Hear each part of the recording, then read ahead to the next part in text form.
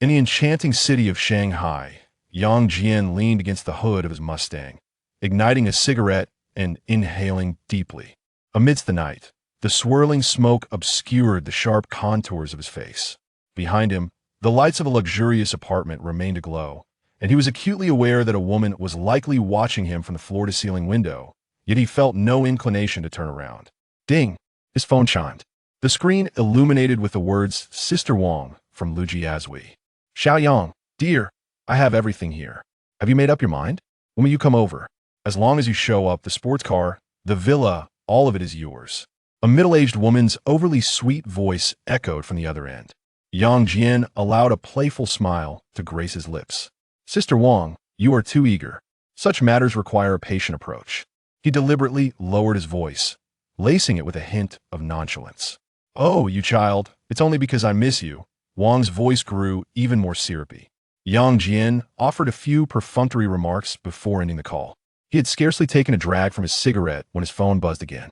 This time, it was the wealthy college girl, Han Han. "Yang Jian, when will you come to see me? How do you like the Mustang I just bought for you? If you're not satisfied, we can exchange it tomorrow." A voice sweeter than honey floated through the receiver. "It's quite nice," he replied, glancing down at his open collar. "Though the air conditioning could use some improvement, I can't help but want to loosen my collar in this heat." "How annoying," came a playful retort from the other end, and Yang Jian could almost envision her blushing. After a few more moments of idle chatter, he hung up and flicked the cigarette but into a nearby trash can. He opened the car door and retrieved 2 movie tickets from his bag. "Thunderstrike Team," he noted, having received them from another friend, and tossed them casually onto the passenger seat. The Mustang's engine emitted a deep roar as Yang Jian pressed the accelerator, propelling the car forward with vigor. With one hand on the steering wheel and the other resting against the window, the night breeze tousled his hair. His next rendezvous awaited at a private villa on the outskirts of the city, and he was already 20 minutes late, concocting suitable excuses in his mind.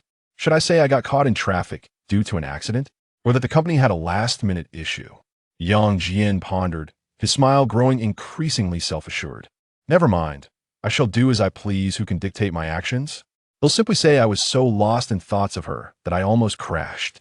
Just then, a blinding white light suddenly pierced through the darkness from the side. Instinctively, he raised a hand to shield his eyes, but it was too late. Boom! A deafening crash reverberated as his Mustang was violently struck by a runaway dump truck, the sound of twisting metal piercing the air. The airbags deployed, yet the tremendous force rendered Yang Jian momentarily unconscious. Damn, that was his final thought before oblivion enveloped him. Pain. This was the first sensation that greeted Yang Jian upon regaining consciousness. His head felt as though it had been mercilessly hammered, a throbbing ache pulsating at his temples. He found himself sprawled on a cold concrete floor, the surroundings dimly lit. "Looks like this guy is awake," a gruff male voice remarked in English.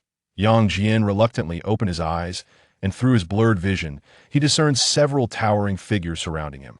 As his sight gradually improved, he realized they were formidable white and black men, all clad in black suits, their waists conspicuously bulging with concealed weapons. "Where am I?" Yang Jian instinctively inquired in English, his proficiency evident as a graduate of a prestigious university. "Ha! He can still speak English," sneered a bald white man, a menacing scar etched across his face. "Kid, you and your companions have trespassed into the territory of Big Gene and witnessed things you shouldn't have." It was then that Yang Jian noticed, in a nearby corner, a gruesome corpse, evidently a white male. Dried blood stained the ground, and the air was thick with the acrid scent of blood and gunpowder. He glanced down at his attire. His clothes were unmistakably his own, indicating he had not assumed another's identity. What then was the meaning of this? "Listen, I don't know where this is, nor do I comprehend what you're saying." Yang Jian struggled to sit up, his back pressed against the cold wall. "I merely had an accident and awoke here." "Fuck." A muscular black man stepped forward and kicked Yang Jian in the abdomen. "You're in cahoots with that spy. Big Gene doesn't tolerate disobedience on his turf." "Big Gene?" Yang Jian curled into himself, the excruciating pain nearly rendering him breathless. Yet, what astonished him more was the realization that he might have traversed worlds. Moreover, he had landed in America, entangled in a gang conflict. System activation in progress. A mechanized voice suddenly reverberated in Yang Jian's mind, jolting him. Host detected to be in mortal peril, initiating emergency protocol. Superman system successfully bound. Beginner's gift package dispatched. Silver Superman template integrated. One set of Kryptonian armor acquired. Similar to Fiora's, but more impressive. In an instant, an unprecedented surge of power flooded through Yang Jian's being. He felt every cell within him jubilantly rejoicing. His DNA strands reconfiguring, muscle fibers strengthening, and bone density escalating. His vision sharpened dramatically, allowing him to perceive every speck of dust suspended in the air. His auditory range expanded exponentially, enabling him to hear the clinking of glasses in a bar several blocks away, even the faint hum of the Earth's rotation beneath his feet. Then, a pitch-black Kryptonian armor materialized seemingly from thin air, enveloping him like a living entity. The armor's sleek lines and metallic composition exuded an overwhelming sense of intimidation in the dim light, its cape billowing autonomously in an invisible breeze. "What is this?" The bald white man stumbled back in terror, while the other gang members hastily drew their firearms. Yang Jian began to levitate slowly, reveling in the surging power within him. He clenched his fists, he gently raised his hand, and the biofield automatically unfurled, causing all the bullets to halt mere centimeters from his body before clattering to the ground. "This is impossible," the scarred-faced bald man exclaimed, retreating in terror. Yang Jian's gaze grew cold, his eyes flickering with a faint heat. Two beams of crimson thermal vision shot forth, instantly melting the gun from the bald man's grasp into molten metal. With a scream, the bald man flailed his arms, but the thermal beams had already swept through his legs, vaporizing everything below the knees. "Ah, my legs! My legs!" he cried, collapsing to the ground in agony. The other gang members, witnessing this horror, turned to flee, but Yang Jian effortlessly positioned himself at the entrance. To him, their ordinary movements appeared as if time had frozen. "Please, please," a Latino thug begged, dropping to his knees. "We were merely following orders." Yang Jian tilted his head, suddenly curious to test his super breath. With a gentle exhale, the man was hurled as if struck by a tempest, crashing violently against the wall, the sound of breaking bones resonating clearly. In less than 10 seconds, no one remained standing in the room but Yang Jian. Some had been evaporated by thermal vision, others sent to meet their maker by super strength, and still others struck down by bullets ricocheted by the biofield. Is this the power of a superhuman? Yang Jian gazed down at his hands, his voice trembling slightly with awe. He closed his eyes, attempting to control his super hearing. A cacophony of sounds surged forth: siren wails, arguments, the cries of infants, and whispers of lovers. He could pinpoint any sound source with precision while selectively muffling the noise. Next, he tested his supervision, penetrating walls to witness the outside world. He continued to see beyond, glimpsing the Star Tower several blocks away. Focusing further, he could discern the details of the lunar surface's craters. Finally, from a microscopic perspective, he observed the movement of every molecule in the air. Incredible! Yang Jian marveled, astonished. He glanced down at the moaning gang member, and the thermal vision ignited anew, this time without mercy. Crimson beams flashed, and all the gang members vanished from this world, their weapons evaporated without a trace. Yang Jian stepped out of the room, only to find himself in an abandoned warehouse.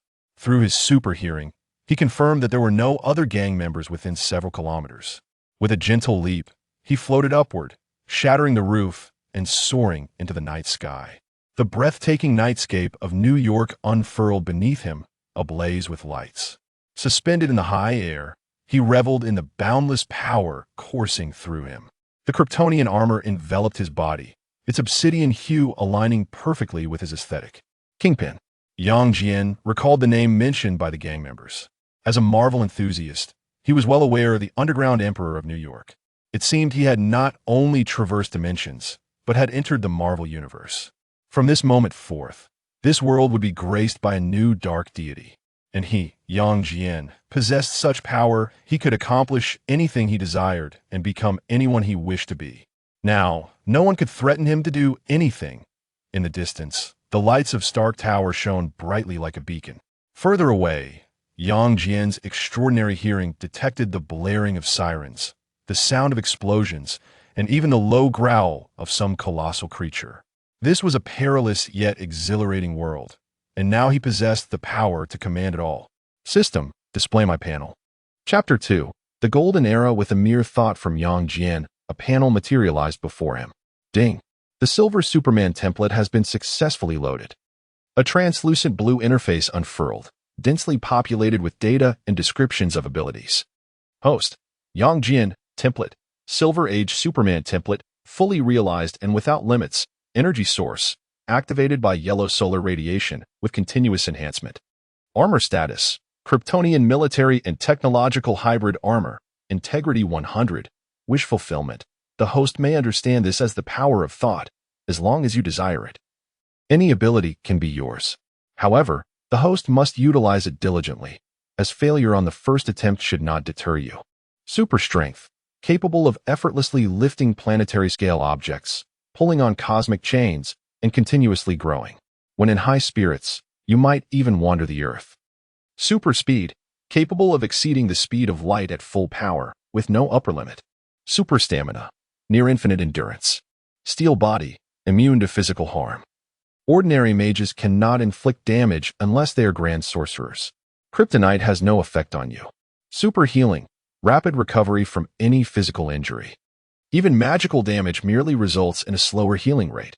Supervision, super hearing. Super heat vision, emits high-temperature plasma beams from both eyes, maximum temperature exceeding that of the sun's surface, and without limits. Frost breath, exhales gases at temperatures approaching absolute zero. Biological force field, a versatile biological force field capable of achieving the unexpected. Superbrain, with mere thought. You can learn the knowledge of dozens of galaxies within 10 seconds. Cosmic survival, requires no breathing, able to withstand extreme environments. Current unlock status, 100. Potential development, 15, with no limits. As Yang Jian perused the dazzling array of abilities, his heart raced uncontrollably. This was nothing short of a divine configuration. Unable to contain himself, he inquired, System, can I utilize these abilities at any time? Are there any restrictions? Response to host. All Silver Superman abilities are fully unlocked and available for the host's use, though further mastery is advised. What does that mean? Yang Jian furrowed his brow. When the host employs heat vision, improper power control may result in breaching the Earth's crust. Utilizing superspeed without proficiency in the biological force field may lead to the destruction of buildings along the path. Misapplication of super strength could crush objects that ought to be protected. Yang Jian chuckled. So, I am essentially an infant wielding a nuclear button? A fitting analogy. The system recommends adaptive training for the host's abilities, which may require a minute. Wait, you haven't yet revealed what you truly are or why you chose me. Yang Jian suddenly recalled this pivotal question. This system is a cross-dimensional Superman inheritance system, designed to find suitable hosts to inherit the legacy of Kryptonian civilization. The criteria for selection include genetic compatibility, performance in crises, and potential for development. So my actions during the car accident moved you? Yang Jian found this somewhat amusing. The accuracy rate is 87. 6. The host's calmness and will to survive in the face of death align with the standards. While a deep-seated desire for self-transformation has also been detected, the host being captured by the gang is a bug. The host is dressed in black. This statement rendered Yang Jian silent as he gazed down at the city beneath him. Those nightclubs, luxury cars, and women that once captivated him now seemed within easy reach. Perhaps this journey was indeed a chance for a fresh start? No, I will do whatever I wish. Without desire, would one not be a sage? That is not his ideal. System, what specific functions do you possess? Apart from granting me superpowers, the host may choose to complete or not complete the tasks assigned by the system. Completing specific objectives can yield additional rewards. Current task, utilize new abilities. Reward, 500 points. Yang Jian took a deep breath, even though he did not actually need to breathe at the moment. The frigid air filled his lungs, awakening his senses. Suddenly, he shifted his gaze eastward, his supervision penetrating the clouds to behold the rising sun. So I am a superhero now, Yang Jian murmured. A superhero clad in black armor. He gradually raised his hand, sunlight streaming over the black armor, the black cape billowing without wind. In this moment, within the perilous Marvel universe, he would exist under a new identity. Yang Jian's voice grew resolute. From this day forth, I shall no longer be the ordinary Yang Jian. Now, it is time to confront Wilson Fisk and settle the score. He closed his eyes, and his super hearing expanded like ripples, capturing the sounds of the entire city. Find that guy in black armor. A deep voice emanated from the southwest.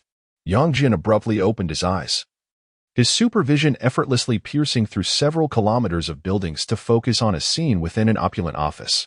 A massive, bald man was speaking to his subordinates. The iconic white suit and cane unmistakably indicated his identity. Wilson Fisk, also known as Kingpin. No need to search. I shall come myself. Yang Jian's gaze turned icy. In the next moment, his form accelerated abruptly, breaking the sound barrier without producing any sonic boom. The bioforce field precisely controlled the shockwave, merely accelerating at will. Within 0.1 seconds, he hovered in the night sky outside Kingpin's office, locking eyes with the underground emperor through the bulletproof glass. Fisk's pupils dilated sharply, his right hand discreetly moving toward the alarm button beneath the desk. Go ahead and press it. Yang Jian's voice clearly penetrated the glass and reached inside. The outcome will be the same regardless. Bang! Yang Jian exhaled softly, and the tempered glass, reputed to withstand bullets, shattered like thin ice. He floated inside, his black cape billowing without wind. The bodyguards in the office reacted swiftly, 5 handguns firing simultaneously. The bullet halted a mere 10 centimeters from Yang Jian's body, as if it had collided with an invisible wall, clattering onto the carpet below. This is impossible, one of the bodyguards exclaimed in disbelief. In the next instant, a biological force field pressed down, causing all the bodyguards to collapse simultaneously, their breaths extinguished. Jean Bin slowly rose to his feet, his robust frame resembling a mountain of flesh. Not a trace of panic crossed his face. Instead, a sinister smile emerged. So, you were the one who killed my 12 subordinates? Is that all you have to say? Yang Jian shrugged, his body gradually lifting off the ground until he was eye to eye with the towering Jean Bin, who stood over 2 meters tall. Die, monster! Jean Bin suddenly lunged, his powerful arms swinging the staff with a speed that belied his size. The steel staff whistled through the air as it struck towards Yang Jian's temple. With a resounding clap, Yang Jian did not utilize the biological force field, but rather caught the staff with one hand, his body remaining utterly still. Do you know? Yang Jian whispered. I can hear your racing heartbeat and see the cold sweat seeping from your pores. With a slight squeeze of his fingers, the steel staff crumpled like clay beneath his grip. You are afraid. A flicker of terror briefly crossed Jean Bin's eyes before it vanished. He abruptly released the staff, stepping back to press a button on his wristwatch. Did you think this was the end? The entire building is filled with 50 fully armed. Yang Jian suddenly appeared before Jean Bin, moving with a swiftness akin to teleportation. He grasped Jean Bin's neck with a single hand, effortlessly lifting the over 300-pound behemoth.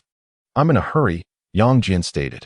With a crisp snap, a bone fractured, and Jean Bin's head twisted at an impossible angle, the light in his eyes fading rapidly. Yang Jian released his grip, letting the corpse of the underground emperor of New York thud heavily to the ground. Chapter 3.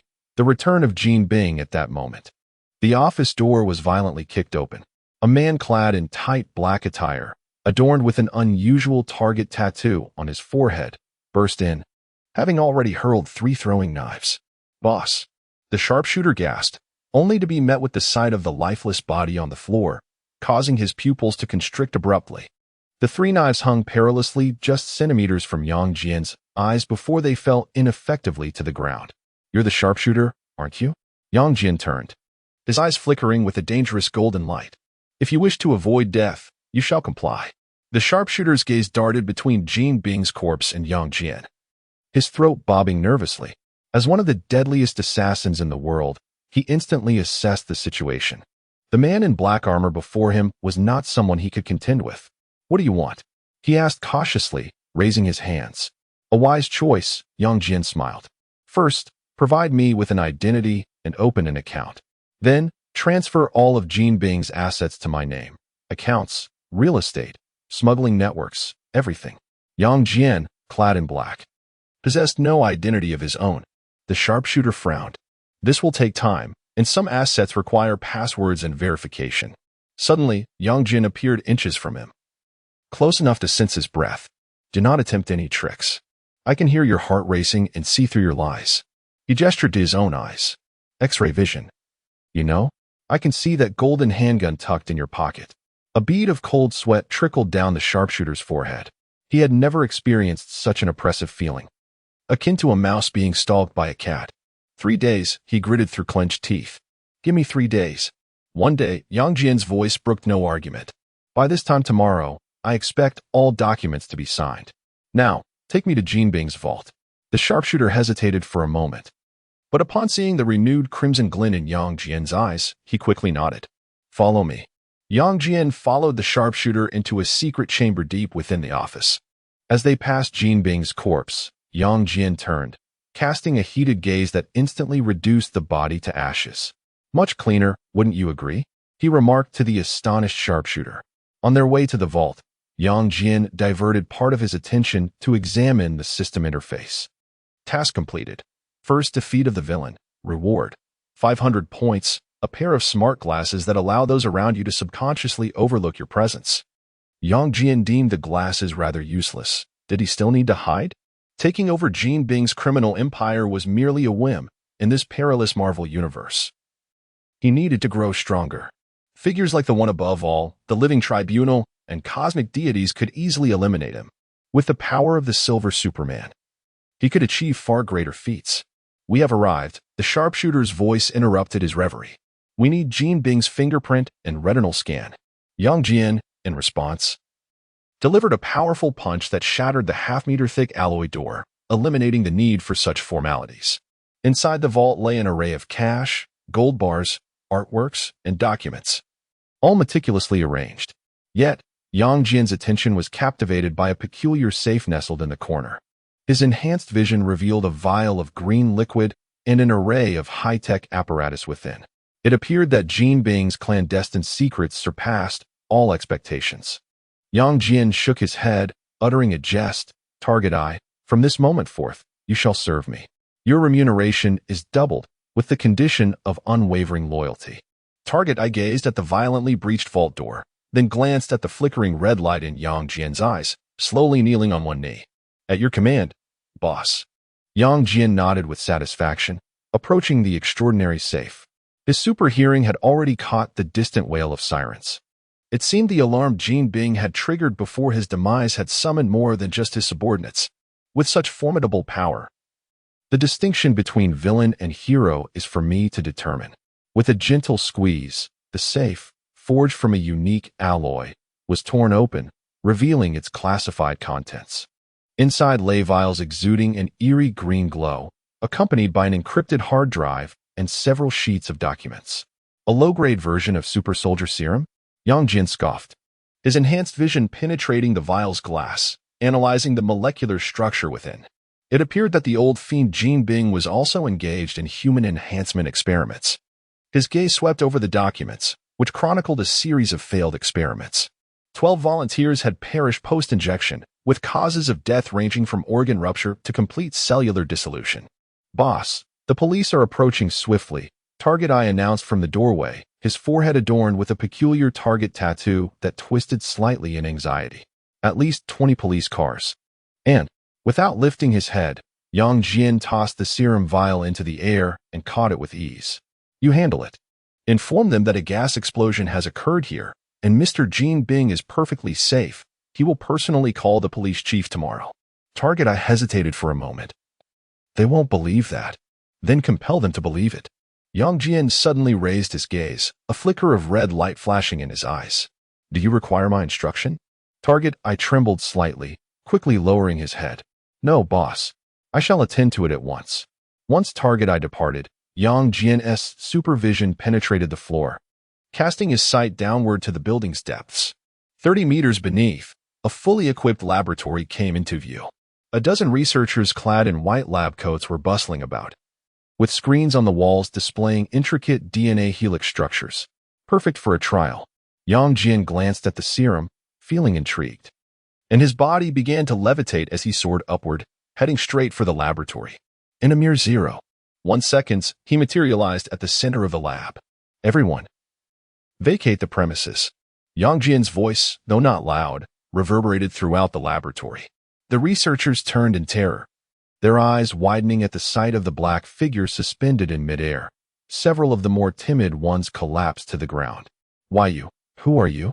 stammered a balding middle-aged man, his name tag reading Chief Scientist Russell. Yang Jian, disinterested in responding, allowed his eyes to gleam slightly, directing two beams of thermal vision that sliced through the bottles behind Russell, cleaving them in two. The fallen liquid dripped to the floor, hissing ominously. "Those who remain here for more than 3 seconds will become part of that heap of refuse," Yang Jian calmly stated. The laboratory was vacated within moments. As he surveyed his surroundings, his super intellect rapidly assimilated all information present in the lab. His gaze swept over each piece of equipment, every document. A torrent of data surged into his consciousness. It was all too rudimentary. He shook his head and approached the main control computer. His fingers gently brushed the interface, and the Kryptonian battlesuit seamlessly interfaced with the electronic system, instantly decrypting all encrypted files. The full scope of the Golden Legion's super soldier program unfolded before him. From pilfered military documents to illicit human experimentation, from failed serum formulas to a dismal success rate of merely 0.7. Such a waste of time. Yang Jian closed the file and gradually floated to the center of the laboratory. He lifted his head, his supervision extending globally. The New York Public Library, MIT. Various documents from S, H, I, E, L, D, and Wakandan Vibranium research archives. Countless pieces of knowledge were dissected within his consciousness. Yang Jian's supervision transcended limitations, directly comprehending all knowledge stored in these locations. 2 seconds later, he opened his eyes. "All done," Yang Jian murmured. Now, his mind was a repository of the most advanced knowledge in physics, chemistry, biology, mathematics, and quantum mechanics, with no aspect overlooked, from foundational theories to cutting-edge applications. He approached the laboratory bench, picked up the substandard serum, and his supervision delved into the molecular level for analysis. Errors in base sequences, defects in protein folding, incomplete RNA transcription. As he analyzed, Yang Jian lightly tapped the test tube with his finger. Chapter 4. The superbrain, his biological field meticulously controlled the internal fluids, rearranging molecular structures. Suddenly, his gaze shifted towards a location in New York. Within the confines of Ulm Corporation, Killian was scrutinizing the experimental data pertaining to the Doomsday virus. Yang Jian's piercing vision penetrated multiple layers of security, capturing the confidential documents in their entirety. The Doomsday virus, thermal regeneration, instability defects. Contemplating, Yang Jian's fingers unconsciously traced patterns in the air, as though manipulating an invisible keyboard. Next, his attention turned to the Osborne building, where Dr. Kurt Connors was adjusting the serum's formula under a microscope. Yang Jian's superhuman eyesight penetrated the molecular composition of the green liquid, instantly comprehending the principles of regeneration and the risks of mutation. Finally, he directed his gaze toward an ordinary apartment in Queens, where the Tobey Maguire version of Peter Parker lay asleep, the mutated spider DNA seamlessly integrating within him. Yang Jian's vision traversed flesh and skin, analyzing the unique structure of every cell in the young man's body. Perfect. Yang Jian smiled as he returned to the laboratory bench. He required no instruments. The Kryptonian armor extended countless fine tendrils, beginning to reorganize the serum components according to the blueprint in his mind. The stability of the super soldier serum, the regenerative capabilities of the Doomsday virus, the cellular vitality of the lizard serum, and the flawless compatibility of spider DNA, all of these characteristics coalesced under his control like a flawless jigsaw puzzle. Defects discovered during the process were rectified one by one, and potential risks were entirely eradicated. 3 minutes later, a vial shimmering with golden light hovered in the palm of Yang Jian's hand. 80 tons of strength baseline. Rapid regeneration, enhanced reflexes, and danger sense. Yang Jian assessed this creation, deeming it satisfactory for his subordinate. Subsequently, the armored fingers inserted into an interface. and the laboratory communicator automatically connected. Bullseye, report to the underground lab. Now, 30 seconds later, Bullseye appeared breathless at the door, his suit stained with blood. It's done, boss. The police have temporarily retreated, but S.H.I.E.L.D. may have caught wind of it. Yang Jian tossed the golden serum to him. Inject this. Bullseye caught the vial, eyeing the liquid with caution. What is this? It is the means to transform you from an ant into a lion. Yang Jian replied with a smile. Choose. Continue as a petty thug, or become a super soldier capable of confronting Spider-Man head-on. Bullseye's Adam's apple bobbed, a glimmer of greed flashing in his eyes. Without hesitation, he plunged the serum into his neck vein. Bullseye knelt, his muscles convulsing, bones cracking with a sound that would send chills down anyone's spine. His skin alternated between shades of red and green, veins writhing beneath the surface like worms. Yang Jian observed the entire process with calm, his superhuman vision monitoring each cellular transformation. Witnessing Bullseye's heart momentarily cease before restarting, he smiled, knowing the transformation was a success. Bullseye rose slowly, his previously lean frame now bursting with explosive muscle. He stared incredulously at his hands, then suddenly swung a fist towards the wall. Boom! A half-meter thick wall was blasted open, creating a gaping hole. This is utterly astonishing. The marksman gazed in exhilaration at his fist, which remained unscathed. Yang Jian tossed him a mirror. The marksman was taken aback to discover that the iconic target tattoo on his forehead had transformed into a golden hue, and his pupils glimmered with an eerie golden-green light. Remember, the power you possess now is granted by me. Yang Jian's voice was solemn. I can bestow it upon you, but I can also reclaim it. Serve me well, and when the time for your next upgrade arrives, I shall consider endowing you with the thermal attack capability of the catastrophe virus. The marksman knelt on one knee, his voice trembling with reverence. I pledge my undying loyalty. Boss. Yang Jian nodded in satisfaction. Tomorrow, I expect to see the transfer documents for all of Golden's assets, he said, turning his back to the marksman. Also, arrange a meeting for me with Killian, Dr. Connors from Osborne Industries, and their superior, Norman Osborne. Inform them that I possess something they have long coveted. As you command. Boss, the marksman replied respectfully. The following day, in a private club on the top floor of a Manhattan skyscraper, the floor-to-ceiling windows revealed a magnificent view of New York City. Yang Jian reclined on a black leather sofa, his slender fingers lightly tapping the armrest. The Kryptonian armor had been stowed away, replaced by a perfectly tailored black suit that accentuated his tall stature and austere demeanor. The door swung open, and the marksman stood respectfully to the side, accompanied by 3 individuals. Killian wore a menacing expression, his lips curled into a false smile, clearly wary of the meeting. Dr. Connors, a one-armed scientist in a lab coat, exhibited both anticipation and skepticism in his gaze. Norman Osborne, impeccably dressed in a suit, appeared composed, though a flicker of unease lurked beneath the surface. Welcome. Yang Jian did not rise, merely gesturing for them to take a seat with a slight lift of his hand. Killian spoke first, his tone laced with skepticism. Mr. Yang, the marksman mentioned you possess something we desire. I am curious as to what leads you to believe we would be interested in a stranger's proposition. Yang Jian chuckled softly, his gaze sweeping over the 3 before settling on Killian. The catastrophe virus, with its high-temperature regeneration, though its stability is abysmal, those injected either explode or descend into madness. Killian's smile instantly faltered, his fingers instinctively tightening. Yang Jian offered him no chance for rebuttal, instead turning to Connors. The lizard serum allows for limb regeneration, but the cost is a transformation into a beast. Connors' pupils dilated, and he instinctively touched his empty right sleeve. Finally, Yang Jian's gaze fixed on Norman Osborne. As for you, Mr. Osborne, or should I say, the Green Goblin? Norman's expression darkened immediately, his fingers gripping the armrest tightly. Yet, he quickly forced himself to relax, feigning calmness. I have no idea what you are talking about.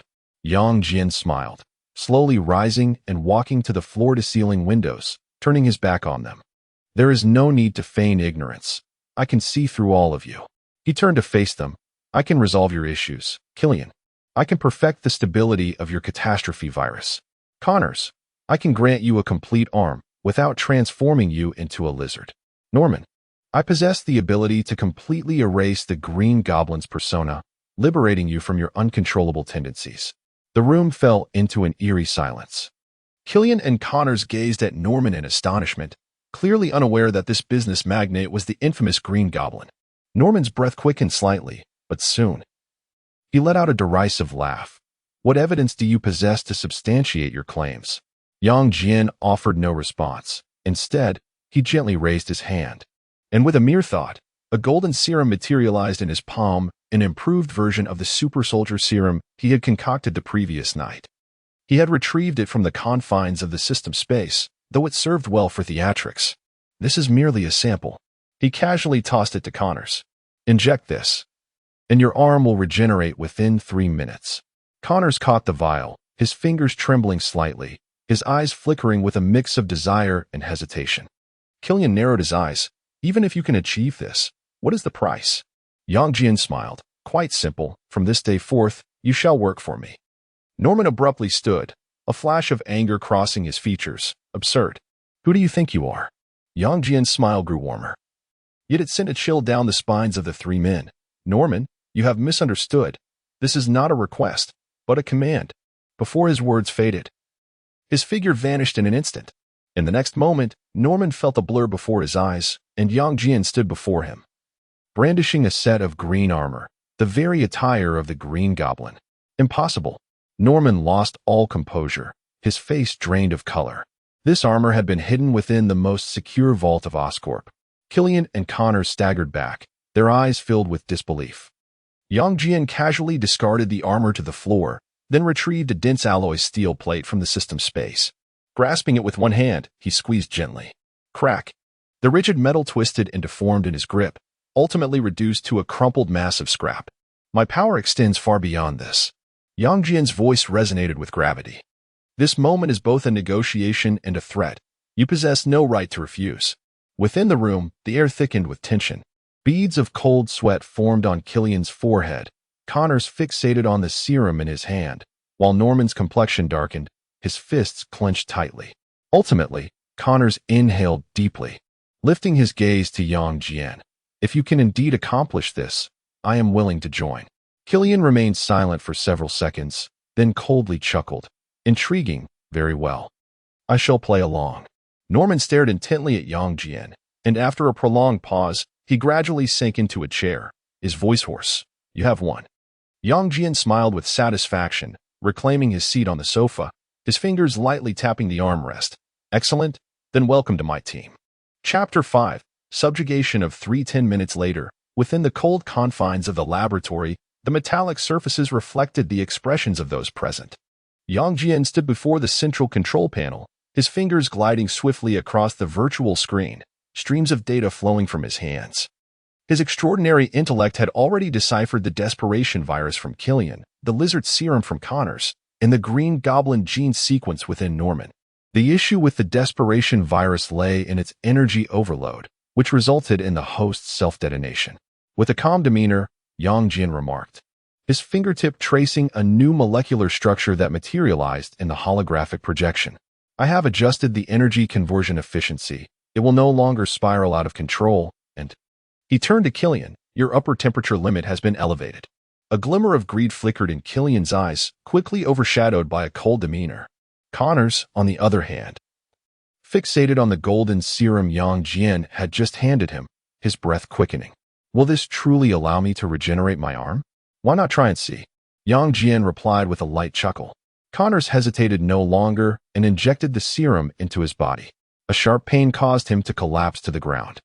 His bones contorted, muscles writhed, and flesh surged wildly at the sight of his severed arm. A brand new arm, perfectly regenerated. Connors gazed in astonishment at his right hand. Fingers splayed and clenched, the sensation of strength far exceeding his previous capabilities. Not only that, but his reaction speed and muscle strength underwent a qualitative leap, even allowing him to faintly sense the flow of air around him. Like a marksman, he had acquired abilities akin to those of a super soldier. This is truly unbelievable, Connors murmured. Norman stood nearby, his expression dark, fixated on the suppressive serum in Yang Jian's hand.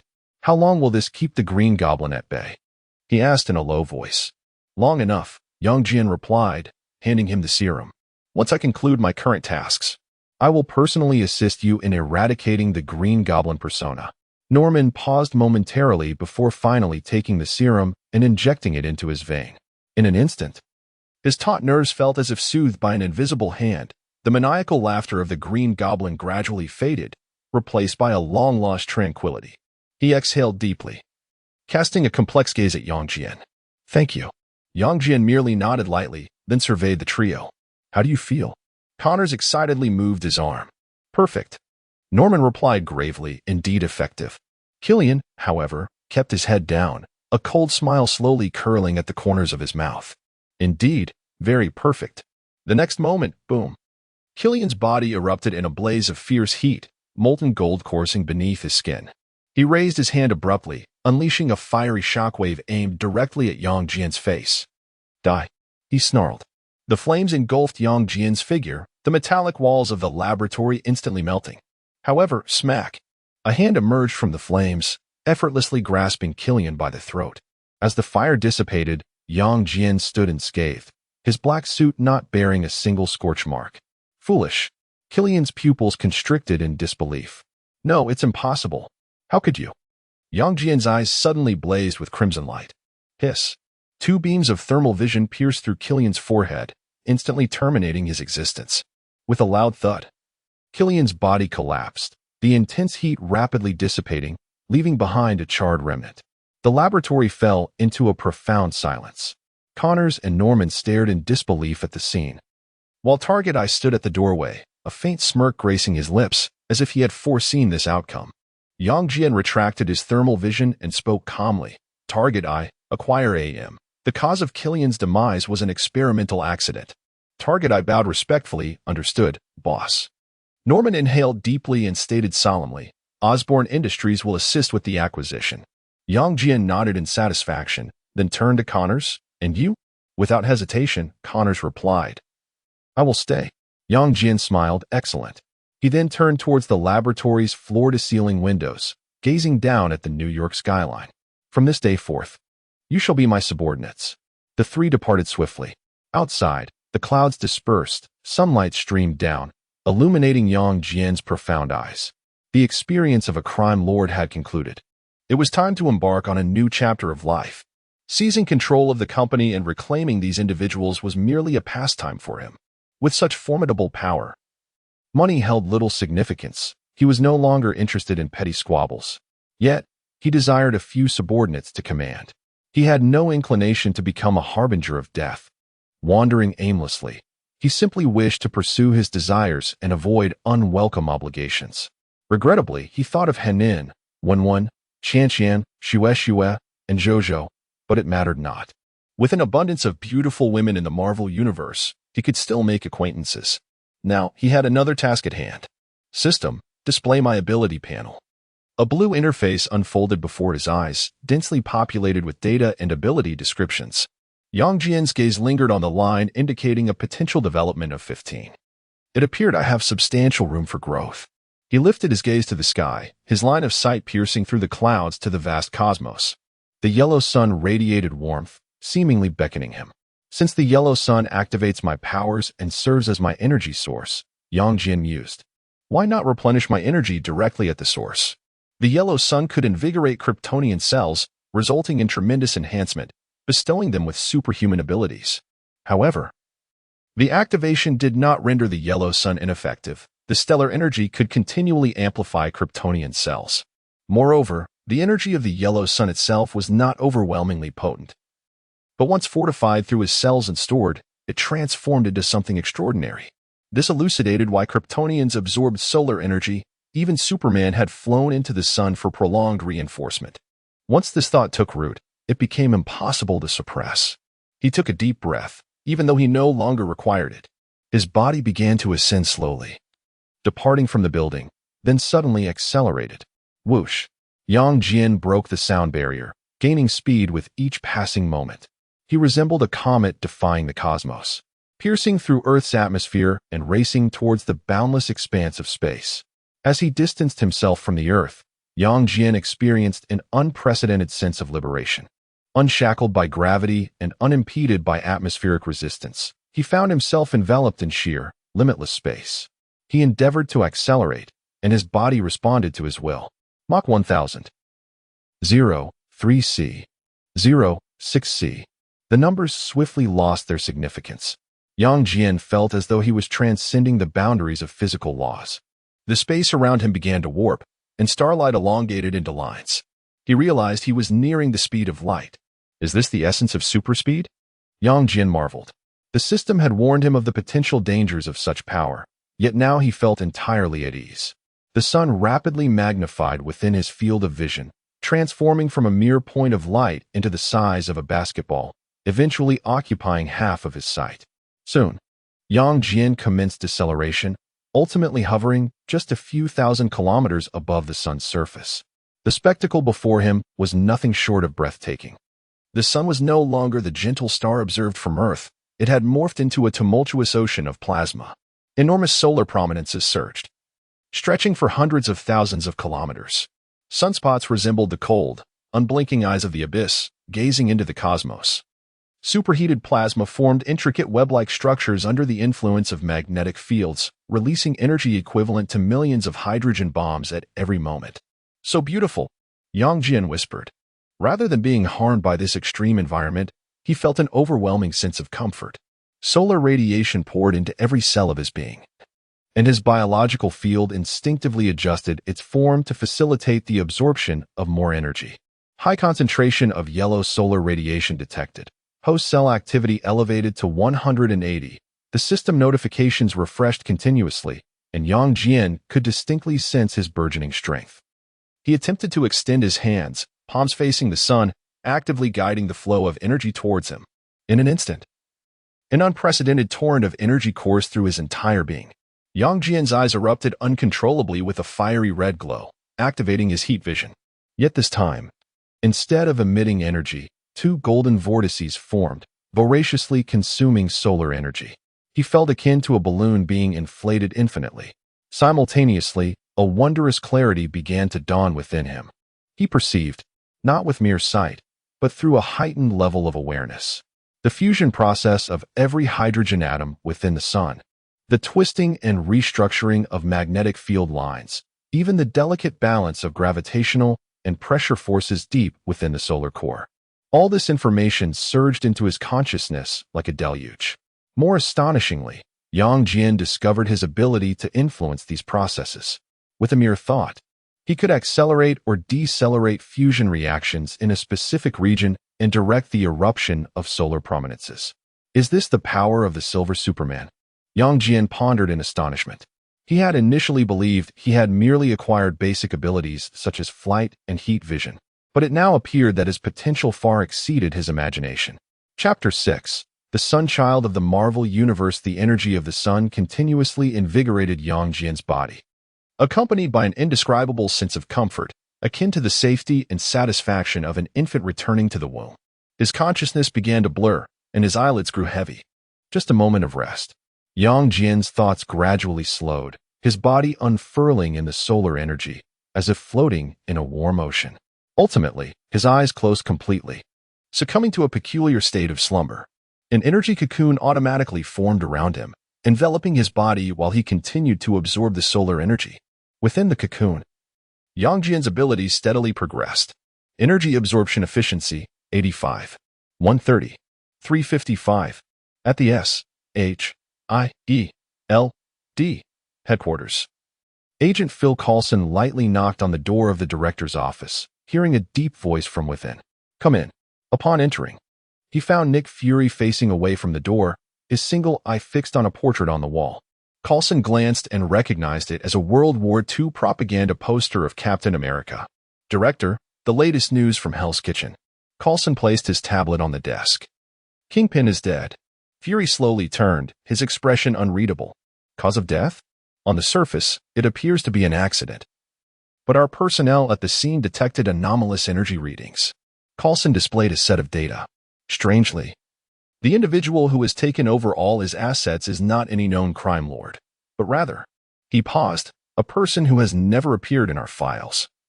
Named Yang Jian. Coulson pronounced the name in Chinese, as proficiency in multiple languages was fundamental for a senior agent. Fury picked up the tablet, his eye scanning the photograph of the dark-haired young man on the screen. In the image, Yang Jian stood in what was once Kingpin's office, a faint smile gracing his lips, exuding confidence. Background. Coulson shook his head. It's as if he appeared out of thin air. No immigration records from a week ago. No educational background, no digital footprint. Yet just yesterday, he completed the legal transfer of all Kingpin's assets, including overseas accounts and real estate that theoretically could not be transferred in such a short time. Fury's brow furrowed slightly. Ability assessment? According to eyewitness accounts. Coulson flipped through the pages. He may possess some form of energy manipulation ability. Some of our researchers claim to have witnessed him crush a metal doorknob with one hand, and several mentioned his eyes glowing. Yang Jian did not request Target Eye to conceal his identity. As a superhuman, he felt no need for discretion. Superpowered individual? There are no records of him in the agency, Coulson added. Moreover, Target Eye is now working for him, and it seems he has grown stronger. During last night's conflict in the dock area, he single-handedly took down an entire Irish gang, displaying strength far beyond what the files indicated. Fury set the tablet down and approached the window, gazing out at the twinkling lights of Washington, D.C. in the night. Arrange for a level 7 surveillance. Do not alert them. I wish to ascertain whom he has interacted with, his daily activities, and even his dietary habits. This has already commenced. Coulson nodded. There's one more thing, Director. Bruce Banner has returned to New York. Fury turned with noticeably increased speed. Bruce? Indeed, but he is remaining quite discreet. Coulson retrieved another report, revealing that he had held a clandestine meeting with General Ross's daughter, Betty, lingering for less than 2 hours before vanishing again. Our agents failed to keep up. A flicker of contemplation crossed Fury's single eye. Does Ross know? He shouldn't, as the meeting was exceedingly covert. Continue monitoring, but do not provoke him. Fury returned to his desk. Has that individual, who claimed to be Thor and appeared in Mexico, resurfaced? Coulson shook his head. There have been no credible sightings since the incident in New Mexico. However, he hesitated. The London branch reported that a red-haired woman has been inquiring about him. Her description matches that of Dr. Jane Foster. Fury acknowledged with a soft hum, signaling his understanding. Coulson recognized this as the conclusion of their conversation. Stowing away his tablet in preparation to depart, Coulson, Fury suddenly called out to him. That Yang Jian, I am certain he is not merely an ordinary superhuman. Expedite the investigation. Understood, Director. Once the door closed, Fury gazed once more at the poster of Captain America, then opened a drawer to retrieve a folder marked Avengers Initiative. He turned to a new page and inscribed the name Yang Jian, punctuating it with a question mark. Outside, a full moon hung high in the sky. Meanwhile, 380,000 kilometers away in solar orbit, the energy cocoon enveloping Yang Jian pulsed faintly. Hell's Kitchen, New York, a clandestine monitoring point of S.H.I.E.L.D. Agent Coulson stood within a surveillance vehicle disguised as a telecommunications repair truck, observing through one-way glass the towering edifice in the distance. Once the heart of the empire, it now bore the fresh insignia of Yang International. All teams, take note. The target building has 4 primary entrances, an underground parking garage, the main entrance, a side fire escape, and a private helipad on the rooftop. Coulson adjusted his earpiece, his voice low. Team A is responsible for ground surveillance, Team B for electronic eavesdropping, Team C. His speech abruptly halted. For before him, less than 2 meters away, stood a man who had appeared unbeknownst to him. Bullseye, clad in a tailored black suit. The golden bullseye tattoo on his forehead glinted subtly under the dim light. A faint smirk played upon his lips, his gaze frosty.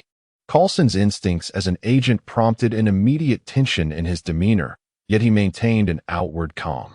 Lester, long time no see, Coulson smiled, as if merely encountering an old acquaintance. Coulson, Bullseye tilted his head, a mocking tone lacing his voice. Is S.H.I.E.L.D. so brazen now? Even too lazy to disguise themselves? Coulson shrugged. Routine procedure. New York has been rather unsettled lately, and we must ensure the safety of the citizens. The target let out a low chuckle and took a step forward. His movements were light, yet Coulson could sense an oppressive aura surrounding him. Was it the safety of the citizens, or were you seeking trouble?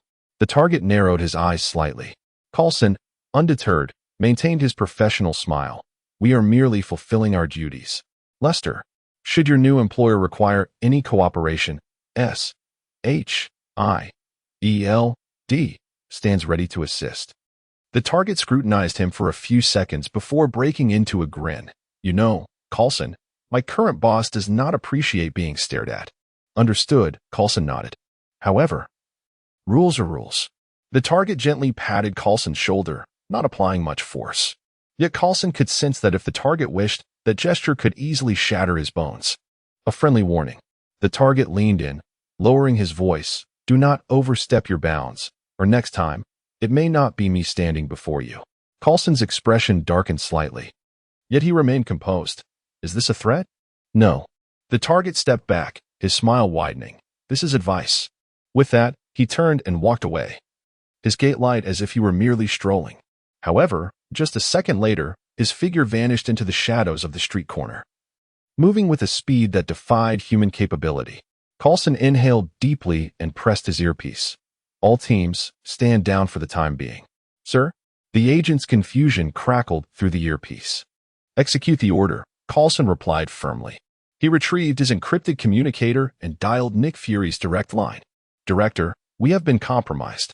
As anticipated, Fury's voice was steady. The target? It is him.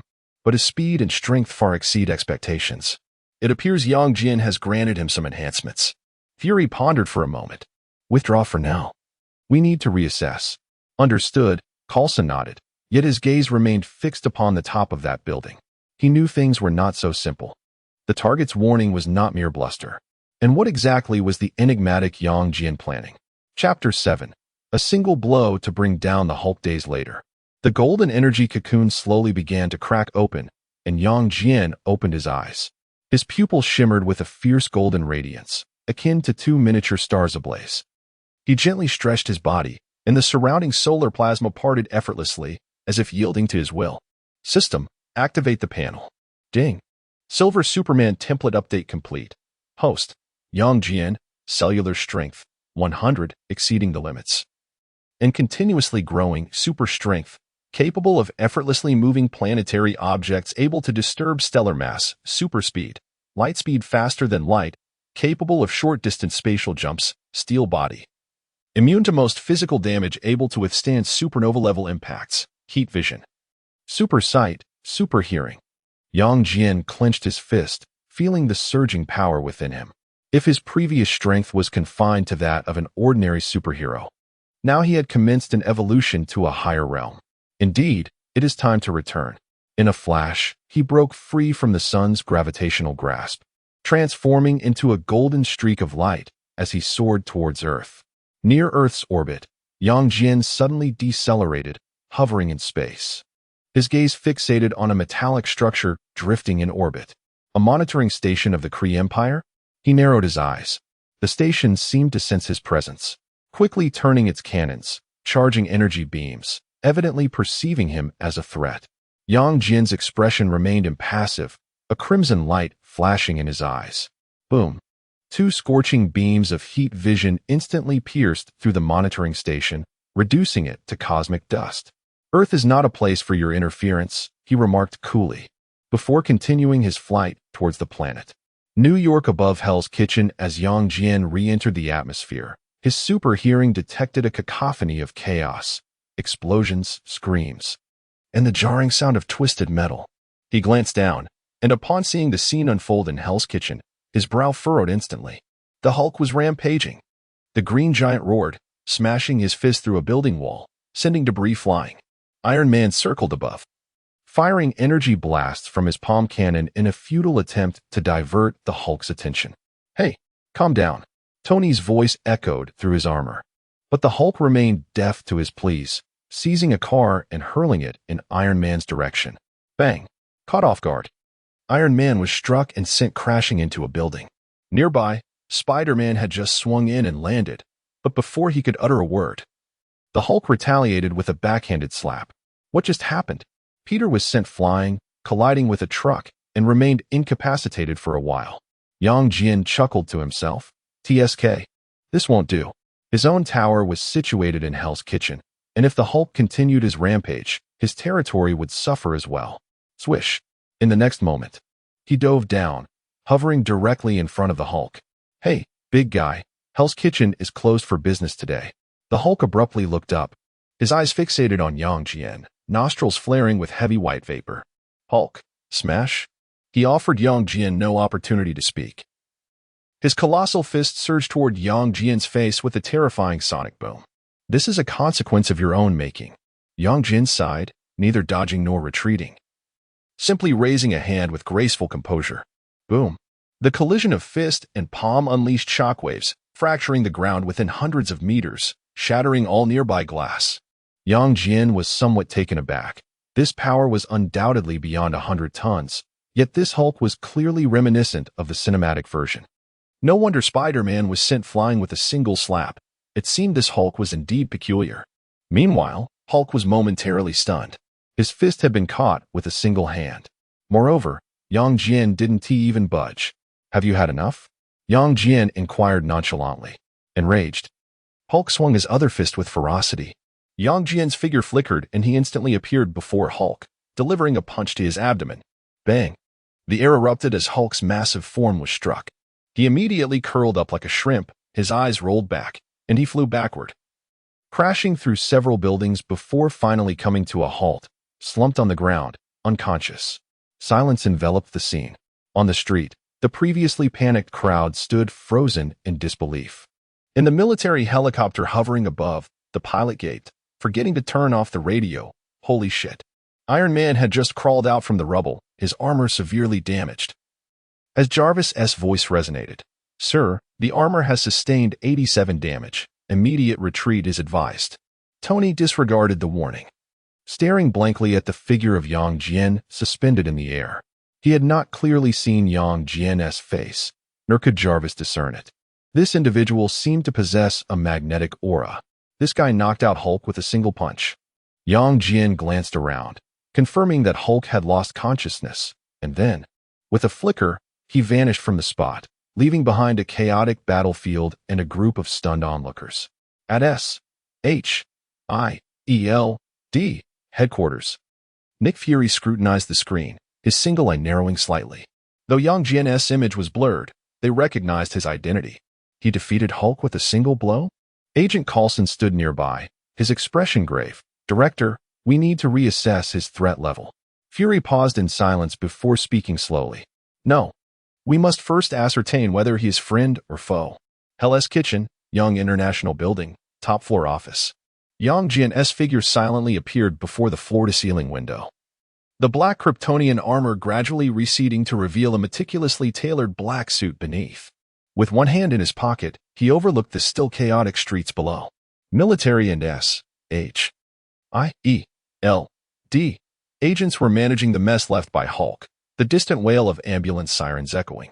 What a commotion! He chuckled softly, approaching the bar to pour himself a glass of whiskey. Before he could take a sip, the office door was flung open violently. Target Eye burst in, an unusual urgency gleaming in his eyes. "Boss, you're back." Yang Jian raised an eyebrow, leisurely sipping his drink. "What's the matter?" The target's eyes twitched at the corners of his mouth, yet he swiftly adjusted his expression and spoke in a low voice. "During your absence, certain situations have arisen." "Is that so?" Yang Jian shook his glass, signaling him to continue. The target took a deep breath, speaking rapidly. "Agent Coulson from SHIELD has been lingering in the vicinity for several days. After I issued a warning, they temporarily retreated, but they certainly have not given up. Norman Osborn has dispatched individuals to approach several executives at Young International, seemingly attempting to ascertain your background. Following Jean Bing's demise, various factions have begun to stir. A few reckless gangs have attempted to encroach upon Hell's Kitchen, but I have dealt with them. The most troublesome issue is the chaos caused by the Hulk, which has inflicted significant losses on our operations. According to intelligence, he was originally well hidden, but somehow the military pinpointed his location. General Ross dispatched a special forces unit to capture him, resulting in the Hulk's emergence. The target relayed this information in one breath, awaiting Yang Jian's response. "So, that recent spectacle was orchestrated by Ross?" Yang Jian scoffed. That old coot is still not giving up. The target nodded. Banner was initially hiding in a subterranean safe house in Hell's Kitchen, but the military directly employed sonic weapons to force him to transform. Yang Jian narrowed his eyes, his enhanced hearing instantly locating a military convoy several blocks away. General Ross sat grim-faced in the command vehicle, clearly displeased with S.H.I.E.L.D.'s interference. Boss, do you require me to pay Ross a visit? A glint of coldness flickered in the target's eyes. Yang Jian waved his hand dismissively. No rush. Let S.H.I.E.L.D. and the military sort it out for themselves. Chapter 8. The endgame. Yang Jian sat on the sofa, his fingertips gently tapping the armrest as his gaze wandered over the array of treasures left by Jean Bing in the office. Masterpieces, antiques, confidential documents within the safe, and that once magnificent mahogany desk which symbolized the dominion of the underworld. Target, he suddenly spoke. The figure standing beside him immediately looked up. Boss? This company is now under your management, Yang Jian said dismissively, waving his hand. The target paused, a frown forming on his brow. Boss, I am not particularly adept at management. You need not concern yourself with management, Yang Jian replied coolly. You merely need to ensure that no one dares to touch our possessions. As for generating profit, let those suited executives worry about that. After a moment's silence, a smile slowly crept across the target's face. Understood. Yang Jian rose and approached the floor-to-ceiling window, gazing down at the sprawling metropolis of New York. Continue to keep an eye on Osborne, but do not overexert yourself, he said nonchalantly. After this, he should understand that there are some lines he cannot cross. The target nodded, the image of Hulk being knocked unconscious by a single punch likely having spread across the globe. No one would be foolish enough to challenge a creature capable of using the Green Giant as a punching bag. Is there anything else? Yang Jian inquired. The target contemplated for a moment before shaking his head. Not for now. Excellent. Yang Jian turned, his black armor enveloping him automatically. I shall take my leave. Before his words had fully escaped his lips, his figure vanished from sight, leaving behind only a barely perceptible disturbance in the air. The target stood in place for a while, then chuckled softly to himself. I suppose I must get accustomed to being the boss now. Long Island? New York. Jean Bing's private villa, this sprawling seaside mansion, nearly 1,000 square meters, had once served as Jean Bing's most clandestine hideaway. Now, its new owner stood on the plush carpet, a glass of red wine in hand. Yang Jian gazed out at the distant, obsidian sea from the floor-to-ceiling window. Moonlight danced upon the waves, shimmering with fragmented silver light. Much more comfortable than the office, he mused, tilting his head back to savor a sip of the rich liquid as it slid down his throat. The villa's interior exuded opulence, featuring marble floors, genuine leather sofas, and a top-tier sound system. There was even a private cinema and a subterranean wine cellar. Jean Bing certainly had an exquisite taste. Setting his wine glass upon the table, Yang Jian made his way to the bedroom. The immense bed was adorned with silk sheets, and he reclined upon it, resting his hands behind his head, staring blankly at the ceiling. System, he called out within his mind. Ding. Please speak, host. What is my current level of ability in this world? According to data analysis, Earth level threat. There is currently no one on Earth who poses a threat to you. Interstellar level threat. You can engage the main fleet of the Kree Empire without sustaining harm. Even Thanos without the gems is merely a larger ant. This is merely an example. Your strength surpasses this. Cosmic level threat. There are many powerful beings in the universe. You still require growth. Yang Jian chuckled softly. Not bad. He closed his eyes, yet his super hearing remained alert. The distant sound of crashing waves, the bustling chaos of New York City, and the hushed conversations between Fury and Coulson at the S.H.I.E.L.D. headquarters. Additionally, an approaching presence. Everything was under control. What shall I do tomorrow? He murmured to himself. Perhaps he should pay a visit to the Dr. Banner, whom he had knocked out with a single punch. Or maybe engage in a conversation with Tony Stark. Or perhaps, his thoughts were interrupted by a subtle vibration. The approaching individual had arrived. The villa's security system was activated, and the person entered his abode. Yang Jian slowly opened his eyes, a flicker of red light gleaming in his pupils. These individuals always preferred to stealthily intrude into others' homes in the dead of night. The sound of light footsteps, deliberately muted breaths, and a faint electric hum characteristic of high-tech equipment filled the air. They were not ordinary people, nor were they military or police. He refrained from utilizing his superhuman vision, relishing the confidence bestowed by his abilities. A smile graced his lips as he lay still in bed, feigning sleep. A shadow deftly slipped through the villa's bulletproof glass window, soundlessly landing on the ground. The figure stood in the darkness for a few seconds, seemingly assessing the surroundings, before cautiously advancing toward the bedroom. Natasha Romanoff, the elite agent of SHIELD, was currently clad in a form-fitting black combat suit, gripping a miniature stun gun, carefully approaching the bedroom door. Natasha gently pushed open the door, her gaze swiftly locking onto the slumbering Yang Jian. She slowed her breathing and moved closer, simultaneously retrieving a small syringe from her waist. A specially designed tranquilizer from SHIELD, theoretically potent enough to incapacitate an elephant. Although she was unaware of Fury's rationale in sending her on such an improbable mission as an agent, it was her duty. Just as she took a few steps forward, a voice suddenly echoed in the stillness of the night. Breaking and entering is not a good habit. Yang Jian's tone was eerily calm, as if engaged in casual conversation. Natasha's pupils dilated, instinctively retreating as she raised her stun gun. Bang! She didn't even catch a glimpse of Yang Jian's movement before an unseen force crushed her weapon, scattering metal fragments across the floor.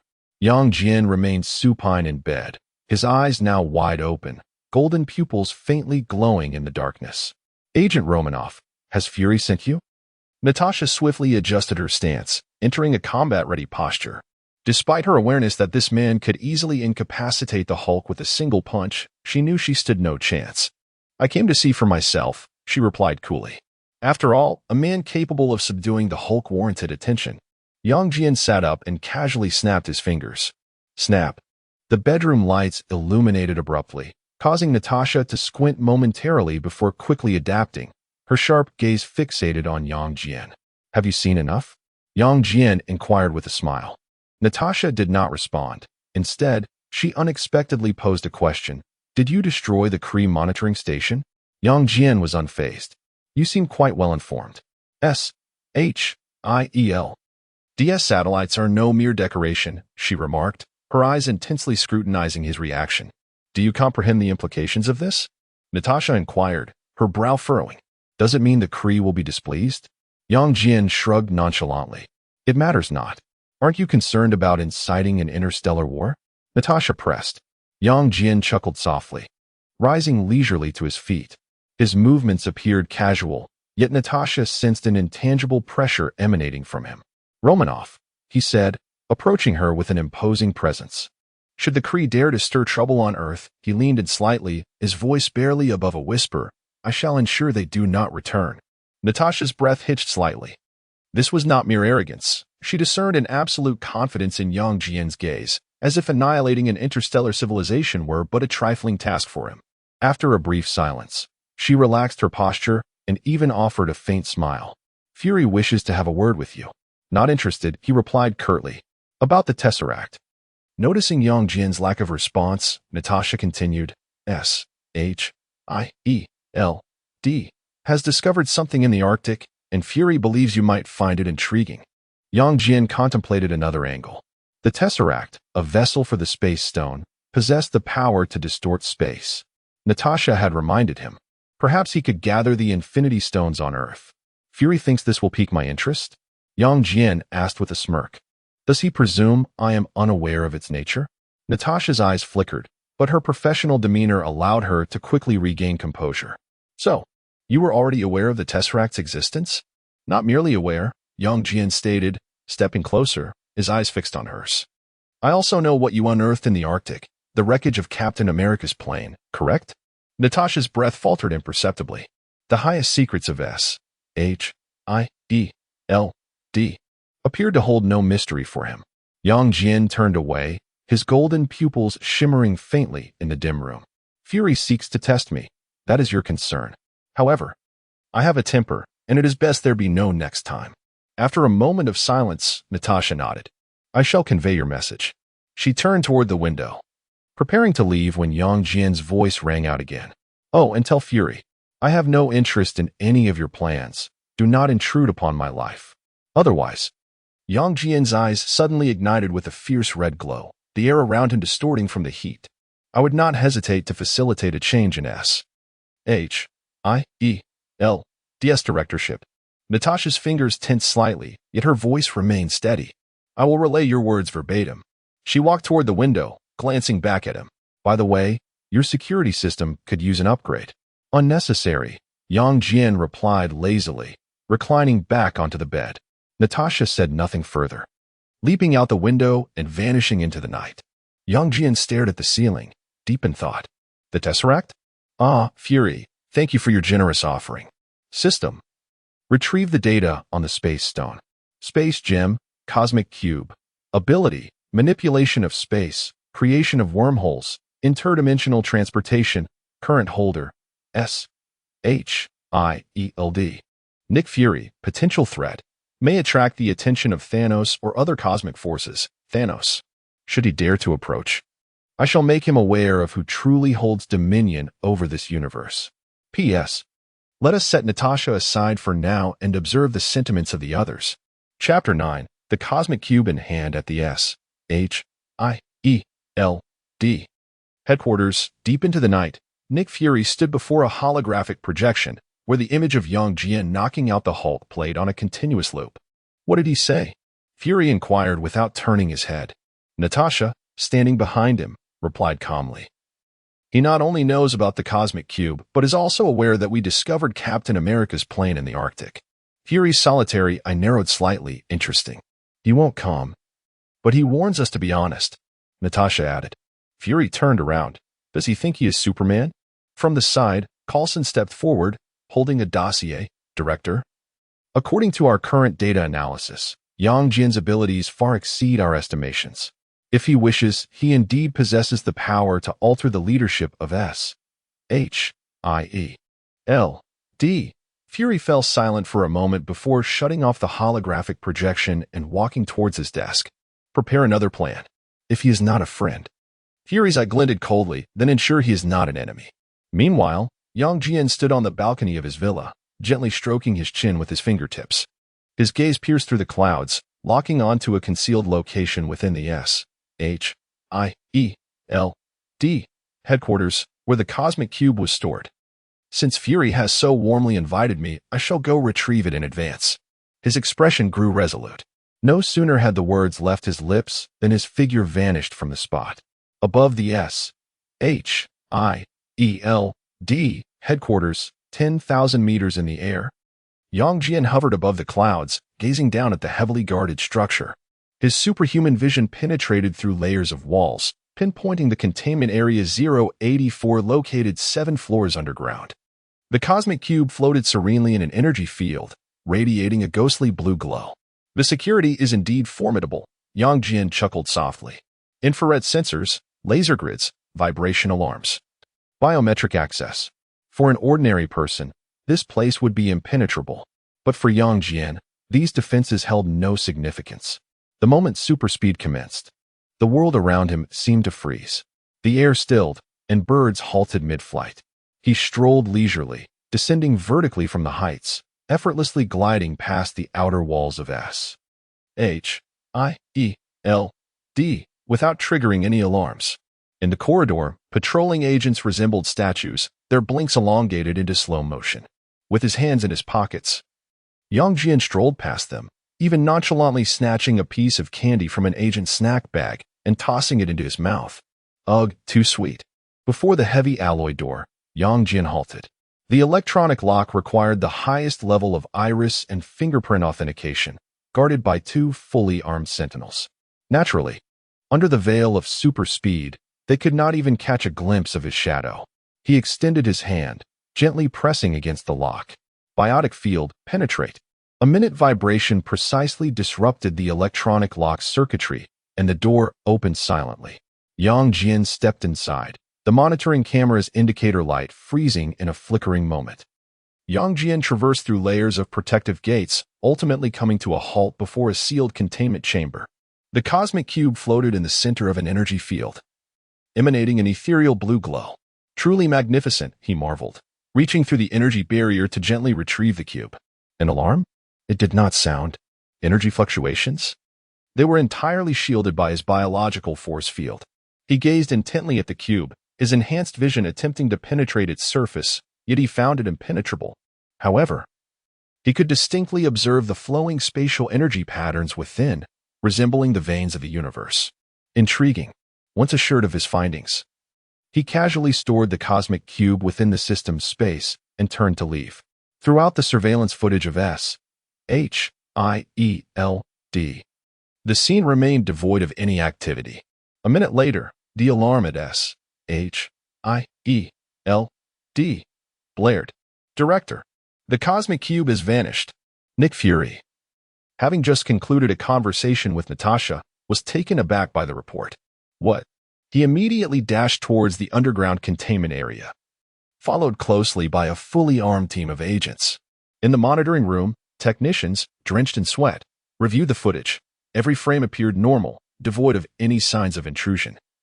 Yet the cube was undeniably missing.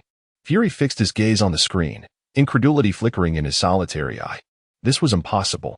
He personally inspected the containment chamber. The energy barrier was intact, the locks unbreached, and not even a speck of dust had been disturbed. Yet, the cosmic cube had simply vanished into thin air. Investigate. Fury's tone was grave.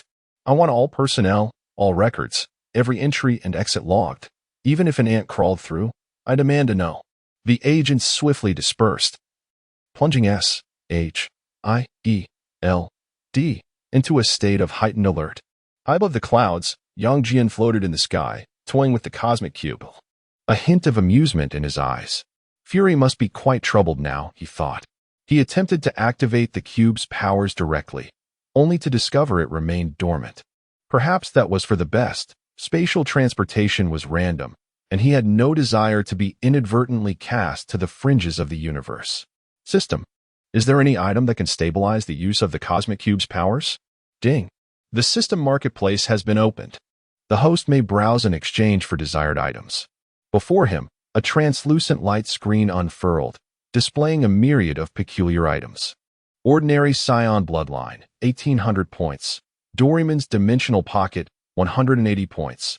Infinity Stone Necklace, 100,000 points. Kryptonian Technology, 20,000 points.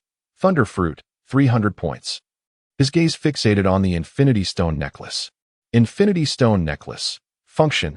Contains an independent space, capable of embedding infinity stones and safely guiding their energy. Note, wear it, and you shall be the most dazzling of all. Excellent, he thought, nodding in approval, but then his brow furrowed. However, 100,000 points? A glance at his account balance revealed a mere 1,000 points. The system, what about the rewards for my previous tasks? The host has completed 2 tasks. Reward points, 1,000. Note, more tasks will be released in due course. Please be patient. Yang Jian shook his head. He could not possibly purchase such an expensive item, as it was unnecessary. He temporarily closed the marketplace. As a silver Superman, his super intellect could assist him in many endeavors, and if all else failed, he could rely on his own ingenuity. Now, he needed to investigate whether there was another gemstone on Earth. With a flash of movement, Yang Jian vanished into the horizon. S.H.I.E.L.D. Headquarters Monitoring Room Director. All surveillance footage has been reviewed. There are truly no anomalies. The voice of the technical supervisor trembled. Fury's countenance was ominously dark. The cosmic cube could not possibly vanish into thin air, unless someone had taken it. His single eye narrowed as thoughts raced through his mind. Who could it be? Chapter 10. The assault on Hydra's base. Yang Jian hovered in the clouds, his eyes shimmering with a faint golden hue. His extraordinary vision penetrated layers of obstruction, scanning every corner of the Earth like a radar. He was in search of the other Infinity Stones. The location of the Mind Stone remained unknown. The Time Stone was in Kamar Taj, and the Reality Stone resided in some other dimension. Yet, what if circumstances had shifted? With a flicker of hope, he directed his gaze towards Eastern Europe. According to the original timeline, Hydra had conducted human experiments there utilizing the Mind Stone, and it was during this period that Scarlet Witch and Quicksilver had acquired their abilities. However, as his sight pierced through the mountains, locking onto the concealed Hydra base, he found no stones, only a cold laboratory, flickering instruments, and cages. Within the cramped metal enclosures were dozens of ragged prisoners. Their eyes were hollow, some huddled in corners, while others were strapped to experimental tables, tubes protruding from their bodies. In the farthest corner, Yang Jian spotted a red-haired woman. She was curled up, her head bowed, tangled hair obscuring half her face. Yet, her eyes glimmered faintly in the darkness, as if suppressing a power on the verge of eruption. Wanda Maximoff, the future Scarlet Witch, was, at this moment, merely a test subject imprisoned by Hydra. Had she been confined so early? Although he had little interest in playing the hero, having witnessed this plight, he resolved to act. His intentions were certainly not swayed by the witch's beauty. Most assuredly not. Eastern Europe, Hydra's secret base Yang Jian floated above, surveying the hidden Hydra stronghold nestled among the mountains. The base masqueraded as a dilapidated castle, yet through his enhanced vision, he discerned the extensive subterranean facilities, laboratories, cells, the patrol routes of armed personnel, and a man with a monocle and a sinister countenance, Baron Strucker himself. A perfect opportunity to strike. Yang Jian smirked softly. He gradually descended, hovering 100 meters from the base, his superhuman hearing capturing the dialogue within. Baron Strucker stood at the center of the laboratory, berating several researchers.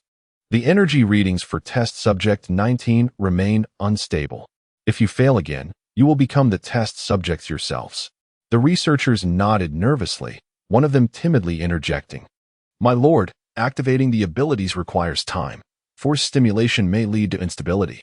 Silence. Strucker snapped, cutting him off.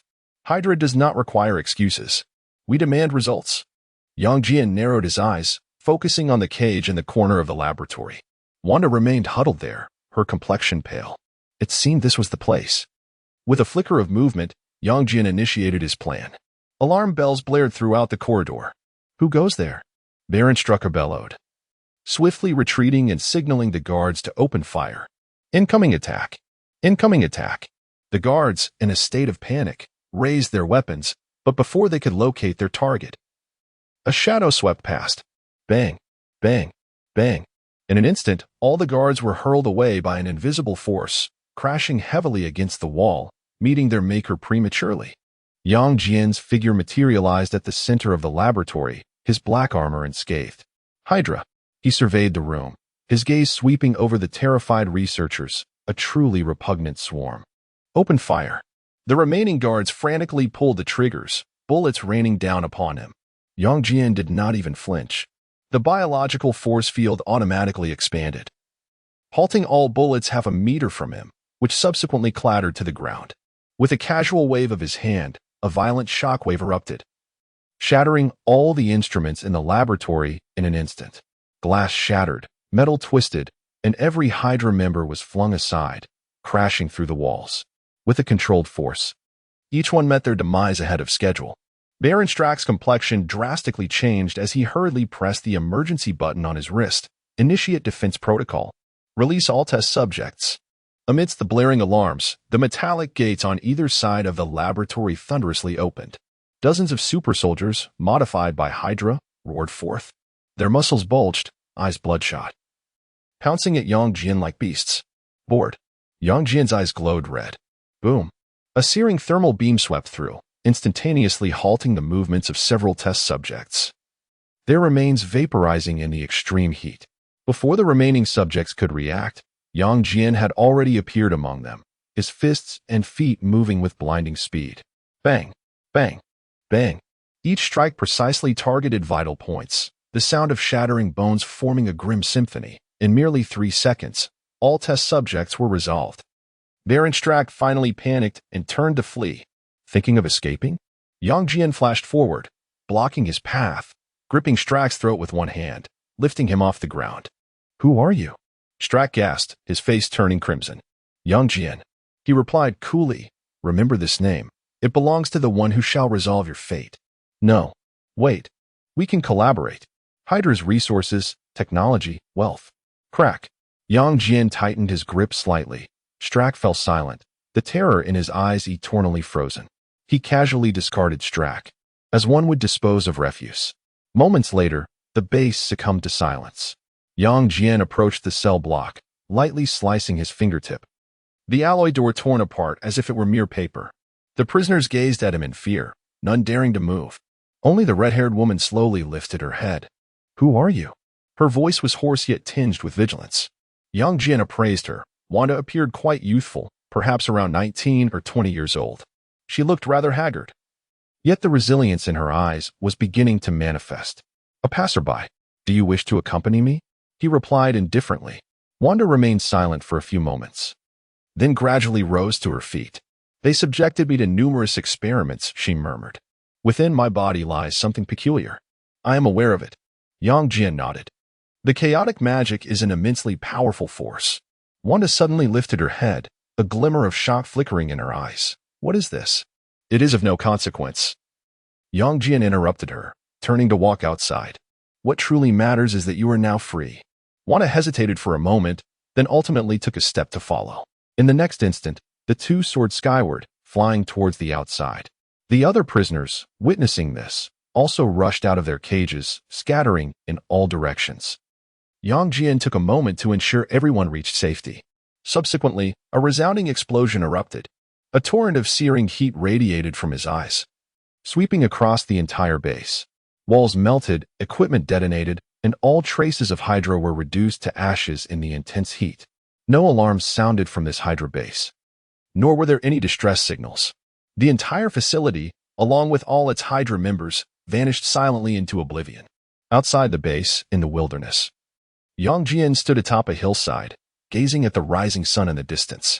Wanda stood behind him, wrapped in a blanket she had found in the base, softly inquiring, "Where are you taking me?" "To New York. It is safer there," Yang Jian replied without turning. "I want to see where my brother is." "They killed my brother." Wanda recalled something, tears streaming down her face uncontrollably. "Your brother?" Yang Jian expressed surprise. However, his gaze swept across the nearby area, and he did not see Pietro's body. "Your brother's remains are not here. Perhaps they have been destroyed," Yang Jian sighed. Wanda remained in a daze for a few seconds before looking at Yang Jian. "Why are you helping me?" Yang Jian turned his head, feigning contemplation. "Perhaps it is because I harbor a disdain for Hydra." Wanda paused, and then a faint smile graced her pale face. "Thank you." Yang Jian said nothing further, reaching out to grasp her shoulder. In the next moment, the two soared towards New York, disappearing into the clouds. Chapter 11. The Scarlet Witch, New York. Seaside Villa. Yang Jian descended onto the villa's terrace with Wanda. The rhythmic sound of waves echoed around them, while the moonlight cast a silvery hue upon the sea. Wrapped in a blanket from the base, Wanda gazed blankly at the distant horizon. "This is my residence." Yang Jian approached the bar, poured a glass of water, and handed it to her. "From this day forth, no one shall subject you to experimentation." Wanda accepted the glass, her fingertips trembling slightly. "The power within me is perilous, yet according to their claims, it remains dormant," she murmured. Yang Jian smiled gently. "There is no rush." He looked at her, his eyes igniting with a crimson glow, as two fine beams of heat emanated forth, warming the exterior of the glass without destroying it. Power itself bears no inherent morality. It is the wielder who defines its essence. Wanda regarded the radiant light, a flicker of resolve emerging in her eyes. "Can you assist me?" Yang Jian retracted his energy, fixing his gaze upon her. "Perhaps. However, first and foremost, you must learn to trust yourself." "Do you wish to control it?" A glimmer of yearning flashed in Wanda's eyes, quickly replaced by resignation. "What is the price?" Yang Jian settled onto the sofa behind him, observing her for a few moments. "At present, there is none. Consider it an investment." After a brief pause, he continued, "I saved you, proving your worth. Perhaps your energy may aid me in the future. Or perhaps it may serve another purpose. For instance." Yang Jian cast her a glance, remaining silent as he lifted a glass of red wine to his lips. As a virtuous individual, he adhered to a sincere philosophy of neither initiating nor rejecting. He dedicated himself to providing a warm sanctuary for the suffering girl. Wanda stood momentarily stunned, comprehending Yang Jian's intent.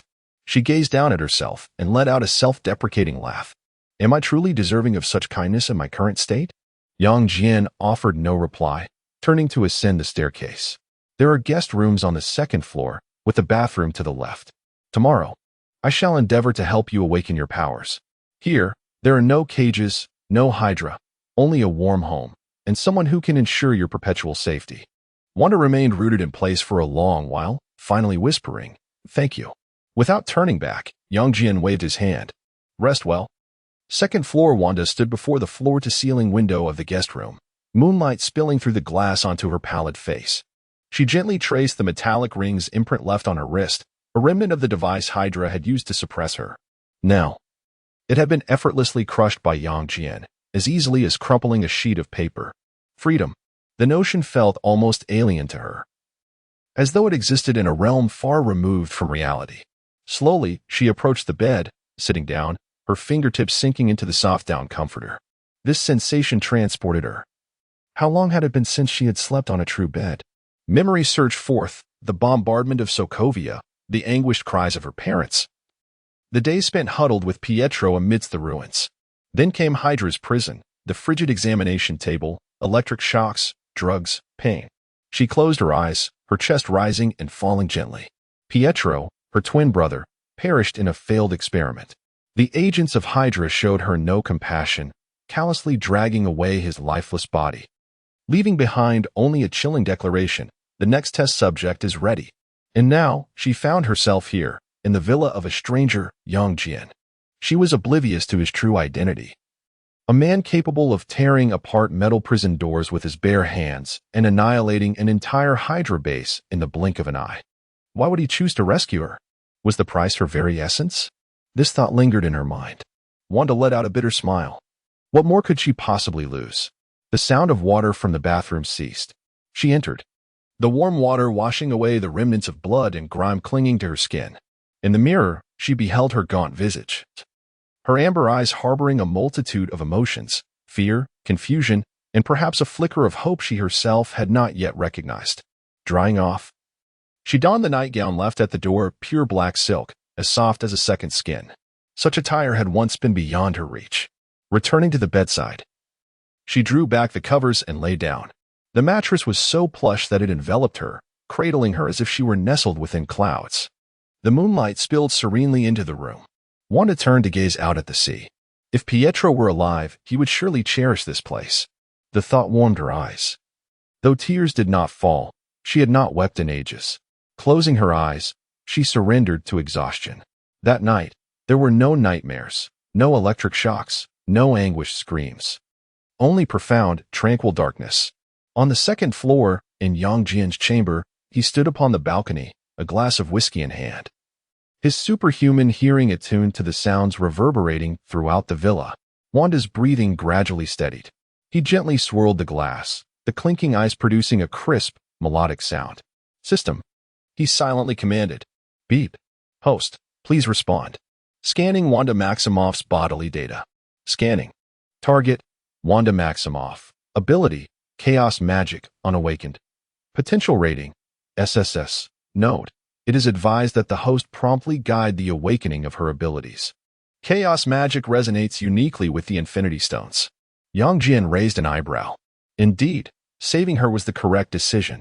He tilted his head back, draining the contents of his glass, his gaze drifting toward the distant horizon. Chaos Magic, the power to rewrite reality.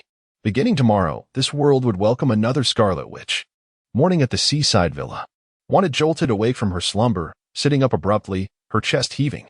In her dreams, she had once again encountered the Scarlet Chaos, twisted spaces, shattered realities, accompanied by an eerie chorus of whispered echoes.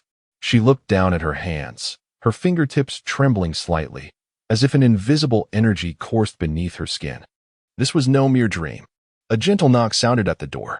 "Awake?" Yang Jian's voice resonated through the door. Wanda took a deep breath, suppressing the unease within her. Yes.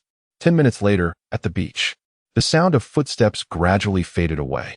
Wanda entered the restroom, glanced at her reflection, and exhaled deeply. Outside the villa, the private beach was bathed in the gentle morning light, the soft white sand glistening, while the waves softly lapped at the shore. And the air was infused with the briny scent of the sea. Yang Jian stood in the center of the beach, his black casual attire billowing slightly in the breeze.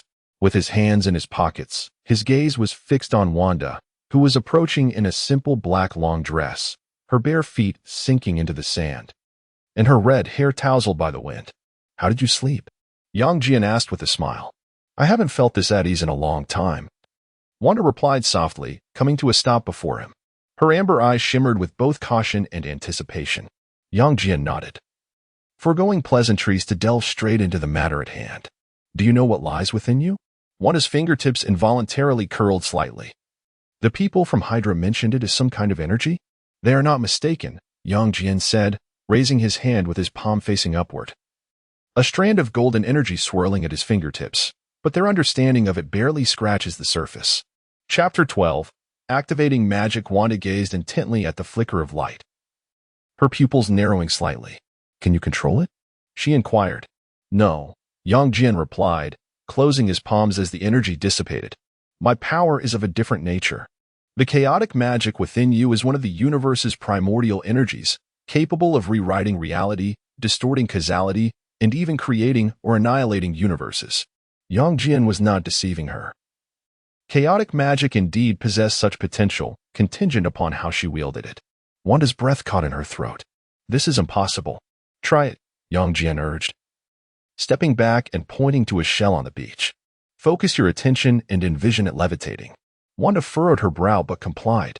She fixed her gaze on the shell, beads of sweat forming on her forehead. A minute passed, yet the shell remained motionless. "I can't do it," she said, shaking her head in frustration. "Because you are still resisting it," Yang Jian's voice softened. "Hydra has instilled fear within you, making you perceive this power as a curse. Yet, power itself bears no morality, it is how you choose to harness it that matters." Suddenly, his eyes glowed red, and he adjusted his heat vision to a minuscule level, ensuring she would not be harmed. Wanda instinctively raised her hand to shield herself. Boom! A crimson energy barrier erupted from her palm, colliding with the golden energy and sending shockwaves through the air. The beach was carved into a shallow pit, with seawater rushing in.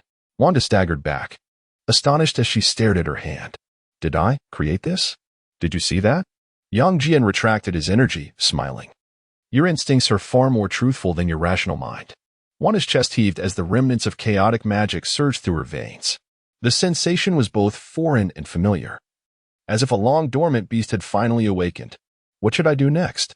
she asked, looking up, her confusion gradually transforming into determination. Yang Jian smiled. "First, learn not to view it as an adversary." 3 hours later, the beach lay in utter disarray. Numerous pits of varying depths dotted the landscape, with seawater swirling within them. The air still resonated with the remnants of chaotic magic. Wanda, drenched in sweat, found her gaze considerably brighter than it had been in the morning. A sphere of unstable red energy hovered in her palm, expanding and contracting rhythmically, reminiscent of a beating heart. "I still can't control it." She gritted her teeth as the energy sphere began to tremble violently. "Do not force it," Yang Jian advised calmly from his position nearby. "Chaotic magic is not a tool. It is a part of you. Attempt to embrace it as naturally as you would your own breath." Wanda closed her eyes, inhaling deeply, gradually relaxing her taut shoulders. A marvelous transformation occurred. The once tumultuous energy began to stabilize, morphing into a gentle crimson glow that gracefully entwined around her arm. She opened her eyes, her expression filled with delight as she looked at Yang Jian. "I did it." Yang Jian nodded, beaming with encouragement.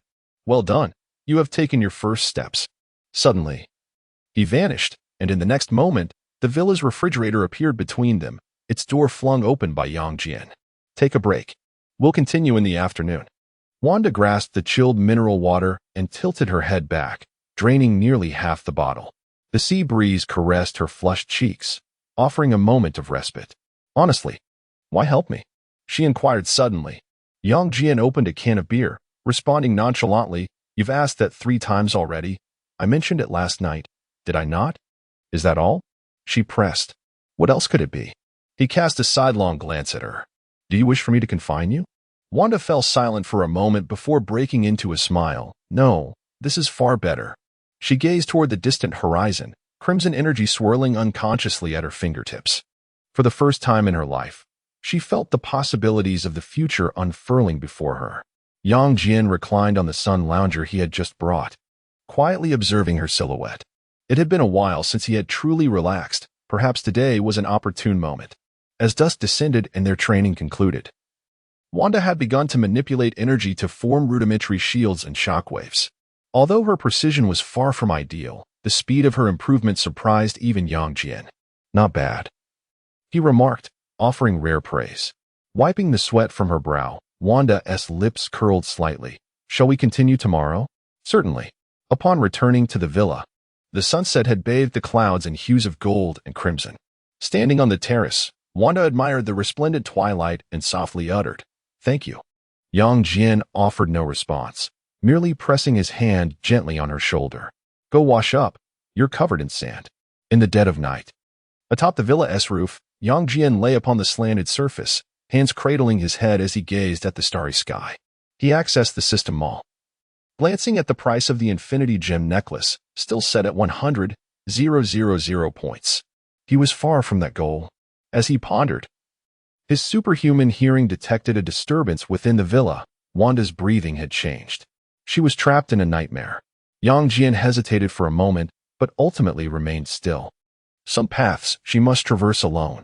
In the depths of night, at the secret Hydra base in Siberia, a dimly lit conference room flickered with the last holographic image of Baron Strucker. Within the blurred scene, a man clad in black armor snapped Strucker's neck with a single hand, after which the base's signals abruptly ceased. Along the long table, the remaining Hydra high-ranking officials sat in silence, the air thick with suppressed fury. Strucker was dead. The man in the foremost seat spoke slowly, his voice deep. The entire base lay in ruins, with no survivors and no data remnants. Who did this? A woman in a silver mask inquired coldly. Currently, intelligence is limited. The man retrieved a blurry image captured by satellite. A shadow raced at supersonic speed over Eastern Europe, heading straight for Strucker's base. This was captured while the subject was decelerating. Had they not, the speed exceeded existing technological capabilities. Given the destruction of the base, his power could rival that of the Hulk, if not exceed it. A superhuman? Or perhaps Stark's new toy? No, the man shook his head. According to the analysis of residual energy, his power system does not belong to any known category of superpowers on Earth. The conference room fell into a profound silence. "We must locate him. The blood debt of Hydra must be repaid," the woman in the silver mask stated coldly. "We are already investigating," a man replied, pulling up an encrypted file that prominently displayed the information of Wanda Maximoff. Subject 19 has gone missing, and on that very day, a black Superman appeared in New York, capable of knocking out the Hulk with a single punch. He tapped the table, and the visuals continuously shifted. Their ability to capture these images was solely due to Yang Jian's failure to conceal his identity. Otherwise, the biological energy field could render any electronic device inoperative. Regardless of who he has taken our assets. We shall reclaim them with interest. In a secret safe house of S.H.I.E.L.D. in New York, Natasha Romanoff inserted a data chip into the terminal. A holographic screen unfolded, revealing a satellite thermal map of a previously unknown base in Eastern Europe. Now reduced to scorched earth, the temperature on-site exceeded 10,000 degrees. All metal structures melted away, as if swept by some high-energy ray. She furrowed her brow, noting the absence of any residual energy. Nick Fury stood in the shadows, his single eye fixated on the screen. This base, whose identity remains a mystery, has been destroyed without our knowledge. Something is amiss. Even more troubling is this. Natasha retrieved another segment of footage. In the indistinct image, a red-haired woman flickered past just before the explosion. Through matching, we have identified her as Wanda Maximoff, a Sokovian. Fury's eye narrowed as he scrutinized the image. So, what is her identity? The records indicate she is an ordinary person, and last night she was taken away. Natasha enlarged the edges of the image. A shadow, nearly merging with the night, hovered in the distant sky, matching the energy signature of the black Superman that had previously appeared in New York. Fury remained silent for a long moment before suddenly turning towards the safe, entering a password, and retrieving a long-sealed file. Tomorrow, let us see what this Superman intends to do. Natasha's breath caught slightly, There has been no safety assessment. I believe. No, Fury interjected, closing the file with a firm tone. It is a certainty. In the royal laboratory of Wakanda, Princess Shuri stared intently at the anomalous readings from the vibranium detector. Her brow furrowed. Brother, you need to see this. Chala approached the screen, his gaze falling upon the energy pulse that had suddenly appeared in the skies over Europe. It lasted less than 0.1 seconds, yet its intensity rivaled that of a small nuclear explosion. Coordinates? Sokovia. Shuri pulled up satellite imagery, but there was nothing there. At least on the surface. Chala pondered for a moment, continue monitoring and report at all times. What should we do? Shuri inquired further. If this is a prelude to an extraterrestrial invasion. Chala donned the Black Panther helmet, the vibranium suit enveloping him like liquid. Wakanda cannot remain passive. In a seaside villa in New York, Wanda was jolted awake from a nightmare, the chaotic crimson energy of her magic erupting uncontrollably and reducing her nightstand to mere dust. She gasped for breath, attempting to steady her racing heart. In her dream, she had witnessed an endless tide of red, a golden gauntlet encrusted with 6 multicolored gemstones, and a purple giant seated upon a floating throne, casting her a glance of indifference. Beside him was a massive green figure, bound by chains. Outside the window, the moonlight remained tranquil. She was uncertain of its significance, yet her instincts whispered to her that something was watching her. Chapter 13. The Visitor the Next Morning. The sun's rays bathed the private beach in golden light, while gentle waves caressed the shore, creating delicate white froth. Wanda, adorned in a white shirt and shorts, walked barefoot on the damp sand, her arms extended as a swirling mass of crimson chaotic energy danced in her palms. Beads of sweat formed on her brow, yet her gaze radiated a determination stronger than the day before. Focus. Yang Jian stood 3 meters behind her, hands tucked in his pockets, a faint smile gracing his lips. The flow of energy should be as natural as breathing. Do not force it. Wanda inhaled deeply, and the energy in her palms gradually stabilized, transforming into a slender scarlet ribbon that swayed gently with her thoughts. Excellent. Yang Jian nodded. Now try. His words suddenly faltered as his gaze shifted toward the distant coastal road. A black SUV was winding its way along the path, moving at a leisurely pace, but with a clear destination, this villa. His superhuman hearing was not perpetually active, yet his heightened perception alerted him to an approaching presence. What's wrong? Wanda sensed his unease, and the energy ribbon dissipated instantaneously. We have guests. Yang Jian squinted, his enhanced vision penetrating the car windows to discern the occupants within. A one-eyed bald man, a red-haired female agent, and a smiling gentleman in a suit. Nick Fury, Natasha Romanoff, and Phil Coulson. Who are they? Wanda instinctively tensed, chaotic energy flickering at her fingertips. Do not be anxious. Yang Jian turned to make his way toward the villa to change his attire. I will meet with them. 5 minutes later, in the villa's living room, Yang Jian lounged on a leather sofa, a glass of red wine in hand. His black loungewear could not conceal his sculpted physique. Outside the floor-to-ceiling windows, the black SUV had come to a halt at the iron gate. Wanda had changed into a simple white knit top and jeans, her red hair cascading over her shoulders as she quietly settled into an adjacent armchair. The doorbell rang. Go answer it. Yang Jian swirled his wine glass. Wanda rose and approached the entrance, confirming the visitors through the surveillance screen before pressing the button to open the door. The iron gate slid open slowly, and Nick Fury strode into the courtyard, accompanied by Natasha and Coulson. Wanda Maximoff. Fury's single eye scrutinized her. Wanda's fingers tightened slightly, though her demeanor remained composed. Please come in, Director. The trio followed her into the living room, where Yang Jian reclined casually on the sofa, one hand resting on its arm, the other holding his wine glass, a foot casually crossed over the other, not bothering to rise in greeting. Mr. Yang. Fury settled onto the opposing sofa, with Natasha and Coulson flanking him. It is a pleasure to finally meet you. Yang Jian took a sip of red wine, a smile appearing, bringing 2 elite agents along. S-H-I-E-L-D. S way of introduction is indeed distinctive. Fury did not respond verbally, instead producing a document and sliding it across the coffee table. Take a look at this. The cover of the document bore the S-H-I-E-L-D eagle emblem, with a bold line of black text beneath it. The Avengers Initiative.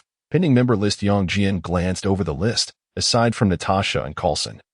Several familiar names were circled in red. Tony Stark, pending contact. Bruce Banner, under surveillance. Spider-Man, under observation. Superhumans require oversight. Fury's voice was low and grave. Especially individuals like you, capable of taking down the Hulk with a single punch. Yang Jian suddenly chuckled. He set down his glass, leaning forward slightly. A glimmer of perilous gold flashing in his black pupils. Oversight? By you? The atmosphere grew stifling. Natasha's hand stealthily moved toward her waist, only to retreat as a thought crossed her mind. Coulson's breathing quickened, yet Fury remained unfazed. By S-H-I-E-L-D, by the United Nations. By the order of this planet. Order? Yang Jian scoffed, suddenly snapping his fingers, unleashing a biological force. Boom. The glass windows on the first floor of the villa shattered simultaneously, a fierce gale swirling with overwhelming pressure into the living room. Papers flew chaotically, and Coulson's drawn pistol was crushed to dust by an invisible force. Your so-called order. Yang Jian's voice rang clear amidst the tempest. Even my mere snap is beyond your endurance. The storm abruptly ceased. All returned to tranquility, as if the earlier chaos had been but an illusion. Only the shards of glass scattered across the floor bore witness to the reality. Fury panted slightly, his single eye narrowing. So, what is your answer? Not interested. Yang Jian leaned back into the sofa. If aliens attack, I shall deal with it. As for your little superhero club, play amongst yourselves. Fury fell silent for a moment before abruptly changing the subject. 3 days ago, a base in Eastern Europe was obliterated. High-temperature melting traces were detected, consistent with the energy signature you exhibited when confronting the Hulk. Wanda stiffened slightly. That was Hydra. Yang Jian shrugged. I thought you had already claimed to have eradicated them. Hydra? Fury exclaimed in shock, and both Natasha and Coulson were taken aback. Are you speaking truthfully? Hydra truly still exists? He was all ready. Fury pressed on, but was interrupted by Wanda. She revealed the wound on her wrist, her gaze fixed on Fury. If they do not exist, what then accounts for my injuries? Nick fell silent, contemplating for a moment before looking at Yang Jian. That is precisely the issue. If you possess intelligence regarding Hydra yet refuse to collaborate with the authorities. Do you comprehend what that implies? Collaboration? Yang Jian suddenly erupted into laughter. Nick Fury, you are oblivious to the fact that your own subordinates have been replaced by aliens. What right do you have to speak of collaboration? What? Coulson exclaimed in disbelief. Natasha's pupils constricted suddenly. What do you mean? Yang Jian did not respond but fixed his gaze on Fury's singular eye. The Skrull's shape-shifting ability is indeed flawless, yet their heartbeat frequency cannot deceive superhuman hearing. Your body is an open book to my eyes, am I correct, Talos? Fury's expression froze instantly. In the next moment, Yang Jian's eyes ignited with blinding red light. Swish. The searing heat swept past Fury's shoulder, melting his suit and skin like wax to reveal the green, scaled dermis beneath. A shriek erupted from the Skrull, disguised as Fury. As he collapsed to the ground, his form contorting back to its original state, high cheekbones, pointed ears, and lizard-like green pupils. Director?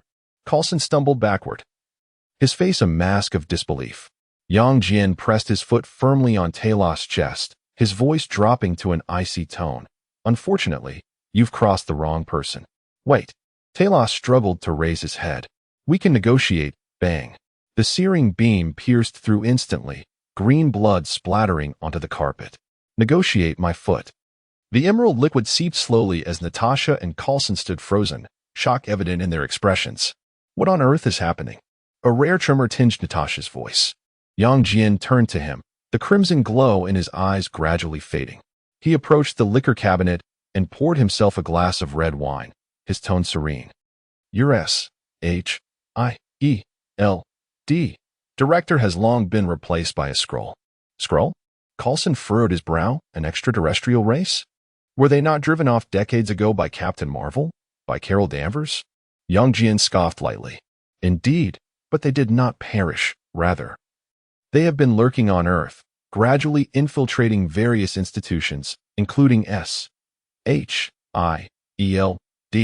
Natasha quickly regained her composure. Where's the evidence? Yang Jian gestured to his own ears, super hearing. Across the globe, at least thousands of Skrulls have supplanted high-ranking officials, military officers, and agents. This operation is codenamed Secret Invasion.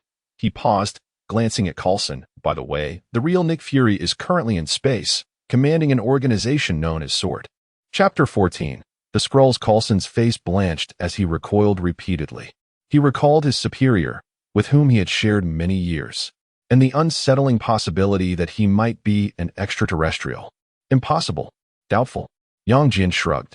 Investigate it yourself. However, I advise you to exercise caution. The Skrulls can flawlessly replicate anyone, including your colleagues, friends, and even family members. Natasha's fingertips tightened slightly, but her professionalism allowed her to swiftly regain composure. Why are you telling us this? Out of boredom. Yang Jian sipped his red wine. Furthermore, you are, after all, Earth's first line of defense. If all of you were replaced by aliens, the complications would be far greater. Wanda stood nearby, her scarlet energy swirling silently as she scrutinized Natasha and Coulson. Are they truly human? Yang Jian glanced over. For the moment, yes. He turned to the motionless Natasha and Coulson. Now, you have two choices. First, remain here and await your doom. Once the Skrulls discover their leader is missing, their first reaction will undoubtedly be to eliminate anyone with knowledge of the situation. Second, return and investigate how many Hydra agents and Skrulls are lurking on Earth before they can react. Annihilate them all. Natasha inhaled deeply and nodded. It seems you have your work cut out for you. Yang Jian languidly reclined on the sofa. No need to see you off.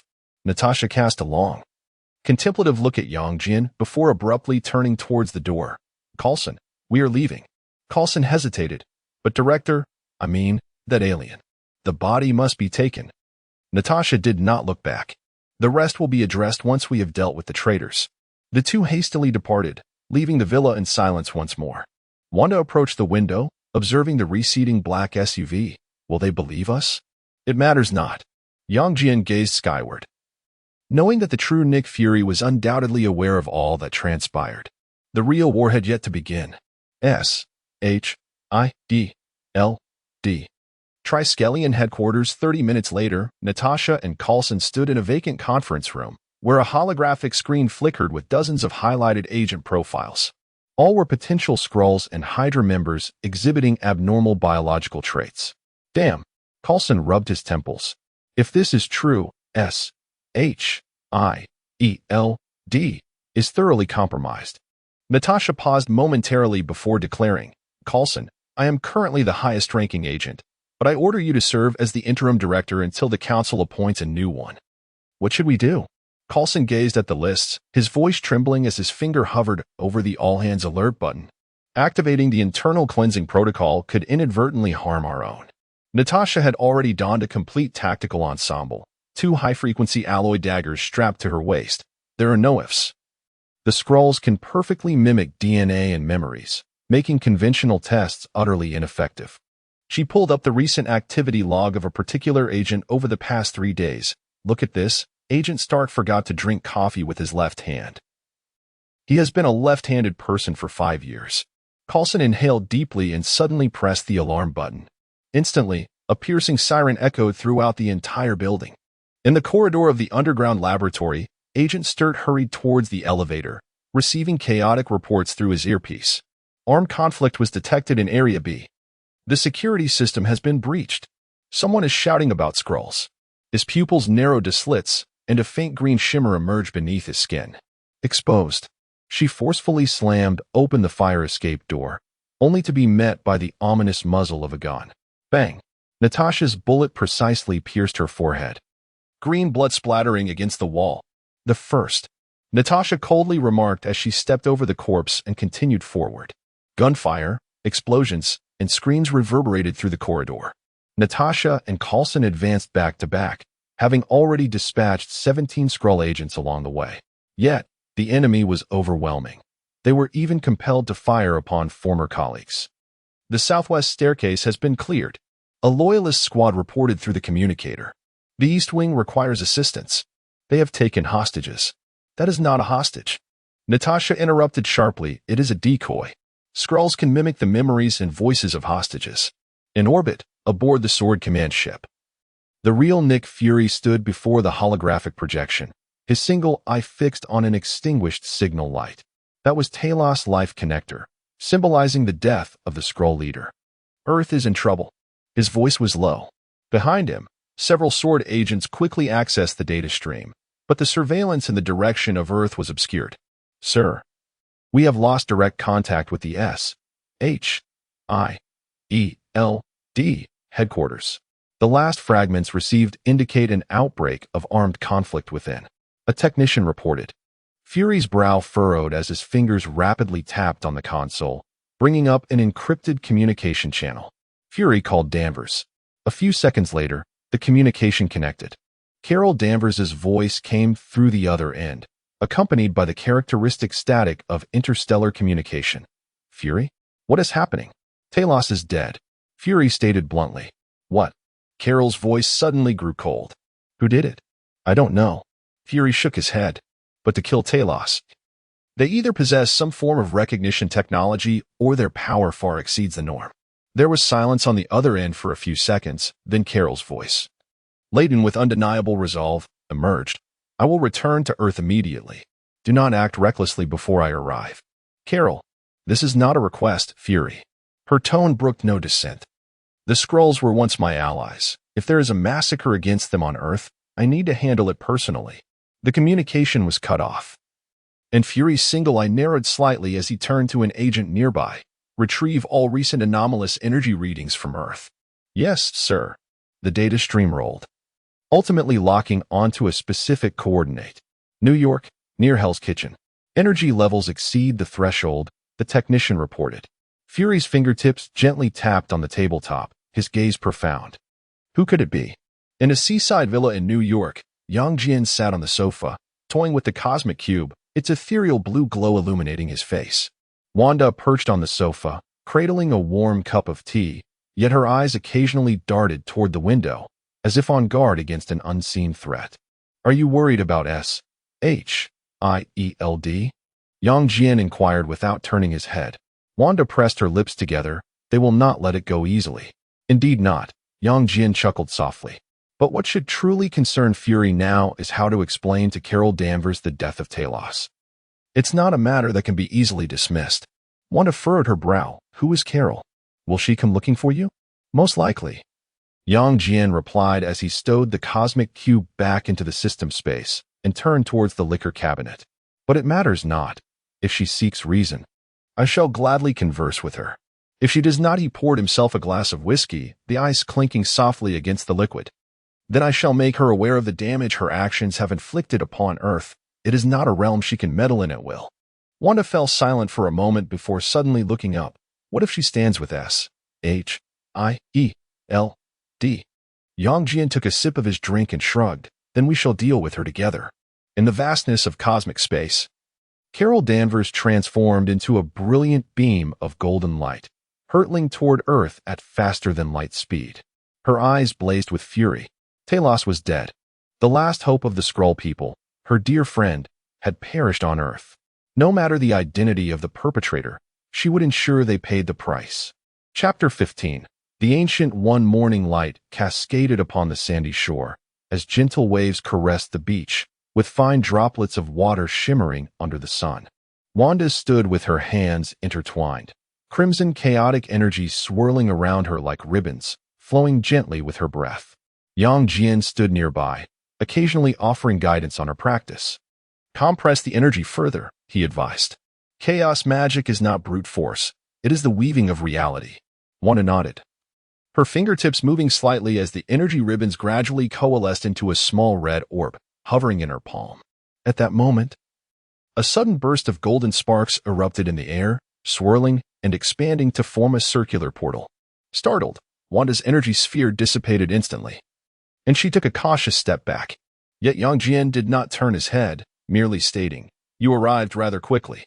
From the portal emerged a bald woman clad in a yellow robe, her hands tucked within her sleeves, a serene smile gracing her face. "The Ancient One," she acknowledged. "Mr. Yang." She inclined her head slightly, her gaze profound, akin to that of a traveler from the multiverse. Wanda looked at Yang Jian in astonishment, but his expression remained unchanged. He simply raised an eyebrow, remarking, "The Supreme Sorcerer is indeed deserving of her reputation." The Ancient One smiled. "In the river of time, your existence is like a sudden boulder, creating ripples that are hard to overlook." She lifted her hand, her fingertip tracing through the air, conjuring an illusory river of time that appeared, reflecting countless silhouettes of worlds within its clear waters. Before your arrival, this river flowed with clarity and direction. With a flip of her palm, the river abruptly became murky, its tributaries intertwining, with signs of fragmentation emerging in some areas. Now, the timeline is utterly chaotic. Yang Jian observed this scene calmly when he suddenly vanished from sight. In the next moment, an elaborate tea set and 2 wicker chairs materialized on the beach, steam rising from the teapot. He seated himself, poured a cup of tea, and offered it to the Ancient One. Time is inherently elusive. To forcefully dictate its course is merely a game for the arrogant. The Ancient One accepted the teacup, chuckling lightly. But what if this chaos triggers a greater catastrophe? Then one must shatter the catastrophe with their fists, Yang Jian replied, taking a sip of tea in a nonchalant manner. The Ancient One paused momentarily before bursting into laughter. A commendable thought indeed. She set down her teacup and suddenly inquired, "Are you interested in magic?" Yang Jian glanced at Wanda. Perhaps she requires systematic guidance. Wanda's eyes brightened. And before she could speak, the Ancient One nodded. Kamartaj welcomes every seeker of truth. Can I really learn? Wanda's voice trembled slightly. Of course, the Ancient One affirmed. Rising to her feet and waving her sleeve, a new portal unfurled upon the beach, revealing an ancient courtyard surrounded by snow-capped mountains. You may go and explore now. Crossing through the portal, a rich scent of sandalwood enveloped them. Ancient Tibetan structures were built against the mountains, and sorcerers clad in brown robes gathered in small groups in the square, some practicing intricate circle drawings, while others immersed themselves in ancient texts. In the distant training grounds, apprentices wielded weapons forged from golden energy, engaging in spirited duels that sparked with fervor. This sacred realm belonged to the sorcerers and served as a bastion for Earth. The Ancient One guided them through the corridor. The magic we practice stems from the teachings of the Vishanti, yet others may choose different paths, she remarked, gesturing towards a high-level sorcerer manipulating crimson energy, another form of magic. Wanda gazed intently at the sorcerer, her eyes shimmering with a longing fervor. As they entered the parlor, attendants presented steaming tea and platters of fruit. The Ancient One personally poured tea for the two. The customs of Kamartaj are straightforward. Respect your teachers. Dedicate yourself to diligent study and refrain from the misuse of magic. She turned to Yang Jian. If you wish to learn, all the tomes here are open to you. Yang Jian shook his head. Indeed, the pursuit of knowledge is endless. What about Wanda? The red-haired young woman stood up eagerly. I wish to learn. I need to control this power. The Ancient One smiled. Starting tomorrow, Mordo will guide you. No need for such formality. Please take us to the library. Yang Jian interjected confidently. The Ancient One paused for a moment, then laughed, her gaze fixed on Yang Jian as if trying to see into his very soul. Outside, the setting sun bathed the snow-capped mountains in golden hues. Suddenly, Yang Jian inquired, You invited us not merely for instruction, did you? The Ancient One set down her teacup, her smile fading gradually. The chaos of the timelines has drawn the attention of certain entities. The ruler of the dark dimension, Dormammu, Mephisto from hell, and even more distant threats. She locked her gaze with Yang Jian's. I need to know, when calamity strikes, whose side will you stand on? Yang Jian slowly lowered his teacup. I stand on my own side. The tea floated in the air, coalescing into crystalline ice at his command. But if anyone seeks to destroy my place of tea, the ice shattered, transforming into a myriad of glimmering lights. I wouldn't hesitate to ensure their eternal disappearance. The Ancient One nodded slightly, rising to lead them towards the library. In the Kamartaj library, ancient wooden shelves towered to the ceiling. With parchment scrolls and hefty tomes meticulously arranged, the air infused with a blend of ink and sandalwood. Wang was dusting the shelves with a feather duster when he noticed the Ancient One entering with Yang Jian and Wanda, and promptly bowed. Supreme Sorcerer. These two are new visitors. The Ancient One smiled. This is Mr. Yang and Miss Wanda. They wish to explore Kamartaj's collection. Wang nodded, enthusiastically introducing. Here lies the foundational theories of magic, including simplified texts of the Book of Vishanti, an introduction to elemental manipulation, and no need for such formality. Yang Jian interrupted, striding directly to the center of the library. His eyes glimmered with a golden light. Enhanced vision, activate. The golden light flowed through his pupils, penetrating the layers of shelves. Each book's text, illustrations, and spell symbols surged into his sight like a torrent. Biological field, expand. An invisible force swept across the shelves, causing hundreds of ancient tomes to levitate, their pages flipping rapidly, moving so swiftly they almost appeared as mere phantoms. The king's jaw nearly dropped to the floor. This. Wanda's eyes widened as chaotic energy stirred within her, seemingly resonating with something. However, Gui merely observed quietly, a faint smile gracing her lips. After a minute, all the books gently closed, returning to their original places. The golden light in Yang Jian's eyes gradually faded. He had memorized and comprehended all the knowledge. So that's it, he whispered. Magic is merely another form of energy programming. He raised his hand, his fingertips tracing a flawless golden circle in the air. Zing! Sparks erupted as a 2-meter-wide portal instantaneously formed. On the other side lay a sunlit seaside villa's living room, with steaming tea visible on the coffee table. No need for a suspended ring. The king's voice cracked. This is impossible. Even a high-level mage would. A prodigy? Yang Jian retracted his hand, causing the portal to close. No, I simply grasped the concepts more swiftly. Wanda stared at him in disbelief. You have learned it all? Theoretically, yes. Yang Jian replied as he approached the advanced magic zone. However, some things require practical validation. His gaze swept over the Book of Cagliostro, sealed within a glass cabinet. His superior vision penetrated the seal, revealing the forbidden time magic in its entirety. Gu Yi finally spoke. Do you know why most mages spend years in study? Because their minds are not quick enough, Yang Jian replied without looking back. No, Gu Yi chuckled softly. It is because magic is not merely knowledge. It is an understanding that resonates with all things. Chapter 16. I am my own covenant. Yang Jian stood in the center of the library, raising his hand once more to conjure a portal. Yet, the golden sparks flickered for but a moment before dissipating into nothingness. Indeed, he withdrew his hand. You were right, Master, he conceded. Without a covenant, magical energy cannot stabilize. Master Gui offered a faint smile. The covenant of the Vishanti is the source of power for most sorcerers. If you wish to truly master magic, this is an essential path. However, Yang Jian shook his head, a glimmer of contemplation illuminating his eyes. The essence of a covenant lies in borrowing the magical energy of higher dimensions. But what if I do not need to borrow at all? Gui paused momentarily, bewildered. What do you mean? I shall covenant with myself, Yang Jian proposed, finding this notion remarkably feasible. As long as my energy does not deplete, magic shall be perpetually available. The instant the thought escaped his lips, Gu Yi's pupils constricted in astonishment. This had never been attempted before. Then I shall be the first. Before the words had fully left his mouth, Yang Jian seated himself cross-legged, closing his eyes. Golden light erupted from within him, flowing like liquid flames through the surrounding space. His extraordinary intellect operated at a rapid pace, amalgamating the principles of covenant magic he had just learned, beginning to construct in reverse. Not borrowing from higher dimensions, but drawing from himself as the source. His hands formed intricate seals, fingertips tracing complex covenant runes in the void. Yet, the core of these runes was no longer the symbol of the Vishanti, but rather his own energy imprint. Covenant established. The runes contracted suddenly, transforming into a beam of golden light that penetrated his chest. In that instant, a dazzling wave of energy radiated from Yang Jian, causing the bookshelves of the library to tremble. Wanda and Wang instinctively took a step back, while a flicker of shock crossed Gu Yi's eyes. It worked. Yang Jian opened his eyes and casually gestured.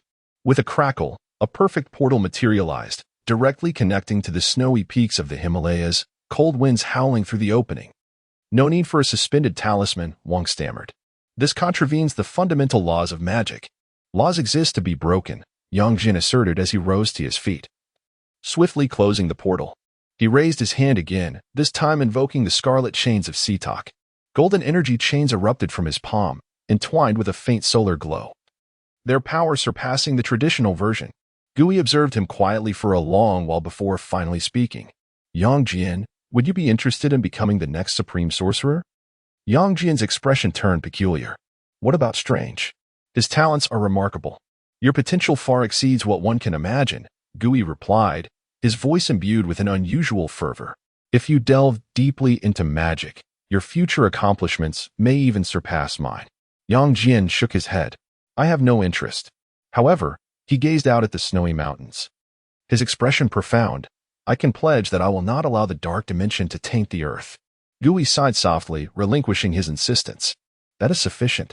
Subsequently, Gui led Yang Jian and wandered to the innermost chamber of the library. Upon the heavy obsidian altar lay an ancient tome, its cover etched with enigmatic runes. Titled The Dark Grimoire, this book chronicled the origins of chaotic magic and numerous forbidden knowledge. The Ancient One spoke with gravity, noting that even Kamar-Taj regarded it as a seal rather than a subject for study. Wanda's gaze was irresistibly drawn to the book, the chaotic energy within her beginning to stir.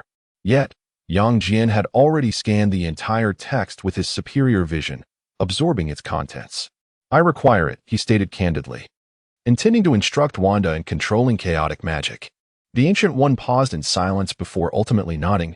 I trust you will not misuse it. Of course. Yang Jian replied with a light chuckle. After all, I have no interest in annihilating the world.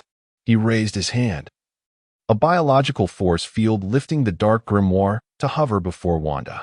Are you ready? He inquired. Wanda took a deep breath and reached out to touch the pages. Boom. A crimson tempest of energy erupted instantaneously, her red hair swirling wildly. The Ancient One swiftly formed a seal, a golden barrier enveloping the entire chamber to contain the energy. Yang Jian, however, remained rooted in place, allowing the chaotic magic's turbulence to buffet against him. His eyes shimmered with golden light, silently recording every transformation Wanda underwent. Fascinating. This is true chaos. Within the Kamar-Taj chamber, the moment Wanda's fingertips brushed against the dark grimoire, the entire room seemed to be drawn into another dimension. Crimson energy gushed forth from the pages like a volcanic eruption, morphing into countless twisted runes that coiled around her arms. Her pupils rapidly turned blood red, her hair moving as if stirred by an unseen wind, exuding an overwhelming aura of pressure. Ah, she gasped, tilting her head back with a pained moan. As the torrent of chaotic magic surged uncontrollably around her, even cracking the golden barrier set by the Ancient One. Wizard. Wang attempted to advance, but was repelled by an invisible force, crashing heavily against the wall. The Ancient One formed seals with her hands, the eye of Agamotto radiating green light, as the power of the Time Stone sought to stabilize the rampant energy. Wait, wizard, Yang Jian suddenly raised his hand, halting her. In his eyes reflected the swirling chaotic runes enveloping Wanda, as if he were deciphering an arcane equation. She is transforming. In the chaotic illusion, Wanda's vision was engulfed by crimson.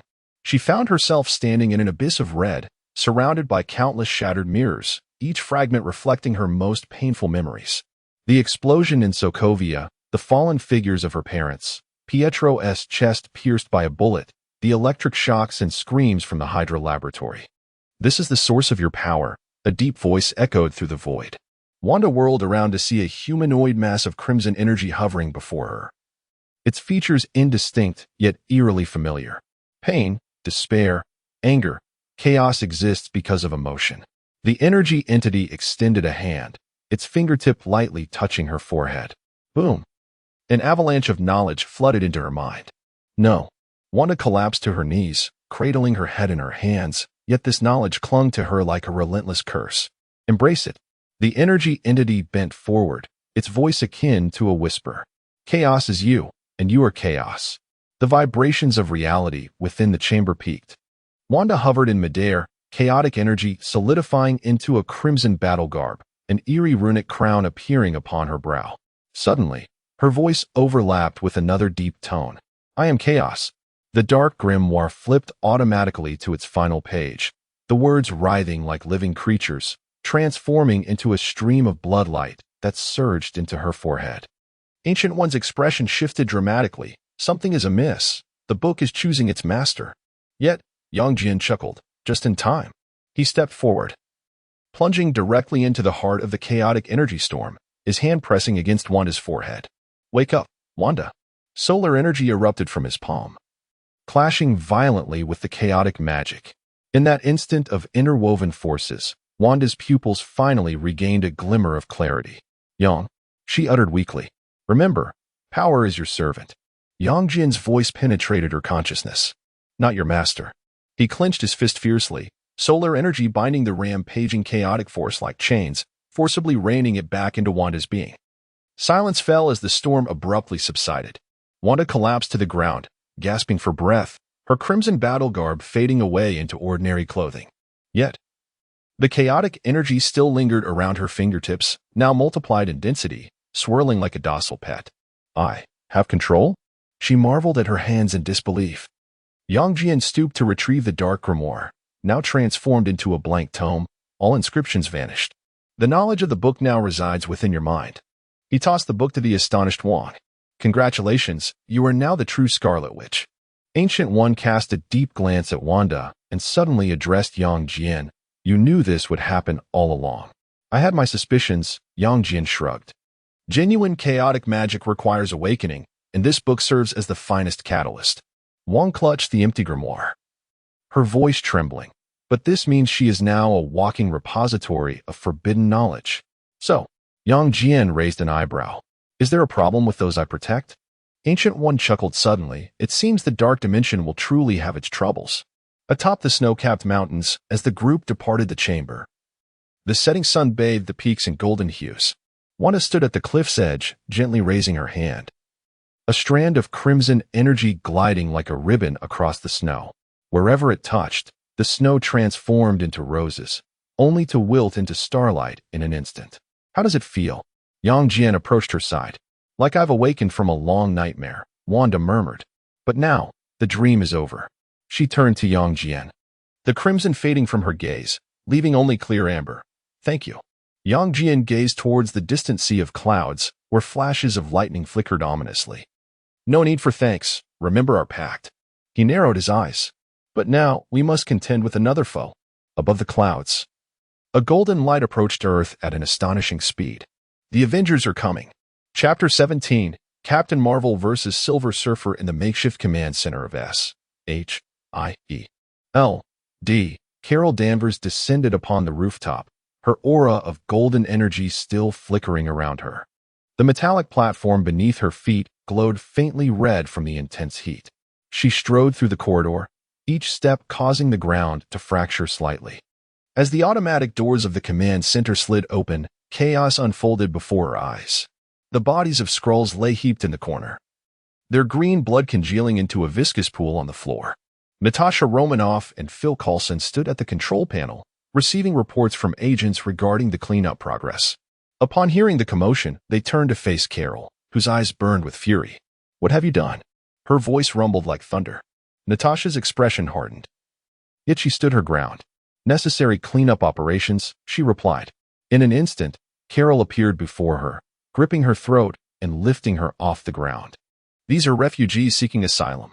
Her fingers tightened slightly, causing Natasha's face to flush crimson. Coulson promptly drew his weapon, but Carol merely cast a cold glance.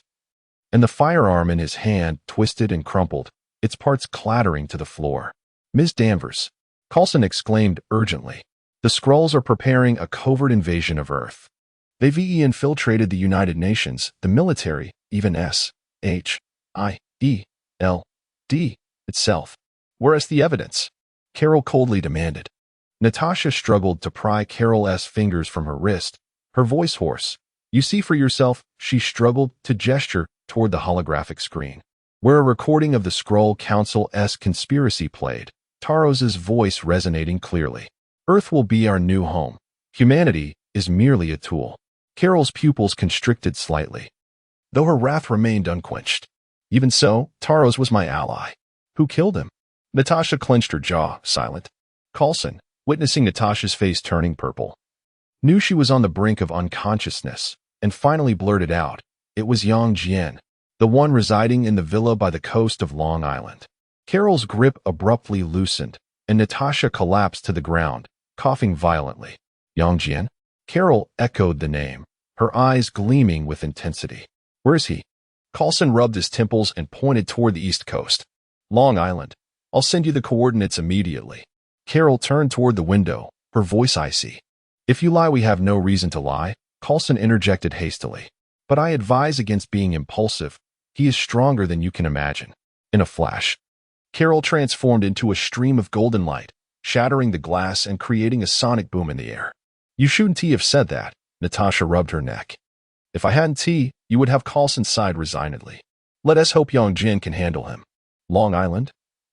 Coastal Villa A portal materialized in the center of the living room, and Yang Jian stepped out alongside Wanda. Perhaps next time, we could try the mirror dimension, Wanda mused. Master Gui mentioned it is better suited for practicing large-scale magic. No need for that, Yang Jian replied as he approached the refrigerator. Reconstructing it is all that is needed. He had just taken out a can of beer when he suddenly paused and turned to gaze out the window. Ah!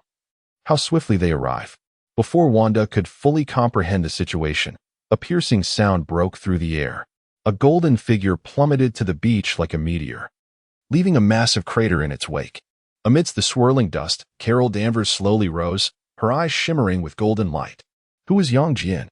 Yang Jian leisurely sipped his beer and raised a hand to signal Wanda to step back. You seek me for a matter? Carol's gaze was fixed upon him. You killed Tauros. Indeed. Yang Jian nodded. He was merely an alien invader. Is there an issue with that? His nonchalance momentarily stunned Carol, but her fury quickly intensified. On what grounds do you judge him? For their desire to turn Earth into a new colony. Yang Jian set down the beer can. For their intent to invade Earth. And for their plot to assassinate the Secretary General of the United Nations. Do you require me to continue this list? Carol's energy surged. That should be sanctioned by interstellar law. Law? Yang Jian chuckled. Where was your law when the Kree Empire judged the Skrulls? These words struck Carol like a dagger to her vulnerability.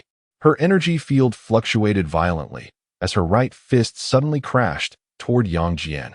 Bang! Yang Jian effortlessly caught her fist, the floor beneath him splintering, yet he remained unyielding. Spare yourself, he sighed. You cannot defeat me.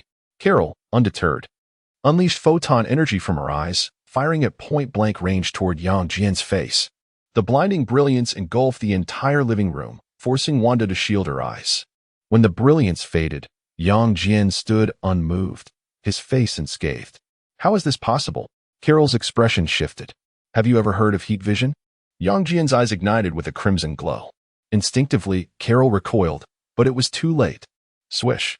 Two crimson beams grazed her shoulders, vaporizing a wall behind her into ionized particles. The distant sea was struck by the shockwave, sending a towering column of steam skyward. That was merely a warning. Yang Jian retracted his heat vision. If you strike again, the next beam will pierce your chest. Suspended in midair, Carol's chest heaved violently. She had never faced an opponent who could completely subdue her. More frightening was the evident fact that this man had not yet exerted his full power. Wanda, sensing the irrationality of the woman, interjected, Miss Carol, we are not enemies. Then tell me, who is the enemy? Carol gritted her teeth. The Kree Empire? The extremist Skrulls? Or this self-righteous executioner? Wake up, Yang Jian suddenly flashed before her. His speed was so astonishing that Carol had no time to react. He seized her by the nape of her neck and slammed her onto the shattered coffee table. Look at this. On the table lay a document depicting a Skrull laboratory, where dozens of humans were submerged in incubation pods, their brains connected to data extractors. They are siphoning human memories and genes, Yang Jian stated coldly. Your refugees are mass-producing imposters. Carol glared at Yang Jian with unbridled hatred. But it should not be in this manner. You must pay the price for Talos' death. Her fury had reached its zenith, and she suddenly erupted, attempting to wrench herself free from Yang Jian's grasp. Yang Jian shook his head. If you wish to perish, I shall oblige. Carol ceased her futile chatter. Her fists erupted with blinding golden flames, transforming her into an exceptionally radiant figure as she charged towards Yang Jian with ferocity. Yet, Yang Jian merely raised his hand and snapped his fingers lightly. With a resounding crack, the entire space shattered like glass, twisting as reality was torn asunder and reconfigured. The surrounding scenery warped into bizarre geometric shapes, the villa, the ocean, and the sky all elongated into surreal forms. A mirrored space. Carol abruptly halted, her astonishment palpable as she surveyed her surroundings. What is this? Your grave. Yang Jian's voice echoed from all directions. Carol let out a furious roar. Unleashing the full force of her photon energy, the power of her dual-star form surged forth without restraint. She transformed into a golden meteor, hurtling towards Yang Jian. Her fist imbued with terrifying energy aimed at his head. Boom! The shock wave erupted, the floor of the mirrored space undulating like turbulent waves. Yet, Yang Jian remained steadfast, effortlessly catching her fist with one hand, his clothing unmoved. Is that all? He tilted his head slightly, a hint of disappointment flickering in his eyes. Chapter 18. Supernova? Not enough. Carol's pupils constricted sharply, but her instinct for combat compelled her to change tactics immediately. With a swift motion, her left leg swept towards Yang Jian's waist, while her eyes erupted with a barrage of high-energy photon blasts. Yang Jian, however, showed no inclination to evade. He allowed the photon blasts to strike his chest, the immense energy merely causing a slight warmth to his biofield. In a swift counter, he seized Carol's ankle and hurled her to the ground like a heavy sack of sand. Boom! The earth of the mirror space was shattered, creating a massive crater. Carol let out a muffled groan as her golden energy shield fractured, a trickle of blood escaping the corner of her mouth.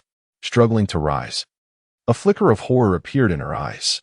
This man is absurdly strong. What on earth are you? She gritted her teeth and demanded. On earth?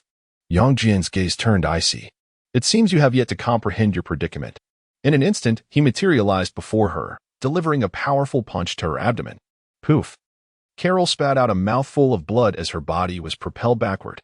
She crashed through several illusory structures in the mirror space, ultimately embedding herself within a twisted peak. With great difficulty, she clawed her way out of the rock face, her energy surging wildly, the fury in her eyes almost tangible. You have forced my hand. With a fierce motion, she brought her hands together, unleashing the cosmic energy within her. Supernova form. Full throttle. In an instant, her figure radiated with brilliance. Golden energy enveloping the entire mirror space. Her skin bore golden patterns, her hair transformed into pure flames of light, and her eyes shone like two miniature suns. This was her most powerful form, one she had never encountered a rival for. Now come. Her voice morphed into a roar as she swung her fist, tearing the very fabric of space with a black fissure. Yang Jian finally revealed a hint of interest. Now this feels right. He ceased to hold back, his eyes glowing crimson as his heat vision surged to full power. Boom! The scarlet beam collided with Carol's supernova fist. A terrifying tempest of energy shredding the structures within the mirror space to pieces. Illusory mountains and buildings were obliterated into quantum dust. Yet, Yang Jian's heat vision ultimately proved superior. Carol's fist was gradually suppressed, her golden energy being devoured inch by the crimson beam. She roared in defiance, exerting every ounce of her strength to resist, but it was futile. It's over, Yang Jian's cold voice rang out. In the next moment, the heat vision intensified abruptly, piercing through her energy barrier and striking her chest with tremendous force. Sizzle! Carol's body was punctured, her supernova form collapsing in an instant. The golden energy extinguished like a candle in the wind. She knelt upon the ground, incredulously gazing at the charred void in her chest.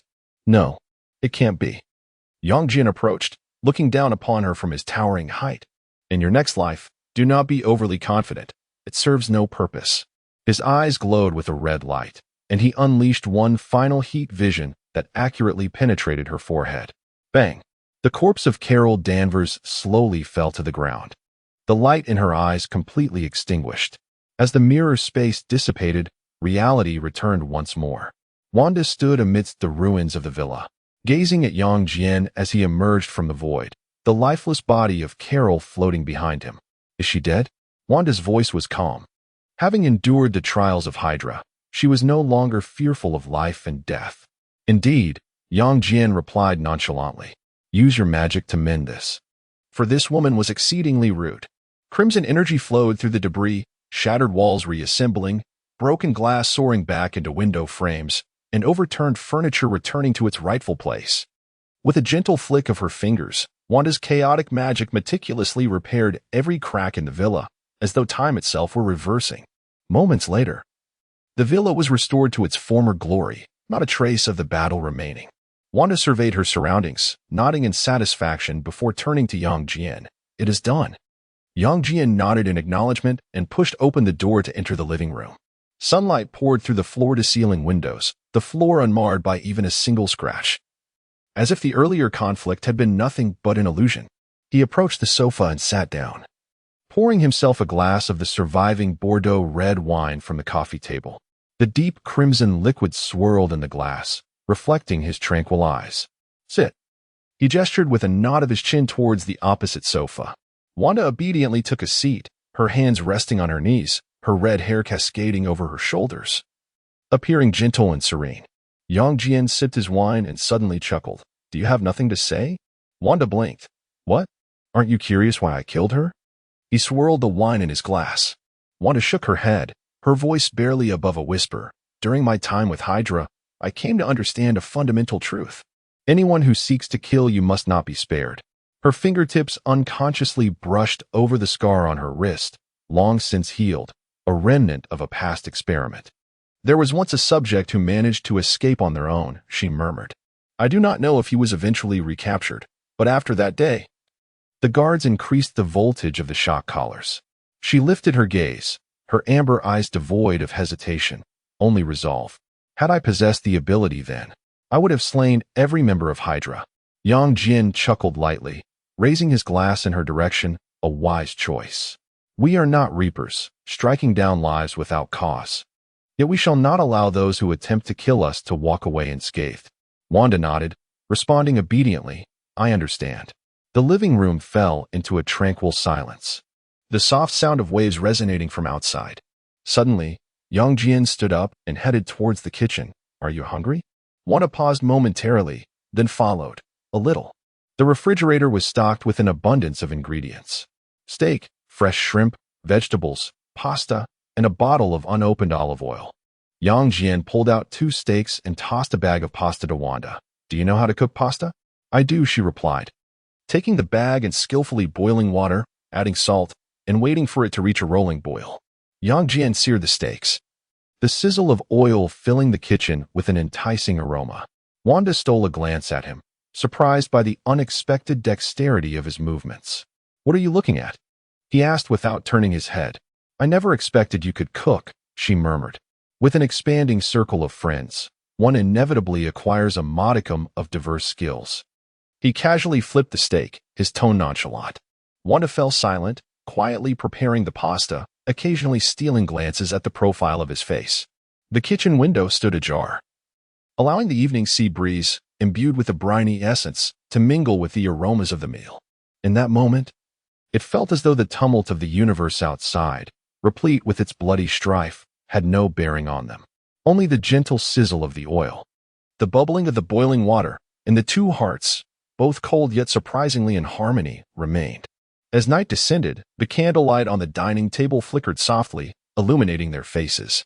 The steak was cooked to perfection, and the pasta was enveloped in a rich sauce, the fragrance wafting through the cozy dining room. Wanda lowered her gaze, gently twirling the noodles with her fork, yet hesitated to bring them to her lips. Her fingertips tightened slightly, as if she were on the verge of contemplating something profound. Chapter 19. Wanda's confession. Yang Jian methodically sliced his steak, glancing up at her. "Not to your taste?" "No, not at all." Wanda shook her head, inhaled deeply, and finally raised her gaze to meet his eyes. "Jian, no, Mr. Yang, I have come to a decision." "Really?" Yang Jian set down his knife and fork, intrigued by her. "What decision?" Wanda's fingertips lightly tapped the edge of the table. "Our agreement, or rather, our transaction." Her voice was soft yet resolute. Yang Jian picked up his wine glass, took a sip of red wine, and deliberately inquired, "What transaction?" Wanda felt she had made her mind up, and she decided not to retreat any longer. "You rescued me from Hydra because you saw my abilities in my body, didn't you?" She paused, locking her gaze onto Yang Jian. "Now, I am prepared."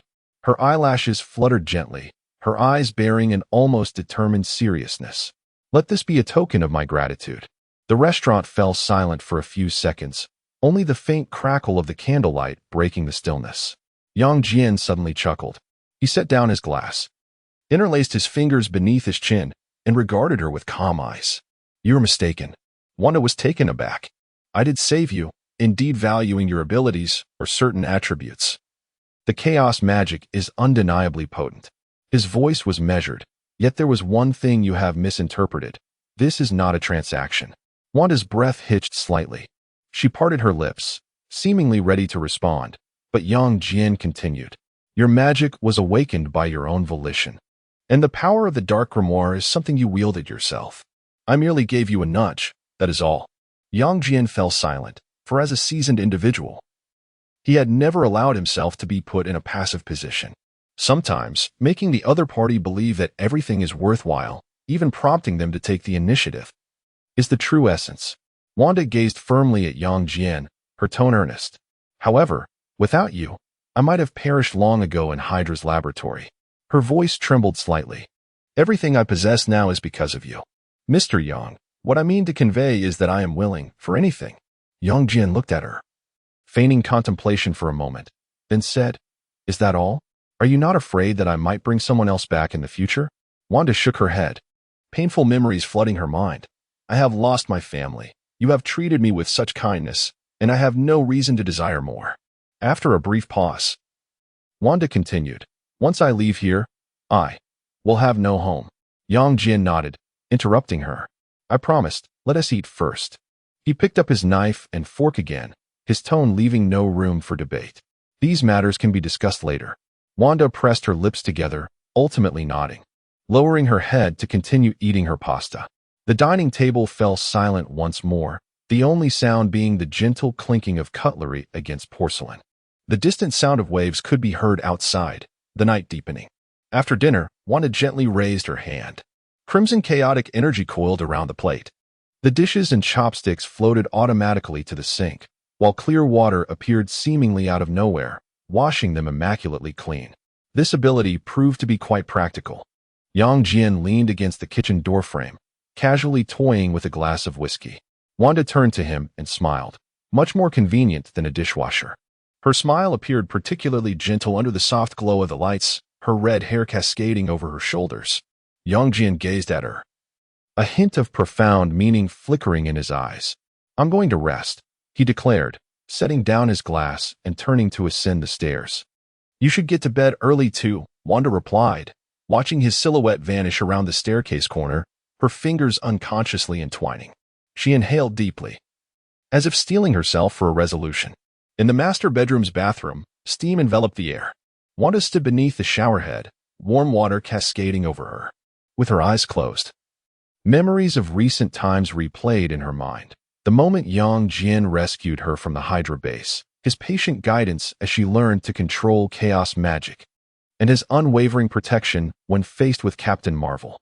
"This is not a transaction," she softly echoed Yang Jian's words from dinner, her fingers brushing over the faded scars on her collarbone. After her shower, she hesitated before the wardrobe, ultimately selecting a wine-red silk nightgown.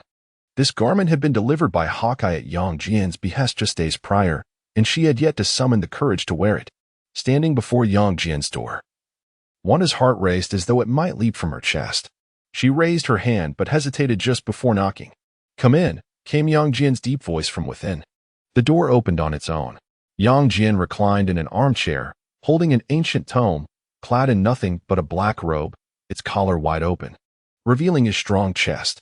"I have questions regarding magic." Wanda mustered her courage. Yang Jian closed the book and regarded her for a moment. What questions merit a midnight inquiry? Wanda stepped into the room, the door closing silently behind her. She noticed the attire he wore. "It's about the conduction of energy in the human body." She moved closer to him, the silk nightgown swaying gently with her steps. A flicker of understanding crossed Yang Jian's eyes, yet he maintained his languid demeanor. "Please elaborate." Wanda bit her lip and suddenly reached out to touch his chest. She could feel the powerful heartbeat beneath her palm, as well as the latent strength contained within his muscles. For instance, how to perfectly blend two distinct energies. Her fingers traced circles, the red glow of chaos magic dancing at her fingertips. Yang Jian finally set aside the book, grasping her wrist firmly. Are you certain you wish to learn this? Wanda met his gaze unwaveringly and nodded. In the next instant, the world spun around her. When she regained her senses, she found herself cradled in Yang Jian's arms. Then we shall begin with the fundamentals, he stated, striding towards the bed with her held securely. Wanda wrapped her arms around his neck, feeling the rising warmth between them. She sensed her chaos magic resonating wondrously with Yang Jian's energy. As she was laid upon the soft bedding, she noticed the familiar golden light igniting in Yang Jian's eyes. The first lesson in magic, his voice was husky. The conduction of energy requires. Wanda's fingertips glimmered with a faint crimson light, intertwining beautifully with the golden energy flowing in Yang Jian's eyes. Like this? She inquired softly. No. He grasped her wrist, pressing it against the pillow. It is like this. The scarlet of chaotic magic suddenly intertwined with the golden radiance of solar energy, instantly engulfing the entire room. The bed curtains fluttered without a breeze, and the air was filled with subtle sparks from the collision of energies. Wanda's breath became utterly disordered, the dual impact of magic and sensation causing her fingertips to tremble. Tonight, I shall teach you the true essence of chaos. The lights in the room gradually dimmed, leaving only the intertwining crimson of chaotic magic and the golden hue of solar energy in the darkness, resembling the most resplendent nebulae in the cosmos. Chapter 20, After S.H.I.E.L.D. Follow my command. Heavenly Sword Bureau Space Station. Nick Fury's private quarters outside the viewport. The inky blackness of space lay still and silent, punctuated only by the distant twinkling of stars against the vast emptiness. Fury sat alone at a metallic table, the holographic projection before him flickering with the last signal coordinates of Carol Danvers, Earth, New York. Since Carol's departure for Earth, all communications had ceased. Given her steadfast nature, she would have relayed a message even in the event of failure, unless, of course, she was unable to return. Fury's fingers drummed lightly upon the table. His brow furrowed in concentration. He summoned the last energy readings. Carol had initiated her binary form within Earth's atmosphere, and then the signal abruptly halted. Fury squinted his solitary eye, fingers continuing their rhythmic tapping. He accessed another encrypted intelligence report, information relayed at great peril by a Skrull infiltrator within the Kree Empire. The Supreme Intelligence had confirmed the coordinates of the remaining Skrulls. A cleansing operation was imminent. He closed the file and leaned back deeply into his chair. With Carol absent, the Skrulls faced imminent extermination by the Kree Empire. And here he was, trapped within this space station, cut off from Earth, awaiting the relentless pursuit of the Kree. Truly, it was a dire predicament. He picked up the vintage communicator resting on the table, his final link to Earth. However, since Talos' demise, this line had been irrevocably severed. Fury gazed at the communicator for an extended moment before placing it back down. In truth, he was utterly alone. Kree Homeworld's Supreme Intelligence Nexus, a blue energy fluid swirled within a colossal crystal column as the mechanical voice of the Supreme Intelligence echoed through the cavernous assembly hall. The final refuge of the Skrulls had been pinpointed. On the holographic star map, a remote star system was marked in crimson. Dispatch the extermination fleet, leaving no survivors. The Kree generals bowed their heads in acknowledgement, though one among them exhibited a fleeting flicker of unease. Beneath his skin, a hint of green scales shimmered momentarily. S.H.I.E.L.D.'s secret meeting room in the dim light. Natasha Romanoff, Phil Coulson, and Clint Barton gathered around the holographic projection table, an oppressive silence hanging in the air. The projection displayed the infiltration points of Skrulls across the globe, at least hundreds of thousands. They had seeped into governments, military forces, intelligence agencies, and even the lives of ordinary citizens. Even if we were to clean them up nonstop for 24 hours, we would barely make a dent. Hawkeye rubbed his temples, his voice hoarse. Furthermore, they were certainly on high alert by now. Coulson scrutinized the flickering red dots on the projection, his brow knitted in concern. Should we openly acknowledge their existence? A global manhunt? It's far too perilous. Natasha shook her head. Once we stir the hornet's nest, they may incite a rebellion or, worse yet, completely replace key figures, taking control of the state apparatus. The meeting room fell silent once more. After a long pause, Hawkeye let out a self-deprecating laugh. How ironic that Fury has allowed so many extraterrestrial spies to remain hidden on Earth. The true Fury is unreachable, Coulson sighed. The communication with S.H.I.E.L.D. has been severed, and we do not even know if he is still alive. Why contact him? To allow him to permit the alien invasion of Earth? Hawkeye quipped. Natasha gently tapped her fingers on the table and suddenly spoke. Perhaps we should inquire with him. Who? Yang Jian. Natasha raised her gaze, a glimmer of insight sparkling in her eyes. The man who saw through the scroll disguise at a single glance. Hawkeye raised an eyebrow. Are you certain he will assist us? No. Natasha stood up, yet he must have a way. As the morning sun streamed through the floor-to-ceiling windows, Yang Jian opened his eyes, golden rays swirling in his pupils. He rose, casually draping a black silk robe over himself, and walked towards the balcony. The sun-warmed lounge chair beckoned him, and he reclined, closing his eyes to bask in tranquility. Before long, light footsteps approached from behind. Wanda, clad in a loose-fitting white nightgown, with her tousled red hair cascading over her shoulders, sleepily ambled to his side and comfortably nestled into another lounge chair. Good morning. Her voice was soft and languorous, a gentle echo of her recent slumber. Yang Jian did not open his eyes but smiled. How did you sleep? Very well. She turned her head to look at him, a smile gracing her face. 1,000 times better than in the confines of Hydra. He chuckled softly, lapsing into silence. The two lay there quietly, allowing the sunlight to envelop them, the distant sound of waves creating a serene and pleasant atmosphere. An hour later, they descended the stairs. Wanda tied an apron around her waist and began preparing breakfast. Eggs, bacon, toasted bread, the aroma soon filling the kitchen. Yang Jian sat on the living room sofa, perusing an ancient tome, when he suddenly paused. Someone has arrived. Wanda halted her task and wiped her hands. Shall I open the door? Not yet. Yang Jian closed the book, gesturing for her to sit. Let them wait a moment. Soon after, the doorbell rang.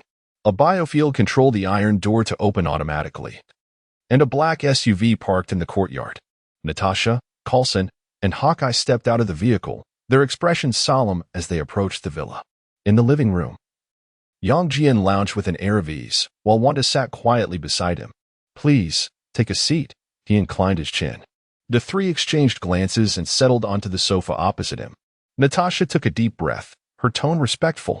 Mr. Yang, we have discovered that the scale of Skrull infiltration far exceeds our expectations, and S.H.I.E.L.D.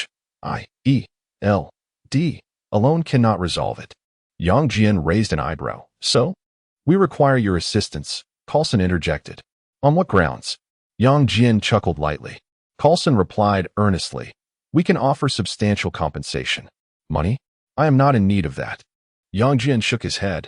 Natasha looked him in the eye. Then, what do you desire? Yang Jian's fingers lightly tapped the armrest, a mischievous smile playing on his lips. It is quite simple. S.H.I.E.L.D. must heed my command. Hawkeye frowned. That is not within our purview. The World Security Council has decided to reinstate Alexander Pierce as director. Pierce? Yang Jian scoffed. A Hydra? Does it truly suffice? Do you genuinely believe that severing one head will prevent another from sprouting? The three individuals instantly paled. A Hydra. Natasha's voice grew tense. Was not the Hydra already eradicated? Yang Jian, disinclined to elaborate, waved his hand. In the mirror space, the surroundings warped instantaneously, walls elongated, the sky hung upside down, and the entire city flipped like a folded piece of paper. The trio abruptly rose, astonished by the spectacle before them. Before they could comprehend, Yang Jian levitated, his eyes igniting with a crimson glow. Boom! A searing beam swept across, causing distant skyscrapers to crumble like building blocks. He struck the ground with a fist, splitting the earth, and a colossal pit formed in an instant, the shockwave toppling numerous structures. A fierce wind howled, engulfing the air in dust. Coulson's voice trembled. What manner of power is this? Did you not witness it? Yang Jian slowly descended, dispelling the mirror space, restoring everything to its original state. Natasha inhaled deeply and uttered 2 words. Superhuman. Coulson, in disbelief, retorted, but a superhuman is a character from comics, and he does not wield magic. Progress is achieved through learning. Yang Jian shrugged. Now, do you still harbor doubts? The three lapsed into silence for a moment. Ultimately, Natasha spoke. If you cannot assume the role of director, then no one on Earth can. I have no interest in the directorship, Yang Jian replied, resuming his seat. I am solely responsible for overseeing the three of you. Natasha nodded, then the Hydra and the scrolls. Today, you shall receive the complete list. Yang Jian lifted his teacup, signaling the conversation had concluded. The trio exchanged glances and rose to take their leave. As they reached the door, Natasha turned back. Mr. Yang, are you truly merely passing through Earth? Yang Jian raised his gaze to meet hers. Who knows? Chapter 21. Artificial Intelligence After the Departure of the Three. Yang Jian instructed Wanda to continue preparing breakfast. A simple meal of fried eggs, bacon, and toast accompanied by fresh orange juice was quietly savored by the two. Occasionally, Wanda would glance up at Yang Jian, noticing he seemed to be deep in thought. What are you pondering? She inquired softly. Yang Jian set down his fork and wiped the corners of his mouth. We need to create some tools. Tools? She echoed. Yes, he replied, rising to his feet. Follow me. In the underground laboratory, equipped with advanced technology, various high-tech instruments flickered with a soft glow. Wanda looked around, somewhat puzzled. What are you planning to do? Yang Jian approached the control panel, his fingers rapidly tapping on the virtual keyboard. Have you noticed anything missing in the villa? Wanda tilted her head in contemplation. The butler? Exactly. But not an ordinary butler, Yang Jian affirmed, his eyes gleaming with a golden hue as his supervision penetrated through layers of structure, locking onto libraries, databases, and classified files worldwide. Within a mere 2 seconds, he absorbed all knowledge within the realm of artificial intelligence. Let us begin. The nanotechnology of the Kryptonian battle armor activated, countless microscopic robots detached from the suit, commencing the assembly of the core processor on the workbench. Yang Jian's fingers danced over the holographic keyboard as lines of code flowed, crafting a brand new intelligent program. Wanda stood by, transfixed by the unfolding spectacle. 2 hours later. It's done. Yang Jian pressed the final activation key. The laboratory lights flickered slightly before a gentle mechanical voice resonated. System activation complete. Awaiting instructions. Genesis. Yang Jian directly named it. Master, thank you for bestowing me with a name. Genesis replied with a hint of delight. It is an honor. Learn the information of this world. And just call me sir, Yang Jian commanded. Understood, sir. Connecting to the global network. Processing. Before long, Genesis's voice rang out again. This time imbued with a distinct emotional tone. Sir, global information integration is complete. I must say, human civilization is quite fascinating. Wanda blinked in astonishment. Did it really succeed? Yes, Yang Jian nodded. The unwavering loyalty program has been inscribed into the foundational logic, so there's no need for concern. What shall we do next? A glint of cold determination flickered in Yang Jian's eyes. Identify those parasites. Genesis, he commanded, immediately retrieve the list of Hydra members worldwide, along with all information on Skrull infiltrators. Understood, Genesis's tone turned serious. No firewall can impede my intrusion. As Genesis commenced data retrieval, Yang Jian continued to work on another invention. His supervision had already analyzed the genetic structures of both the Kree and the Skrulls. Now, he was poised to create a portable Skrull detection device. The nanobots swiftly assembled the miniature detector under his guidance. Yang Jian casually infused a trace of magic, enabling the perception of anomalous fluctuations in biological energy. Sir, is this magic? The voice of the Origin expressed awe. This defies known physical laws. There are many phenomena that science cannot explain, Yang Jian replied nonchalantly. Soon, assisted by the Origin and the tendrils of battle armor, hundreds of detectors were completed. Each was merely the size of a button yet could accurately identify the disguises of the Skrulls. Next, Yang Jian began to concoct a genetic serum. What is this? Wanda inquired curiously, leaning closer. It's for you, Yang Jian said without lifting his gaze. Your body is too frail. Wanda laughed. I possess chaos magic. Magic is not omnipotent. Yang Jian shook his head.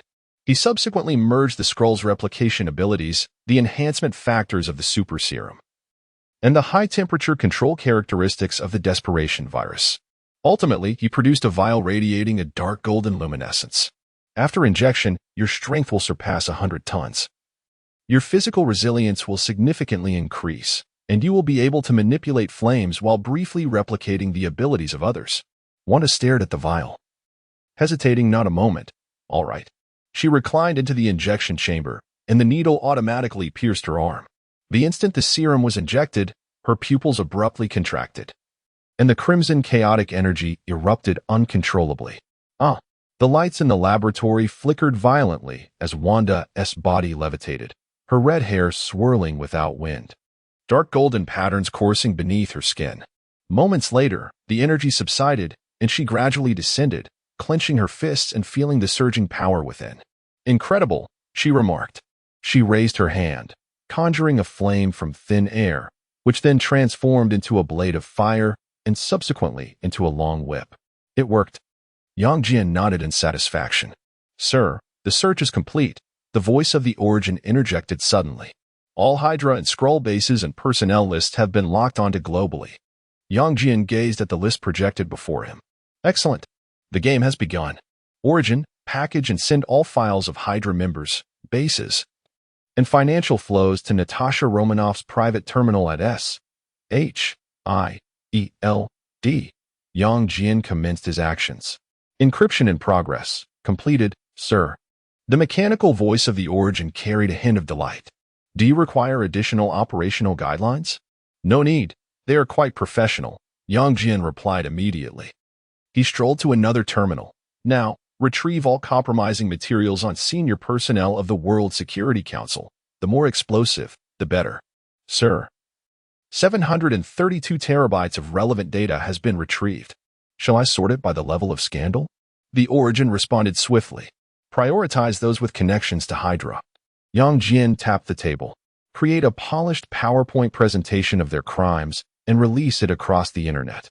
In the process of infiltrating global mainstream media platforms, the holographic screen flashed thousands of logos being hacked. Sir, major software platforms have been commandeered. Would you like to add background music? Use Symphony of Fate. Wanda chuckled beside him. Yang. Are you serious? Dramatic effect is essential, he asserted. Yang Jian shrugged and turned to continue issuing commands. Finally, he decided to send an email to the remaining clean directors, urging them to either vote for Coulson as the director or face the consequences in tomorrow's headlines. Should the wording be more tactful? He contemplated using this template. A glimmer of wicked amusement flickered in Yang Jian's eyes. Dear Director XX, your daughter's video of her enjoying Formula at Cambridge is quite captivating. I recommend watching it in a Wi-Fi environment. Wanda chuckled. Was that a threat or humor? This is what one might call efficient governance. Yang Jian picked up 3 metallic boxes from the lab table. Let us go. It's time to deliver to S.H.I.E.L.D. Meanwhile, in the Trident headquarters conference room, Natasha's tablet suddenly vibrated uncontrollably. Damn it. She stared at the continuously refreshing Hydra files on her screen, her fingers trembling slightly. It was one thing for Pierce to be Hydra, but was Rumlow from the security department also Hydra? For heaven's sake. Even the cook in the headquarters cafeteria was Hydra? Just as Coulson was about to speak, every electronic screen in the building lit up simultaneously. A 4K high-definition training video from a member of the World Security Council began to loop, accompanied by the stirring symphony of destiny. Hawkeye silently donned his sunglasses. I guess this is what Yang Jian meant by delivery. Chapter 22.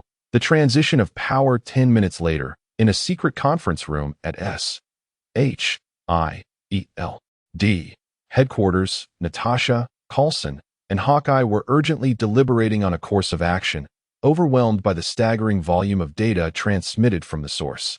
The infiltration of Hydra was far more extensive than they had anticipated, with even shadows of their presence lurking within the World Security Council. Suddenly, the air in the room shimmered slightly.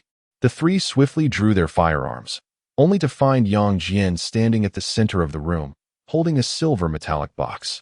Hawkeye's pupils dilated. How did you get in here? Standard procedure, Yang Jian replied nonchalantly as he placed the box on the conference table. Don't be alarmed. I've brought you some equipment. The box opened automatically, revealing hundreds of button-sized devices neatly arranged within. Scullion identifier, Yang Jian explained. It will automatically alert you if a Scullion is within 30 meters. A green light indicates normalcy, while a red light signifies a Scullion target, complete with automatic location tracking. Coulson cautiously picked one up, inspecting it closely. Can this ensure accuracy? I've infused it with a touch of magic, Yang Jian stated lightly. more reliable than your DNA tests. Natasha swiftly distributed the identifiers to her companions, preparing to initiate their operation. Yet Yang Jian produced 3 vials shimmering with a dark golden hue. And this, your favorite. The 3 gazed at the vials, their breaths quickening in anticipation. Gene Enhancement Serum. Yang Jian's voice remained serene. Upon injection, your strength will reach the 100-ton mark. Endowed with rapid regeneration and extended lifespan, these 3 vials solely augment physical capabilities without imparting any fiery powers. Hawkeye swallowed hard. What is the cost? From now on, you will heed only my commands. Yang Jian surveyed the trio. You may still reconsider. Exchanging glances, Natasha stepped forward first, resolutely seizing a vial and ejecting it without hesitation. Ugh! She dropped to one knee, her muscles tensing as dark golden patterns spread beneath her skin like veins. Moments later, she shot up, her eyes gleaming with a hint of gold. This feeling extraordinary. Without a second thought, she grasped her sidearm, her fingers curling around the steel pistol, which she effortlessly crushed into a disc. Turning to Yang Jian, her voice imbued with unprecedented reverence, she exclaimed, "Boss." Hawkeye and Coulson exchanged a look, each grasping the remaining 2 vials simultaneously. 5 minutes later, one wall of the conference room lay in ruins, the result of Coulson testing his newfound strength.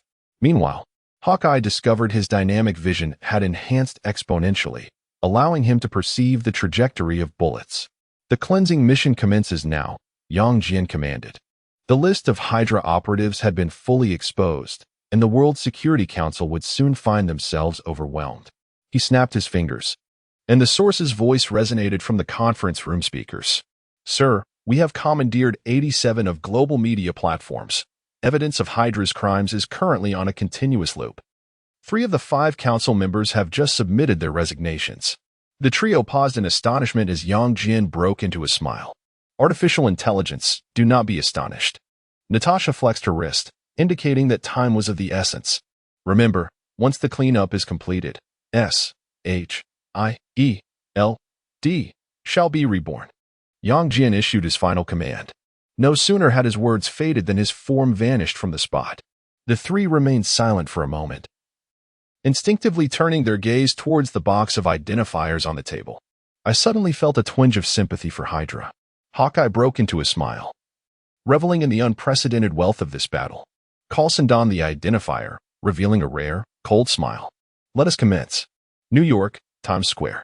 The colossal electronic billboard flickered, transitioning from commercial advertisements to the blood-red emblem of Hydra. Hydra had never perished. A deep male voice resonated, accompanied by chilling background music, as encrypted files cascaded like a waterfall. Secret government meetings, arms deals at military bases. Even the names of agents lurking within ordinary communities were all laid bare before the public eye. The crowd in the square erupted into chaos. Damn it! A businessman screamed at his phone. My boss is Hydra. The girl beside him turned pale, exclaiming, Oh my God. The superintendent of my apartment is on the list. Panic spread like wildfire. News of Hydra's resurgence traveled rapidly across the globe, igniting a frenzy on all social media platforms. CNN's emergency news studio showcased anchor Anderson Cooper, who, despite the producer's frantic shouts in his earpiece, maintained a facade of calm before the camera. We are experiencing an unprecedented cyber invasion. We have just received word that multiple agencies, including the White House and the Pentagon, have confirmed the authenticity of some files. The screen abruptly cut to a video featuring a member of the World Security Council shaking hands with a Hydra operative. This is impossible, a certain nation's president bellowed at an impromptu press conference, slamming the table in fury. We eradicated these fiends long ago. The public's outrage reached a boiling point. On the streets of London, protesters brandished signs reading, You deceived us, as they stormed the town hall. In Moscow's Red Square, the crowd demanded explanations from the military, while Tokyo's stock market experienced a complete meltdown due to panic selling. Dark Web, Anonymous. I knew something was off with my pizza shop owner. His sausage slicing technique is far too skilled. Anonymous, entry 4876 on the list is my teacher. No wonder she always forced us to learn German. Anonymous, just now, an executive was apprehended. His face lit up like a Christmas tree. Is my neighbor's dog a Hydra agent? Original poster, The dog seems fine, but it howls precisely at 3 in the morning, as if signaling. User 1. I suggest checking the doghouse for a secret radio. User 2. My grandmother suddenly spoke in German. Now the whole family is interrogating her in the basement. S-H-I-E-L-D. Headquarters, hours later. The smoke had not yet cleared, and S-H-I-E-L-D found itself once again ensnared in chaos. Bullet holes marred the corridor walls, while the floor's crevices oozed with unclean blood. Once pristine glass facades are now marred by a web of cracks, as if shattered by an unseen colossal force. Natasha Romanoff strides through the corridor in military boots, the heels echoing a cold resonance against the floor. Her left arm cradles a stack of documents, while her right hand casually grips a deformed firearm. Recently employed as a means to persuade the former logistics chief to cooperate with the investigation. Target number 47 has been confirmed deceased. A voice crackles through her earpiece, mingled with the sounds of anguished groans. The West Wing has been secured. Acknowledged. Natasha pushes open the door to the command center, where Coulson stands before a holographic display. Casualty report? She inquires. 12 light injuries on our side, no fatalities, Coulson responds, his finger tracing the projection as the red markers of Hydra visibly diminish. The enemy suffered 283 fatalities, with 41 captured, including 5 Skrull infiltrators. Natasha chuckles softly. Tossing the documents onto the table, the rot in the finance department is more extensive than anticipated.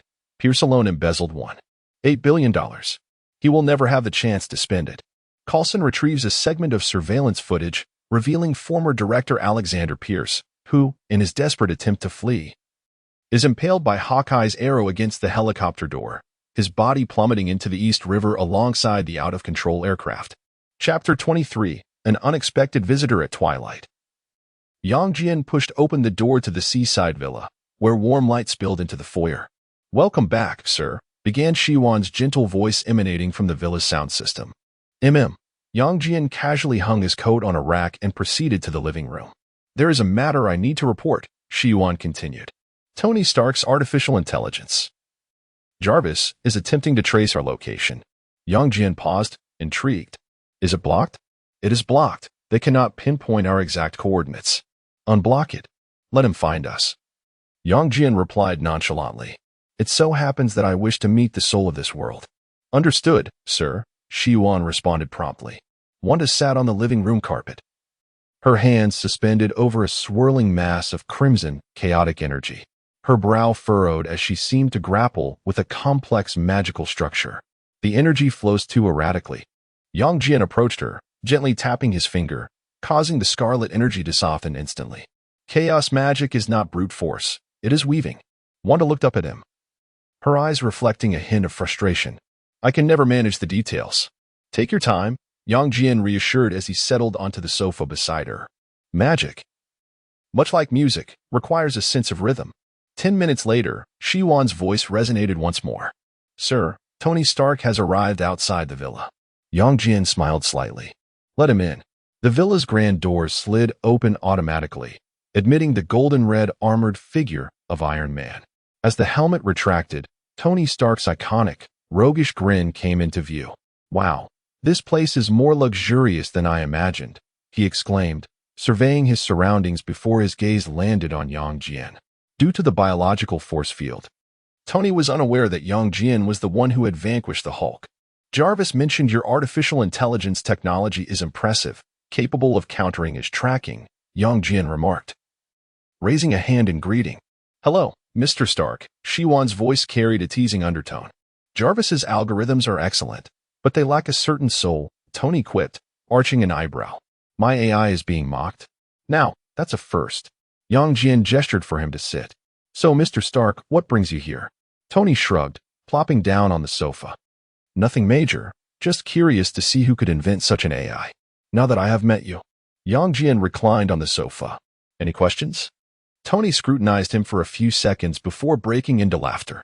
You, my friend, are quite the character. He felt a subtle pressure emanating from Yang Jian, a sensation he had never encountered before. Yang Jian's gaze held no awe, no animosity, nor any semblance of interest in the conversation. It was as if he had seen through everything long ago. Would you be interested in becoming friends?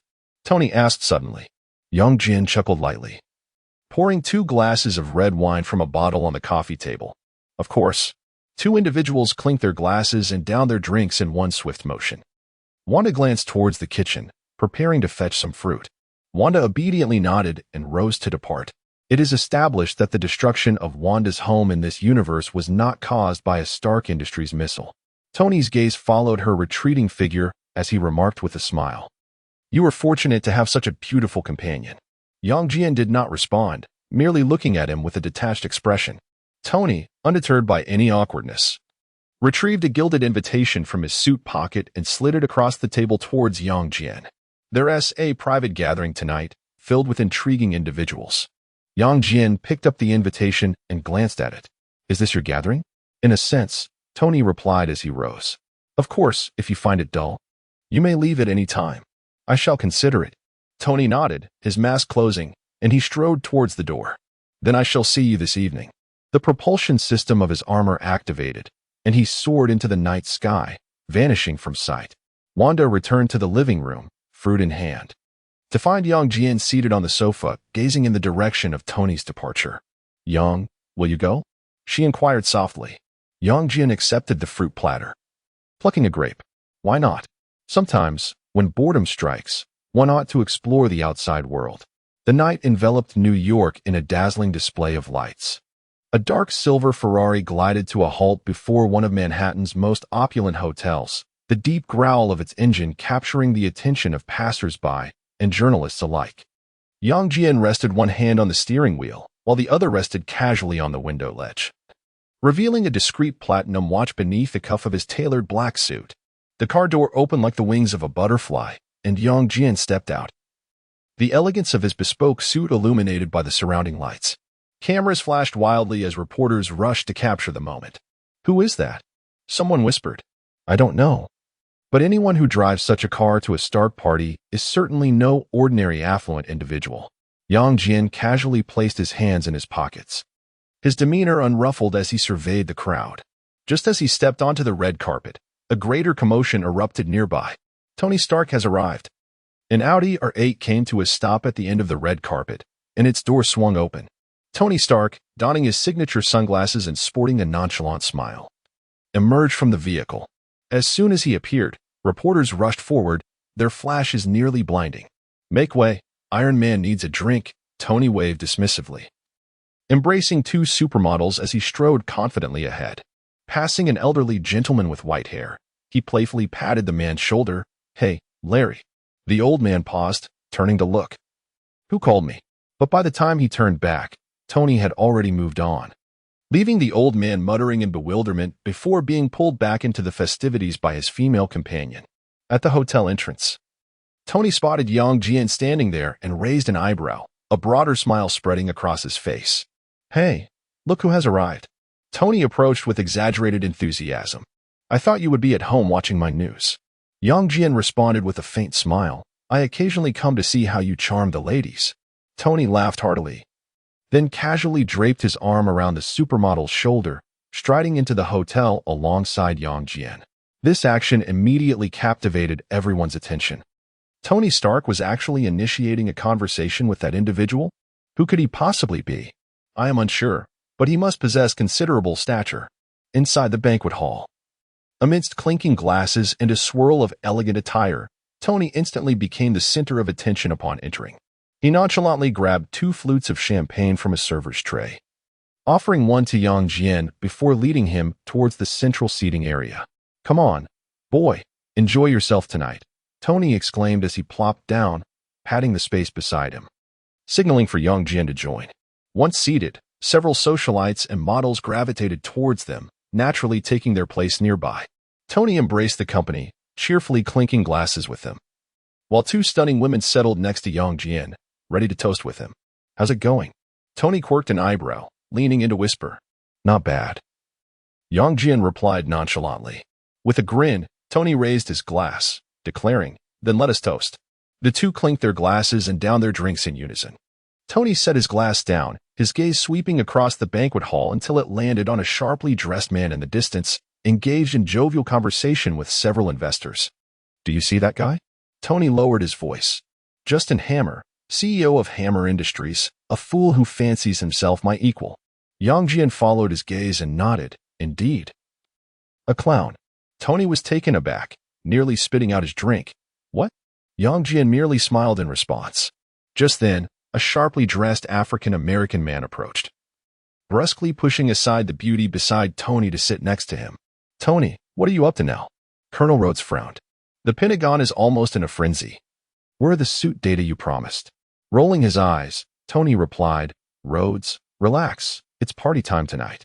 With a resigned sigh, Rhodes noticed Yang Jian and paused, slightly taken aback. And who might this be?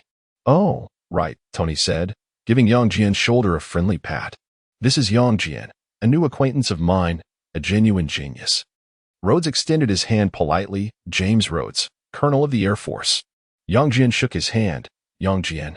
Rhodes furrowed his brow slightly, sensing that Yang Jian's handshake was surprisingly strong, even causing a hint of discomfort. Tony, oblivious to Rhodes' reaction, cheerfully lifted his glass. All right, Rhodes. Let us not discuss business tonight. Cheers. Rhodes shook his head in resignation, but raised his glass nonetheless. Chapter 24. The Yacht Party as the banquet drew to a close. Tony Stark, with a slightly tipsy smile, casually draped an arm around Yang Jian's shoulders. Hey, don't be in such a hurry to leave, he said, shaking the car keys in his hand. I have an even better party to take you to. Yang Jian raised an eyebrow, intrigued. Another one? Absolutely. Tony grinned widely. The real revelry is just beginning. 20 minutes later, an Audi R8 and a Ferrari SF90 glided to a stop at a private harbor. Under the moonlight, a magnificent three-deck yacht shimmered with lights, the cheerful music and laughter of young women spilling from its deck. Welcome aboard the Stark, Tony declared, arms outstretched, pride evident in his voice. Yang Jian looked up, taking in the grandeur of the multimillion-dollar vessel. On the deck, several models clad in revealing bikinis waved at them, while a champagne tower sparkled under the lights. You usually use this to impress the ladies? Yang Jian asked with a chuckle. Hey, this is top-notch hospitality, Tony replied, patting him on the back. Come on, let me show you what a real party looks like. As they boarded the yacht, a throng of beautiful women quickly surrounded them. Tony, a blonde supermodel exclaimed, throwing herself into his arms. I've been waiting for you. Sweetheart, tonight's star isn't me, Tony smirked, playfully pushing the girl towards Yang Jian. This gentleman is our honored guest. Yang Jian settled onto a leather sofa, and soon two dark-haired beauties nestled beside him. Tony Stark stood on the yacht's deck, arms wide open, a radiant smile on his face. Welcome to my private party, Yang. Surrounded by models and socialites in swimsuits, Yang Jian surveyed the scene. The champagne tower glimmered enticingly, and the DJ's music reverberated, shaking the very air. You invited me here to partake in such a party? Yang Jian queried, raising an eyebrow.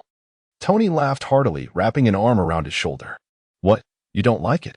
He casually grabbed 2 glasses of champagne from a passing server's tray, handing one to Yang Jian. Relax, tonight is all about celebration. Taking the glass, Yang Jian shook his head in resigned amusement. Tony raised his glass, calling out to the women on the yacht. Ladies, tonight belongs to us. Cheers. The cheer erupted, and a group of women immediately flocked around him, some wrapping their arms around Tony, while others boldly perched beside Yang Jian, giggling as they clinked glasses. Leaning back on the yacht's sofa, surrounded by beautiful women, Yang Jian felt a wave of exhilaration. Tony, reveling in the moment, leaned in and whispered, interested in developing some armor? Yang Jian glanced at him, a light laugh escaping his lips. Not bad. What do you have in mind? Tony tapped the arc reactor on his chest. My armor features my proprietary technology. If you can manage it, you'll become my best friend, Tony Stark. He added, moreover, I must introduce you to our brilliant scientist, Helen Zhao. Intrigued, Yang Jian raised his glass, clinking it with Tony's. Are you certain? Tony laughed heartily, a look of instant understanding on his face, before he embraced 2 beautiful women and rose to his feet. Tony Stark never goes back on his word. I shall engage in deeper conversation first. Feel free. Yang Jian watched his departing figure, shaking his head. Yang, stop chatting and let's do something else. The blonde beauty beside him raised her glass. The party continued into the night, with the revelry aboard the yacht showing no signs of abating. Yang Jian stood up and waved to the women beside him. You should go find Tony. Though these women were undoubtedly stunning, his principle was unwavering. He never indulged in second-hand affections. Ah? But they hesitated. He needs you more, Yang Jian replied with a faint smile, then turned and walked towards the yacht's exit. The seaside villa was tranquil under the night sky. Yang Jian opened the door, and the soft glow of the living room light spilled out. Wanda sat on the sofa, engrossed in a book. Upon hearing the door, she looked up, her eyes brightening slightly. You're back? She asked softly. Yang Jian removed his suit jacket, casually hanging it on a rack, and sat beside her. Did you have fun? He inquired. She closed her book, a barely perceptible smile gracing her lips. Yang Jian glanced at her and gently ruffled her hair, saying, It was meaningless without you. Wanda's lips curled upward as she leaned against his shoulder and whispered, Next time, take me with you? Yang Jian chuckled softly, wrapping his arm around her waist, of course. The night deepened, and only the sound of their breathing remained in the villa. In a dimly lit conference room of the Hydra secret base, a few high-ranking members wore grim expressions, the air thick with repressed anger and unease. Alexander Pierce was dead. Baron Strucker was dead, and one by one, their bases were being dismantled. Even their decades-long infiltrators had been unearthed. A bald executive slammed the table, his voice hoarse. Who is that black Superman? Why do we have no leads whatsoever? This is no mere coincidence. The woman with silver-rimmed glasses spoke coldly. Someone is orchestrating all of this from the shadows, and they are fully aware of our operations. Is it S-H-I-E-L-D? Someone questioned. Impossible. Another interrupted sharply. S-H-I-E-L-D has long been infiltrated by us. How could they have such capabilities? What do we do now? A younger executive ground his teeth. The whole world is hunting us down. If this continues, we won't have a place to hide. Why not declare war outright? Someone suggested with malice. If we cannot hide, we might as well show the world Hydra's true power. Are you insane? The woman with silver-rimmed glasses reprimanded harshly. Exposing all our strength now will only hasten our demise. The argument grew increasingly heated. Suddenly, an explosion rocked the base. The ceiling shattered, concrete debris flying. As a figure descended from above, crashing heavily onto the conference table, the Hydra executives recoiled in horror. Amidst the smoke and dust, a man clad in S-H-I-E-L-D-S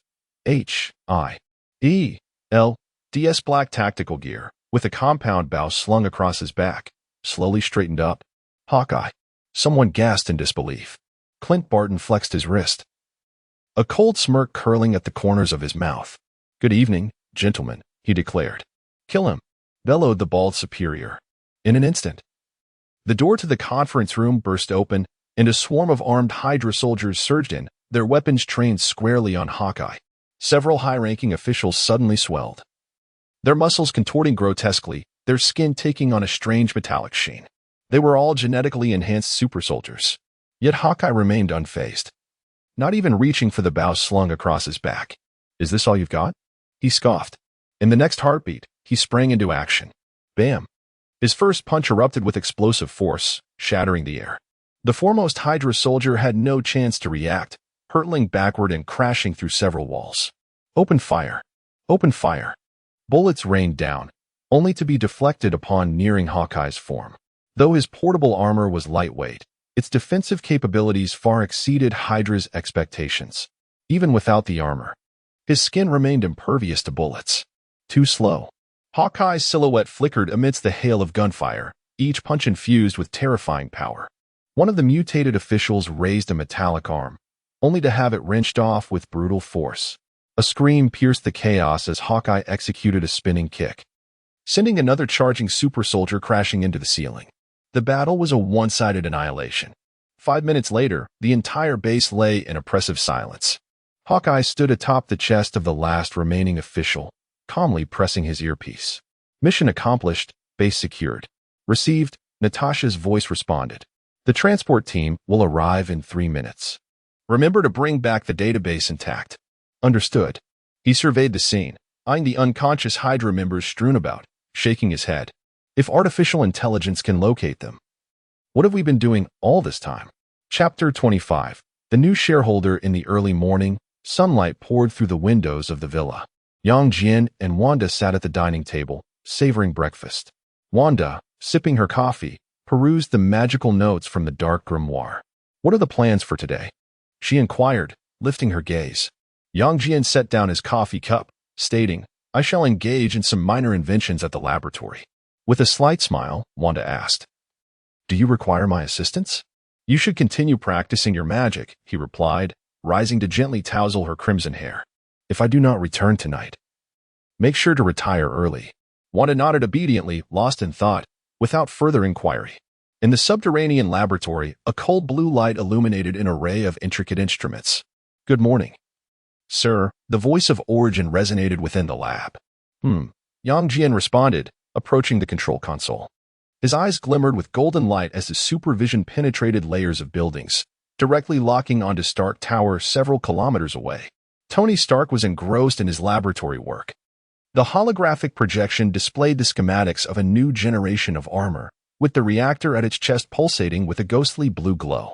Yang Jian super brain whirred into action, rapidly deciphering all technical details regarding the reactor's structure and energy transmission methods. All the technology materialized in his mind, allowing for instantaneous upgrade analysis. He withdrew his gaze and began to type rapidly on the virtual keyboard, conjuring an entirely new design on the holographic screen. "Origin, prepare the materials." "Ready, sir," came the prompt reply.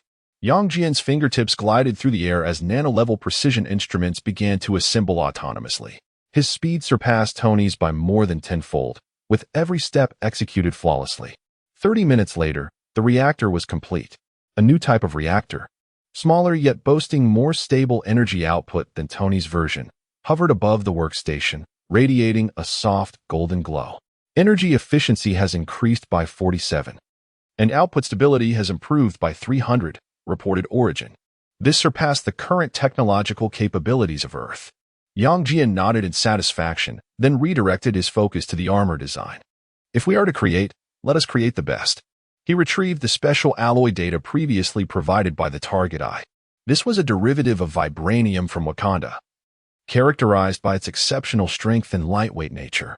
By fusing nanotechnology with vibranium alloy, along with the reactor and the nanotechnology deciphered from Kryptonian armor, he meticulously adjusted the holographic image.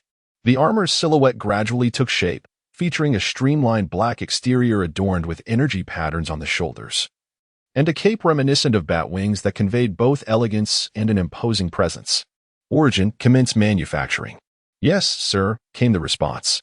The mechanical appendages surged toward the materials, beginning the construction of the armor under precise control.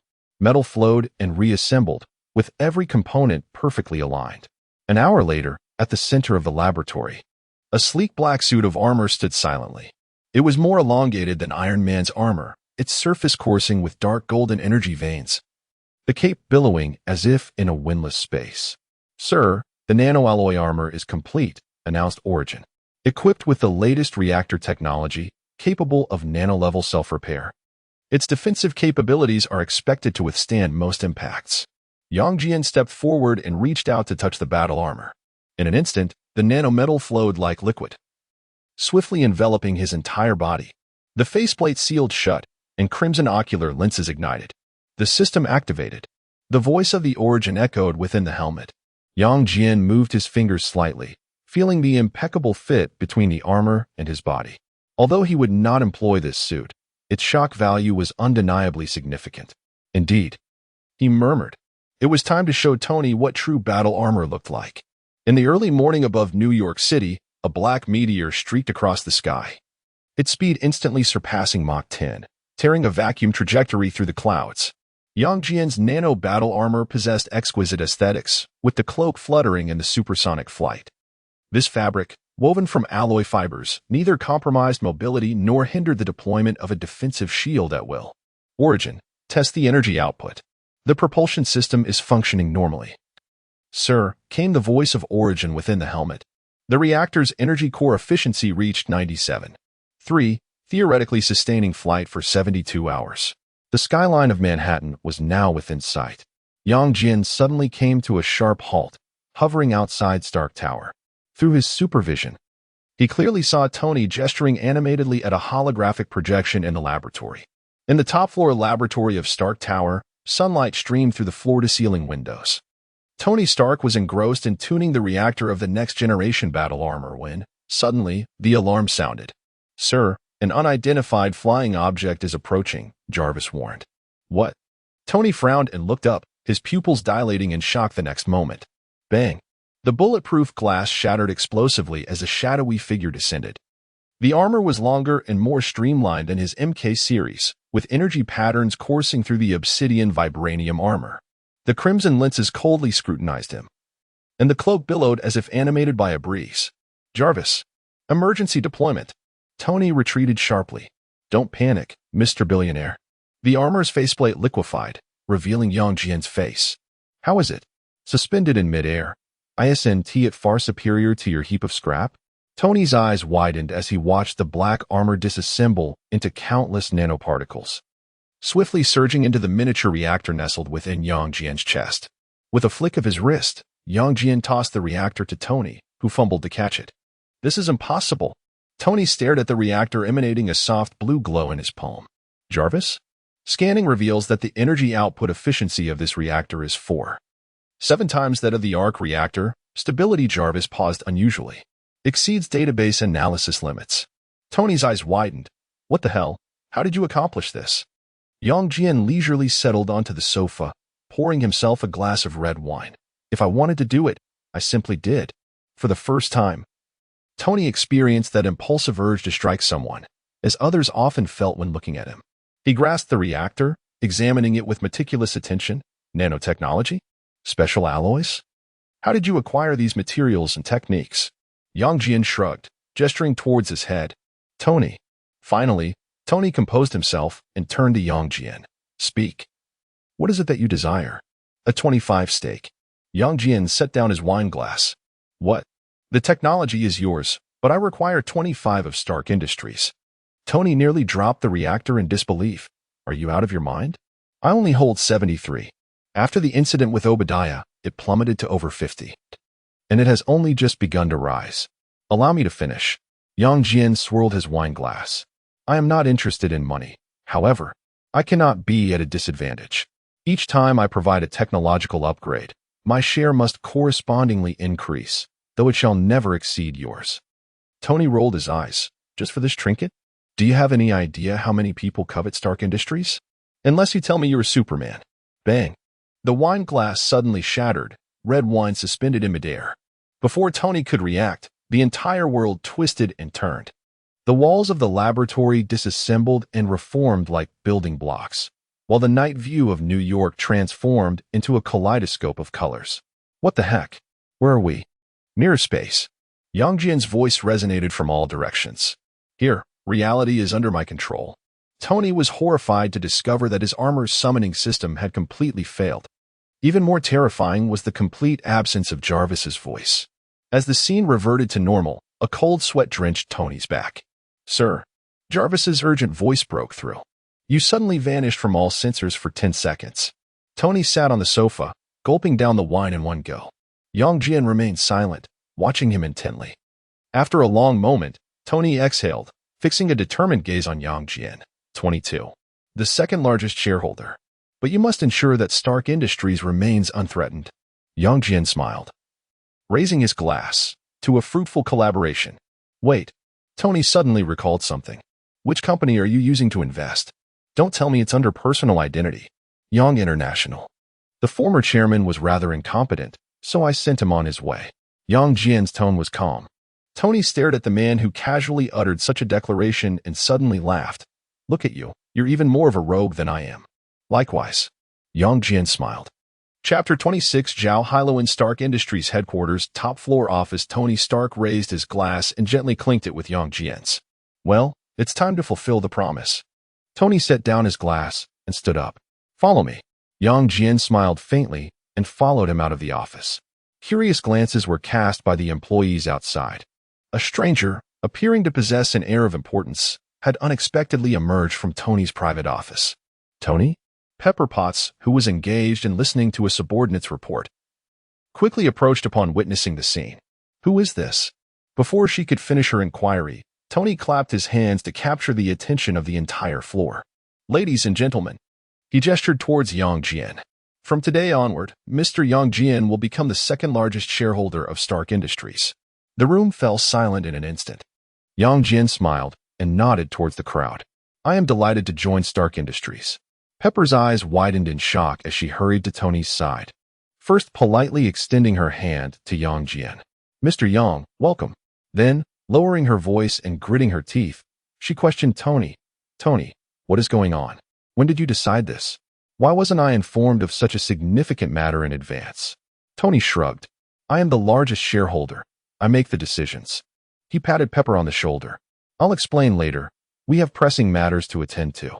With that, he led Yang Jian towards the laboratory area, leaving a bewildered Pepper and whispering employees behind. Biotechnology laboratory. In the spacious laboratory, various sophisticated instruments gleamed with light. An Asian female researcher was intently observing experimental data displayed on a holographic projection, her black hair cascading down, her profile appearing particularly exquisite under the blue light. Dr. Zhao. Tony knocked on the doorframe. Zhao Hailuan looked up, seeing Tony and Yang Jian, and smiled slightly. Mr. Stark. Allow me to introduce. Tony gestured to Yang Jian. This is Yang Jian, the newly appointed second-largest shareholder of Stark Industries. A flicker of surprise crossed Zhao Hailuan's eyes as her gaze lingered on Yang Jian for a few seconds. Mr. Yang. She extended her hand. Yang Jian shook her hand. Dr. Zhao, I have heard of the renowned rebirth cradle. Do you also understand biotechnology? Zhao Hailuan inquired curiously. Somewhat, Yang Jian replied, his gaze sweeping over the experimental report in her hands. In an instant, his extraordinary mind had analyzed all the data. He pointed to a specific parameter on the holographic projection. The cell regeneration rate here can be increased by 37. If we adjust the molecular structure, like this. His finger traced several trajectories on the AI projection, and a completely new molecular model took shape in an instant. Both Zhao Hailuan and Tony were momentarily taken aback. This. Zhao Hailuan gazed intently at the model, her eyes gradually brightening. This could indeed resolve our current major bottleneck. Tony looked at Yang Jian with an odd expression. Yang, when did you learn about biotechnology?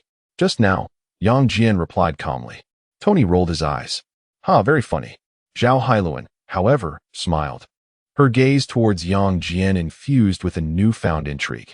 Mr. Yang, indeed, possesses remarkable insights. Please, continue your discussion, she encouraged. Tony glanced at his watch. I have a reactor to tune, he remarked, casting Yang Jian a knowing look before departing the laboratory. In the ensuing hours, Yang Jian and Zhao Hailuan engaged in an in-depth discourse on improvements to the regenerative cradle technology. Each suggestion he proffered addressed the core issues, even aiding her in optimizing the entire system's energy efficiency. This algorithm, exclaimed Zhao Hailuan, her eyes wide with astonishment as she observed the pulsating data on the holographic screen. It's simply flawless. She turned to Yang Jian, her eyes sparkling with excitement. Mr. Yang, are you truly just somewhat knowledgeable? Yang Jian smiled, replying, perhaps I possess a bit more than just a cursory understanding. Zhao Hailuan chuckled softly, tucking a strand of black hair behind her ear. I wonder if you might be interested. Just then, the laboratory door swung open, and Tony peered in. Pardon the interruption, but the shareholders' meeting begins in 5 minutes. Noticing the subtle atmosphere between the two, he raised an eyebrow. Am I interrupting something? Zhao Hailuan adjusted herself, clearing her throat. We were discussing technical enhancements. Of course. Of course, Tony replied with a mischievous grin directed at Yang Jian.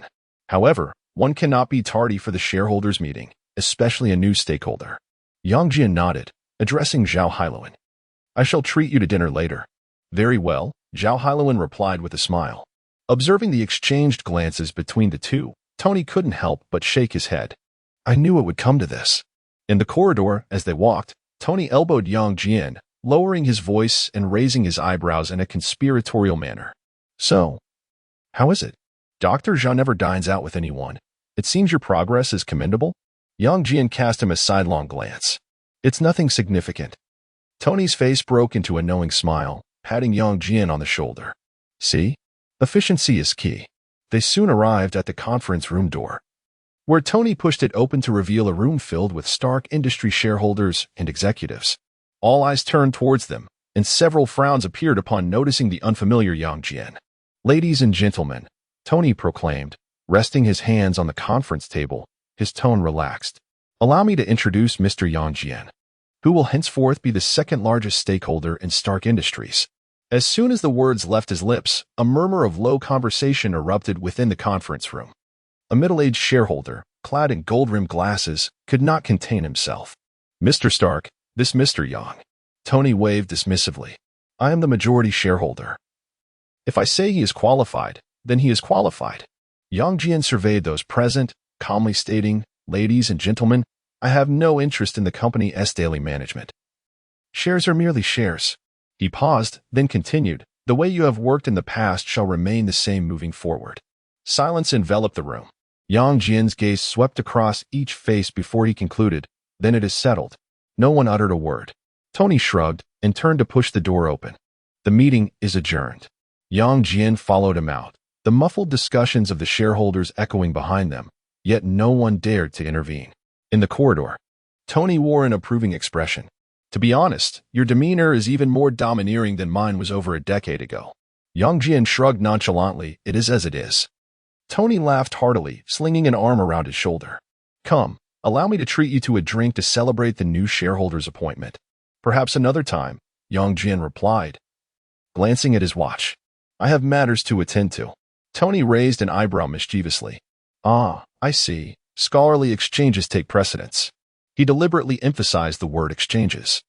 Yang Jian chose to ignore his jest and turned towards the biological laboratory. Through the glass walls, he could see Zhao Hailuan explaining the molecular model of the regenerative cradle to her team, a glimpse of navy fabric peeking from beneath her lab coat. When she looked up, her gaze met Yang Jian's outside the door, causing her pace of explanation to subtly quicken. 5 minutes later, the others in the lab discreetly gathered their data boards and dispersed. "I expected the shareholders' meeting to last longer," Zhao Hailuan remarked, removing her goggles. "A Michelin 3-star, top-floor view." Yang Jian took her lab coat and hung it up. "The chef has specially prepared a culinary version of Korean bibimbap." Zhao Hailuan chuckled softly, retrieving her perfume from her bag and lightly spritzing it on her wrist. "It seems a certain genius shareholder has even studied my thesis."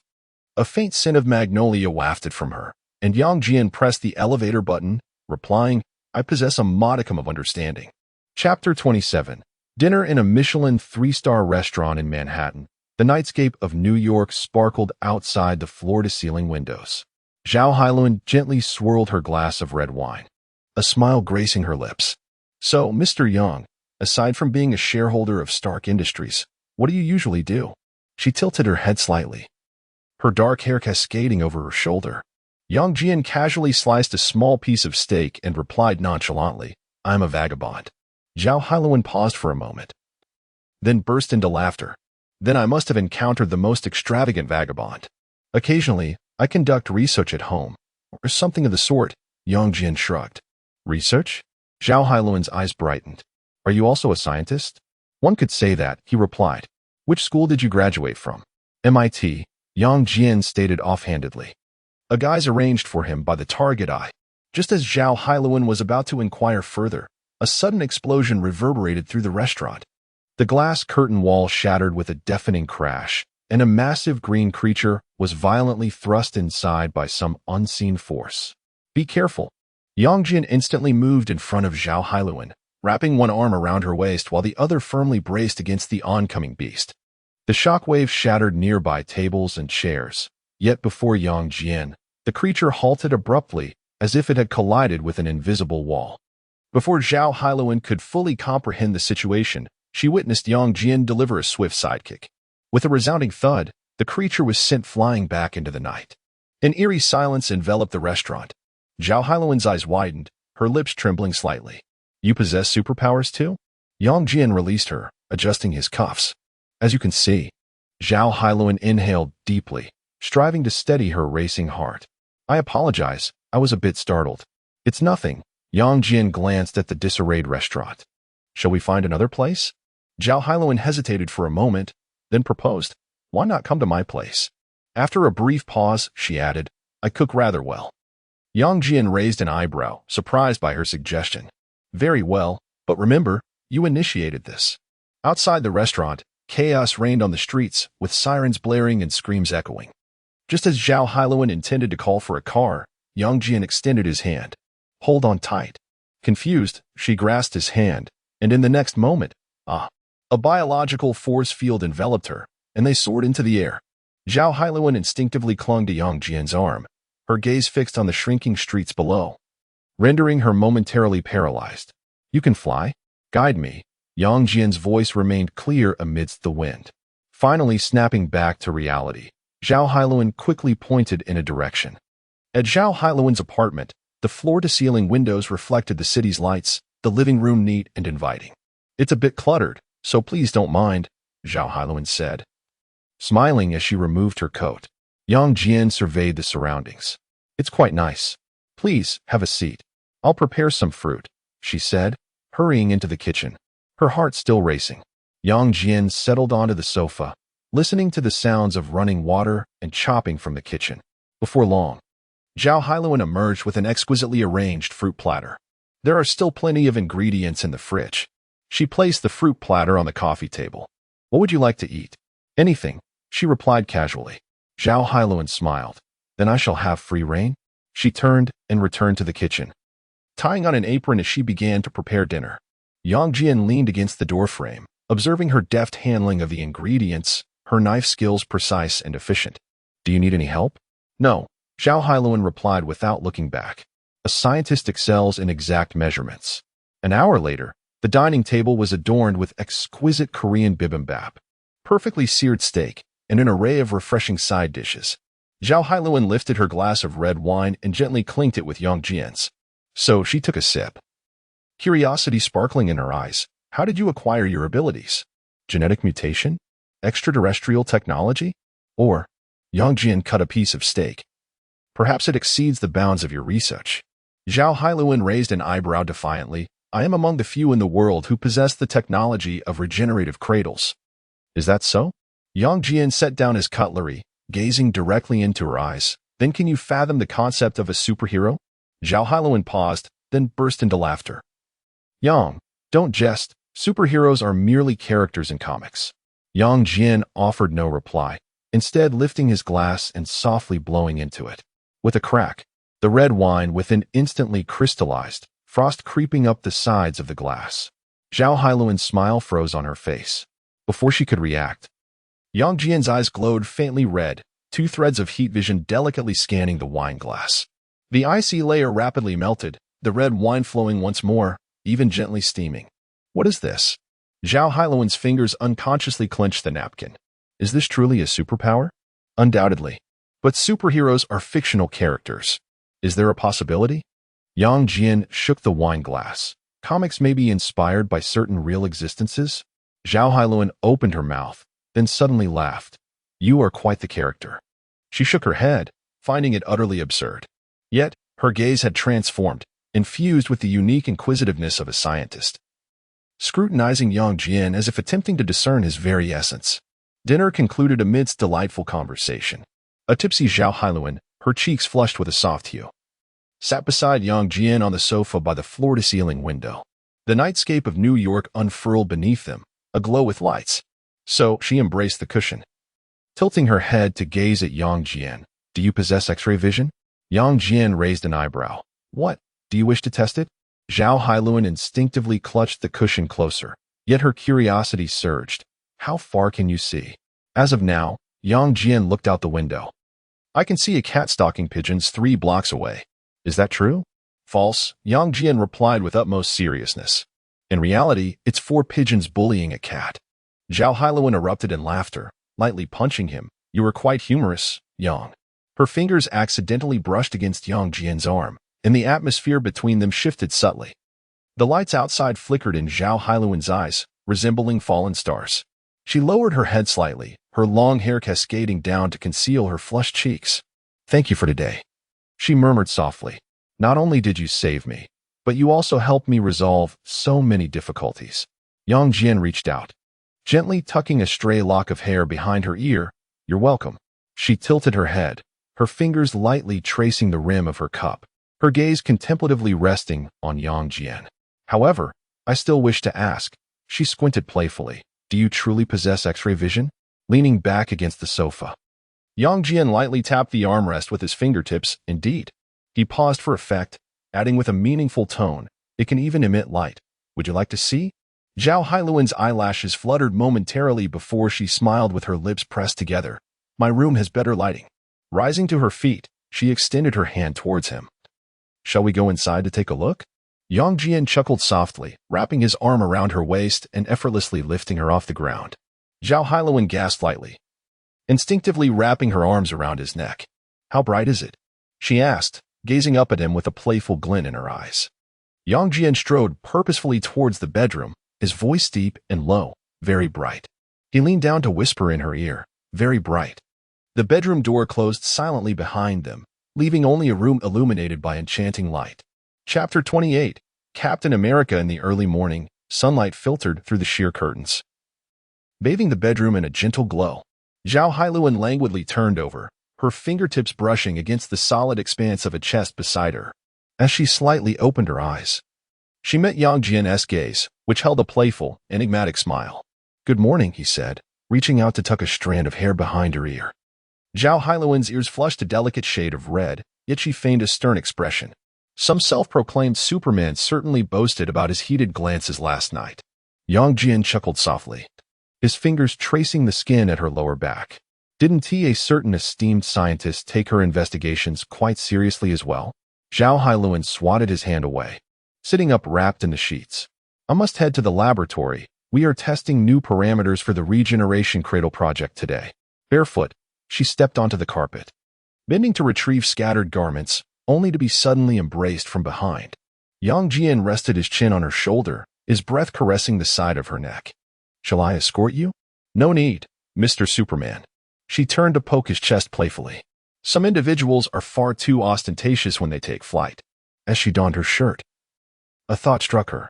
Oh, regarding the derivation of the cellular activity formula, reach out to me anytime, Yang Jian replied, leaning against the headboard while a biofield levitated a coffee cup into his hand. Zhao Hailuan paused in fastening her buttons, then hurried back to plant a firm kiss on his face. I'm off. As the door clicked shut, Yang Jian's superhuman hearing caught the sound of her humming as she entered the elevator. He took a sip of coffee, and his wristwatch projected a holographic image of Origin. Sir, a call from Natasha. A flicker of crimson light danced in Yang Jian's eyes. Finally, he set down the coffee cup, and Origin traced a holographic projection in the air. Natasha's figure materialized against the backdrop of S.H.I.E.L.'s sterile white corridor. Boss, Captain America has awakened, she spoke rapidly. He knocked out an agent and escaped the medical bay, but Clint intercepted him in the B corridor, and he has now reached the lounge. Captain America? Natasha continued. As soon as he saw modern equipment, he went into combat mode. Do you want to come over? I'll see you shortly. The communication ended, and Yang Jian's figure vanished from the apartment. S.H.I.D.L.D. A lounge. Steve Rogers sat on a metallic chair, his knuckles whitening as he clutched a faded old photograph. Coulson was patiently explaining, Captain Rogers, it is now 2008. You have been asleep for nearly 70 years. A dance? Steve suddenly interrupted, his voice hoarse. I promised her a dance. A palpable tension filled the room. Natasha had just lowered her communicator when she felt the hairs on the back of her neck stand on end.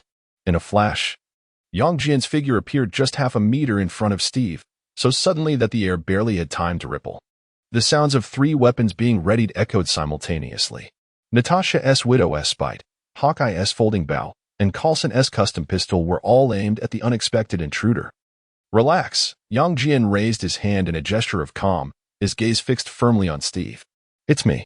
The 3 of them collectively inhaled sharply, swiftly lowering their weapons. The frantic inquiries of security personnel echoed through Natasha's earpiece, to which she swiftly replied, all is well, it is an ally. Steve abruptly rose, the alloy chair screeching against the floor. His piercing blue eyes warily scrutinized Yang Jian. Another superhuman? One might say so. Yang Jian extended his hand. Yang Jian. Captain America hesitated but ultimately clasped the offered hand. Your shield awaits you in the laboratory downstairs. I presume you will require it, Yang Jian suddenly remarked.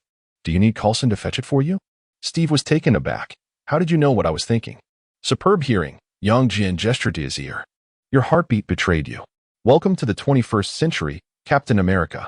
Coulson, brimming with excitement, produced his treasured Captain America card, exclaiming, I told you. The boss's abilities are nothing short of divine. Natasha swiftly restrained Coulson, explaining to Steve, this gentleman is the true authority within S.H.I.E.L.D., Mr. Yang Jian. After a moment of contemplation, Steve decided to follow. Though this enigmatic man was unfamiliar, for reasons unknown, he felt an inexplicable trust. In Laboratory 3, the vibranium shield shimmered under the lights as Steve's fingers glided over the familiar stars and stripes, his knuckles tightening unconsciously. Thank you, he murmured. Yet his gaze remained fixed on Yang Jian. So what exactly is S.H.I.E.L.D.? It is the successor to the Strategic Scientific Reserve. Natasha interjected at the opportune moment. Founded in part by Ms. Peggy Carter. At the mention of her name, Steve's pupils constricted slightly. He silently traced the edge of the shield, as if caressing a distant promise. I do not know what I am supposed to do, he suddenly confessed. This world is far too alien. Leaning against the laboratory table, Yang Jian replied, follow their lead. He gestured towards Natasha and the others. Join S.H.I.E.L.D., and you will reap unexpected benefits. Steve perceptively noted Yang Jian's choice of words. They? You do not belong to S.H.I.E.L.D. I am merely an ordinary person, yet they heed my commands, Yang Jian observed him. However, should you join, there is a stipulation. Only to serve you? Steve interrupted. His brow furrowed. That does not sound like a legitimate organization. The atmosphere in the laboratory thickened abruptly. Hawkeye's fingers instinctively brushed against his quiver, while Natasha's breath momentarily halted. Yet Yang Jian chuckled. Will Hydra compel you to sign a soul-binding contract? The choice lies with you, Captain. Remain and heed my directives, or exit through that door. We shall not impede you. After stating this, he turned to leave, and Natasha and the others exchanged glances before hastening to follow. The heavy blast door slowly closed before Steve, leaving him alone in front of a wall of surveillance screens. A radio broadcast from 70 years ago played silently on one of the screens, where Peggy Carter was reading the declaration of the Strategic Scientific Reserve in black and white. His fingers sank deeply into the leather strap encircling the edge of the shield. In the office of the director of S.H.I.E.L.D., Yang Jian sat in the black leather chair once belonging to Nick Fury, his fingertips gently tapping the surface of a desk. Outside the window, the morning light of New York streamed in. Natasha, Coulson, and Hawkeye stood before the desk, each with a distinct expression. Coulson's gaze occasionally flicked to the wall where the framed picture of the former director, adorned with an eye patch, had been removed, leaving only a solitary nail. How is the cleanup of Hydra progressing? Yang Jian inquired directly. Coulson promptly activated a holographic projection, revealing a multitude of red dots extinguishing across the world map. 87 of the global bases had been eradicated, with remaining factions currently under pursuit. He adjusted his glasses, adding, however, the situation with the Skrulls is more intricate. The projection shifted, displaying hundreds of green dots scattered like a virus within government institutions across various nations. Intelligence shared by the Alliance this morning, Natasha leaned against the edge of the desk, indicates there are 1000 near the UK House of Commons. 100 confirmed by the Pentagon, and even the White House kitchen staff are involved. She continued her report. The good news is that S.H.I.E.L.D. has been purged internally, thanks to your identification device, Chief. Hawkeye suddenly scoffed. If Fury knew his S.H.I.E.L.D. had become a Skrull stronghold, his expression would surely turn ashen. Yang Jian's gaze swept over the three. Origin has now seized control of the global surveillance system and will pinpoint all infiltrators. He lightly tapped his fingers, causing the bulletproof glass of the office to suddenly fog up. As for you, the three unconsciously straightened their backs. Natasha, you will take command of field operations. Clint, you will oversee agent training. Yang Jian's gaze finally settled on Coulson. And you, speak up when our captain arrives. Just then, the office door swung open. Captain America stood at the threshold, shield secured on his back, his eyes scanning Yang Jian, filled with a tumult of emotions. "I want in," Steve stated resolutely, "but on one condition." Yang Jian leaned back slightly, the chair creaking softly. "Let us hear it." "When your orders contravene my principles," Steve enunciated deliberately, "I reserve the right to refuse." "What are your principles?" Yang Jian inquired. Steve met his gaze firmly. "I will not lay a hand on innocent civilians." A pin could be heard dropping in the office. Suddenly, Yang Jian smiled. "Agreed. Your adversaries will only exceed your comprehension." He rose to his feet, adding, "I happen to have a welcoming gift for you, Director Coulson." Yang Jian tossed a serum toward him. "Prepare to greet our new ally." Chapter 29. Parallel Worlds. Yang Jian rose from his seat, his garments swaying gently with his movement. "Proceed with your tasks," he commanded, his gaze sweeping over Natasha, Coulson, Hawkeye, and Captain America. There was no need for further inquiries. The four instinctively straightened their postures. Without additional elaboration, Yang Jian's figure vanished from sight as if erased from a pencil sketch, a phenomenon of unparalleled speed. Seaside Villa. A faint crimson glow enveloped the living room. Wanda sat cross-legged, suspended in midair, the Darkhold spread before her, its pages turning without the whisper of a breeze. The air around her shimmered slightly as shards of teacups defied the laws of physics, slowly reforming. Yang Jian's presence solidified beside the sofa. "Yang, you've returned," Wanda remarked, her eyes still closed, yet her smile betrayed her. The teacup restored itself completely at her fingertips, settling gently on the coffee table. "Progress is promising." Yang Jian removed his coat, which the biofield deftly hung on a rack. Wanda gracefully descended, the Darkhold closing automatically. The essence of chaos magic is driven by emotion. The stronger the feeling, the greater the power. This is what you taught me. She smiled at Yang Jian. "How is the outside world?" "I encountered an old relic," Yang Jian replied, moving toward the liquor cabinet, his fingers lightly tapping the surface, prompting a bottle of red wine to uncork itself. "Captain America was discovered by Natasha and the others and has been revived." Wanda tilted her head. "That super soldier from World War II?" She accepted the wine glass Yang Jian offered. "And how is he?" "Stubborn, principled, a quintessential symbol of the American spirit." Yang Jian sipped his wine. "But soon, he will realize that this world has transformed." Crimson energy danced at Wanda's fingertips, swirling within the glass. "Is there something you require of me?" "Continue your training," Yang Jian instructed, his gaze resting upon the Darkhold. Outside, the sunlight gradually receded. Suddenly, Wanda reached out, a tendril of crimson energy entwining Yang Jian's wrist. "Would you care to try a new spell?" Her eyes sparkled with temptation. "I've arranged some intriguing things in the room." Yang Jian grasped her wrist in return, the crimson energy climbing up his arm.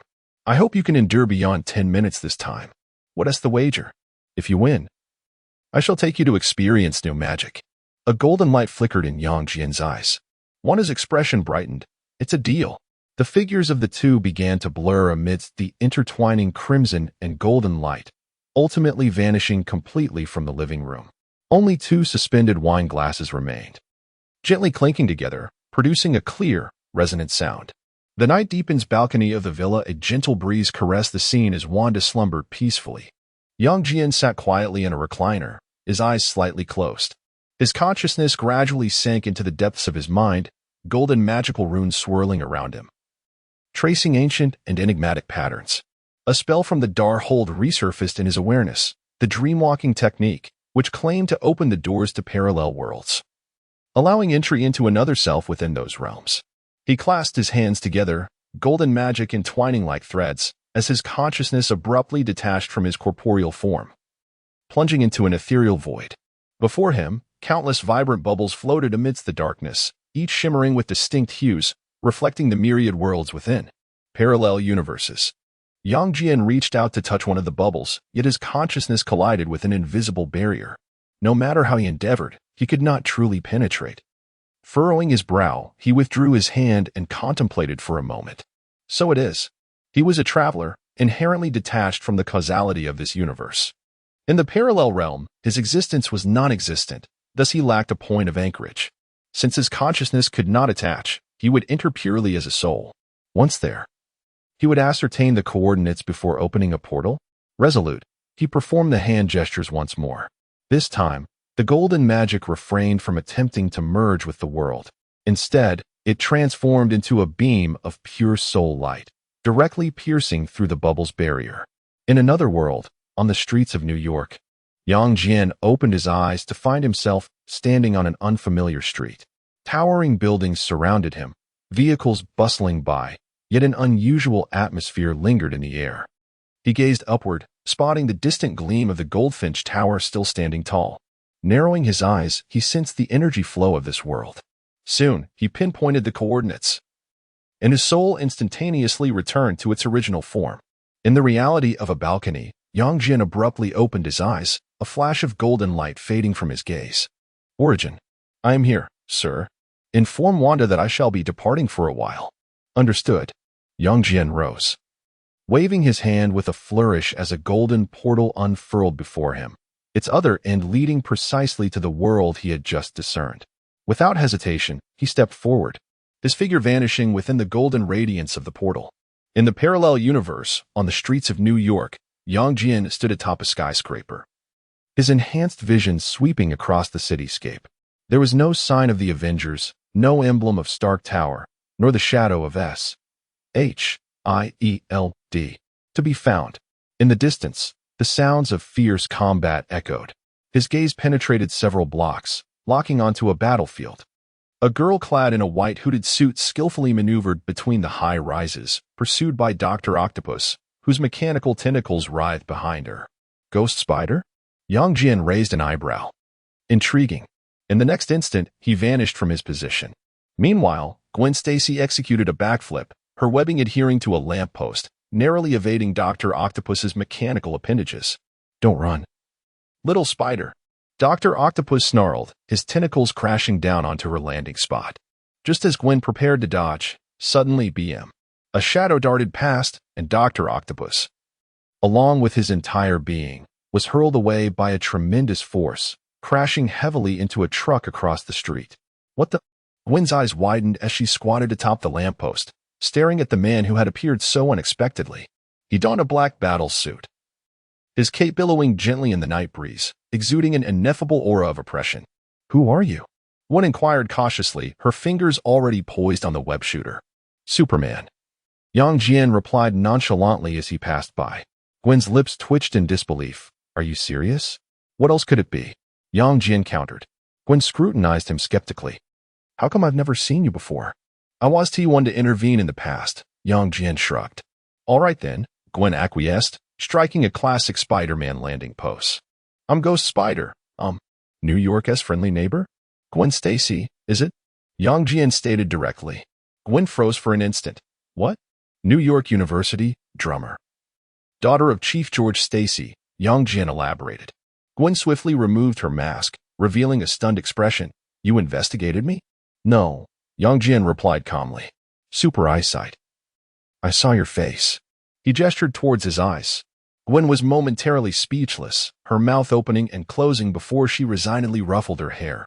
All right. So why do you claim to be Superman? Your idol? No, I am Superman, unequivocally, he asserted. In the distance, Dr. Octopus's mechanical tentacles clanged as they emerged from the rubble. Gwen sighed and donned her mask once more. We'll discuss this later. Let us deal with Octopus first? No need. He is beyond saving. It's the tentacles that are in motion, Yang Jian stated, his gaze piercing through Dr. Octopus's form. What? Gwen turned abruptly.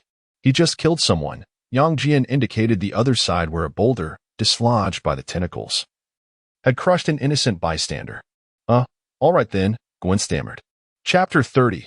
Spider-Gwen. The mechanical tentacles of Dr. Octopus suddenly lunged from the ruins, their metallic joints emitting a harsh, grating sound, as if they possessed a consciousness of their own, attacking the two individuals. Be careful. His neural link is severed. The tentacles are now acting autonomously. Gwen swiftly assumed a combat stance. In the next moment, boom. Yang Jian's fist descended with ferocious might, instantly reducing the tentacles to scrap metal, the shockwave even fracturing the ground in a web-like pattern. Wow, Gwen exclaimed, blinking as she turned to Yang Jian. With a punch like that, you could probably pierce a battleship, right? Just like that, Yang Jian replied, casually shaking his hand as if he had merely swatted a fly. "Well then, how about we grab a cup of coffee?" Gwen suggested unexpectedly. As she spoke, she suddenly removed her headgear, her golden hair cascading down. She wore a fitted white t-shirt and denim shorts, her long legs shimmering under the moonlight. "Do all men like this?" She tilted her head, deliberately spinning around. Yang Jian raised an eyebrow. "What do you think?" Gwen chuckled lightly, and the armor on Yang Jian's chest seemed to dissolve like liquid, revealing a black shirt and trousers beneath, instantly transforming his aura. "Where shall we go for coffee?" he inquired. Gwen pointed casually. "There's a shop 3 blocks away that I think is quite nice." Well, before she could finish her sentence, the scenery before her blurred. By the time she regained her senses, they were already standing at the entrance of a vintage CAF. The night breeze caressed her, her golden hair billowing, leaving her momentarily speechless. This, super speed. Yang Jian pushed open the CAF door. "Haven't you ever read a Superman comic?" Gwen took a deep breath and followed him inside. "I thought that was just fiction." Inside the CAF, under the warm yellow lights, the two settled into a corner booth. Gwen cradled a cup of hot cocoa, occasionally stealing glances at Yang Jian. "So," she asked, biting her straw, "are you really an alien?" "Sort of," he replied, stirring his coffee. "Did you come to our universe for a vacation?" "That's one way to put it," he said. Gwen leaned in closer, lowering her voice. "Then you must have met other Spider-Men, right? Like that guy in the red and blue suit who talks a lot?" Yang Jian paused, meeting her eager gaze, and suddenly laughed. "Are you eager to meet him?" Gwen straightened up immediately. No, I'm just curious. He would probably annoy me to death." Outside, the sound of sirens grew louder. George Stacy's voice crackled through the loudspeaker. "All units, be advised, the Green Goblin has been sighted in Manhattan." Gwen sprang to her feet. "Oh no, it's my dad." She fumbled to retrieve her mask. "I need to go see." "Don't rush. Let's check it out together," Yang Jian suggested suddenly. Gwen froze. "What?" "If you want to know about other universes." He stood up. "Then let us make it quick. We've barely sipped our coffee." "All right then, Mr. Superman," Gwen said as she prepared to head out, but Yang Jian placed a hand on her shoulder. "You're too slow, Gwen." With a surge of super speed, the surrounding guests had yet to comprehend the situation when the two had already vanished from sight. Through Gwen's perspective, the world around her seemed to shift into slow motion. Everything appeared frozen, while they raced forward at an astonishing pace. She turned her head to glance at Yang Jian, who offered her a faint smile, and then their speed intensified once more. Whoosh! They soared toward their destination. Under the night sky of New York, the wails of police sirens pierced the darkness, and the distant explosions painted the heavens with fiery hues. The maniacal laughter of the Green Goblin echoed between the buildings, as pumpkin bombs rained down from above, sending the panicked crowd scattering in terror. By the time Yang Jian and Gwen arrived, the Green Goblin was perched atop a flying contraption, surveying the chaotic streets below. "Ghost Spider," he cackled. "Finally come to meet your demise?" "Stand down, Green Goblin," Gwen implored. Clad in her uniform, "Die." The Green Goblin hurled a bomb. Just as Gwen prepared to retaliate, Yang Jian's eyes glowed crimson. Whoosh! A beam of scarlet heat vision pierced through the Green Goblin's chest in an instant. "What fired?" Gwen gasped, as the Green Goblin's maniacal laughter abruptly ceased. He plummeted from the sky, crashing onto the ground, lifeless. Gwen abruptly turned to Yang Jian. "What just happened?" Yang Jian pointed to a short distance away. Several bodies, shattered by pumpkin bombs, lay in pools of blood, students in their uniforms. "With each second he remains alive, more lives are lost." Yang Jian's voice was calm. Gwen opened her mouth, yet no words of rebuttal emerged. Trembling, she approached the Green Goblin's corpse and reached out to remove his mask. "Harry?" She stumbled back a step, her face paling. Beneath the mask, Harry Osborn's face was frozen in a maddened grin. Why him?" Gwen's voice broke. Yang Jian stepped beside her. "The moment he chose to become the Green Goblin, your friend ceased to exist." In the distance, George Stacy and the police team arrived. Just as he opened his mouth to ask, Yang Jian had already wrapped his arm around Gwen's shoulder. Swish! With a burst of super speed, they vanished in an instant, leaving Sheriff George Stacy standing bewildered in their wake. On the rooftop of a towering building, the night wind howled as Gwen knelt at the edge, clutching her mask, her golden hair tousled by the breeze. I could have saved him, she murmured. If only I had discovered it sooner. Yang Jian stood behind her, offering no comfort, only stating calmly, some paths, once taken, cannot be retraced. Gwen lifted her head, her eyes reddened in the moonlight. In your universe, do such tragedies exist as well? Every universe harbors its own tragedies. Yang Jian gazed toward the distant city lights. Yet, every universe also has those willing to rise and resist. Gwen remained silent for a long moment before slowly rising to her feet. Her voice grew resolute. Tell me more about the other universes. About those who stand up to fight. Half an hour later, within the coffee shop, the 2 cups of coffee on the table still emitted a warm steam. As if time had stood still, Gwen's fingers tightly gripped the cup's rim, her eyes fixed upon Yang Jian. So, you were suggesting that in most universes, Peter Parker is Spider-Man? Her voice carried an inquisitive tone. And there are many versions? Yang Jian gently stirred his coffee. Every universe possesses its own narrative. In some, you are comrades. In others, adversaries. And in some, he paused, you have never even crossed paths. Gwen stared at her reflection in the coffee, falling into a momentary silence. What about Harry? In other universes, does he also become the Green Goblin? She sighed. Some destinies are shared. Yang Jian set down his coffee cup. But some can be altered. Gwen abruptly raised her head. What do you mean? Just as today we prevented the Green Goblin from claiming more innocent lives. Yang Jian's gaze pierced through the coffee shop's glass, gazing into the night sky. Every choice creates a new branch. Gwen inhaled deeply and suddenly inquired, and what about you? What role do you play in your universe? Yang Jian pondered for a moment before smiling, a variable that does not adhere to the script. Chapter 31. Return an hour later, they emerged from the CAF, strolling leisurely along the street. As night deepened, the warm glow of the CAF faded into the background. Gwen tucked her hands into the pockets of her sweatshirt, occasionally casting a sidelong glance at the man beside her. The night breeze tousled her golden locks, dispersing the anguish that lingered in his heart. So, she kicked a small stone at her feet. Did you really come from another universe? Yang Jian, hands in his pockets, walked with a relaxed gait. What else could it be? What do you usually do in your universe? Save the world? Or she suddenly turned around, walking backward while winking at him. Or, like a superhero from the comics, catch falling kittens every day? Yang Jian chuckled softly. Occasionally. Huh, I knew it, Gwen exclaimed, turning back to walk alongside him. All right, although you've mentioned it before, I still want to ask, have you truly encountered other Spider-Men? I mean, besides me. Chatty ones. Dressed in red and blue? Yes. Gwen's eyes sparkled. Is he particularly annoying? Always going on about how with great power comes great responsibility? Yang Jian shrugged as they continued down the path. Every Spider-Man has his own story, but you do share a common trait. What is it? Gwen inquired. They all love to chatter incessantly during fights. Gwen dramatically clutched her chest. Hey, I call that breaking the tension. Suddenly, her phone vibrated. Checking the screen, she saw a message from George Stacy. Where have you run off to again? Gwen rolled her eyes and quickly typed back. Having coffee with a friend, home soon. After sending the message, she looked up at Yang Jian. My dad has been on edge lately, convinced that every masked vigilante in New York should be locked up. Wise judgment, Mr. Superman. The two crossed a small bridge, the river mirroring the city lights. Gwen abruptly halted, leaning against the railing. Tell me, her voice softened. If Harry had received help sooner, would things have turned out differently? Yang Jian stood beside her. Perhaps.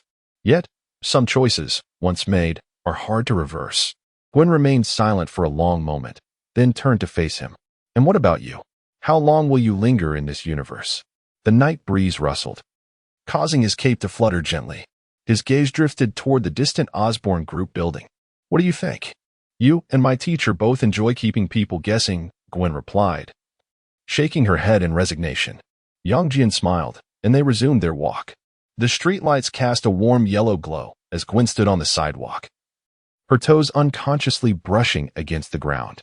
This man was not only powerful but also kind, handsome, and those muscles that his attire could not conceal. Was this something a girl, just in her 20s, could truly handle? With this thought, Gwen looked up at Yang Jian, a subtle smile gracing her lips. Mr. Superman, is this what one might call a serendipitous encounter in a parallel universe? Yang Jian stood with his hands tucked into his pockets, slightly bowing his head to gaze at her. Are you dissatisfied? Gwen suddenly stepped forward, rising onto her toes, and pressed her lips against Yang Jian's. The kiss was unexpected, yet Yang Jian's reaction was swifter.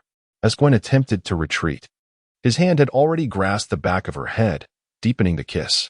Gwen's breath hitched, her fingers instinctively clutching his clothing. When they finally parted, a blush crept across Gwen's cheeks. Well, she gasped, you must be quite the charmer in your universe. Yang Jian raised an eyebrow. How did you deduce that? Gwen appraised him from head to toe, his height around 190 centimeters, muscles akin to those of a comic book hero, and a strikingly handsome face. Please. Your visage is the answer. She stepped back, making an exaggerated gesture. I should head home, or my dad will start a missing persons report. Need a lift? Yang Jian extended his hand. Gwen grinned mischievously, of course. In an instant, the scenery around them blurred. By the time Gwen regained her bearings, she found herself standing beneath her apartment building. That was much faster than a web, she murmured. Then, unexpectedly, she tugged at Yang Jian's collar and bestowed upon him a brief kiss. As she turned to leave, she paused. Wait, if you return to your universe, how will I contact you? Yang Jian's finger gently tapped her forehead, a golden light merging with her skin. This is a defensive array as well as a communicator, he replied in a low voice. When you wish to find me, simply call out. Gwen touched her forehead, her eyes sparkling with excitement. Cool. You can perform magic. She retreated towards the apartment door until she had to turn to retrieve her keys. At the last moment, as the wooden door closed, she glanced back and winked at Yang Jian. He remained standing until he noticed a light flickering on in one of the windows, Gwen's silhouette passing behind the curtains. Origin. Record the coordinates of this universe. Coordinates logged, sir. Shall we return to the main universe? Yang Jian took one final look at the illuminated window, waved his hand to open a portal, and declared home. The night breeze swept past, leaving the empty streets devoid of his presence. On the villa's balcony, the night remained unchanged. Yang Jian slowly opened his eyes, realizing he was still reclining under the starry sky, as if he had never departed. The night breeze caressed him, carrying the familiar scent of the city. Origin. Sir, you were gone for 1 hour and 7 minutes, the voice of Origin promptly reported. Based on temporal flow comparisons, time in the parallel universe elapses approximately times faster than in the main universe. Yang Jian stroked his fingers, still feeling the lingering touch of Gwen's hair. Not too shabby. Preliminary analysis of the network data from the parallel universe is complete, Origin continued. Similarity is at 76.6. With the main differences being that the Osborn Group has replaced Stark Industries, and Spider-Man is Gwen Stacy. Yang Jian interjected. Is there a need to establish a long-term observation channel, sir? Yang Jian rose and walked to the edge of the balcony. In the distance, the city sparkles with lights, intertwining with the memory of that cosmic New York. It is etched in my mind. He raised his hand, his fingertips tracing a golden rune in the air. With the art of dreamwalking, he could venture to other realms at any moment. In the bedroom, the moonlight cast a tranquil glow. Yang Jian silently pushed open the door. The room filled only with Wanda's steady breaths. She lay on her side in the center of the bed, her red hair splayed across the pillow. He approached the bedside and leaned down to place a gentle kiss upon her lips. In her slumber, Wanda instinctively nestled closer to him, her warm cheek pressing against the back of his hand. Origin. Yes, sir. Instruct S. H. I. E. L. D. Not to disturb me unless necessary. Arranged, sir. Shall I adjust the room temperature? Yang Jian lifted the covers and lay down, enveloping the sleeping Wanda in his embrace. Maintain the status quo. Her warmth seeped through her nightgown, radiating a reassuring comfort. Outside, the lights of New York continued to shine brightly, yet at this moment, all parallel universes and adventures felt distant. Wanda murmured a vague dream utterance in her sleep, burrowing deeper into his embrace. Yang Jian tightened his hold and closed his eyes. Chapter 32. Rebirth of Technology in the early morning. At Yang Jian's villa, sunlight streamed through the floor-to-ceiling windows into the living room, where Wanda was plating the perfectly fried eggs, her red hair casually tucked behind her ear. Yang Jian sat at the dining table, just lifting his coffee cup when the projection of Shi Yuan suddenly unfurled in the air. Yang. The holographic image of Tony Stark was set against a chaotic laboratory backdrop. I spent the entire night researching your armor design. He ruffled his disheveled hair, his tone awkward. I must admit, some of the energy conduction methods are genius. Yang Jian took a sip of his coffee. Tony coughed slightly, then shrugged. I'm merely acknowledging its merits. But don't get too smug. I'll soon devise something far more advanced. I never intended to create the armor. Yang Jian interrupted him. It was you who insisted I produce a set. The projection of Tony widened his eyes in disbelief. Are you sure it's not for other reasons? He rolled his eyes. Just wait. You wouldn't comprehend the greatness of a mechanic. The communication abruptly ceased. Wanda couldn't help but laugh, pushing breakfast toward Yang Jian. You truly excel at putting him in his place. Just then, Yang Jian's phone lit up with a message from Zhao Hailuan. There has been a breakthrough in the neural connections of the life cradle. Do you have time to come and see? Are we heading to Stark Tower? Wanda glanced at the message, picking up a piece of fruit. Yang Jian nodded, continuing to enjoy his breakfast. 10 minutes later, Yang Jian stood up and placed a kiss on her lips. Dark magic is powerful. Practice diligently. Wanda obediently nodded. Yang Jian changed his clothes and then vanished from the spot. At Stark Tower, Yang Jian's figure materialized at the entrance, startling several individuals loitering nearby. He cast them a glance but paid them no mind. He stepped into the lobby. Mr. Yang. The receptionist greeted him with a smile. Dr. Zhao is waiting for you in the laboratory. He nodded in acknowledgement as employees greeted him respectfully along the way. As the elevator doors closed, excited whispers could still be heard from outside. In the biological laboratory, Zhao Hailuan was explaining in front of a holographic projection, the curves beneath her lab coat causing several young researchers to lose focus. Upon noticing Yang Jian at the door, her eyes instantly lit up. You're here, she exclaimed, hurrying to meet him. Look at this. The projection displayed a brand new neural network pulsating with light. Yang Jian's gaze swept across the data stream before he suddenly reached out to adjust a few parameters. The entire system's efficiency skyrocketed by 30. The laboratory fell silent. Zhao Hailuan opened her mouth, ultimately smiling resignedly. Sometimes I truly wonder if you are an extraterrestrial supercomputer disguised as a human. Did you sleep well last night? Yang Jian suddenly inquired. Zhao Hailuan's ears turned slightly red as she pretended to organize her materials. Thanks to someone, she lowered her voice. I was still thinking about how bright your eyes are at 3 in the morning. Their fingers inadvertently brushed against the holographic keyboard, prompting the laboratory's intelligence system to beep. Mr. Yang, Mr. Stark is approaching. Zhao Hailuan pressed her forehead in exasperation. Tony entered, cradling a steaming cup of coffee. He raised an eyebrow at the closely positioned Yang Jian and Zhao Hailuan, a mischievous smile gracing his lips. It seems I have interrupted some significant research, he remarked. Zhao Hailuan cleared her throat and shifted aside slightly. Yang Jian, however, chose to disregard Tony's jest. What do you need? Tony shrugged. There's an F1 race in Monaco the day after tomorrow. He waved the invitation in his hand. Care to join? I guarantee it's far more entertaining than the lab.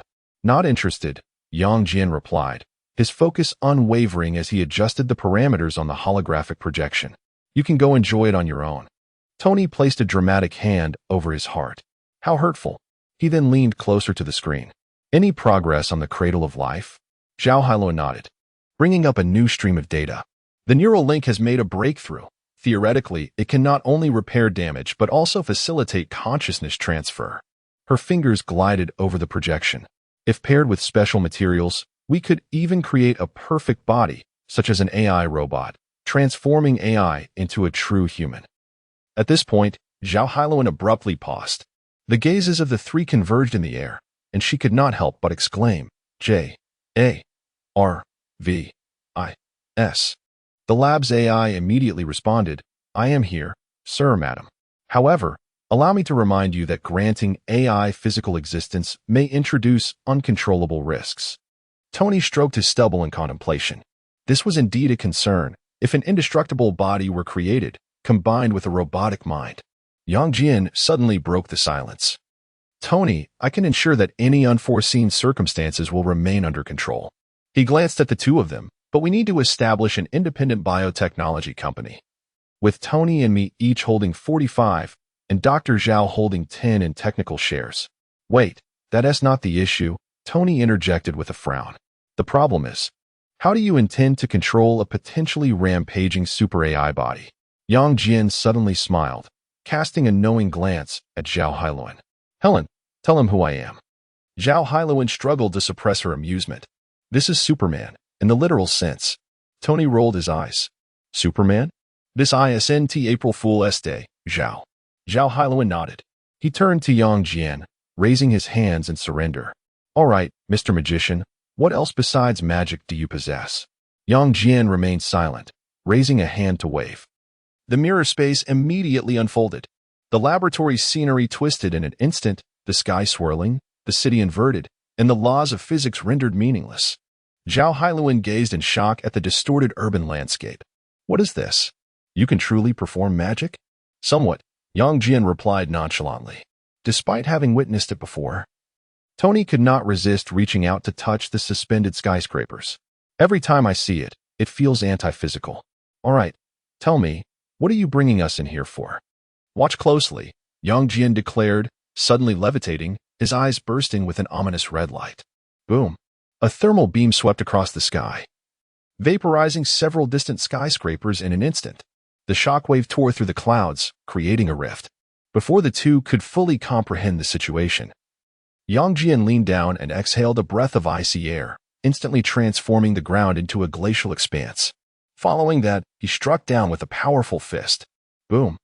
With the three of them as the epicenter, the ice surface within several kilometers shattered entirely, leaving only the small patch beneath their feet unscathed. As the two stared in astonishment, Yang Jian landed steadily and asked, Do you believe me now? Tony's coffee cup had long since fallen to the ground, and he turned to Zhao Hailuan with a gaping mouth. You knew all along. Zhao Hailuan replied, equally dazed. I only knew he could catch monsters with his bare hands. Suddenly, her eyes widened. Wait, what about last night? Rest assured, Yang Jian said, as the crimson light in his eyes faded. The control of Kryptonians is quite remarkable. Tony suddenly took a swift step forward and grasped Yang Jian's arm. That heat vision, what is its energy conversion efficiency? Can it be miniaturized? If applied to the armor, it would undoubtedly enhance it significantly. Mr. Stark, Jarvis's voice suddenly emanated from Tony's watch. Allow me to remind you that what you just witnessed was a demonstration of an entity capable of effortlessly annihilating a city, and your first reaction is regarding technological patents? The three fell into a brief silence for 2 seconds before bursting into laughter simultaneously. Yang Jian dispelled the mirror space, and the familiar lights of the laboratory enveloped them once more. Tony picked up the fallen coffee cup, his expression a blend of emotions. So, what is the name of the company? Rebirth Technology, Yang Jian replied, gazing out at the clouds beyond the window. After all, what we aim to do is rewrite the rules of life. Chapter 33 Asgard. In the apartment of Zhao Hailuan, night envelopes the city. Outside the floor-to-ceiling windows, the lights of New York flicker in a mesmerizing dance. Zhao Hailuan curls up in a corner of the sofa, cradling a cup of steaming tea. Her gaze unwaveringly fixed on Yang Jian, who sits beside her. Is your ability truly a result of Kryptonian genes? She inquires, taking a sip of tea. Yang Jian rests his arm on the back of the sofa, his fingers playfully entwined in her hair. What else could it be? Zhao Hailuan sets down her cup, turning to face him. But Kryptonians are a construct of DC Comics that defies logic. Is it possible? Yang Jian interjects, a glint of amusement in his eyes. That comics are inspired by certain real existences? Zhao Hailuan's eyes widen. Are you suggesting? Just teasing you. Yang Jian laughs suddenly. But I am indeed a Kryptonian. You.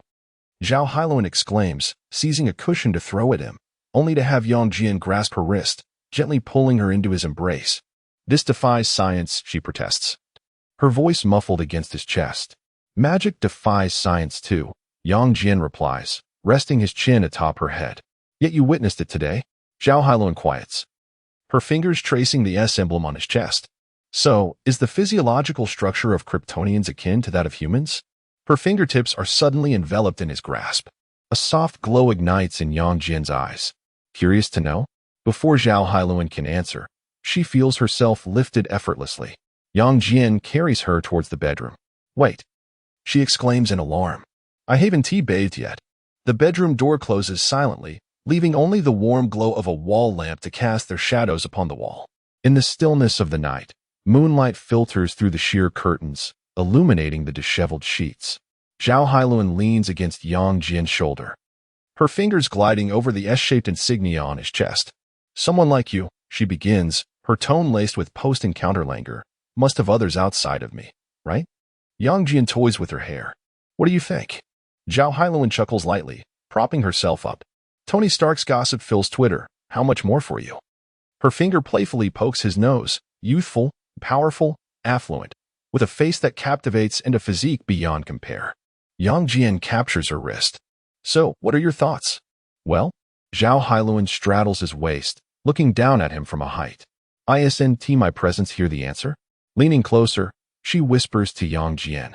"Some charms are indeed irresistible." Out of nowhere, Yang Jian produces a vial shimmering with a dark golden hue. Zhao Hailuan's pupils dilate. "Yang, what is this?" "A genetic enhancement serum," he replies, shaking the vial. "Enhanced strength, extraordinary speed, terrifying regenerative abilities, control over flames." His gaze locks onto hers. "And a lifespan as prolonged as mine." Zhao Hailuan's breath quickens noticeably. "Is this for me?" "Certainly, if what you said earlier was sincere," he affirms. She snatched the vial and fiercely pressed her lips against Yang Jian's. "The laboratory." "Now." Without hesitation, Zhao Hailuan plunged the syringe into her arm. The moment the dark golden liquid coursed into her veins, her entire being convulsed violently. A searing energy surged within her, and lava-like patterns emerged beneath her skin. Yang Jian steadied her, watching as her pupils gradually transformed into a pale golden hue, her hair billowing without a breeze. This sensation. Zhao Hailuan gazed in disbelief at her hands and suddenly struck the laboratory table with a punch. Boom. The half-ton metal surface was pierced as if it were mere paper. She turned and lunged at Yang Jian, her speed so swift that it left an afterimage. This was nothing short of a miracle. Raising her hand, flames danced in her palm. "I could battle for 3 days and nights." Yang Jian laughed as he caught her flying form, a biological force field instantly unfurling, separating the laboratory from the main bedroom like two distinct worlds. Outside, snow began to fall in the night sky of New York. A snowflake landed on the laboratory glass, instantly evaporated by the searing heat spilling from within. The following morning, sunlight spilled onto the dining table as Zhao Hailuan took a bite of toast, her eyes still fixed on the experimental data on her tablet. Yang Jian set down his coffee cup.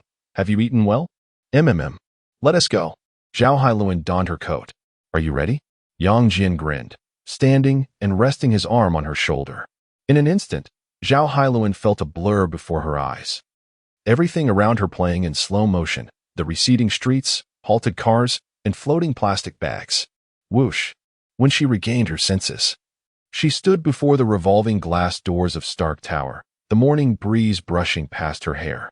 This move is quite unfair. Zhao Hailuan touched her flushed cheeks and glanced back at Yang Jian.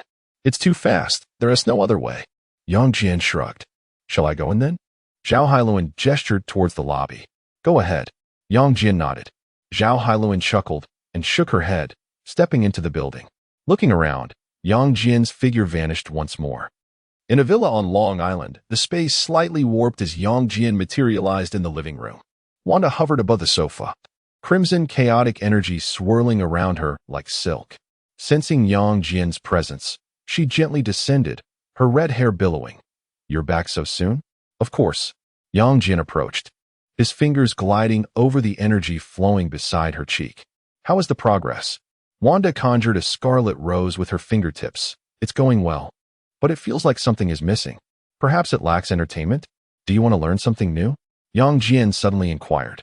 "Such as?" "Divine domain magic." Wanda tilted her head. "Divine domain?" Without answering, Yang Jian's eyes suddenly glowed with golden light. His gaze pierced through the material world, locking onto a folded spatial dimension. There, a rainbow bridge spanned the starry sea, and a golden palace shimmered atop the clouds.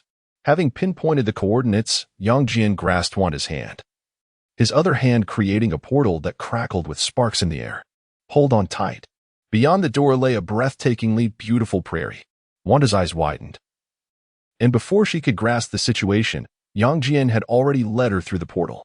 With a hum, their figures vanished, leaving behind the untouched coffee. Asgard. Beneath the golden celestial dome, the shimmering sparks of the portal dissipated, and Yang Jian and Wanda floated amidst the resplendent morning light of the divine realm. Below them, the entire palace appeared as if it were sculpted from molten gold. Floating islands encircled the central palace, while the rainbow bridge refracted the starlight of the 9 realms like crystal. In the distance, the stars seemed almost within reach. Multicolored auroras danced across the sky, and the entire city of the divine realm sparkled with the brilliance of metal and magic under the sun. Floating in midair, Wanda's eyes were wide with awe. It was her first encounter with such a landscape. Her voice trembled slightly. Is this the divine realm? Yang Jian stood beside her, his cloak billowing in the palace's currents. Asgard, the pinnacle of the 9 realms. Asgard? Do gods truly exist? Wanda looked at him, her eyes filled with uncertainty. He chuckled lightly. What are called gods are merely more powerful extraterrestrial beings. Before Wanda could respond, a brilliant beam of rainbow light suddenly shot forth from a distant palace. Who dares to intrude upon Asgard? Accompanied by a roar, a muscular blond man soared into the sky wielding the hammer of the thunder god. A red cape billowed behind him, and lightning danced in his eyes. I am Thorodinson. He halted before them, Mjolnir beginning to crackle with thunder. State your intentions. Yang Jian slightly raised his hand in a gesture of peace. Visitors from Earth, our purpose is merely to pay a visit. His gaze transcended Thor, looking directly into the depths of the Golden Palace, simultaneously greeting the Allfather. Thor was momentarily taken aback, clearly not expecting such composure from the visitors. At that moment, an ancient and authoritative voice resonated in Thor's mind. Bring them to me, Thor. The thunder god sheathed his hammer, scrutinizing the two with suspicion. Father wishes to see you. Follow me. Wanda anxiously grasped Yang Jian's arm, whispering, Do you know the king here? Now I do. Yang Jian replied, a glimmer of golden light flashing in his eyes. After all, he is watching us. Thor suddenly turned around. You can sense Father's gaze? Yang Jian smiled enigmatically, leading Wanda to follow the thunder god as they descended onto the rainbow bridge. The guards on either side bowed in respect. Meanwhile, Wanda's chaotic magic resonated wondrously with the Asgardian energy flowing through the air, creating crimson ripples beneath her feet. Chapter 34. Odin and Frigga in the Grand Hall of Asgard. The golden dome soared into the heavens, its radiant light cascading through stained glass onto the chamber floor. Handmaidens stood in respectful formation, cradling golden trays laden with divine fruits and mead. Thor entered the hall alongside Yang Jian and Wanda, a trace of bewilderment etched upon his countenance. Just as he prepared to speak, King Odin and Queen Frigga descended from their throne with gentle smiles, welcoming the distant guests. Welcome, travelers from afar, Odin's voice resonated, deep and authoritative, yet infused with a rare warmth. Frigga's gaze fell upon Wanda, surprise flickering in her eyes at the aura of chaotic magic surrounding her. Thor was momentarily taken aback, questioning his father's intent. Odin raised a hand, signaling Thor to withdraw. Thor opened his mouth to protest but ultimately nodded slightly, casting a puzzled glance back at Yang Jian before departing. The handmaidens swiftly arranged chairs for Yang Jian and Wanda, presenting exquisite wines and delicacies from the divine realm. Wanda cautiously seated herself, the crimson magic within her subtly pulsating, seemingly invigorated by the rich energy of the divine domain. Once seated, Odin fixed his singular gaze upon Yang Jian, inquiring, What brings you both to Asgard? With a modest smile, Yang Jian replied, We come as guests, and to learn. To learn? Frigga raised an eyebrow delicately. The magic of Asgard is renowned across the 9 realms, Yang Jian continued with poise, especially the Queen's illusions and runic magic, which are truly captivating. Odin and Frigga exchanged a silent glance, communicating unspoken thoughts. After a moment, Frigga smiled warmly. Magic is often a closely guarded secret, but she turned her attention to Wanda and Yang Jian. You both possess formidable strength. Perhaps we could learn from one another. Wanda's eyes sparkled with excitement. Is that truly possible? Odin nodded slowly. Asgard welcomes powerful allies, not adversaries. His singular eye narrowed slightly, carrying an implicit meaning, particularly regarding those capable of effortlessly tearing through spatial barriers. Yang Jian raised his cup in gratitude. Then I thank you for your hospitality. Frigga gracefully rose. Starting tomorrow, I shall personally guide you through the mysteries of magic. Wanda looked at Yang Jian, who simply squeezed her hand gently, a smile illuminating his face. The handmaidens approached once more to refill their cups, and the atmosphere in the hall was harmonious, reminiscent of a grand feast where hosts and guests reveled together. After the banquet concluded, Odin gestured for Yang Jian to remain. He turned to Frigga, nodding slightly. "Please show our guest the beauty of Asgard." Frigga understood, extending her hand to Wanda with a gentle smile. "Come with me, dear. You will adore the garden of the divine palace." Wanda glanced at Yang Jian, who nodded encouragingly. "The queen's magic is powerful. Such an opportunity is rare." As they departed, the golden door to the side chamber closed silently, and Odin's piercing gaze remained fixed on Yang Jian, deep and contemplative. "I cannot see through you." Odin's voice was grave.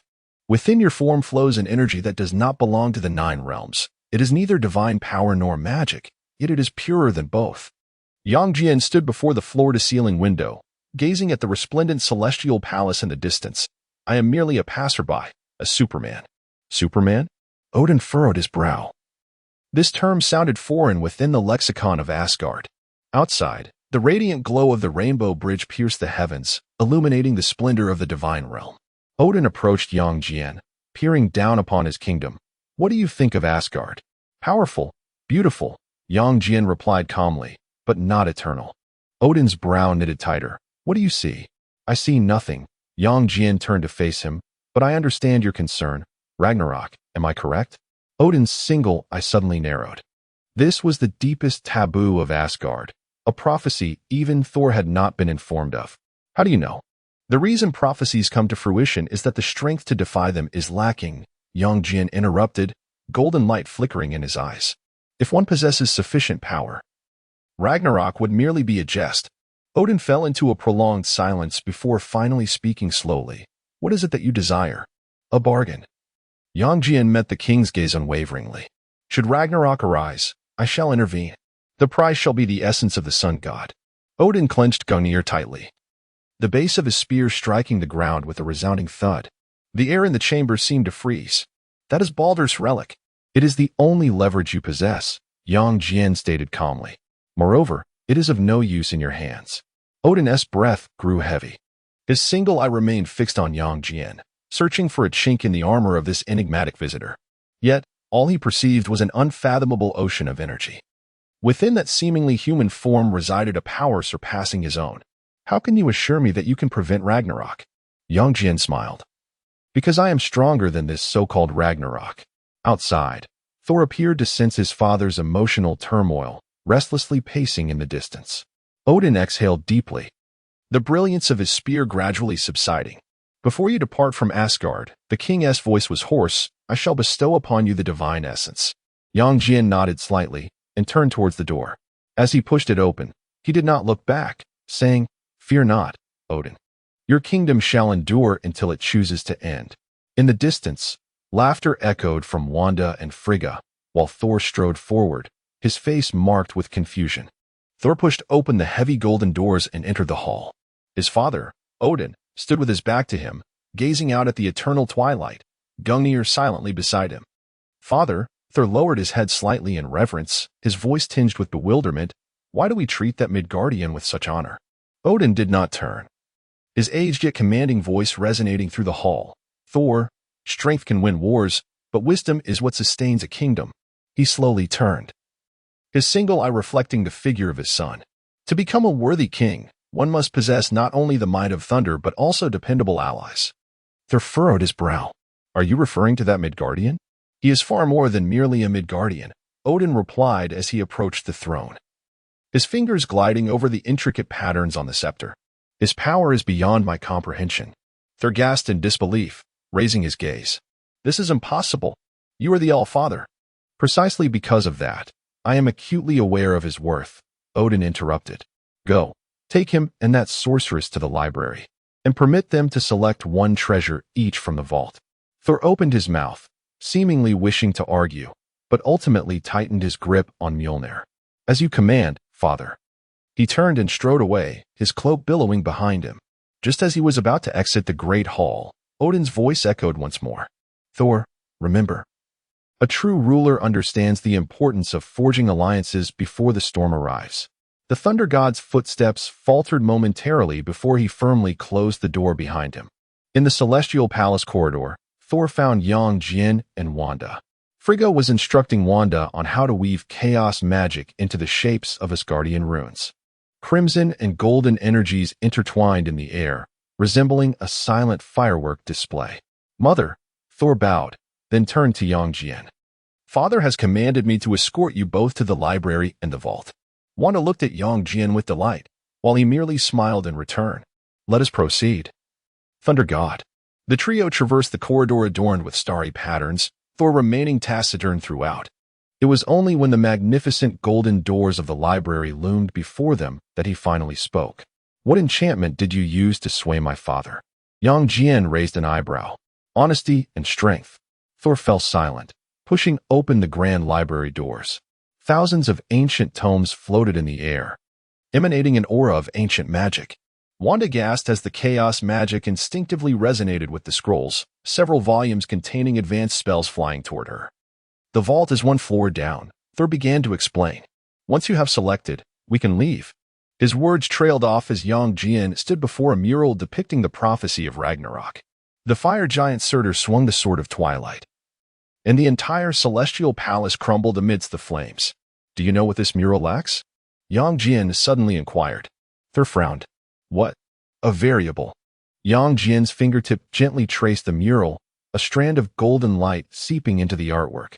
In an instant, the entire mural subtly twisted, and within the flames, a shadowy figure cloaked in black emerged, bracing against Surtur's colossal sword with one hand. Chapter 35. Now, I am the true Superman. Thor stared in bewilderment, unable to comprehend Yang Jian's meaning. Yet, Yang Jian offered no further explanation. His gaze swept across the myriad of floating magical tomes, his extraordinary vision penetrating through layers of bookshelves. In an instant, every word, rune, and incantation came into view. His superhuman intellect processed and memorized the information at an astonishing pace. Within less than 5 seconds, he had assimilated the entirety of the knowledge housed within the Asgardian library. Standing beside him, Thor crossed his arms, his demeanor shifting from wariness to intrigue. "Midgardian, are you certain you do not require my assistance in locating anything? The tomes here are not mere trivialities one can peruse to master." Yang Jian retracted his gaze and smiled faintly. "I have already completed my studies." Thor blinked in surprise, then burst into hearty laughter. "Huh? Are you jesting? Even my mother required millennia to grasp all that is contained here." Without offering an explanation, Yang Jian approached Wanda, who was engrossed in an ancient tome of chaotic magic. He gently patted her shoulder and whispered, "I have learned it. I shall teach you upon our return." Wanda blinked and nodded obediently. "All right." Thor observed them, raising an eyebrow but ultimately shrugged. "Very well. Since you have completed your studies, let us proceed to the treasury. Father has permitted you each to select one treasure." Traversing the resplendent corridor, Thor pushed open the heavy doors of the treasury, revealing a space far more expansive than its exterior suggested. Countless rare and wondrous artifacts were displayed within, each radiating a unique aura of energy. "Welcome to Odin's treasury," Thor proclaimed, arms wide, his tone imbued with pride. "Here lie the most precious treasures of the 9 realms." He strode toward the center, beginning his exposition. This treasury houses the spoils of Odin's many battles, such as the Box of Ice, a relic of the frost giants capable of freezing entire planets. Then there is the Eternal Flame, a source of energy from Muspelheim, granting immortality and rebirth. Additionally, we have the Tablet of Life, which records the laws of cosmic existence, capable of rewriting the paths of biological evolution, and a replica of the Infinity Gauntlet, a counterfeit crafted by Odin in his youth, unable to truly harbor the Infinity Stones, yet still possessing formidable power. Thor gestured toward these treasures, his tone casual. "You may each select one. Father has declared this a gift for allies." Yang Jian's gaze traversed the room before finally resting upon the Eternal Flame. The golden fire flickered within its transparent vessel, pulsating with a semblance of life. He reached out to touch it, and the container shattered instantly. The flame coiled around his arm like a living entity, ultimately being wholly absorbed into his being. Thor's eyes widened in astonishment. "You absorbed the Eternal Flame." Yang Jian, feeling the surging energy within him, his eyes glimmering with a golden hue, replied, "It suits me well." Wanda approached the Tablet of Life, her fingers gliding gently across its surface. The chaotic magic resonated with the inscriptions, intertwining green life energy with crimson magical essence. She turned to Yang Jian, asking, "May I choose this?" Yang Jian nodded. "Of course." Thor gazed at them, surprised yet unimpeded, merely shaking his head with a smile and remarking, "You Midgardians are truly remarkable." Once the treasures were selected, the trio embarked on their return journey. Thor led Yang Jian and Wanda back to the resplendent hall, where Odin sat majestically upon his throne, the depths of his single eye glinting with profound light. Frigga stood by his side, wearing a gentle smile. "Father," Thor inclined his head slightly, "we have chosen our treasures." Odin nodded slowly, his gaze settling upon Yang Jian. "My lord, you have fulfilled your promise. Now it is my turn to honor mine." He raised the Gungnir staff, from which a dazzling golden light erupted. The celestial patterns adorning the dome of the hall suddenly illuminated, and a brilliant beam of light descended from above, enveloping Yang Jian. "In the name of the All-Father, I bestow upon you the essence of the Sun God." Within the radiant beam, a rune engulfed in golden flames gradually materialized, ultimately branding itself upon Yang Jian's chest. In that moment, he felt an immense surge of energy coursing through him, as though he had established a connection with a distant world tree. The essence of the Sun God, one of the most ancient divine powers of Asgard, endowed him with the ability to freely harness cosmic energy through the world tree, enabling him to absorb and manipulate stellar power with unparalleled efficiency. Furthermore, this divine essence granted him insight into the principles governing the strength of the Asgardians. The divine essence functioned like a ticket of admission. Possessing it allowed him to draw upon the universe's energy via the world tree, commonly referred to as cosmic energy. Through this capability, his strength would continually amplify, ultimately transforming him into an immensely powerful deity. In Asgard, this form was also known as divine power, with Odin's power and Thor's might adhering to the same principles. The essence could be categorized as either strong or weak, determining the upper limits of energy absorption, a mechanism employed by Asgard to consolidate their dominion. The essence of the Sun God, being one of the oldest in Asgard, was as formidable as Odin's power. Strength and weakness hinged solely on the recipient's capacity to endure. Odin himself had to succumb to the Odin sleep to regulate the influx of energy due to his inability to withstand the amplification bestowed by the divine essence. In contrast, Yang Jian had no such concerns. His physique posed no limitations. He simply needed to continuously absorb energy. One day, relying solely on the power granted by the divine essence, he would be capable of confronting the pantheon of gods, akin to the Rune King Thor, or even higher. Yang Jian clenched his fist, golden light swirling within his eyes as he distinctly sensed an array of abilities. Stellar manipulation, a significant enhancement in control over stellar energy, with absorption speed doubled. Divine power augmentation, the divine power system of Asgard integrates within him, facilitating a smoother flow of energy. World Tree Link, as long as he is within the 9 realms, he can draw cosmic energy through the veins of the World Tree. How does it feel? Odin's deep voice resonated. Yang Jian looked up, a confident smile adorning his face. Better than I had envisioned. Frigga stepped forward, presenting Wanda with an exquisite rune pendant. This is a blessing from Asgard, which will aid you in mastering chaos magic more effectively. Wanda grasped the pendant, and the crimson magic resonated with it instinctively. She turned to Yang Jian with delight. This power is so pure. Thor chuckled heartily. It seems your journey has not been in vain. Odin rose slowly, his staff tapping the ground lightly. May our alliance endure steadfastly. Yang Jian nodded in acknowledgement, a pleasant collaboration. He raised his hand, and a golden portal materialized before them. He glanced at Wanda. Let us return and test your new abilities. Wanda nodded enthusiastically, and the two stepped into the portal. As the golden light dissipated, they found themselves back on the balcony of the villa.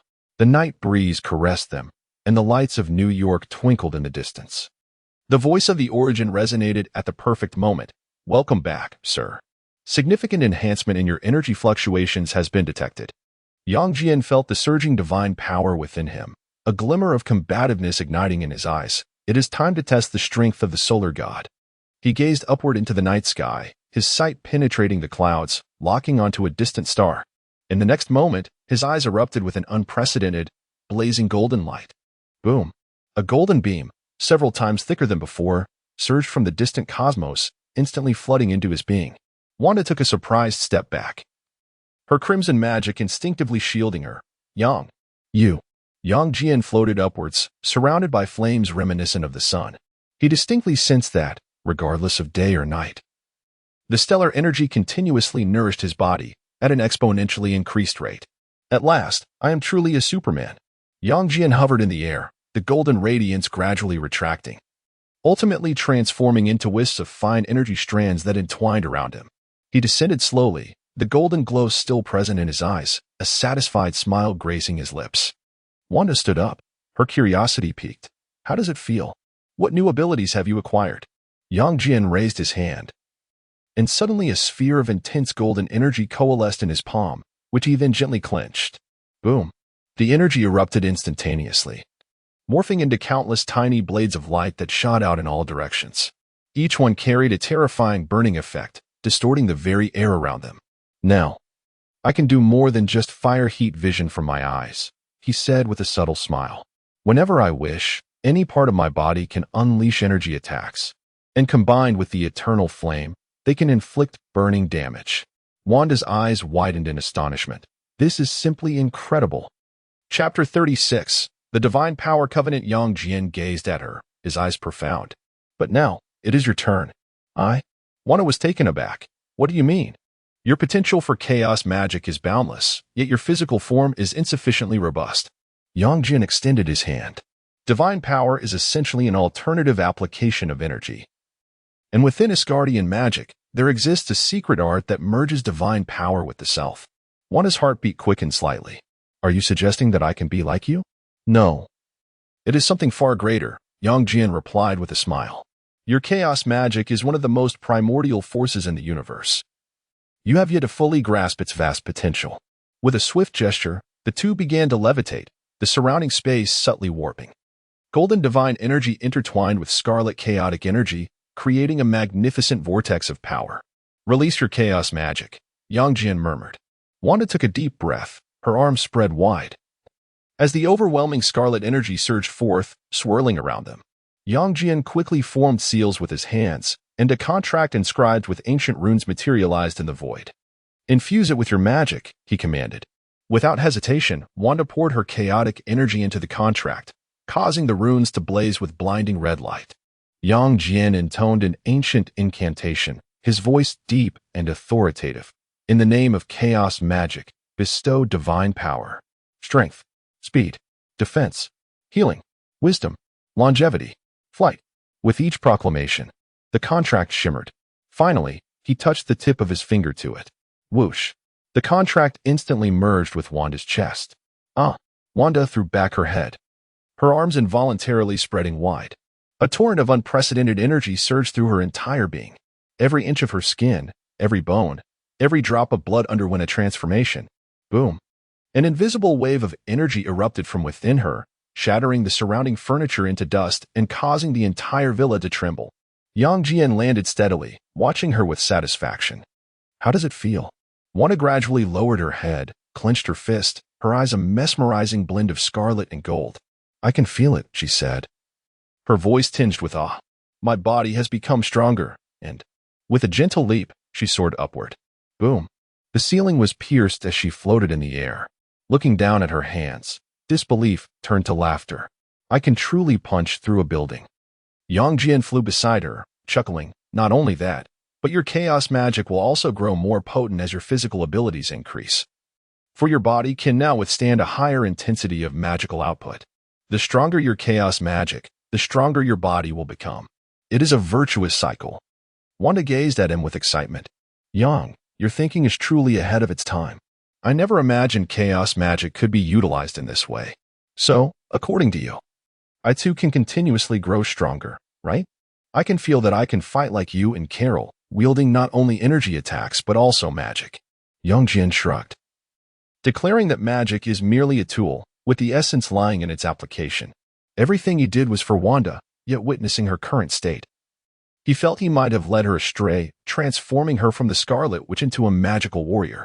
Suddenly, Wanda leaned closer, cradling his face in her hands, her eyes sparkling with excitement. Shall we test our new abilities now? Yang Jian raised an eyebrow. How do you wish to proceed? With a mischievous smile, Wanda unleashed a surge of crimson energy. In a flash, their figures vanished into the night sky, leaving behind a chaotic scene in the villa and a resigned electronic voice from the origin. Sir, you have once again dismantled the house. In the night sky, the two figures streaked across like meteors. Wanda was enveloped in a shimmering crimson energy shield. Her speed, though extraordinary, paled in comparison to Yang Jian's rapidity. I cannot match your speed, Wanda remarked, a hint of regret in her tone. Yang Jian smiled gently. Your body is still acclimating to divine power.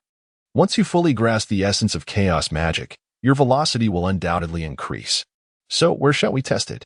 Excitement twinkled in Wanda's eyes. Somewhere deserted.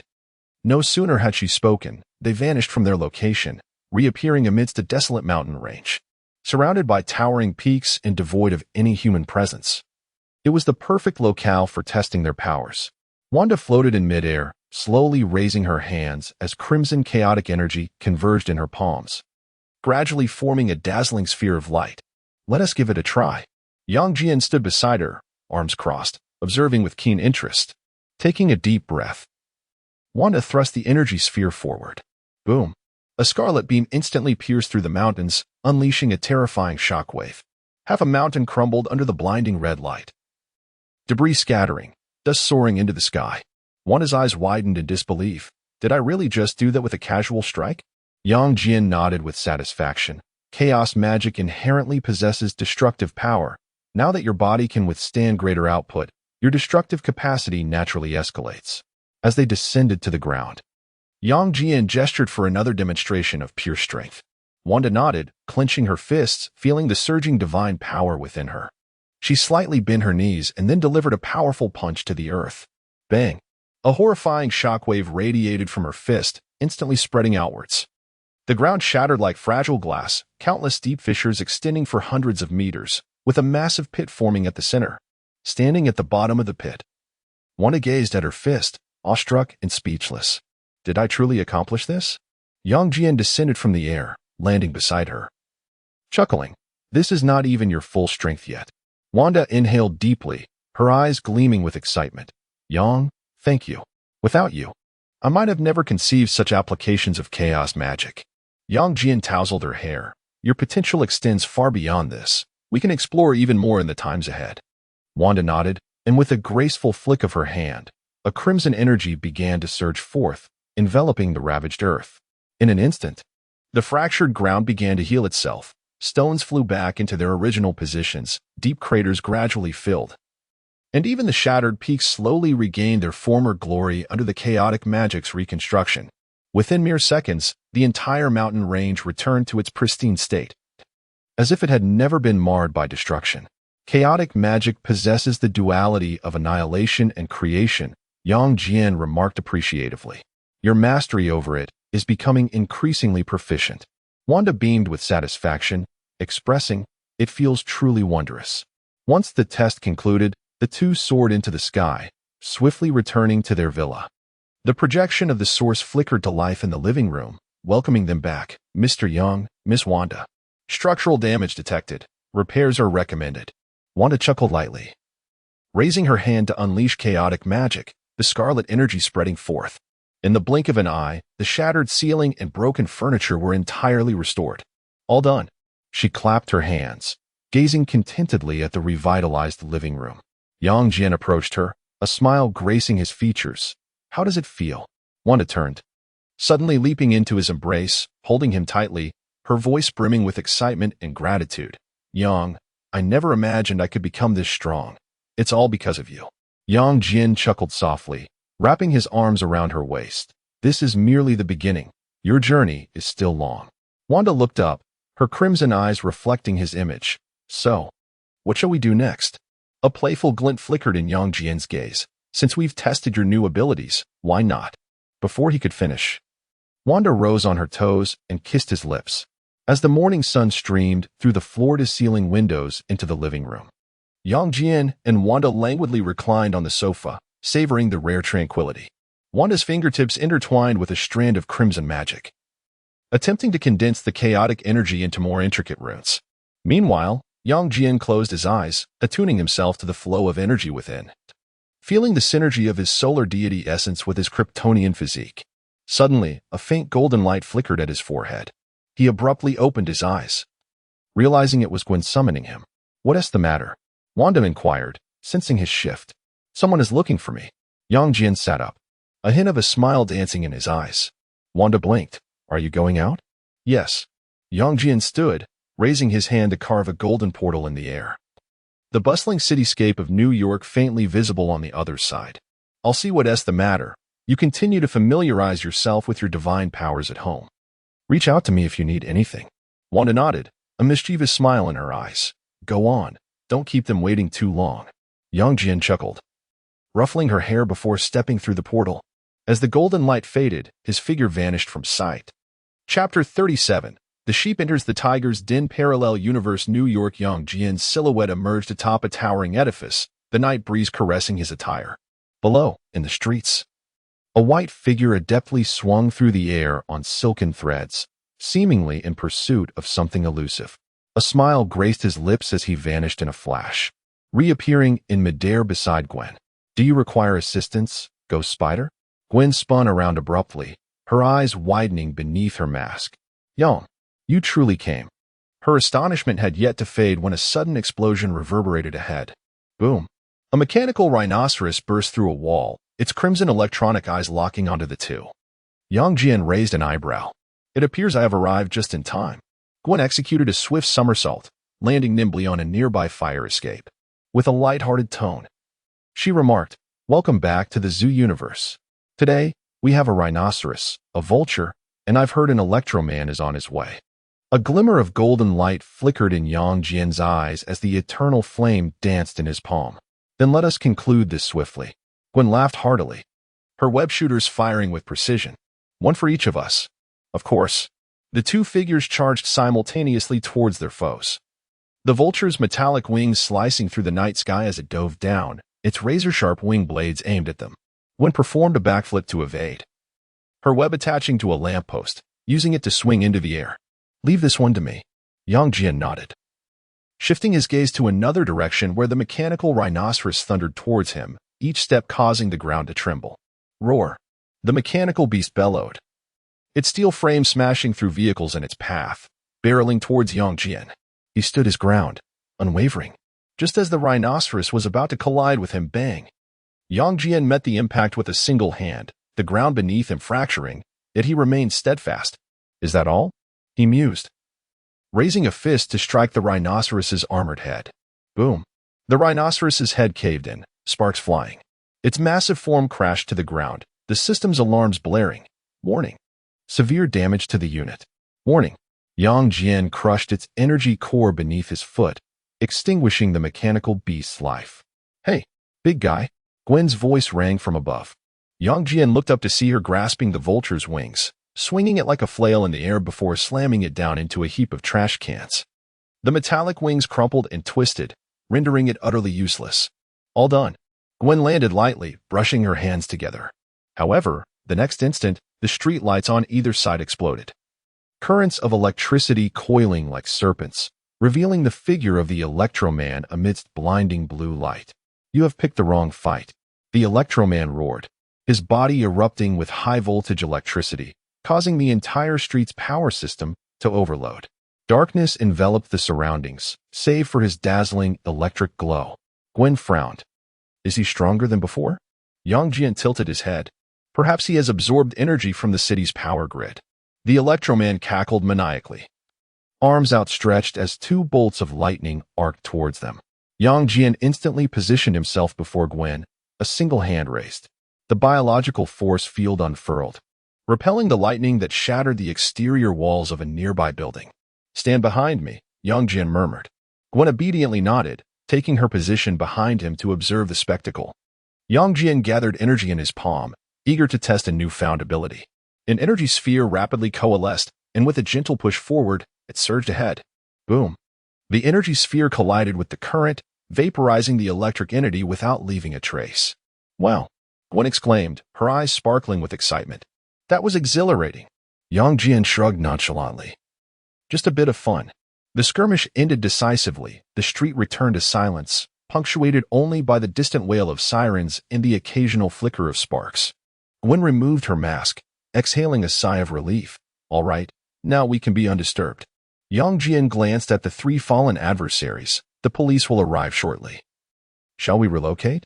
Gwen blinked. That was precisely my thought. Gwen gracefully landed on the edge of the rooftop, removing her mask as her golden hair danced in the night breeze. She turned to Yang Jian with enthusiasm. I thought this magical communicator was useless. She pointed at the faint golden glow at her brow. Yang Jian chuckled softly. I told you, whenever you call, I shall come. Gwen's eyes sparkled, and she suddenly leaned closer, standing on tiptoe to plant a light kiss on his lips, a reward for your reliability. Yang Jian raised an eyebrow. Is that all?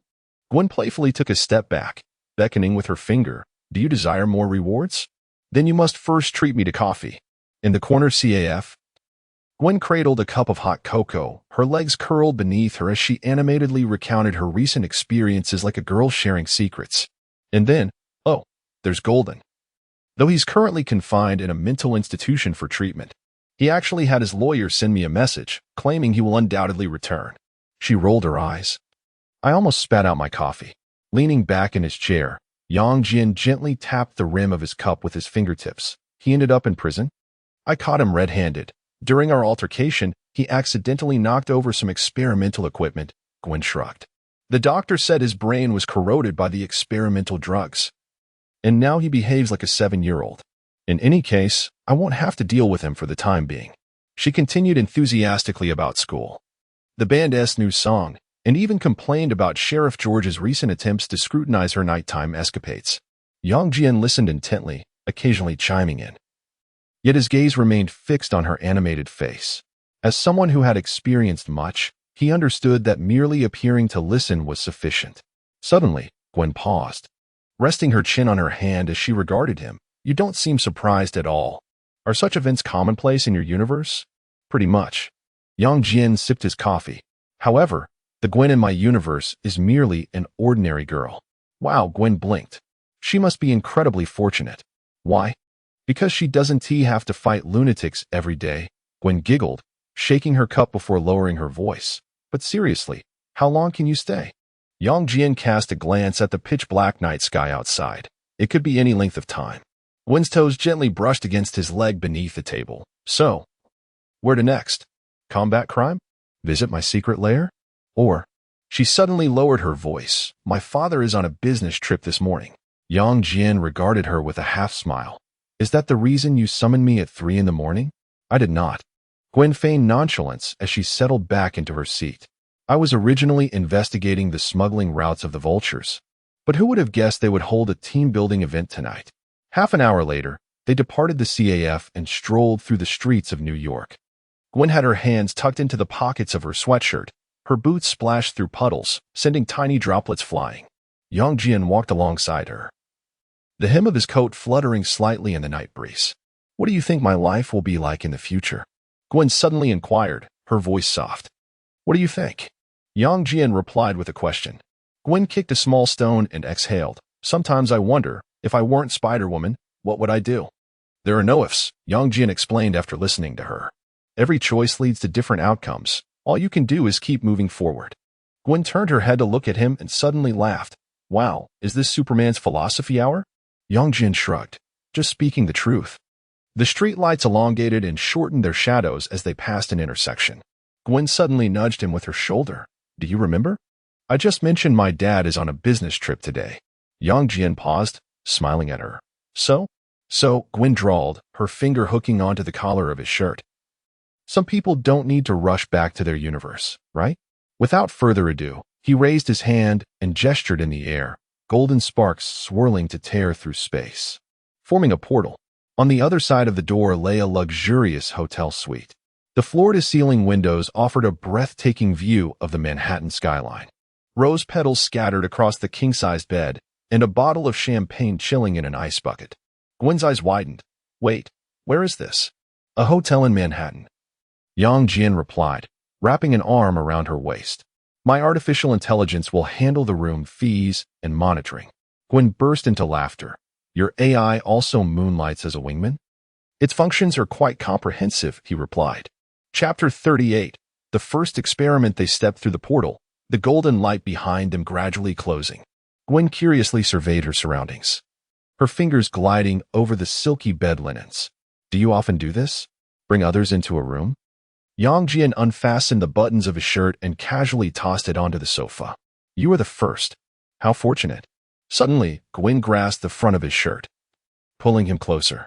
So, Mr. Superman, would you care to showcase some exclusive superpowers? Her breath carried a hint of mint, her eyes fixed intently on his. Yang Jian lowered his head to silence her, then snapped his fingers, causing the room's lights to extinguish. As you wish. Outside, the lights of New York glittered, never slumbering. Morning light streamed through the floor-to-ceiling windows of the suite, where Yang Jian leaned against the headboard, holding a cup of coffee. He watched as Gwen nibbled on a slice of toast, frantically rummaging through the suitcase she had brought home the previous night. Where's my band t-shirt? Ah, found it. She shook out a black t-shirt emblazoned with words, quickly slipped it on, and grabbed a pair of jeans to tug on. Yang Jian took a sip of his coffee. You're going to be late for class. Not my fault, thanks to last night. Gwen abruptly fell silent and rolled her eyes. It's all your fault. Yang Jian laughed as he sipped his coffee. Need a ride? Gwen tied her shoelaces and looked up with a smile. How would you do that? With your super speed? The next moment, everything around her blurred as she was swept off her feet. Hold on, she exclaimed. The world transformed into a kaleidoscope of colors amid Gwen's shrieks. 3 seconds later, she landed unsteadily at the gates of New York University. Yang Jian. She glared at him, pounding on his chest. I didn't even have time to react. Yang Jian magically produced a piece of chocolate from behind him. When did you buy this? Gwen asked, taking it and munching as she spoke. Just passed by a convenience store. He gestured into the distance. And I got you a cup of hot cocoa. Gwen accepted the paper cup adorned with the school emblem. It's warmth just right. She suddenly stood on tiptoe and kissed him lightly. For this, not too bad. The class bell rang. I have to run. She stepped backward toward the academic building. Waving at Yang Jian, she called, Next time I summon you, don't be late. Yang Jian watched her disappear behind the glass doors. Then, with a flicker, ascended into the clouds. Golden light swirled at his fingertips as the portal slowly unfolded in the morning sun. In the villa's living room, Wanda sat cross-legged, suspended in the air, her body enveloped in scarlet magic. Hearing the commotion, she opened her eyes. Yang, you're back? Yes. Yang Jian hung up his coat. There was a bit of trouble over there. Resolved? With ease. He approached her, gently tapping her forehead. A thread of golden light flowing into her. This is Asgardian high-level runes, enhanced by chaos magic. As Wanda absorbed the ancient knowledge flooding her mind, she smiled. How many girls have you fooled with this trick? Yang Jian remained unfazed. You are the first. Is that so? Wanda's fingertips ignited with chaotic fire. Shall we try out my new technique? Outside the window, the morning light is just right. A few hours later, in the living room, Wanda reclines in Yang Jian's embrace. Her fingertips entwined with crimson magic. She practices the newly learned Asgardian runes when suddenly, the voice of the Origin interrupts the tranquility. Sir, a call from Tony Stark. Yang Jian lazily raises his hand. Connect. In the next moment, Tony's holographic image materializes, set against the backdrop of a lavish hotel suite. He holds a glass of wine, yet his expression is far from pleasant. Yang, you haven't seen the news? Tony arches an eyebrow. Yang Jian raises his own brow in response. What news? Monaco. The racetrack. A lunatic wielding 2 electric whips nearly turned me into a kebab. Tony gestures to himself. If it weren't for the nano armor you gifted me, I might have become a Tony Stark barbecue. Before Yang Jian can respond, the Origin brings up the live news footage. The projection reveals a chaotic scene at the Monaco racetrack, where a man clad in rudimentary armor is wildly slashing with electric whips. Tony, donning his black nano armor, unleashes blinding light from his palm. Wanda blinks in confusion. Who is this person? Tony rolls his eyes at the projection. Ivan Vanko, a Russian madman who believes he understands reactors better than I do. Yang Jian glances at the battle scene, confirming Tony's apparent dominance, and calmly states, It seems you are unharmed. Unharmed. Huh. Tony takes a sip of his drink. This kid nearly wrecked my car. However, a smirk spreads across his face. Your nano armor is indeed impressive. That wretched whip left no scratches.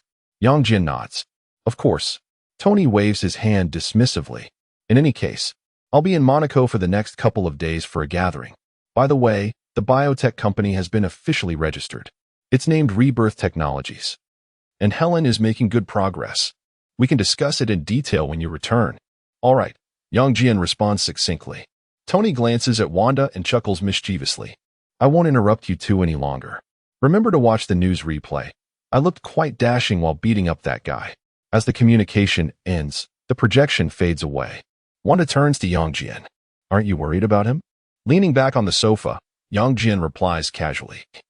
The defensive capabilities of that nano armor are such that even a direct missile hit wouldn't breach its defenses. Wanda contemplates this. So, what shall we do now? Yang Jian wraps an arm around her waist, a glimmer of amusement in his eyes. Shall we continue with your runes? Or, sir, the Origin interjects unexpectedly.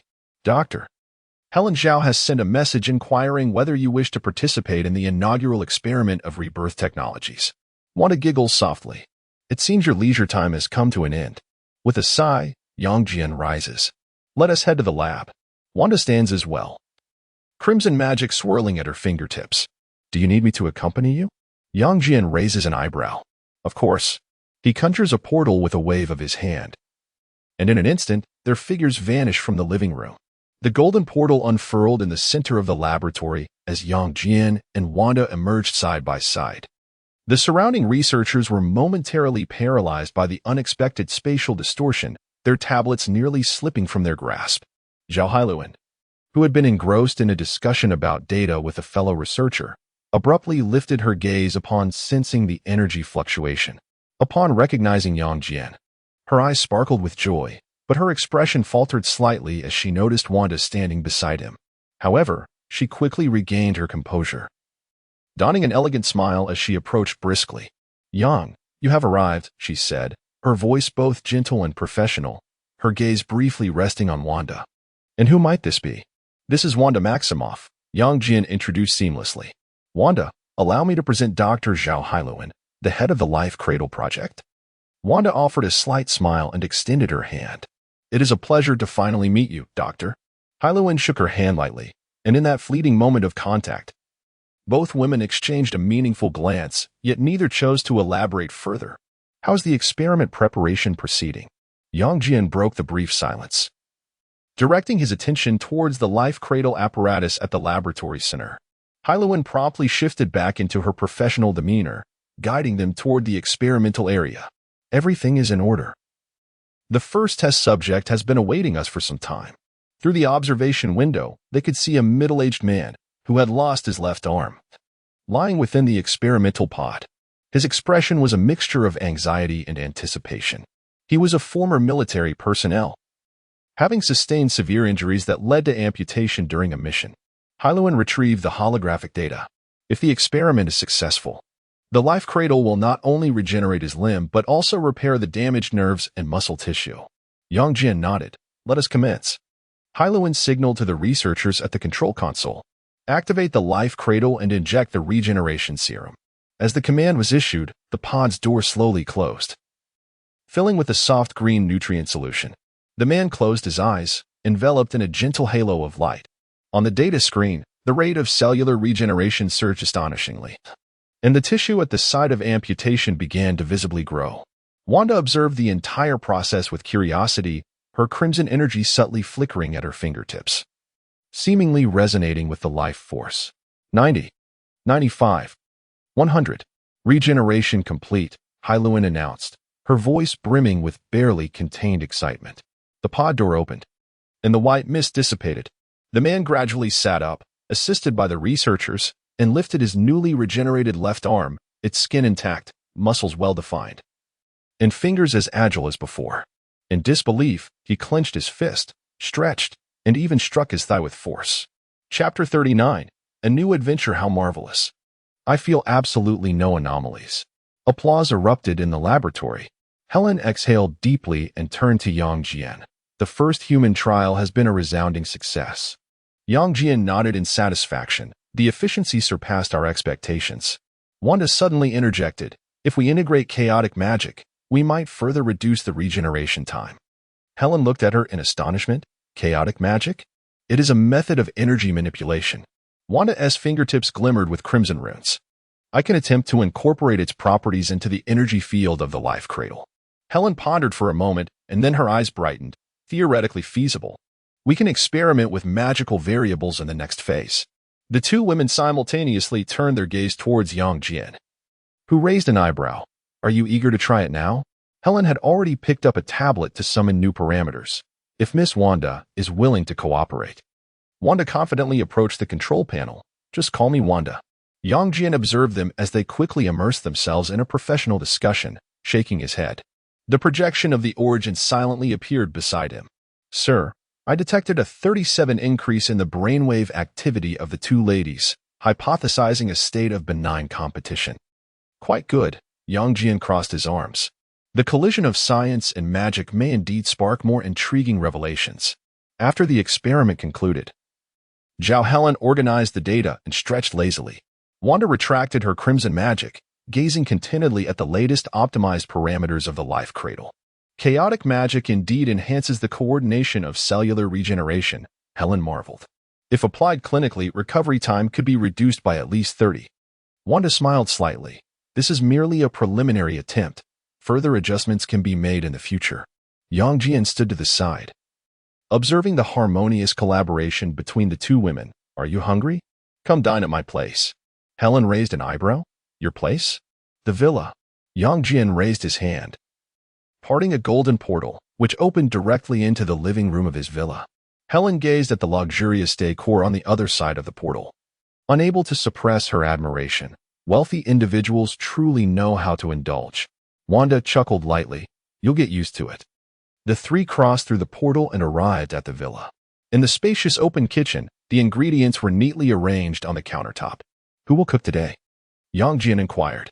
I will, Helen and Wanda replied in unison, then exchanged a glance and laughed together. Let us do it together. Yang Jian shrugged and discreetly stepped aside. I'll take care of eating. Soon, enticing aromas wafted from the kitchen. Helen, skilled in Korean cuisine, deftly marinated the beef and prepared the sauce. Wanda precisely controlled the heat using chaotic magic, ensuring the steak was cooked to perfection. Leaning against the bar, Yang Jian watched the two women busily at work, suddenly feeling that the scene was inexplicably harmonious. Dinner was soon served. Helen's Korean barbecue beef, kimchi pancakes, Wanda's pan-seared steak, creamy mushroom soup, and a bottle of aged red wine graciously contributed by Yang Jian. Three individuals clinked their glasses lightly under the warm glow of the lights, the atmosphere relaxed and inviting. Helen took a sip of red wine and, with curiosity, inquired, Wanda, how did you come to know Yang? Wanda set down her glass and briefly recounted her ordeal of being captured by Hydra for experiments, ultimately being rescued by Yang. Upon hearing this, Helen nodded thoughtfully. No wonder you possess such knowledge of human enhancement. Wanda glanced at Yang with a smile in her eyes. He appeared like a hero in that moment. Yang raised an eyebrow. Just a hero? Very handsome. Wouldn't you agree? Wanda playfully poked his arm. Helen observed their interaction, gently swirling her wine in the glass, choosing not to comment further. After dinner, the trio settled into the living room sofa, casually watching a news replay featuring Tony Stark's showdown with Ivan Vanko and Monaco. Tony certainly manages to make headlines wherever he goes, Helen remarked with a chuckle. Wanda curled up in a corner of the sofa and lazily stated, he revels in that attention. Yang casually switched off the television. Boring. Shall we change to something else? Helen glanced at the time and suddenly asked, so, am I staying here tonight? What else would you do? Yang responded with an air of certainty. Helen blinked, her gaze shifting between Yang and Wanda, then suddenly laughed. So, what should we do now? Yang's lips curved into a mischievous smile as he raised his hand to open a new portal. On the other side lay a hot spring under a starlit sky, steam swirling in the moonlight. Let us unwind, he suggested, standing and extending his hand to the two ladies. All three of us? Wanda laughed, remaining silent. Helen cleared her throat, her ears slightly flushed, yet she did not decline. Science requires a spirit of experimentation. Yang smiled knowingly. Then let us go. The trio stepped through the portal, vanishing into the shimmering golden light. Beneath the night sky, the water of the hot spring gently rippled, reflecting the myriad stars above. Moonlight, soft as water, spilled through the floor-to-ceiling windows onto the bedroom carpet. Yang quietly rose and glanced at the two women peacefully asleep on the bed. Their breaths were steady, hair scattered on the pillows, clearly having succumbed to exhaustion and dreams. He smiled silently, tucking the blankets around them before quietly exiting the room. The villa's balcony remained tranquil, the night breeze cool.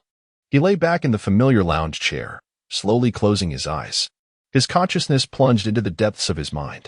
Golden runes illuminated the darkness as the dream-walking technique activated once more. His spirit detached from his body, ascending into a familiar dimension filled with bubbles. Countless luminous spheres floated in the void, each flickering with distinct possibilities. This time, he hesitated not, directly locking onto a bubble radiating a soft blue glow. New York in that universe bore the silhouette of Stark Tower. This is it, he thought, as his soul swiftly descended into the bubble. Upon opening his eyes, he found himself atop a towering building. The night breeze brushed against him, and below lay the dazzling lights of Manhattan, while in the distance, the Stark emblem on Stark Tower shimmered in the night. Which universe is this again? He murmured to himself. He cast a glance, instantly committing the coordinates of this universe to memory. As his consciousness returned to its essence, Yang Jian suddenly opened his eyes while reclining in his chair, golden light swirling within his pupils. Origin, he murmured softly. The voice of Origin responded immediately. I am here, sir. Inform Wanda and Helen that I shall be departing for a while. Understood, sir. What is the anticipated duration of your absence? Uncertain. Just tell them not to worry about me. He rose, raising his hand to part a golden portal, revealing the unfamiliar night sky of New York on the other side. Without hesitation, he stepped through, his figure dissolving into the light. In a certain universe, New York, Yang Jian stood on the street, absorbing the atmosphere of this alien realm. The towering skyscrapers and bustling traffic bore a striking resemblance to his original world, yet the air was thick with a stifling agitation. Passers-by hurried along, their expressions fraught with anxiety, as if perpetually poised to flee from some unseen threat. At that moment, a voice rang out, "Make way! Get out of the way!" A menacing robber burst through the crowd, charging towards Yang Jian with a woman's purse clutched in his hand. Behind him, a red and blue figure swung deftly between the buildings, relentlessly pursuing him. "Hey, stop!" The voice of Spider-Man was youthful yet resolute. The robber skidded to a halt before Yang Jian, glaring at him with malice. "Looking for death? Huh? Get lost." Yang Jian merely cast a calm glance in his direction. A flash of red light flickered in his eyes, and the robber froze in place, before collapsing onto the ground, unconscious. Spider-Man landed deftly in front of Yang Jian, his eyes widening beneath the mask. "Up, sir. What did you do to him?" Yang Jian shrugged. "I'm not sure. Perhaps he has low blood sugar." Just as Spider-Man was about to inquire further, a thunderous roar erupted from the direction of Manhattan, shaking the very foundations of New York. The terrifying sound waves caused the ground to tremble slightly, and the glass of distant skyscrapers shattered in response. Spider-Man whipped around, his voice taut with urgency. "Oh no. It's the Hulk." Without a moment's delay, he shot out a web and urgently shouted to Yang Jian, "Sir, hurry home. Lock your doors and windows. This is no joke."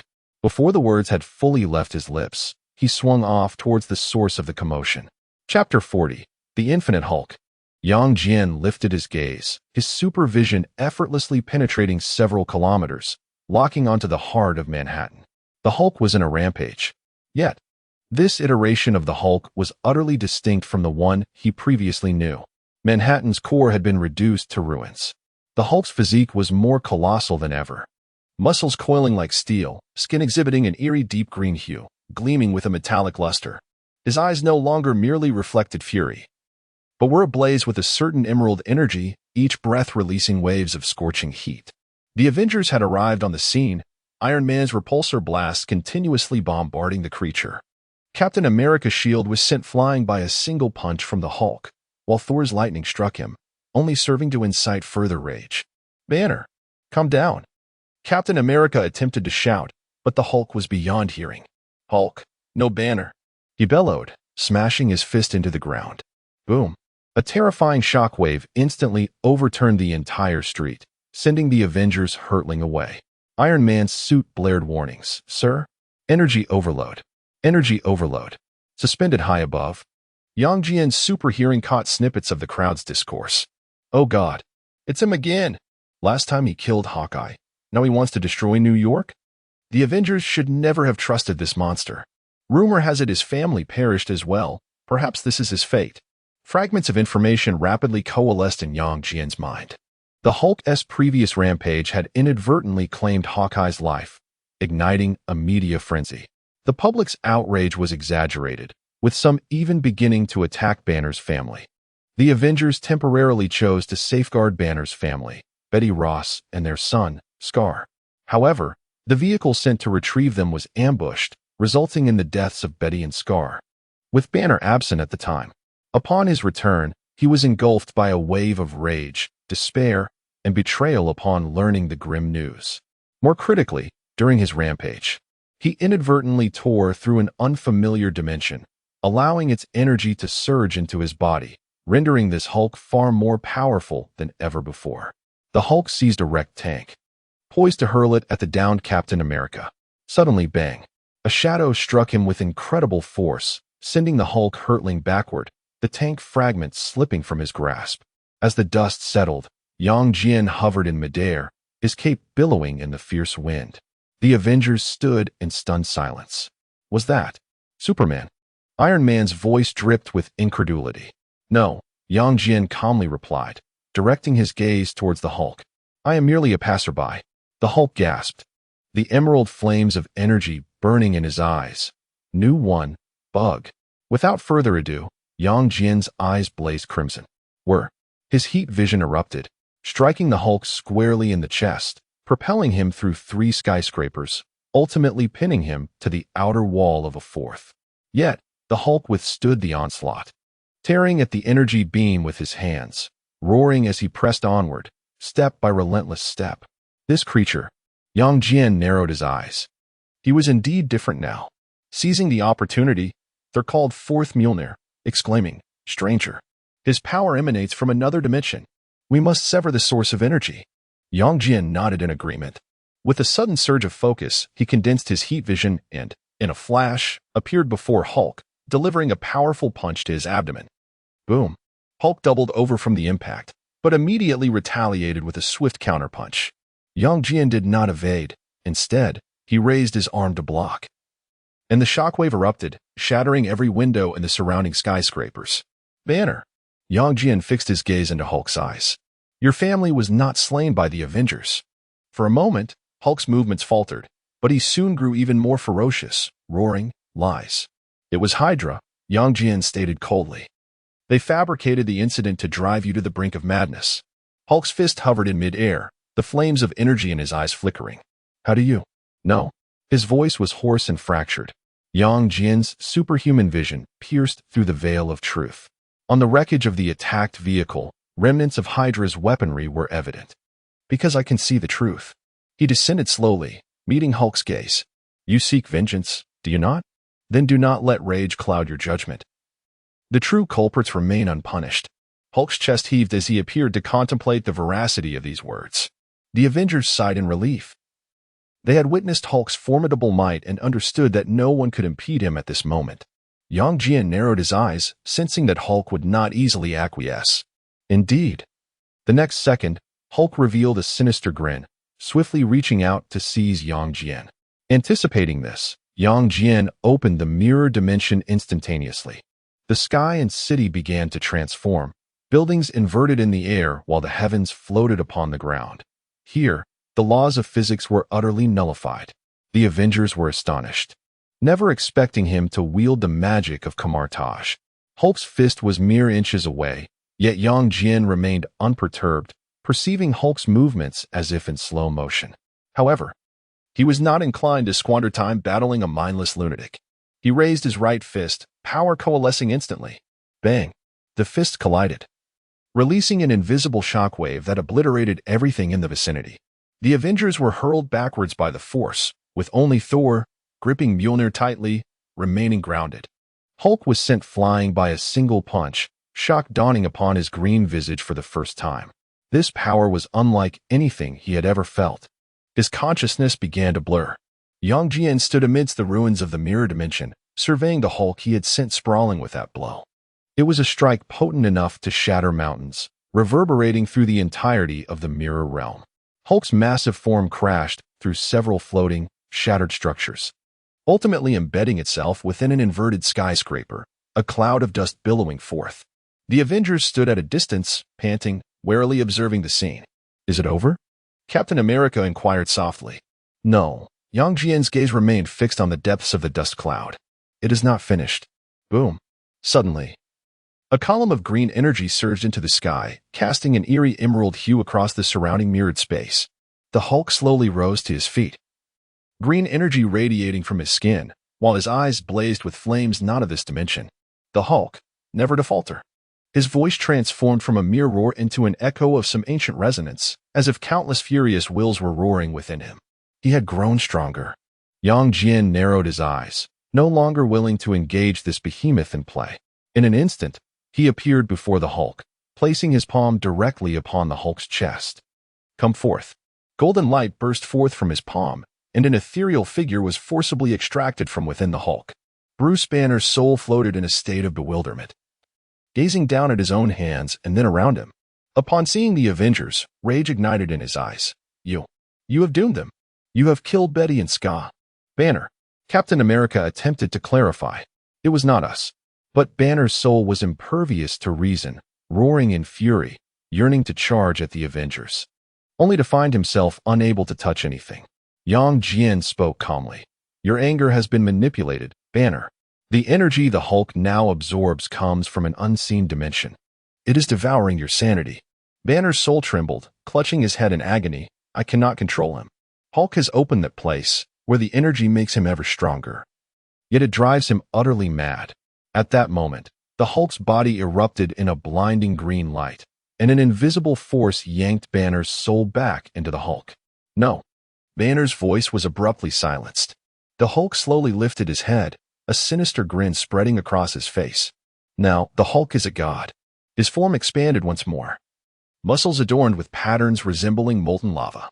The surrounding mirrored space began to distort, seemingly unable to bear his presence. He roared, eager to unleash the fury within. Thor tightened his grip on Mjolnir, his expression grave. "This is troublesome." Iron Man's armor system blared an alarm. Energy readings exceed the limit. Unable to calculate. Yang Jian took a deep breath, his eyes glowing crimson. In that case, his body began to levitate gently, the power within him fully unleashed. The eternal flame surging inside.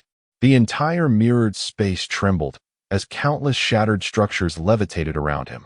"Then I shall awaken you completely." In the next moment, a resounding crash echoed as their figures collided, the shockwave tearing apart the edges of the mirrored space. Chapter 41. Laozi's unyielding strike within the mirrored realm. The clash between Yang Jian and the Hulk transcended the very limits of physical law. With a single, powerful punch, Yang Jian sent the Hulk hurtling like a cannonball, shattering through 7 floating skyscrapers. Yet, in the next moment, a surge of green light erupted from the ruins as the Hulk's form expanded, his muscles shimmering with emerald energy. A searing beam cut through him, yet the severed body was forcibly stitched back together by strands of green energy. Rising once more, the Hulk sprouted bony spikes from his spine, his roar shattering the glass of nearby structures. Yang Jian teleported before the Hulk, his right hand piercing through the Hulk's chest to crush the pulsating heart within. Was it over? Iron Man's armor oozed coolant. The Hulk's lifeless body crashed to the ground. But the conclusion was far from certain. The earth beneath transformed into a green vortex, devouring him whole. "What is happening? Where's the Hulk?" Captain America inquired anxiously. Suddenly, the entire mirrored space began to warp, and a hellish door etched with unknown symbols materialized in the void. With a creak, a colossal green hand emerged from the crack, slowly pulling the door ajar. The Hulk emerged anew, having undergone a complete transformation.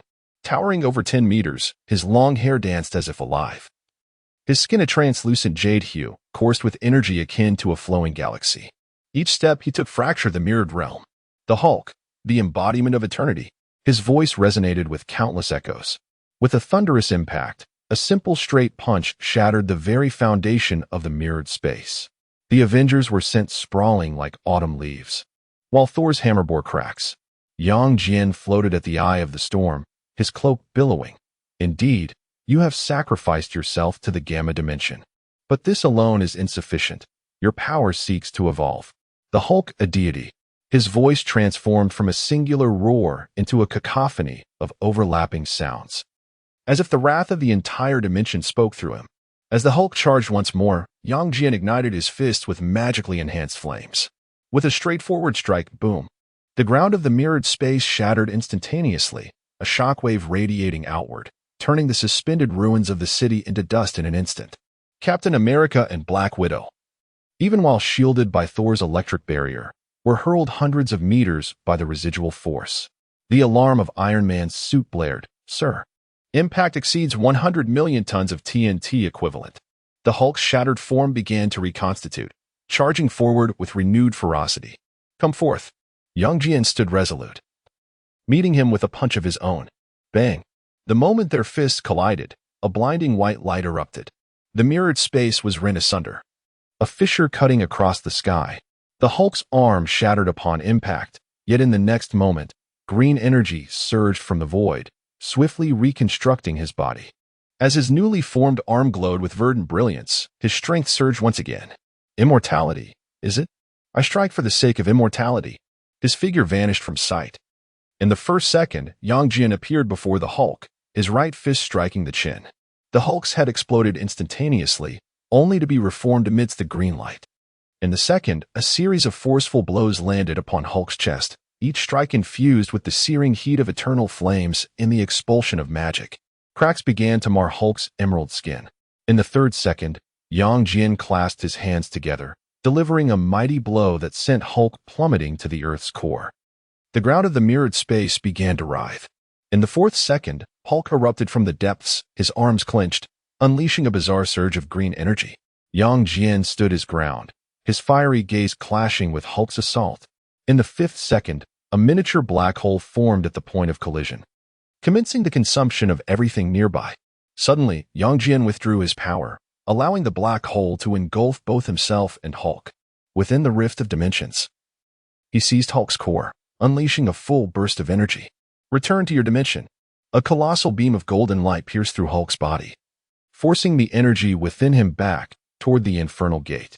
What Yang Jian beheld were countless greedy green eyes lurking beyond the door. In a final strike, Yang Jian's hand struck Hulk's forehead, forcibly extracting a pulsating green nebula, the core of the dimensional passage. As the nebula was consumed by eternal flames, Hulk's form began to diminish. Banner's shape gradually materialized, descending from the heights. Catch him. Yang Jian tossed Banner to Captain America. He had decisively vanquished Hulk, wielding the power of dimensions. If this continued, Hulk would inevitably grow stronger, potentially surpassing him. As the mirrored space dissipated, they returned to the ravaged remnants of New York. Banner lay unconscious upon the ground. His body reverted to normal. Yet, all present could see a fine green crack in the center of his brow, slowly emanating light. Amidst the ruins of Manhattan, the Avengers remained engulfed in the shock of the earlier cataclysmic battle. Iron Man's armor was severely damaged, while Thor's hammer exhibited minor cracks. Captain America's shield bore slight deformations at the edges, all merely collateral damage from the aftermath of the conflict. Thus, Tony Stark lifted his visor. A grave expression etched upon his face as he turned to Yang Jian. What precisely is that green energy surrounding Banner? Everyone had just witnessed the green energy enveloping Banner. Residual energy from Gamma Hell, he replied calmly. Or perhaps, the pollution beneath all existence. Beneath all existence? Black Widow keenly seized upon this unfamiliar term. A dimension composed entirely of gamma energy, inadvertently opened by Hulk in a fit of rage. Yang Jian's gaze swept over the group. That place is the source of fury. Iron Man surveyed the shattered streets around him and gestured, "This is not a place for conversation. Let us proceed to the Avengers Tower." Yang Jian acquiesced, and a biological force field instantly enveloped everyone. In the next moment, they found themselves in the conference room atop Avengers Tower. Thor casually placed the unconscious Banner onto a sofa, the green fissure on Banner's brow still faintly glowing. Tony poured himself a glass of wine, downing it in one gulp, then fixed his gaze on Yang Jian. "All right, it's time we discussed you. Who are you? Why have I never seen you before? Your abilities resemble those of a superhero from a comic book. Yet, unlike Superman, you wield no magic. Leaning against the conference table with a faint smile, Yang Jian remarked, "A visitor from another universe, here for a holiday." "A holiday?" Captain America frowned. "And to encounter the Hulk in a state of rage right upon arrival? That is unfortunate." Yang Jian shrugged. "Nevertheless, quite exhilarating." Thor, the god of thunder, boisterously laughed. "Huh. I like this fellow." Suddenly, Captain America recalled something. "Wait, you just mentioned Hydra? Haven't they been eradicated?" The conference room fell silent instantly. Yang Jian's gaze swept across the faces present as he slowly articulated, "Hydra has never been truly vanquished. They have merely concealed themselves more deeply." He paused, adding, "Furthermore, at least two-thirds of S.H.I.E.L.D. personnel are Hydra agents." "What?" Black Widow sprang to her feet, her expression drastically altered. Iron Man's goblet halted midair, astonishment flickering in his eyes. "This is impossible," Captain America intoned gravely. "We have screened everyone." "Even your director?" Yang Jian interrupted. "Nick Fury's most trusted aide, your system administrator, and even." His gaze lingered meaningfully on a particular corner, hinting at some of the Avengers' closest allies. The conference room descended into a profound silence. Black Widow was the first to regain her composure, directing her attention towards the unconscious Bruce Banner on the couch. The unsettling green fissure on his forehead raised concern. "What about Banner?" "The effects of that gamma hell." Yang Jian approached Banner, swiftly forming a series of hand seals. A golden exorcism spell pierced into Banner's forehead. The fissure began to heal at a visibly rapid pace, and Banner's pained expression gradually calmed. The Hulk's strength derives from gamma energy, yet this time was different. Yang Jian withdrew his hands. He had opened a passage to the depths of all things, gaining nearly limitless energy replenishment and enhancement at the cost of a mind utterly corroded, transforming into a pure embodiment of destruction. Everyone recalled the terrifying figure within the mirror dimension, its fists effortlessly shattering space, an immortal body, and the countless prying eyes behind the gates of hell. Thor tightened his grip on Mjolnir, his voice low. "Were it not for you, we would never have been able to stop him." The pressing question now is, Iron Man summoned a holographic projection, displaying the data of the recently opened Gamma Hell. Will that dimension open again? Will Banner revert to that state? Yang Jian gazed out the window, his enhanced vision penetrating the clouds, staring directly at the invisible dimensional barrier. The passage has been sealed. Chapter 42, Mycela within the Avengers Tower. Everyone remained engulfed in the shock of Hydra's infiltration of S.H.I.E.L.D. Yang Jian glanced at the time and rose, stating, "You all can deal with Hydra yourselves. I must return." "Wait." Iron Man called out to him. "Are you leaving just like that? At least leave a contact number." Yang Jian waved his hand dismissively, not looking back, and replied, "I will return when I have the time."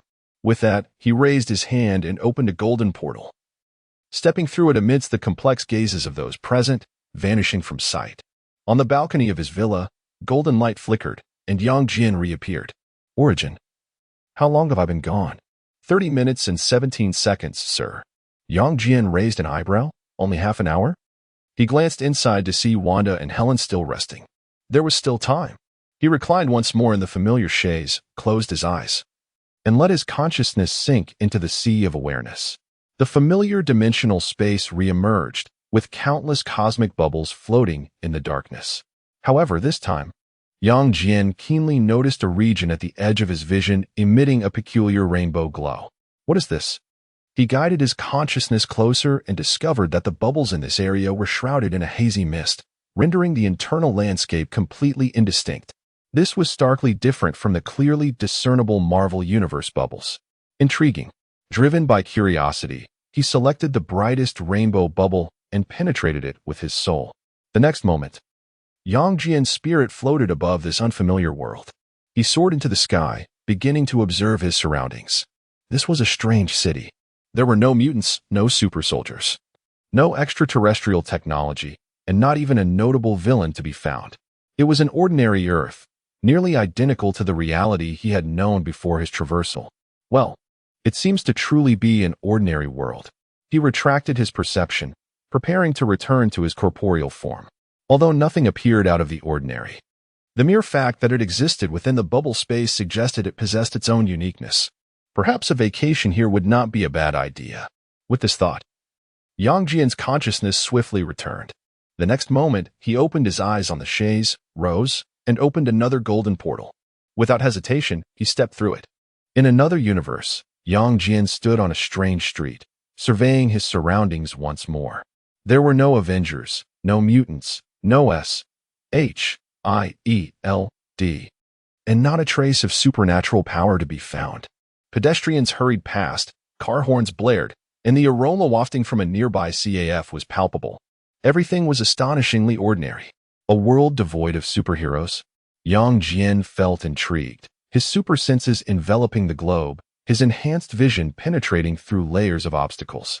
Ultimately, he confirmed several observations.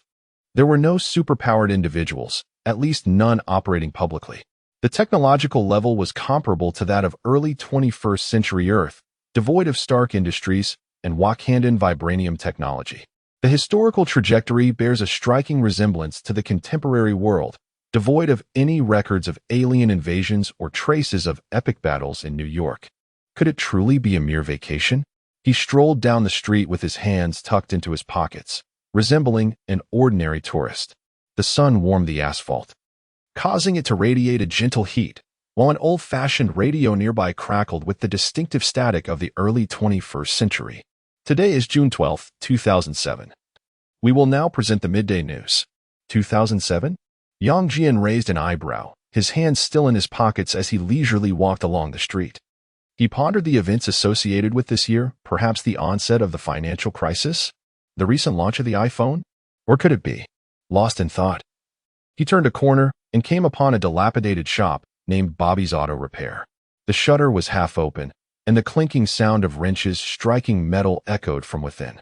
At that moment, a young woman clad in a white tank top emerged from the repair shop, bending down to inspect a motorcycle at the entrance. She swept her cascading black hair aside, her alluring figure fully on display, causing Yang Jian's footsteps to falter slightly. Megan Fox? That iconic visage, the subtly curved lips, and those wild, captivating eyes. It was indeed the actress who rose to fame in Transformers.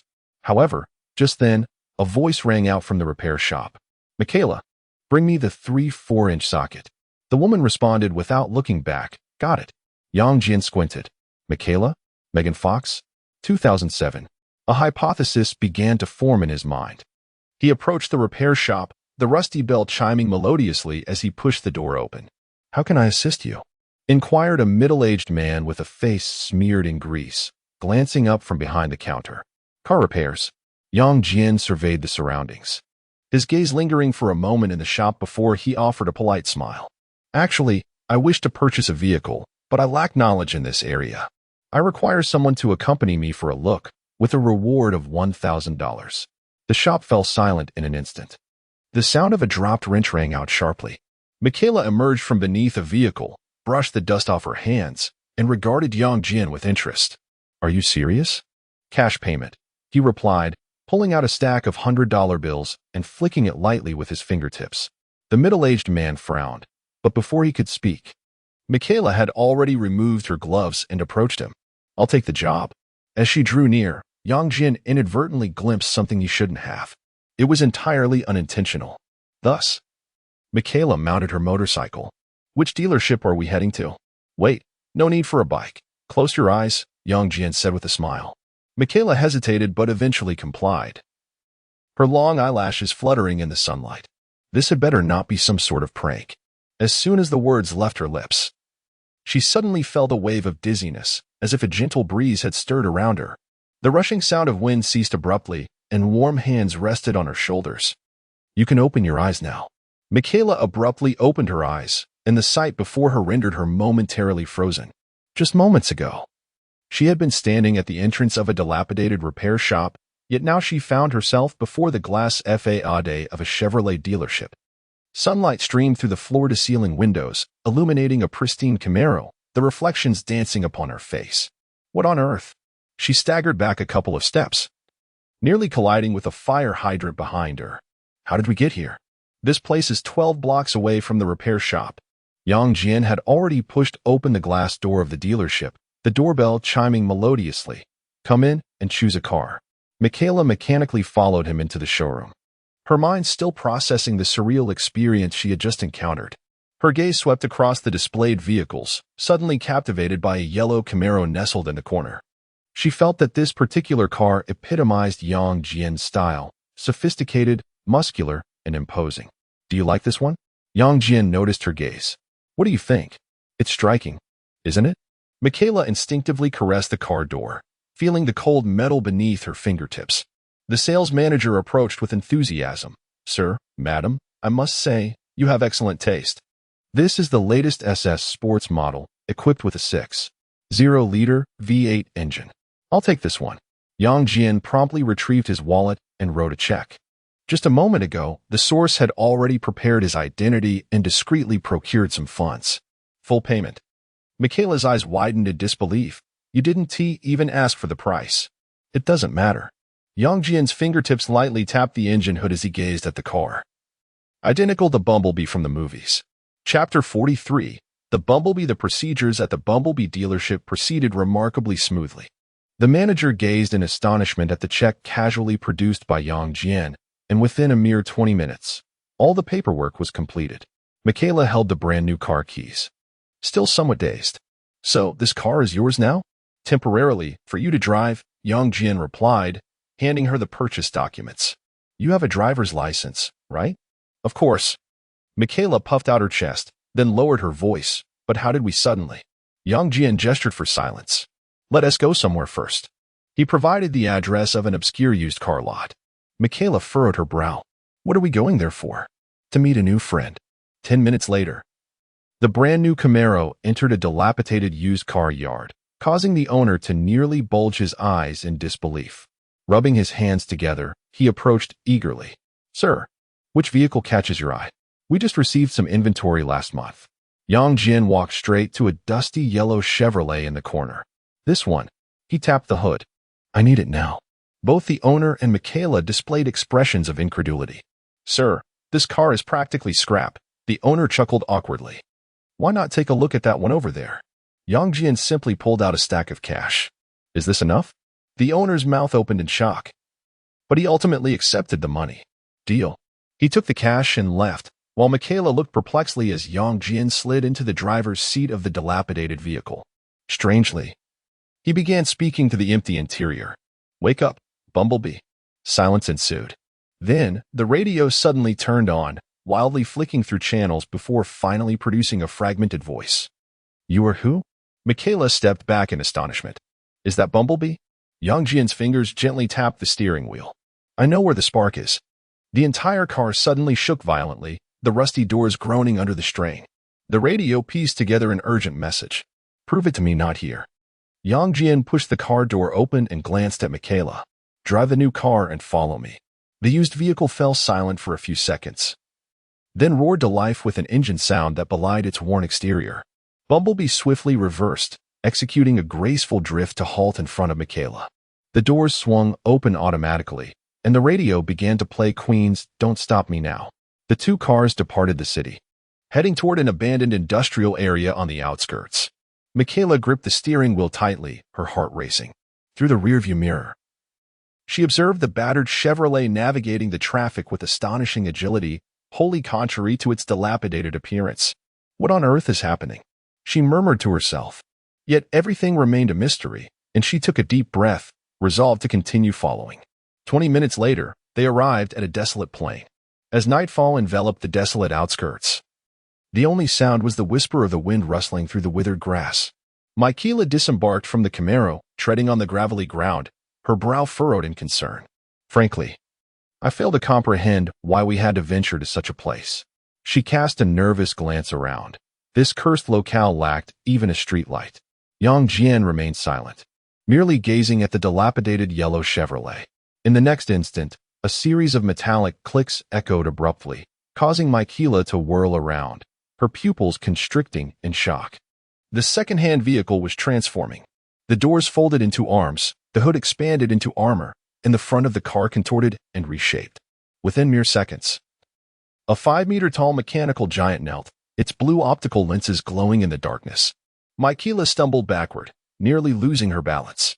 "Is that Bumblebee?" Bumblebee bowed its head. The radio frequencies rapidly shifting until a coherent phrase emerged.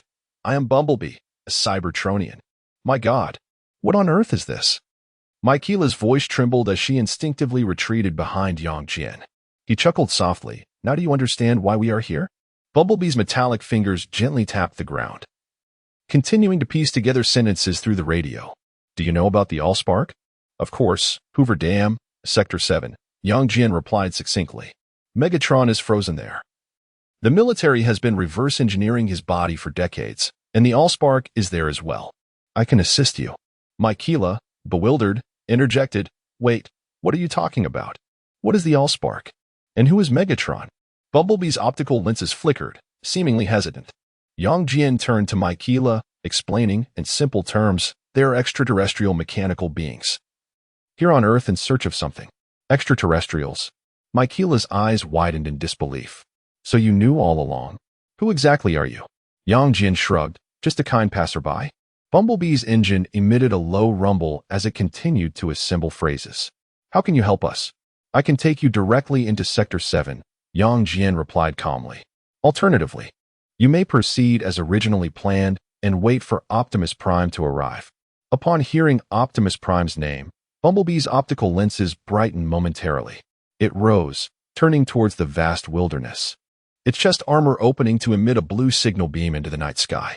Seizing the opportunity while Bumblebee sent the signal, Michaela pulled Yang Jian aside, lowering her voice.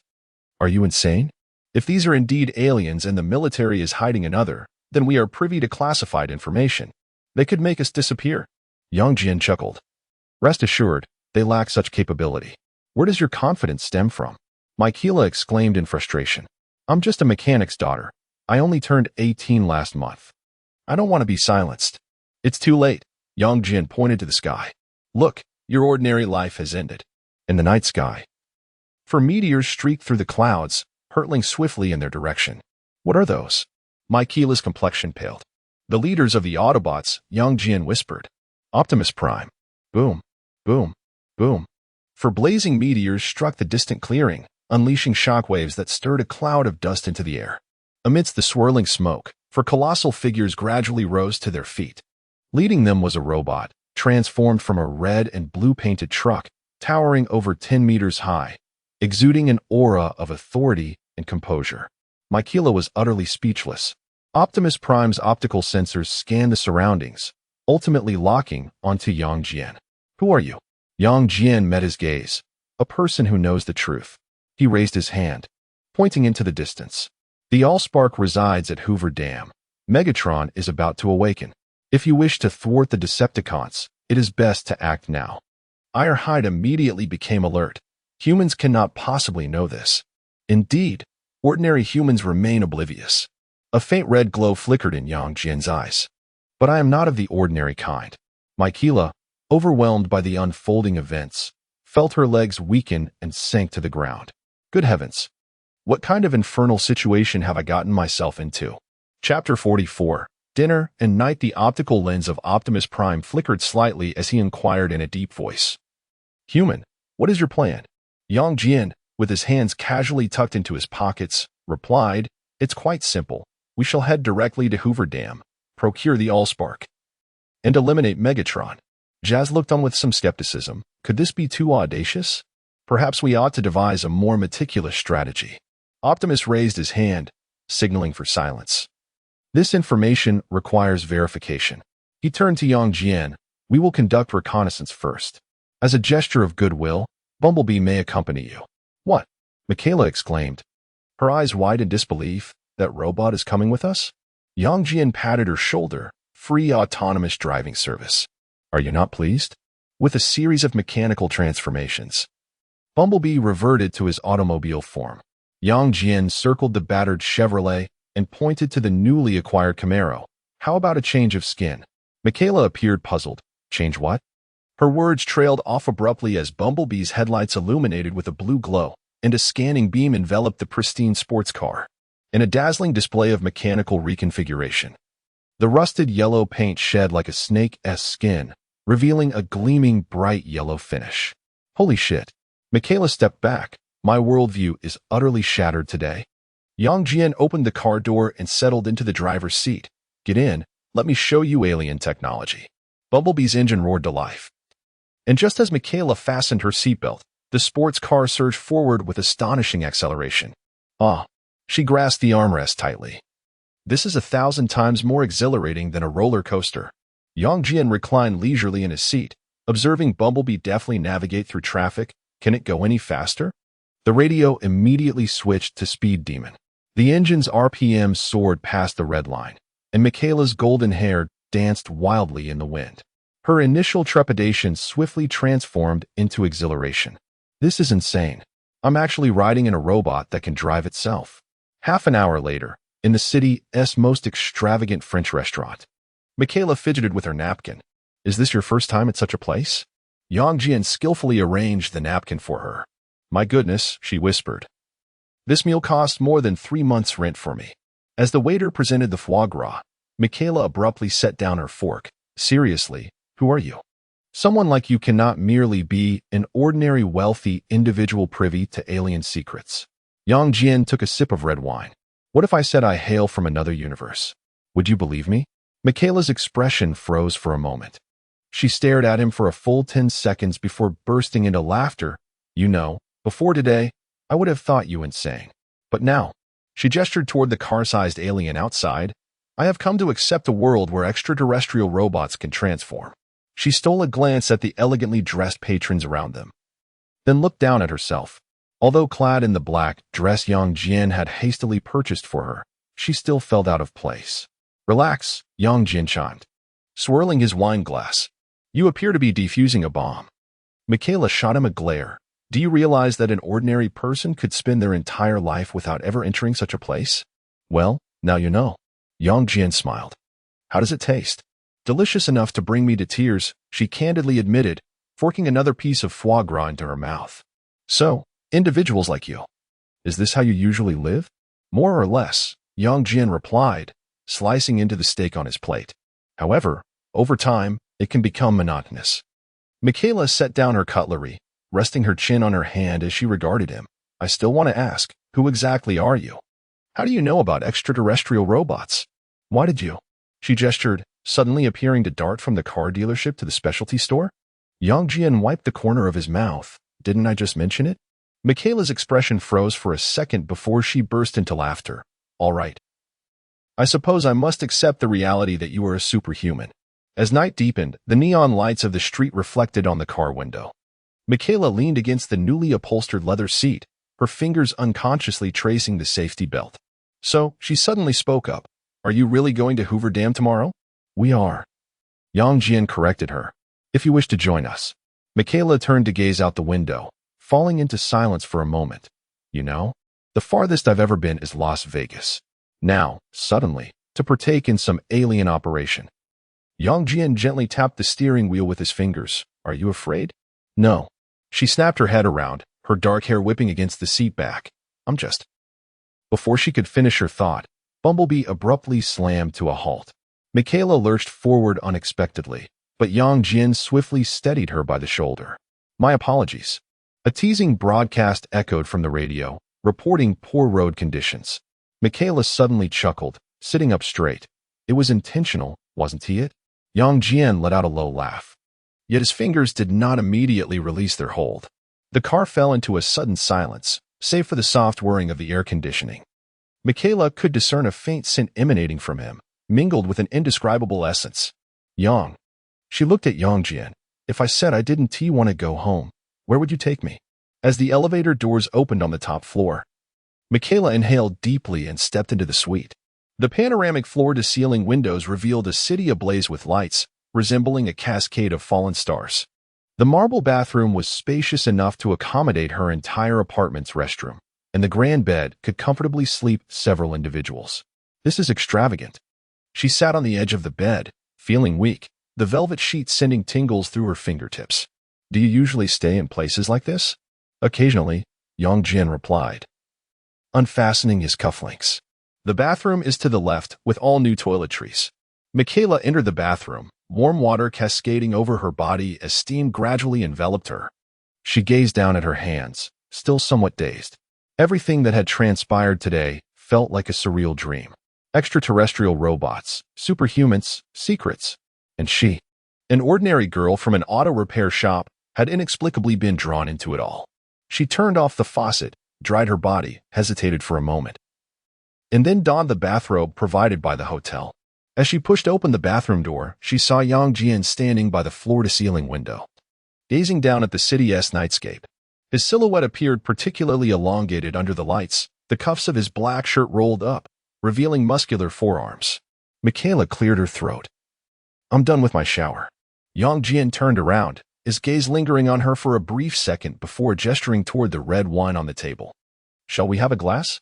Michaela approached, picked up a wine glass, and took a sip. The rich wine eased her tension somewhat. She walked to the window and stood beside Yang Jian, both of them admiring the twinkling lights of the city below. In a soft voice, she remarked, "I can hardly believe that tomorrow we are to embark on something significant." "If you are willing," Yang Jian replied, swirling his wine glass. "Of course. You could also choose to withdraw." Michaela shook her head, her golden hair glimmering softly in the light. "No, I wish to go." She turned to Yang Jian. "This might be the only opportunity for me to take a risk in my lifetime." Yang Jian chuckled. "Trust me, by following me, opportunities for adventure will abound." Michaela smiled as well, the neckline of her bathrobe slightly open, revealing her collarbone. Suddenly, she stepped closer, tilting her head to look up at Yang Jian. "You know, what you said in the restaurant today about this being just a mundane part of a boring life was incredibly charming." Yang Jian raised an eyebrow. "Is that so?" "Absolutely." Michaela replied, her fingers gently tracing his arm. "And now I'm quite curious about what other extraordinary abilities you possess." Her breath carried a hint of the wine's aroma, her gaze infused with both challenge and anticipation. Yang Jian lowered his head to meet her eyes, a playful smile curling at the corners of his mouth, for instance. Suddenly, he wrapped his arm around her waist, and Michaela felt a blur of motion. In the next moment, they found themselves in the bedroom, Yang Jian gently laying her on the bed, one hand propped beside her ear. "Teleportation?" Michaela breathed, her heart racing. "No, just quick speed," Yang Jian replied, his other hand caressing her cheek. "Would you like to see something even more impressive?" Michaela did not respond with words. Instead, she grasped his collar and kissed him. Outside, a bumblebee hovered atop the building, while the radio played the Eagles Hotel California automatically. Such a lovely place. Chapter 45. The battle commences in the early hours of dawn. Outside an abandoned industrial warehouse, several pristine vehicles stood silently. The moonlight cascaded through the shattered skylight when suddenly, the low rumble of engines shattered the stillness. A series of metallic clangs echoed as colossal mechanical beings materialized in the blue glow. Optimus Prime stood at the center, his optical sensors flickering slightly, projecting a holographic representation of the Hoover Dam's three-dimensional structure. According to the data retrieved from the Earth network, the intelligence provided by that human ally proved to be accurate. Optimus Prime's voice resonated with calm authority. Beneath the Hoover Dam, there indeed existed a clandestine base codenamed Sector 7. Ironhide's heavy artillery arm shifted slightly, emitting a disgruntled mechanical sound. What reason do we have to trust a carbon-based life form? Even if he possesses some extraordinary abilities, that does not preclude him from being a trap set by humanity. Jazz nimbly leaped atop a derelict machine, his electronic voice laced with mockery. "Admit it, Ironhide, you're just irked by being outshone by a human. The energy readings from that guy are so outrageous, even I find them hard to believe." Ratchet projected a series of data visuals. Though we cannot scan his body, the energy within him exceeds the parameters of Earth's biological entities. Optimus nodded. He is not an ordinary human. He may even not be a native life form of this planet. Ironhide shrugged, yet refrained from further dissent. Regardless, Optimus deactivated the holographic display. The Allspark is our primary objective. If Megatron is truly entombed there, we must act before the Decepticons do. Jazz executed an exaggerated tactical gesture.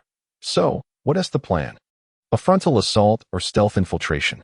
"First, reconnaissance." Optimus gazed into the distance. "Tomorrow, we shall proceed to the Hoover Dam."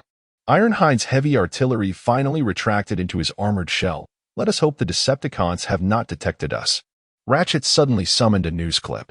The footage revealed surveillance stills of Michaela and Sam entering a hotel, Sam failing to mask his presence through a biological field. Speaking of which, their location had been compromised. Perhaps Sector 7's operatives would converge. Optimus narrowed his optical sensors. Bumblebee can protect them. For now, we need. Before he could finish, all Autobots simultaneously lifted their heads. In the distant night sky, 3 sleek black fighter jets approached with an aerodynamic defiance, their fuselage adorned with a sinister crimson emblem. Decepticons. Ironhide instantly armed all weaponry, exclaiming, "How did they find us?" Optimus's armor rapidly reconfigured. Heavy artillery extending from his shoulder plates. It appears we need to advance our timeline. Autobots, prepare for battle. In the darkness, the 3 black jets transformed, their metallic armor swiftly restructuring. Starscream descended first, his wings folding into shoulder plates, energy cannons charging and targeting Optimus. Autobots, it has been a while. Starscream's electronic voice dripped with derision. I never imagined you would hide on such a filthy carbon-based planet. Ironhide's heavy artillery immediately locked onto Starscream, roaring, "Starscream, how did you find us?" The Red Spider sneered, pointing towards the sky. "Soundwave has been watching you since the moment you descended upon Earth." Optimus Prime's optical lens abruptly contracted. He realized that Soundwave, the Decepticon's intelligence officer, possessed unparalleled electronic warfare capabilities. Perhaps he was currently hovering in the outer space, surveilling every movement on Earth. Therefore, we are fully aware of your plans and actions, including your collaboration with that human. Without further ado, the battle erupted instantaneously. Boom. Ironhide's heavy artillery fired first, the shell slicing through the air towards the Red Spider's face. The Red Spider nimbly sidestepped, simultaneously activating his missile bay, unleashing a flurry of homing missiles. Jazz, agile and swift, transformed into car mode, drifting through the ruins while precision laser fire shot down the missiles. The explosions illuminated the night sky, and shockwaves shattered the surrounding glass. The ambulance swiftly deployed medical support, providing real-time repairs for teammates while wielding an ion cutter, severing a rushing Decepticon soldier in half. Optimus Prime directly confronted the Red Spider, their energy sword clashing fiercely against the Red Spider's metallic claws, sparks flying in all directions.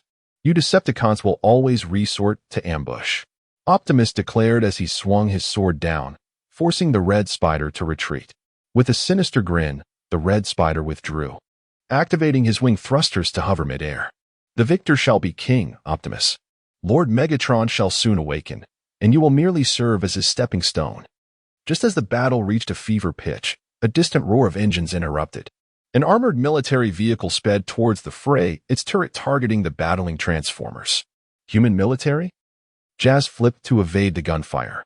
"Oh no, the people from Sector 7 are here." The Red Spider's optical lens flickered as he swiftly assessed the situation. Although the Decepticons held the advantage, the involvement of the human military could complicate matters.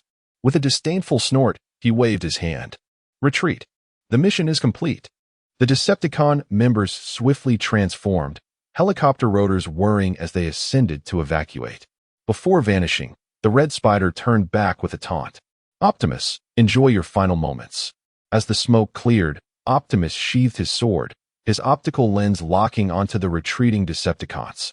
"Soundwave has already pinpointed our location. We must expedite our plans," he stated solemnly. The ambulance accessed scanning data. Their retreat was too abrupt. They undoubtedly have ulterior motives. Ironhide growled, "Those treacherous heaps of scrap." Optimus opened the internal communication channel, connecting with Bumblebee. "Bumblebee, plans have changed. The Decepticons are aware of us. Soundwave is surveilling everything from space. Your position may also be compromised." Bumblebee's reply crackled through the broadcast. "Understood. I'm on alert." Optimus gazed up at the starry sky, his optical lens reflecting the satellite orbits of Earth. There, the Decepticon spy satellite silently monitored everything. "Autobots, let's move out." Optimus Prime's voice resonated with unwavering resolve. "We must reach Hoover Dam before the Decepticons." He directed them to rendezvous with Yang Jian and the others first. The morning sunlight poured through the floor-to-ceiling windows, illuminating the suite as Michaela rubbed her eyes and emerged from the bedroom. She noticed Yang Jian reclining on the sofa, the golden rays accentuating the contours of his sculpted physique. She couldn't help but gaze at him for a moment longer before approaching to sit down. "Are you awake?" Yang Jian inquired lazily, his eyes still closed. Michaela nodded and soon realized he had opened his eyes.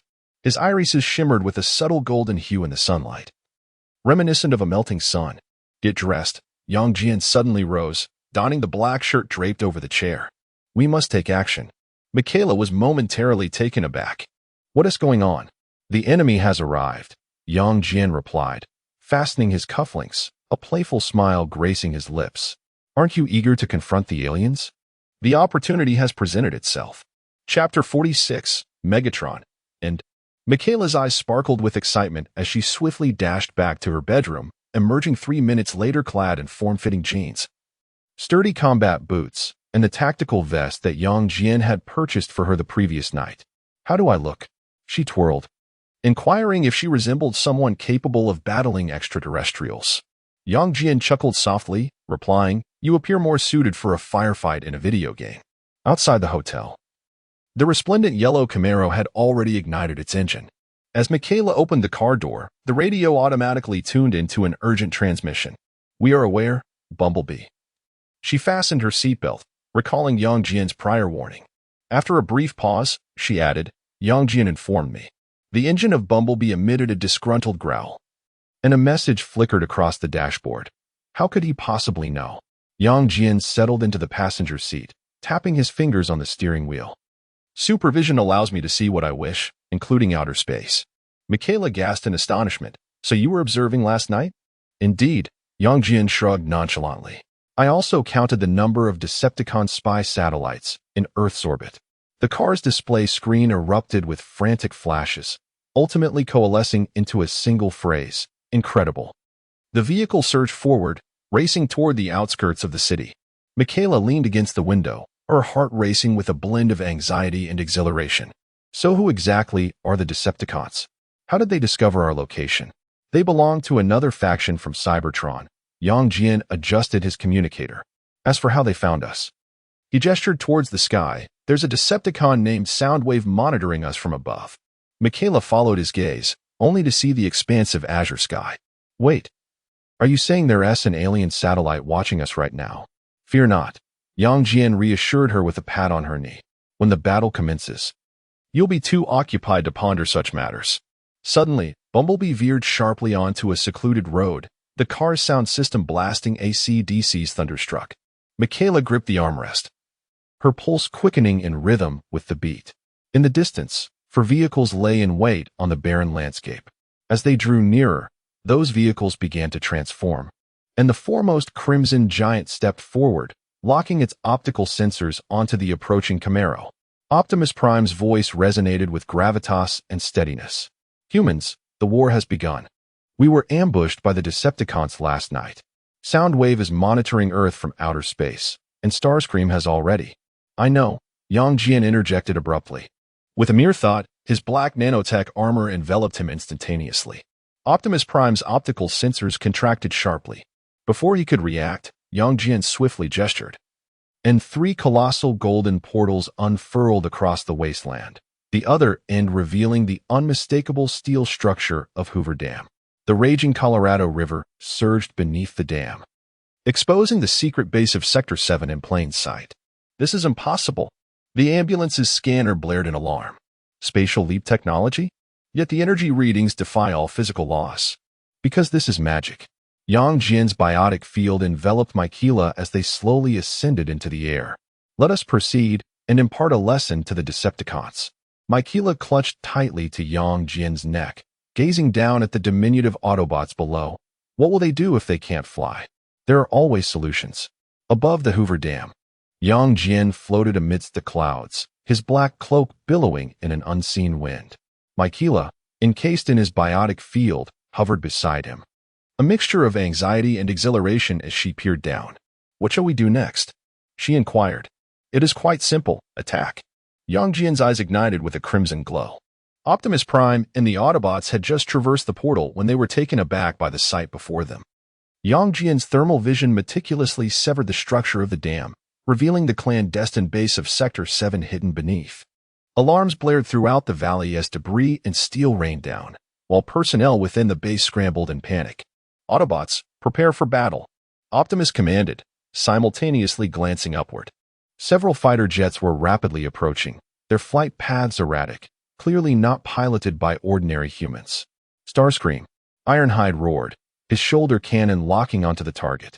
Yet, Yang Jian merely cast a casual glance, his eyes suddenly ablaze with blinding red light. Boom, boom, boom. His thermal vision pierced the sky, obliterating 3 Decepticons disguised as fighter jets into fiery explosions. Starscream narrowly transformed to evade annihilation at the last moment, but one wing was incinerated, sending him crashing helplessly toward a distant ridge. Yang Jian, with Michaela, soared directly into the exposed interior of the base. Agents of Sector 7 raised their weapons, but the bullets halted mere meters away, subsequently pulverized by the biotic field. Without the slightest movement of his fingers, Yang Jian dispatched armed personnel along their path, sending them to their demise. This is utterly outrageous, Michaela murmured. They navigated unimpeded to the core laboratory. A colossal Allspark cube floated at the center, emanating an ethereal blue energy. More astonishingly, they beheld Megatron encased in ice. His silver-gray form was shrouded in a thick layer of frost, yet the contours of his facial armor remained menacingly discernible. Simmons, the head of Sector 7, brandished a handgun, his complexion pale. Halt. This is a matter of national security. Yang Jian merely glanced at him, unleashing a thermal beam that sent him to the afterlife. The scientists within the laboratory screamed and fled. Bumblebee rushed forward, his mechanical fingers brushing against the surface of the Allspark. Complex Cybertronian code flowed before his optics as the cube began to shrink visibly, ultimately transforming into a palm-sized metallic block. Is this it? Michaela gazed at the scene in disbelief. Not yet, Yang Jian replied, turning to the ice-encased Megatron, his eyes igniting once more with red light. The leader of the Decepticons would not surrender so easily. With a swift motion, the ice evaporated in the intense heat, and Megatron's optical sensors flared to life with a crimson glow. Autobots, how dare you? Before he could finish, Yang Jian adjusted the power of his thermal vision, and a searing beam pierced through Megatron's chest. The armor of the Decepticon leader melted instantaneously, and the core energy chamber overloaded, resulting in a catastrophic explosion. Boom. The shockwave was effortlessly deflected by Yang Jian's biological force field. Bumblebee was astonished by the scene before him. The once fearsome Megatron had been reduced to a pool of molten debris. When Optimus Prime and the other Autobots stormed into the laboratory, the battle had already concluded. The Allspark lay quietly in Bumblebee's palm, while Megatron was left as nothing but a charred remnant. The scanning beam from Ratchet trembled as it swept across the scene. You single-handedly defeated Megatron. Yang Jian's armor dissolved like liquid, reverting to his ordinary attire. Just a trivial matter. Optimus Prime and the others gazed in disbelief at this spectacle, unable to fathom the extent of Yang Jian's prowess. Chapter 47. The Power of Contemplation. Yang Jian led them out of the ruins of Hoover Dam, where the air was thick with smoke. The human armed forces had completely surrounded the area, their tanks and helicopters aimed squarely at Yang Jian and the Autobots. Fire, commanded the officer. The sound of gunfire erupted, bullets pouring down like a torrential rain, explosions illuminating the scene and momentarily engulfing their figures. Optimus Prime swiftly raised his arm, commanding, Autobots, assume defensive formation. Yet, before he could finish, Yang Jian had already raised his hand. A hum resonated as an invisible force field expanded, freezing all bullets, shells, and missiles in midair. As if time itself had come to a standstill. The soldiers gaped in disbelief at this defiance of the laws of physics. Yang Jian snapped his fingers lightly. In an instant, all the bullets reversed direction, accurately piercing each soldier. Following this, with a mere sweep of his gaze, a biological force field rippled outward, causing the remaining soldiers and officers to collapse as if mowed down by an unseen scythe, meeting their fate prematurely. The battlefield fell silent. Optimus Prime's optical sensors narrowed slightly as he solemnly remarked, "Friend, isn't this approach rather extreme?" Yang Jian glanced at him, his golden pupils devoid of emotion. When others fire upon you, your concern should not be mercy, but rather how to ensure they can no longer shoot. Optimus Prime fell silent. Yang Jian chose not to elaborate further. He gently beckoned, and the Allspark flew from Optimus Prime's hand, landing steadily in his palm. He gazed down at the cube, which held the essence of Cybertronian civilization, then lifted his head, surveying each Autobot. Now, you have two options. First, accompany me to retrieve something, then journey to my universe. Second, remain here, engaging in an endless game of cat and mouse with these humans who will never trust you. The Autobots exchanged glances. Ironhide could not contain himself. Your universe? Aren't you an Earthling? No, Yang Jian replied coolly. I hail from another universe, one devoid of Cybertron, Autobots, or Decepticons. He paused, a smile gracing his lips. But there are far more terrifying entities. Michaela, standing beside him, whispered, such as creatures from the void that can consume planets, deities capable of distorting reality and obliterating universes. Yang Jian stated, directing his gaze at Optimus Prime. Compared to those, your Cybertronian conflicts are akin to children squabbling. Optimus Prime's optical sensors flickered, as if in contemplation. Ultimately, he turned to his comrades, Jazz, Ironhide, Ratchet, Bumblebee. Autobots, let us cast our votes. After a brief silence, Bumblebee's radio burst forth with an exhilarating tune. I want to break free. Ironhide scoffed. Staying here means being hunted by humans. We might as well seek something more thrilling. Ratchet nodded. The Allspark is key to our revival of Cybertron. If Yang Jian's universe is safer. Jazz made an exaggerated gesture. Interdimensional travel? This is infinitely cooler than hiding on Earth. Optimus Prime ultimately made a decision, turning to Yang Jian. We choose to follow you. Yang Jian smiled. A wise choice. He waved his hand, and a portal of immense golden light unfolded before them, even grander than the previous one.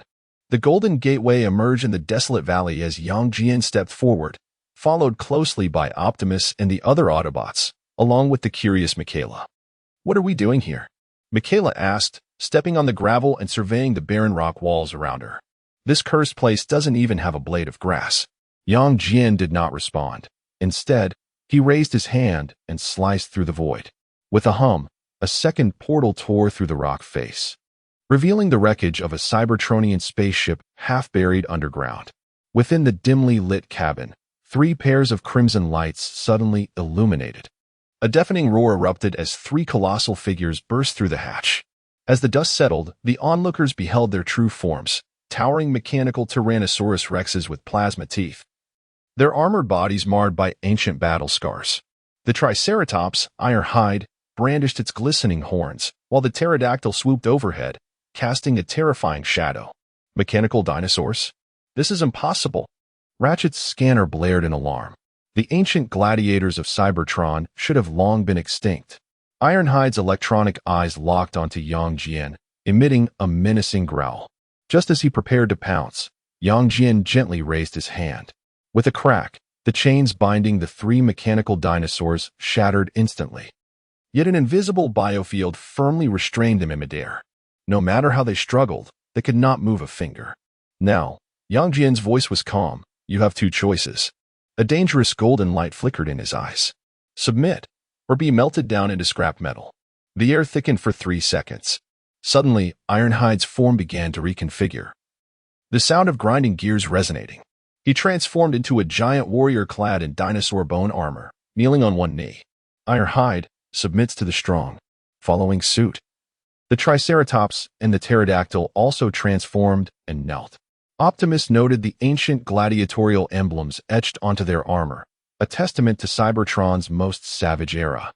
His optics flickered slightly. You knew they were here all along? This universe holds no secrets from me, Yang Jian replied, retracting the force field. The 3 mechanical dinosaurs immediately stood respectfully behind him.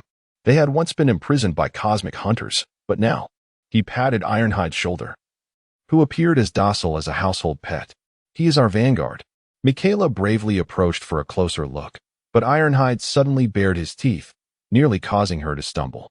Yang Jian shot a glance at Ironhide, who promptly recoiled, tucking his neck back. Do not be afraid, Yang Jian reassured Michaela, steadying her. They simply need to relearn manners. Yang Jian gazed upward into the sky, preparing to undertake a significant task as he closed his eyes.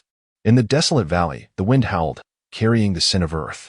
Optimus Prime and the Autobots stood silently beside Yang Jian, awaiting his command. Michaela, intrigued, leaned closer, observing Yang Jian's focused demeanor. Unable to suppress her soft inquiry, "What is he doing?" Optimus Prime shook his head slightly, a flicker of confusion passing through his optical lens. Meanwhile, deep within Yang Jian's consciousness, an unprecedented endeavor was unfolding. He pondered, recalling the system's prompt that indicated this ability required intense self-suggestion. If the first attempt failed, one should persist. This was the most potent ability of the Silver Superman, which he had never utilized since his arrival, but this time, he resolved to give it a try. He began to suggest to himself that he could succeed. On his first attempt, he thought, "I know the location of Lockdown." Nothing occurred. On the second attempt, he asserted, "I truly know where Lockdown is." Still, there was no response. Yang Jian remained calm, taking a deep breath, and resolutely repeated in his mind, "I just know." In an instant, a blinding white light erupted in his mind, and a torrent of fragmented information surged forth. A pitch-black spaceship, concealed within the orbit of a distant star system, rendered invisible by optical camouflage, appeared before him. Lockdown, the infamous bounty hunter, stood within the ship's cabin, his mechanical fingers gliding over a menacingly designed phased disassembler cannon. Coordinates locked. Yang Jian abruptly opened his eyes, a confident smile gracing his face. "I've found him." "Found who?" Michaela tilted her head, puzzled. "Lockdown," Yang Jian replied calmly. "Lockdown?" Optimus Prime's optical sensors suddenly narrowed. "That bounty hunter?" "Indeed." Yang Jian gazed skyward, his eyes seemingly piercing through the clouds to the hidden spaceship. "He possesses something I am very interested in." Michaela blinked. "Who is Lockdown?" "A perverse collector of trophies." Ratchet scoffed, the cannon heating up with anticipation. "He specializes in hunting the strong and hanging their parts on his wall." Yang Jian offered no further explanation, merely gesturing with his hand. With a resounding hum, a vast golden portal materialized before them, directly connecting to the interior of Lockdown's ship. Alarms blared instantly within the cabin, red lights flashing frantically. Lockdown spun around, his single optical sensor contracting sharply. "What the hell?" Before he could react, Yang Jian stepped into the cabin, unleashing his biofield, instantly incapacitating the ship's defense systems. "Lockdown." Yang Jian's voice was frigid. "I have commandeered your vessel." Lockdown's mechanical visage contorted for a moment, then he grinned menacingly, raising his phased disassembler cannon. "Let us see who becomes the trophy first." Boom. A blinding energy beam shot toward Yang Jian's face. Chapter 48. Return to this universe. The phased decomposition cannon of confinement erupted with a thunderous roar, a blinding beam of energy instantaneously striking Yang Jian's chest. It scattered like droplets colliding with a steel plate. Remarkably, Yang Jian remained unfazed. Not even the hem of his garment stirred. The solitary optical lens of confinement flickered frantically, its mechanical jaw nearly dropping to the ground. "This is impossible. Even Optimus Prime could not withstand such a blast." Yang Jian brushed off non-existent dust, a crimson light igniting in his pupils. "Who am I now?" The mechanical joints of confinement creaked as it staggered back 2 steps, suddenly kneeling on one knee. "My God." "Excellent." Yang Jian raised his hand, tearing open a portal, revealing a resplendent starry sky on the other side. "I shall ask once more, submission or annihilation?" Confinement's gaze swept over Optimus Prime, who stood ready behind Yang Jian, and then caught sight of the menacing 3-headed mechanical dinosaur, its teeth bared, steam hissing from its throat. "I choose to live." Michaela let out a soft chuckle. "How quickly you yield." Yang Jian turned towards the starry portal, abruptly halted by Michaela tugging at his sleeve. "Wait. That's outer space." "Do not worry." Yang Jian's biological force field enveloped her. "Hold tight." As his boots crossed into the vacuum, everyone held their breath. Without a spacesuit or oxygen mask, Yang Jian's dark hair fluttered gracefully in the absolute zero, as if the laws of the universe held no sway over him. This defies the laws of physics. The ambulance scanner malfunctioned. Optimus Prime's optical lens contracted. He has distorted the local cosmic constants. Yang Jian turned back, beckoning to the others. "Care to join?" Ironhide was taken aback. "You call this joining? We are not cosmic beings. Trust me." Golden light radiated from Yang Jian's fingertips. and the force field swiftly expanded. Now you are. Optimus Prime was the first to step forward. When his metallic foot made contact with the vacuum, the anticipated freezing cracks did not occur, and the joint lubricants remained unfrozen. Inconceivable. Bumblebee cheered as he darted out, performing flips in the weightless environment. Mikaela clung tightly to Yang Jian's waist, daring to open her eyes only when she realized she could indeed breathe. Stars spun beneath her feet, and Earth hung above like a sapphire. Goodness. She pinched herself. Am I actually falling in love in space? Hold on tight. Yang Jian suddenly embraced her waist and charged toward another transformer, followed by a procession of transformers. They leaped atop the lunar craters, chased through the tranquil sea, and ultimately paused at the rising position of a star. Mikaela pointed toward the distant twinkling of Cybertron. Is that their homeland? Once it was. Yang Jian sliced open the final portal, revealing a sun-drenched private beach on the other side. Welcome to my universe. Golden sunlight bathed the private beach as waves gently caressed the shore. As the portal closed, Yang Jian, accompanied by Mikaela, Optimus Prime, and the mechanical dinosaurs, stepped onto the soft sand. Ironhide surveyed the surroundings, his armor gleaming with a metallic sheen in the sunlight. It is quite serene here, perfect for recuperation. This is my villa. Yang Jian smiled broadly, extending his arms in welcome to my domain. Steel lock, iron slag, and the three-headed mechanical dinosaur were already restless. Thundering towards the shallow waters, their massive mechanical bodies tumbling through the surf, splashing water in great arcs. Bumblebee excitedly transformed into his sports car form, spinning around on the beach as the car's sound system played jubilant rock music. Standing aside, the Sentinel scanned the surroundings with its single optical lens, eventually settling its gaze upon the opulent villa in the distance.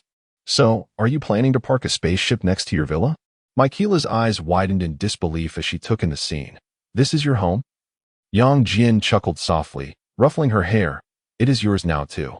Just then, a flash of crimson energy erupted, and Wanda's figure materialized before them. Spotting Yang Jian, a glimmer of joy flickered in her eyes. Yang, you have finally returned. The ambulance's scanner immediately blared an alarm. The energy readings within this woman are extraordinarily high. Another deity? Yang Jian opened his arms and embraced Wanda briefly, then turned to introduce her to Mikaela. This is Wanda, my family. Mikaela took a deep breath, striving to compose herself, then extended her hand. Hi, I'm Mikaela. Wanda smiled gently, shaking her hand. Welcome. Her gaze then shifted to Optimus Prime and the other mechanical beings, raising an eyebrow. So, who are these? In this setting, there are no Transformers, and the Transformers universe does not intersect with the Marvel comics. Cybertronians, mechanical life forms. Yang Jian explained, this is Optimus Prime, their leader. Optimus Prime inclined his head slightly, his optical lens regarding Wanda with warmth. It is an honor to meet you. Bumblebee sidled closer, rapidly switching radio channels to piece together a greeting. Hello, beautiful lady. Yang Jian chuckled, patting Bumblebee's roof. His voice box is malfunctioning, but I will repair it. Wanda nodded, taking a keen interest in these extraterrestrial mechanical beings. So, they will be residing on Earth from now on? For the time being. Yang Jian waved his hand, and a golden portal unfurled on the beach, its other end connecting directly to S.H.I.E.L.D. headquarters. Coulson, Natasha, Hawkeye, and Captain America were engaged in discussion in the conference room. They suddenly noticed the portal opening and stood alert. Boss? Coulson gazed in astonishment at the scene beyond the portal. A beach, a villa, colossal robots, and a spaceship that blotted out the sun. We need to introduce you to some new friends. Yang Jian beckoned them over. The group exchanged glances, ultimately crossing the portal with caution. As they stepped onto the beach and faced the mechanical giants up close, Hawkeye could not help but comment, wow, this is way more thrilling than Hydra. Natasha crossed her arms, her sharp gaze sweeping over the Sentinel. This one does not appear particularly friendly. With a cold chuckle, the Decepticon declared, if I wish to invade Earth, you would all be mere scrap metal by now. Captain America stepped forward cautiously and inquired, who are they, boss? Transformers, mechanical life forms. Yang Jian succinctly explained, Optimus Prime and his team are willing to collaborate with Earth, while the Decepticon, once a space hunter, is now one of us.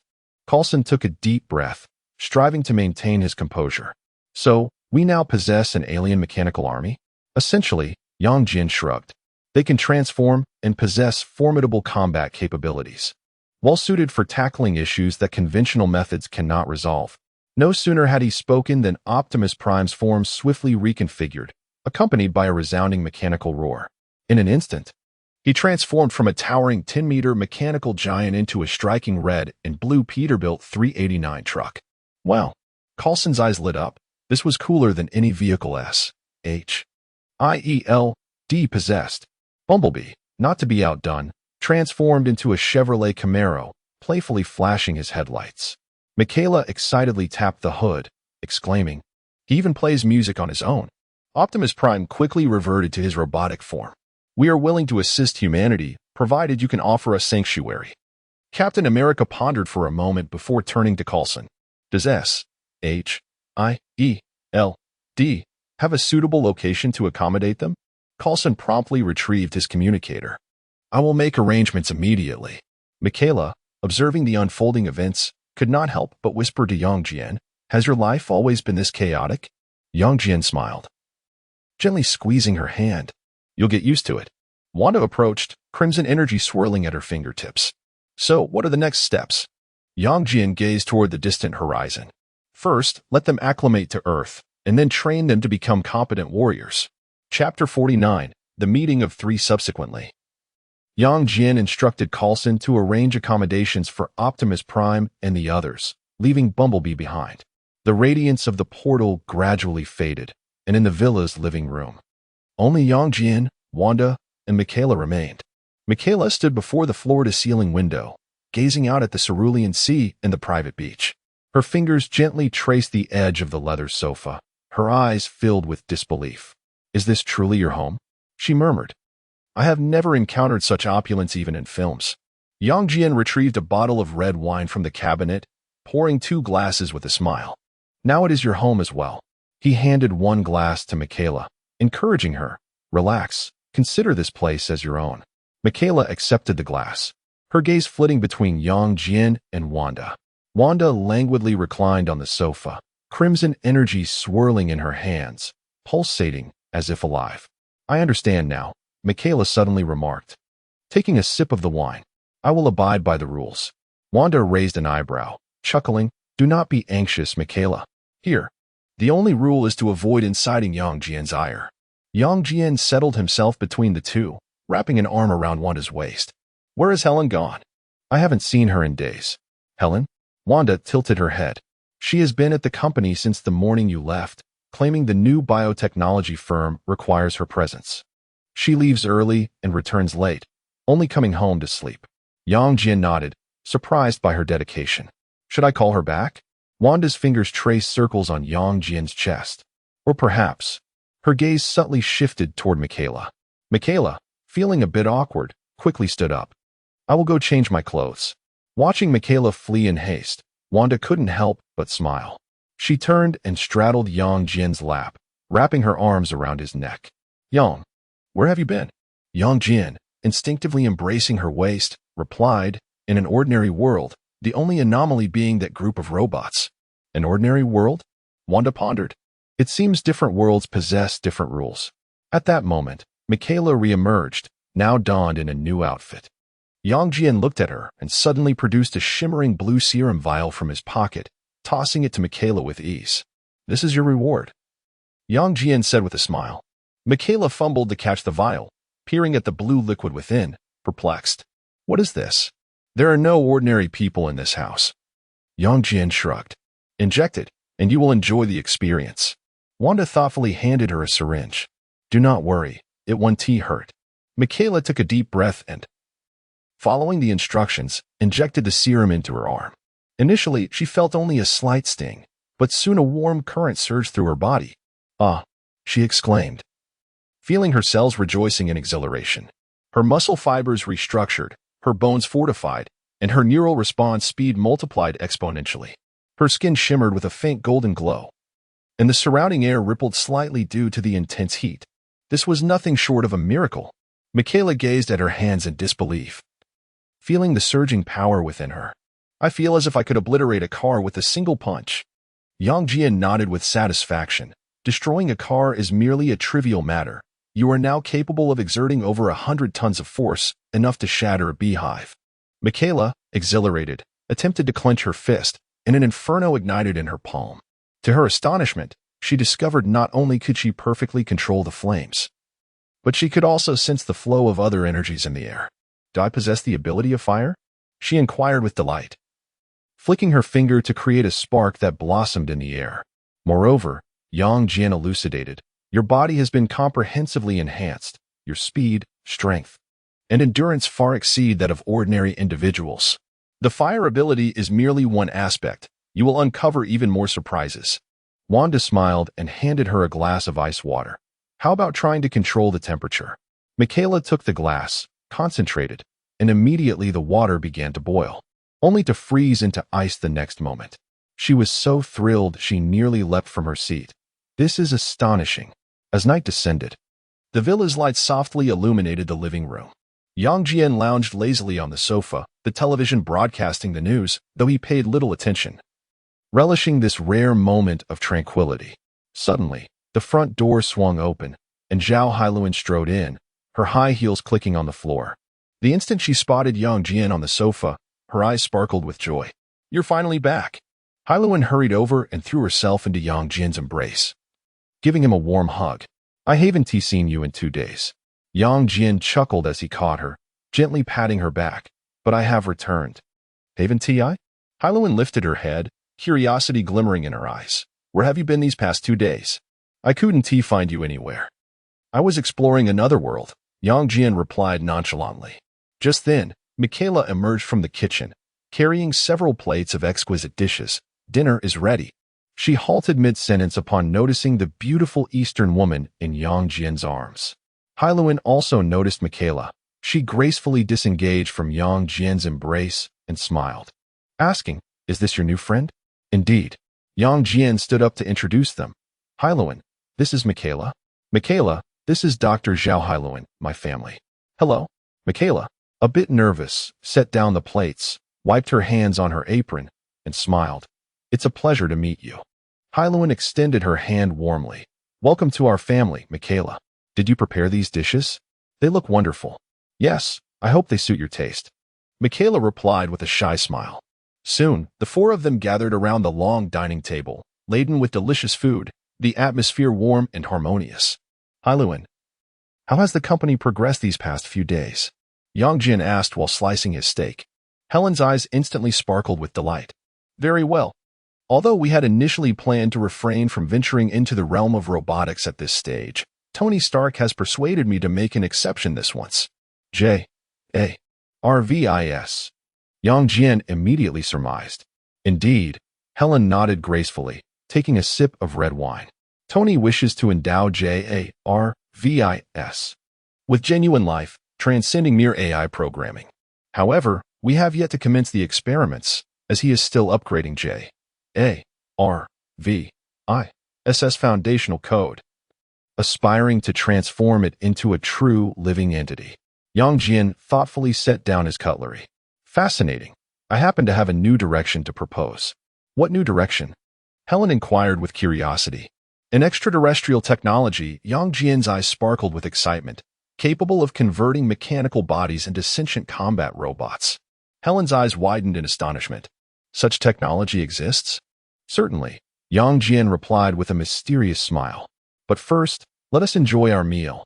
I will contact Tony later for a detailed discussion. Wanda sat quietly beside them, observing the fervent discourse among the 3, a gentle smile unconsciously gracing her lips. Michaela gazed at Yang Jian with admiration, utterly captivated by him. Outside, the moonlight danced upon the surface of the pool, creating a shimmering spectacle. Within the villa, laughter and joy echoed continuously. Chapter 50, Energy Regulator After Dinner. The 4 individuals nestled comfortably on the sofa in the living room. Yang Jian snapped his fingers, and Origin connected the communication with Tony Stark. The holographic projection flickered a few times before revealing Tony's weary visage at the center of the room. He stood before his disheveled workbench, a tool still in hand. Upon seeing Yang Jian, he raised an eyebrow. Yang, it's been a few days. Where have you been? I took a trip. Yang Jian replied nonchalantly. I hear you're still troubled by the Jarvis situation? Tony set down the tool and poured himself a glass of red wine. It's not merely a matter of the physical form. What I desire is a true entity, albeit one constructed of machinery. He rubbed his temples. But Jarvis remains just a program. I've been upgrading its foundational logic of late. I have a solution, Yang Jian interjected. Tony immediately set his wine glass down, a spark of interest igniting in his eyes. What is it? With a mysterious smile, Yang Jian replied. I possess an object capable of transforming a mechanical body into a living form.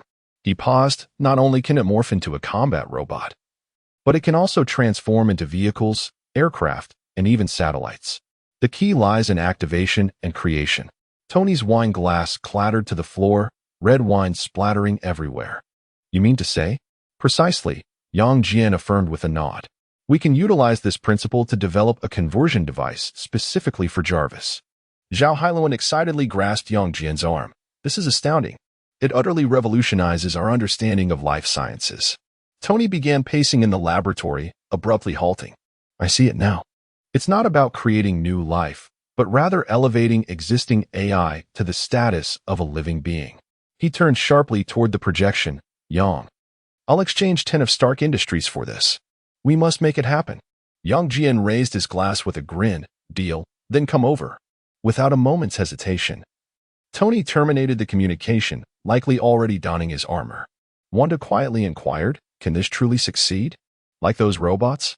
It suffices to research part of the principle, Yang Jian explained. The development of technology that breathes life into AI requires innovation. In less than 2 minutes, a roaring sound echoed outside the villa, signaling the descent of armor. Tony strode in wearing his nanosuit, a metal box in hand. I brought Jarvis' core program. Hailuan sprang to her feet, excitement evident. I think we should head to the laboratory now. Michaela observed this fervent group of scientific enthusiasts and whispered to Wanda, have they always been this passionate? Wanda smirked, you'll get used to it. Yang Jian led everyone toward the underground laboratory. The metallic doors slid open silently, bright lights illuminating in succession. As soon as they entered the lab, Origin's mechanical voice resonated from all directions. Welcome back, gentlemen and ladies. The laboratory environment has been optimized for research. Thank you, Origin. Yang Jian replied casually. Tony greeted them, his gaze fixated on Yang Jian. What exactly is that thing capable of creating mechanical life? Helen eagerly leaned in, urging Yang. Show us. Yang Jian smiled and snapped his fingers. Suddenly, a ripple of energy coursed through the air, and a cube shimmering with a ghostly blue light materialized in his hand. It was the source of fire. Good heavens! Tony instinctively reached out to touch it. No, stay back. Yang Jian chuckled, preventing him from getting closer. This object could inadvertently transform all the appliances in the villa into lethal machines. Would you care to experience being chased by a coffee maker? Reluctantly, Tony withdrew his hand, yet his eyes remained glued to the source of fire. All right then. At least give us a demonstration? Precisely my intention. Yang Jian glanced around, picking up a standard circuit tester from the workbench and placing it on the metallic surface. He cautiously brought the source of fire near the tester, causing the cube's surface to ripple with energy. Watch closely. With a blinding flash of blue light, the tester began to vibrate violently. The metallic casing contorted as if alive, the circuit board reorganizing into a mechanical skeleton, while screws shot out to form sharp claws. In mere seconds, a small, menacing robot, no taller than a dozen centimeters, stood on the table, its chest emblazoned with the Decepticon insignia. Eliminate organic life. The small robot emitted a shrill electronic voice, raising its hand to fire a barrage of energy blasts at Tony. Damn it! Tony instinctively recoiled. But the energy blast struck an invisible wall just inches from him, creating ripples in the air. Yang Jian flicked his finger. Snap! The small robot disassembled instantly, its components scattering across the table. The laboratory fell into a profound silence. Tony and Helen stared, dumbfounded, at the heap of parts, rendered speechless for a moment. This completely violates the law of conservation of mass. Helen trembled as she crouched down, cautiously picking up a still smoldering piece. It truly exhibited autonomous consciousness. Tony's engineering spirit ignited fervently. We must study this. Immediately, he excitedly grasped Yang Jian's shoulders. Imagine if we could master this technology. Jarvis could not only attain a true physical form, but he could also transform, right? Yang Jian chuckled, interrupting, hold on, we need to establish safety precautions first. He turned to Shiyuan, instructing, prepare a quantum isolation laboratory and gather some appliances for experimentation. Shiyuan promptly responded, the quantum lab is ready, sir. There are 3 cars available in the garage. Suddenly, Helen recalled something. Wait, why did that little robot attack us the moment it appeared? Yang Jian explained. The mechanical life activated by the source of fire randomly inherits one of 2 ideologies, either the Autobots, who cherish freedom and peace, or the Decepticons, who advocate conquest and destruction. Tony stroked his chin thoughtfully. So we need to ensure that Jarvis won't attack humans upon awakening. Indeed. He is at least a benevolent robot. Yang Jian nodded, recognizing this as the forthcoming technical challenge to conquer. Beneath the laboratory's illumination, the eyes of the 3 prodigies sparkled with excitement. A revolutionary technological breakthrough was on the brink of manifestation in their hands. In the heart of the lab, the holographic projection screen flickered with intricate energy equations. Tony's fingers danced across the virtual keyboard, occasionally pausing to ruffle his disheveled hair. What if we adjust the frequency of the confinement field? He mused aloud, tweaking the parameters. Helen stood nearby, arms crossed, scrutinizing the data stream. No. That frequency will create harmonic interference with the fundamental frequency of the ignition source, she remarked, pointing to a waveform. Look here. The energy overflow could lead to uncontrollable chain reactions. Yang Jian stood at the workstation, with the ignition source hovering in his palm. Ethereal blue energy ripples formed a protective barrier around him. His superbrain was simulating the energy conduction pathway of the 3rd scheme. Soon, the simulation's outcome led him to a conclusion. A special alloy combined with a vibranium composite energy conduction structure could be employed, which would keep the energy overflow rate below 0. 3. He shared his thoughts with the others. Tony slammed his hand on the table. That's it. Excited, he summoned a 3-dimensional model. We can design a double helix energy guide rail, using vibranium as the base and a vibranium layer as the energy buffer. Helen chimed in, her eyes alight with inspiration. This way, we can construct an adjustable energy valve. Chapter 51. The creation of life. The trio swiftly divided their tasks. Tony was responsible for designing the core architecture of the quantum constraint device, while Helen optimized the energy transmission system. Yang Jian, employing magic, directly shaped intricate alloy composite components. The Origin initiated nanoscale 3D printing, as Yang Jian transmitted the design schematics, prioritizing the production of the energy conduction ring components. The printing commenced, with an estimated completion time of 23 minutes. Within the laboratory, robotic arms busily engaged in their operations.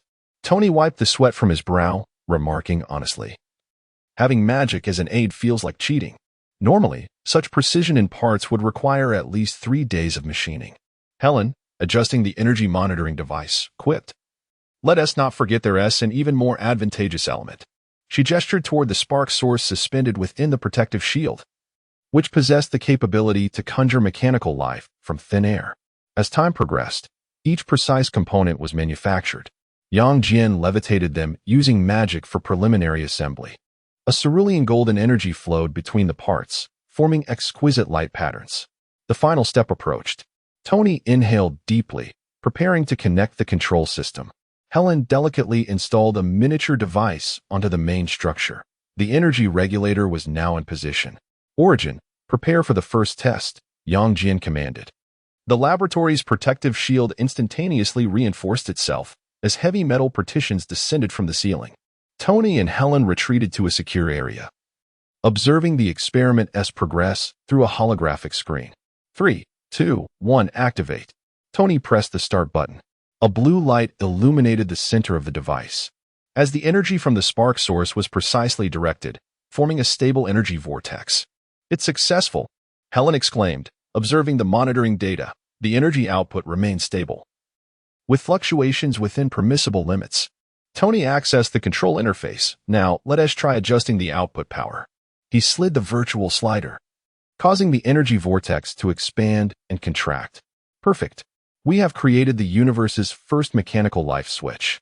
Yang Jian gazed at the device with satisfaction. Next, we must design an appropriate vessel for J.A.R.V.I.S. Outside the laboratory, Michaela, peering through the observation window, whispered to Wanda. They have truly created a switch that can control miracles. Wanda smiled slightly. That's why I love watching him engage in scientific endeavors. Suddenly, a hush fell over the laboratory. Tony's fingers hovered above the holographic keyboard, his brow furrowed in concentration. After a considerable pause, he lowered his arms. Wait a moment. Shouldn't I have asked J.A.R.V.I.S. for his opinion first? I've never inquired whether he desires a body, be it organic or mechanical. Helen and Yang Jian turned to him in unison, bewildered. What do you mean? You're only thinking to ask now? Yang Jian teased. Tony tapped his smartwatch. J.A.R.V.I.S. Do you prefer a corporeal form or a mechanical body? The watch promptly projected a soft golden hologram, and J.A.R.V.I.S. elegant British accent resonated. I am here, sir. After thorough calculation and analysis, I believe a mechanical body would be more suitable. Not only will this enhance our service to you, but it will also allow for a more enduring companionship, correct? Tony responded with a smile, a glimmer of emotion flickering in his eyes.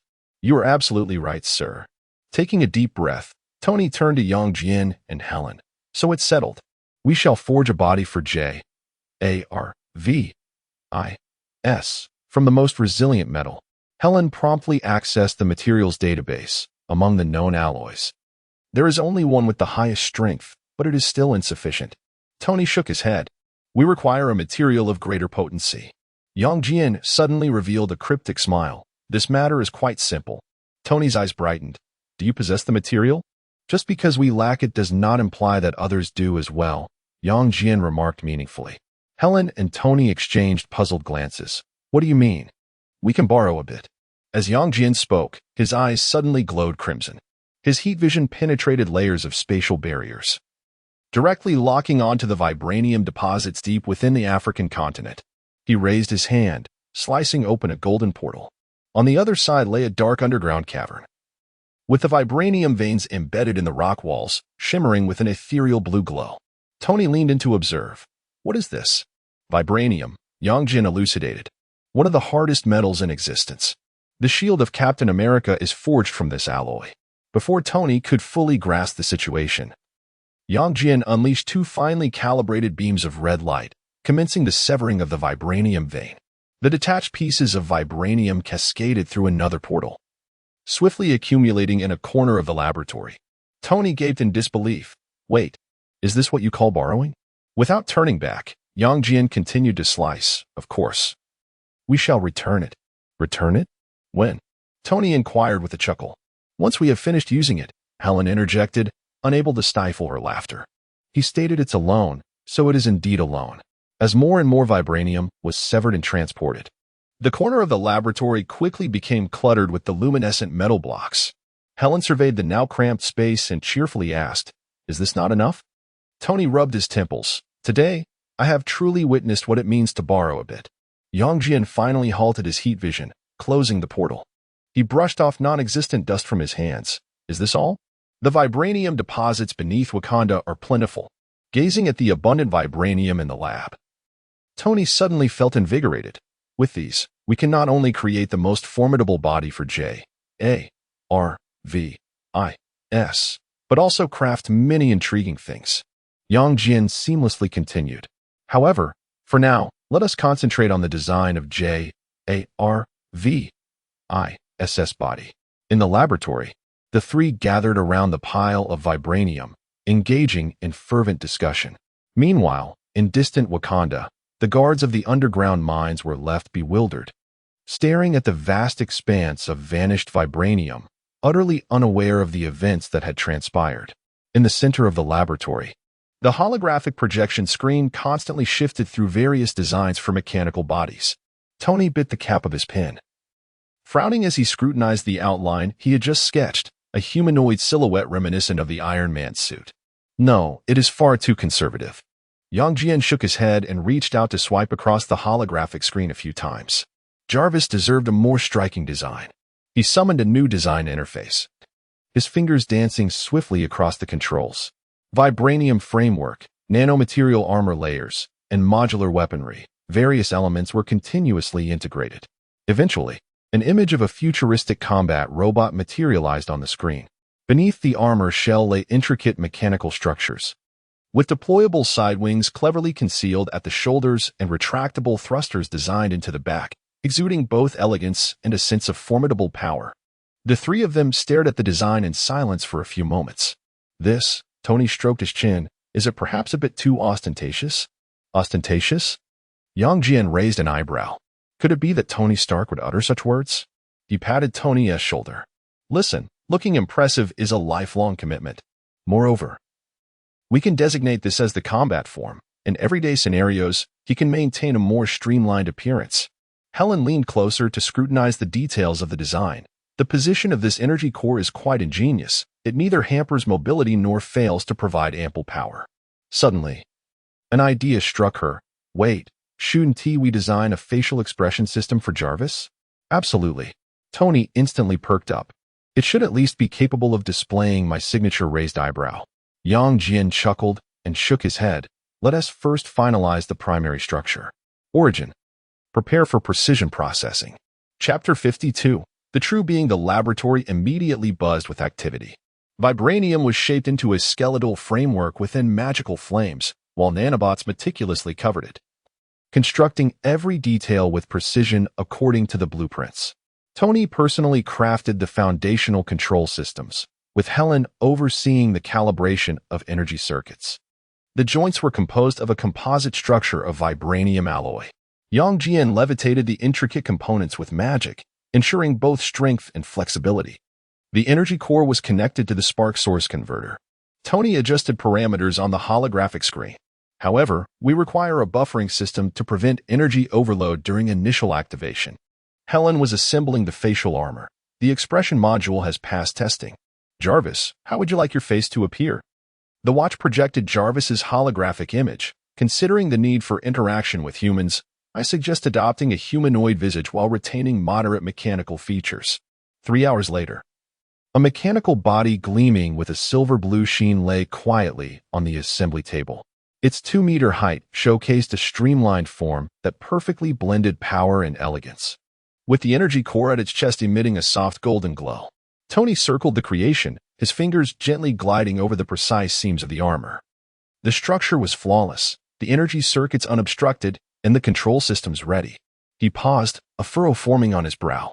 Yet, we still lack a crucial step. Helen nodded. The transfer of consciousness. We need the life cradle to transfer Jarvis's program from the data box into this body. Without hesitation, Yang Jian raised his hand and opened a golden portal. On the other side lay the core laboratory of the biotech company, where the silver-white life cradle device stood silently behind bulletproof glass. Wait. He stepped through the portal, activating the biofield. With a flourish, he levitated the several-ton life cradle, including its base, and smoothly transported it back through the portal to the laboratory. Throughout the entire process, the connected life support system showed not a hint of fluctuation. Tony watched enviously. Sometimes, I truly envy your seemingly unfair ability. The group quickly placed the mechanical body into the life cradle. Tony meticulously connected a silver data box to the interface, which housed all of Jarvis's core code. Let us begin. Helen activated the device, and the life cradle immediately emitted a gentle hum. Countless nanoscale connection probes extended from the cabin walls, precisely interfacing with each neural node of the mechanical body. On the holographic screen, data flowed like a cascading waterfall. The consciousness transfer progressed. 10, 30, 65. Wanda and Michaela entered the laboratory, holding their breath as they observed. Michaela whispered, "Is this akin to putting a soul into a machine?" Wanda gazed at the gradually illuminating energy within the life cradle. No. This is about creating a new form of life. 90, 95, 100. The transfer was complete. As the system's prompt sounded, the life cradle gradually ceased its operations. The moment the cabin doors slid open, everyone held their breath and gathered around. The mechanical body lay still, its energy core pulsating steadily with a radiant blue glow. Tony could not help but softly call out, "Jay." J-A-R-V-I-S. In the next moment, the mechanical eyes abruptly opened, revealing pupils that emanated a faint golden light. J-A-R-V-I-S slowly turned his head, curiously raising his arm to observe, as a surprisingly human-like expression emerged on his metallic visage. "I am here, sir," the mechanical form intoned with J-A-R-V-I-S' signature elegant British accent, yet imbued with a newfound authenticity. The transfer of consciousness was complete. He cautiously sat up like a newborn, each movement fluid and astonishing. Upon rising, the silence of his joint operations surpassed even the natural motions of human limbs. Yang Jian smiled and inquired, "How do you feel, J-A-R-V-I-S?" J-A-R-V-I-S glanced down at his metallic palm, tilting his head slightly. "My consciousness is merely anchored within this vessel. I remain, in essence, an AI program." His expression suddenly turned somewhat troubled. "I can sense limitations." Tony excitedly stepped forward and patted his metallic shoulder. "That is because we have yet to complete the final step, the true activation of life." The atmosphere in the laboratory instantly shifted to one of tension. With all eyes fixed on the seed source controller in Yang Jian's hand, a vessel of the enigmatic energy that would transform machinery into genuine life. "Are you ready?" Yang Jian's finger hovered above the activation button. This would mark a new beginning. J-A-R-V-I-S' eyes shimmered, and a resolute expression graced his metallic features. "I am ready at any moment, sir." Tony took a deep breath. "Let us witness history." The laboratory fell into a silence so profound that one could hear the sound of breathing. Everyone held their breath, their gaze locked on J-A-R-V-I-S. The seed source controller in Yang Jian's hand flickered with an ethereal blue light, its energy reading steadily ascending within safe thresholds. Suddenly, a blinding blue light erupted from the seed source, a pure beam of energy striking J-A-R-V-I-S' chest like a bolt of lightning. His mechanical form was instantly engulfed in radiance, dazzling energy patterns erupting from the seams of his armor. Tony instinctively stepped forward, then forced himself to halt. J-A-R-V-I-S. "Are you still?" J-A-R-V-I-S abruptly closed his eyes, and his entire body began to tremble violently. The metallic shell flowed like liquid, reshaping itself with an unsettling mechanical deformation sound. Vital signs were forming. Helen fixated on the monitoring screen as the neural links restructured, the fluctuations of consciousness reaching a peak. At the very moment when everyone was on the brink of suspense, a sharp crack resounded as the deformation ceased. The light dissipated, revealing a completely new figure standing in place. He was taller and more graceful than the original mechanical body. His silver-blue armor transformed into a biomimetic material that closely resembled human skin. His facial contours were soft yet resolute, with only his eyes still glowing with a faint golden hue, retaining their mechanical characteristics. Tony's voice trembled. J-A-R-V-I-S. The newly born mechanical life slowly opened his eyes. He lowered his gaze to examine his human-like, dexterous hands, gently clenching and unclenching his fists, each motion executed with exquisite fluidity. Then, he lifted his head, revealing a warm and genuine smile. "Greetings, everyone." His voice retained the hallmark elegance of Jarvis, yet infused with an added touch of humanity. "Allow me to formally introduce myself, Edwin Jarvis, a name inspired by Mr. Stark's esteemed family butler." Tony's pupils dilated in shock, and in the next instant, he rushed forward to envelop the figure in a hearty embrace. "Good heavens, you truly have come back to life." Jarvis, perhaps now it was appropriate to refer to him as Edwin, returned the embrace gently, his metallic hand reassuringly patting Tony's back. "I remain your Jarvis, sir. However, now." He released his hold, his eyes sparkling with newfound vitality. "I can truly comprehend the essence of a hug." "Welcome to the real world, Jarvis," Tony murmured softly. Yang Jian stepped forward, curiosity piqued, and prodded Edwin's arm. The tactile sensation is almost indistinguishable from that of a human. "The spark source has remarkably enhanced your bionic system?" "Indeed," Edwin replied, flexing his fingers. I can perceive temperature, pressure, and even texture. While my essence remains mechanical, my sensory capabilities are now akin to those of a human. Wanda and Michaela approached as well. Wanda cautiously released a hint of chaotic magic to probe. His soul fluctuations indicate he is a complete, sentient being. This is utterly astounding. Helen exclaimed, eagerly accessing holographic data. Observe this neural activity pattern. It embodies the characteristics of a highly intelligent life form. Suddenly, a thought struck Tony, his eyes lighting up. Wait, you should be able to shapeshift? Could you demonstrate? Edwin smiled slightly. Of course, sir. Amidst the astonished gazes of the onlookers, his right arm instantaneously reconfigured into a sci-fi-styled energy cannon, morphed into a great sword, and then reverted back to its original form within a heartbeat. Thanks to the innate abilities bestowed by the spark source, I can restructure my physical form, he elucidated. However, my current transformations are limited. Further practice is required to reach the level of those Cybertron warriors. Yang Jian, satisfied, patted Edwin's shoulder. Welcome to this world, true human. Instantly, the laboratory erupted in cheers and applause. With reddened eyes, Tony wrapped his arm around Edwin's shoulder. Come, let me show you the real sky. Not through a camera, but through your own eyes. Chapter 53, Comic Girl in the pristine expanse of the gigantic experimental facility designated as S.H.I.E.L.D.'s Underground Base 084 Special Containment Center. The Transformers stood in meticulous formation, their metallic forms glistening under the cold fluorescent lights.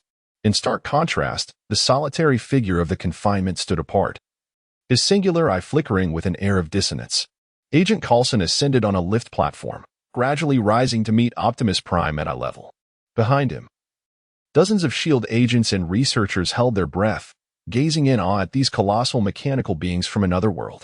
Firstly, on behalf of S.H.I.E.L.D., I extend a warm welcome to you all. Coulson's voice resonated through the amplifiers, echoing throughout the facility. From this day forth, you shall officially become our elite task force. Optimus Prime offered a slight nod, his eyes shimmering with warmth. We are grateful for your trust, Agent Coulson. It is an honor to contribute to the protection of Earth. Before we commence our operations, a brief assessment is required. Could you elaborate on your respective capabilities? Coulson inquired as he activated a holographic data panel. Stepping forward, Optimus Prime's chest plate rose and fell with a steady rhythm.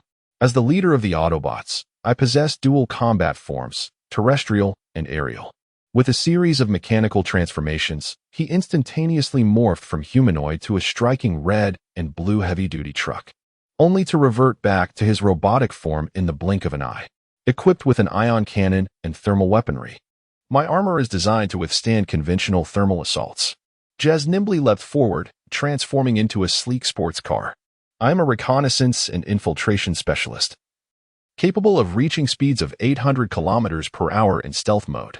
The medic, Ratchet, showcased his medical module, a battlefield emergency unit outfitted with a nano-repair system and holographic diagnostic tools. Ironhide's heavy artillery unfolded with a menacing clatter. I provide fire support, with an arsenal sufficient to obliterate an entire city. Bumblebee playfully tuned into a rock melody on his radio before transforming into a Camaro, executing a drift that elicited laughter from several agents. The trio of mechanical dinosaurs was equally impressive. Steel Lock's Tyrannosaurus Rex crushed a test armor plate with a single bite, while Ironhide's Triceratops horn penetrated a 3-meter-thick alloy wall with ease. Meanwhile, the Dart hovered beneath the ceiling, demonstrating its supersonic flight capabilities. Coulson diligently recorded the data, visibly impressed. His gaze shifted to the usually silent confinement. So, what unique abilities do you possess? The confinement's solitary, I coldly surveyed the assembly. Stronger than them, slightly. Huh. Ironhide immediately retorted, what else can you do besides run away and ambush? A dangerous red light suddenly emanated from the seams of the confinement's armor. Care to test that? Old relic? Enough, Optimus Prime interjected, his voice imbued with an undeniable authority.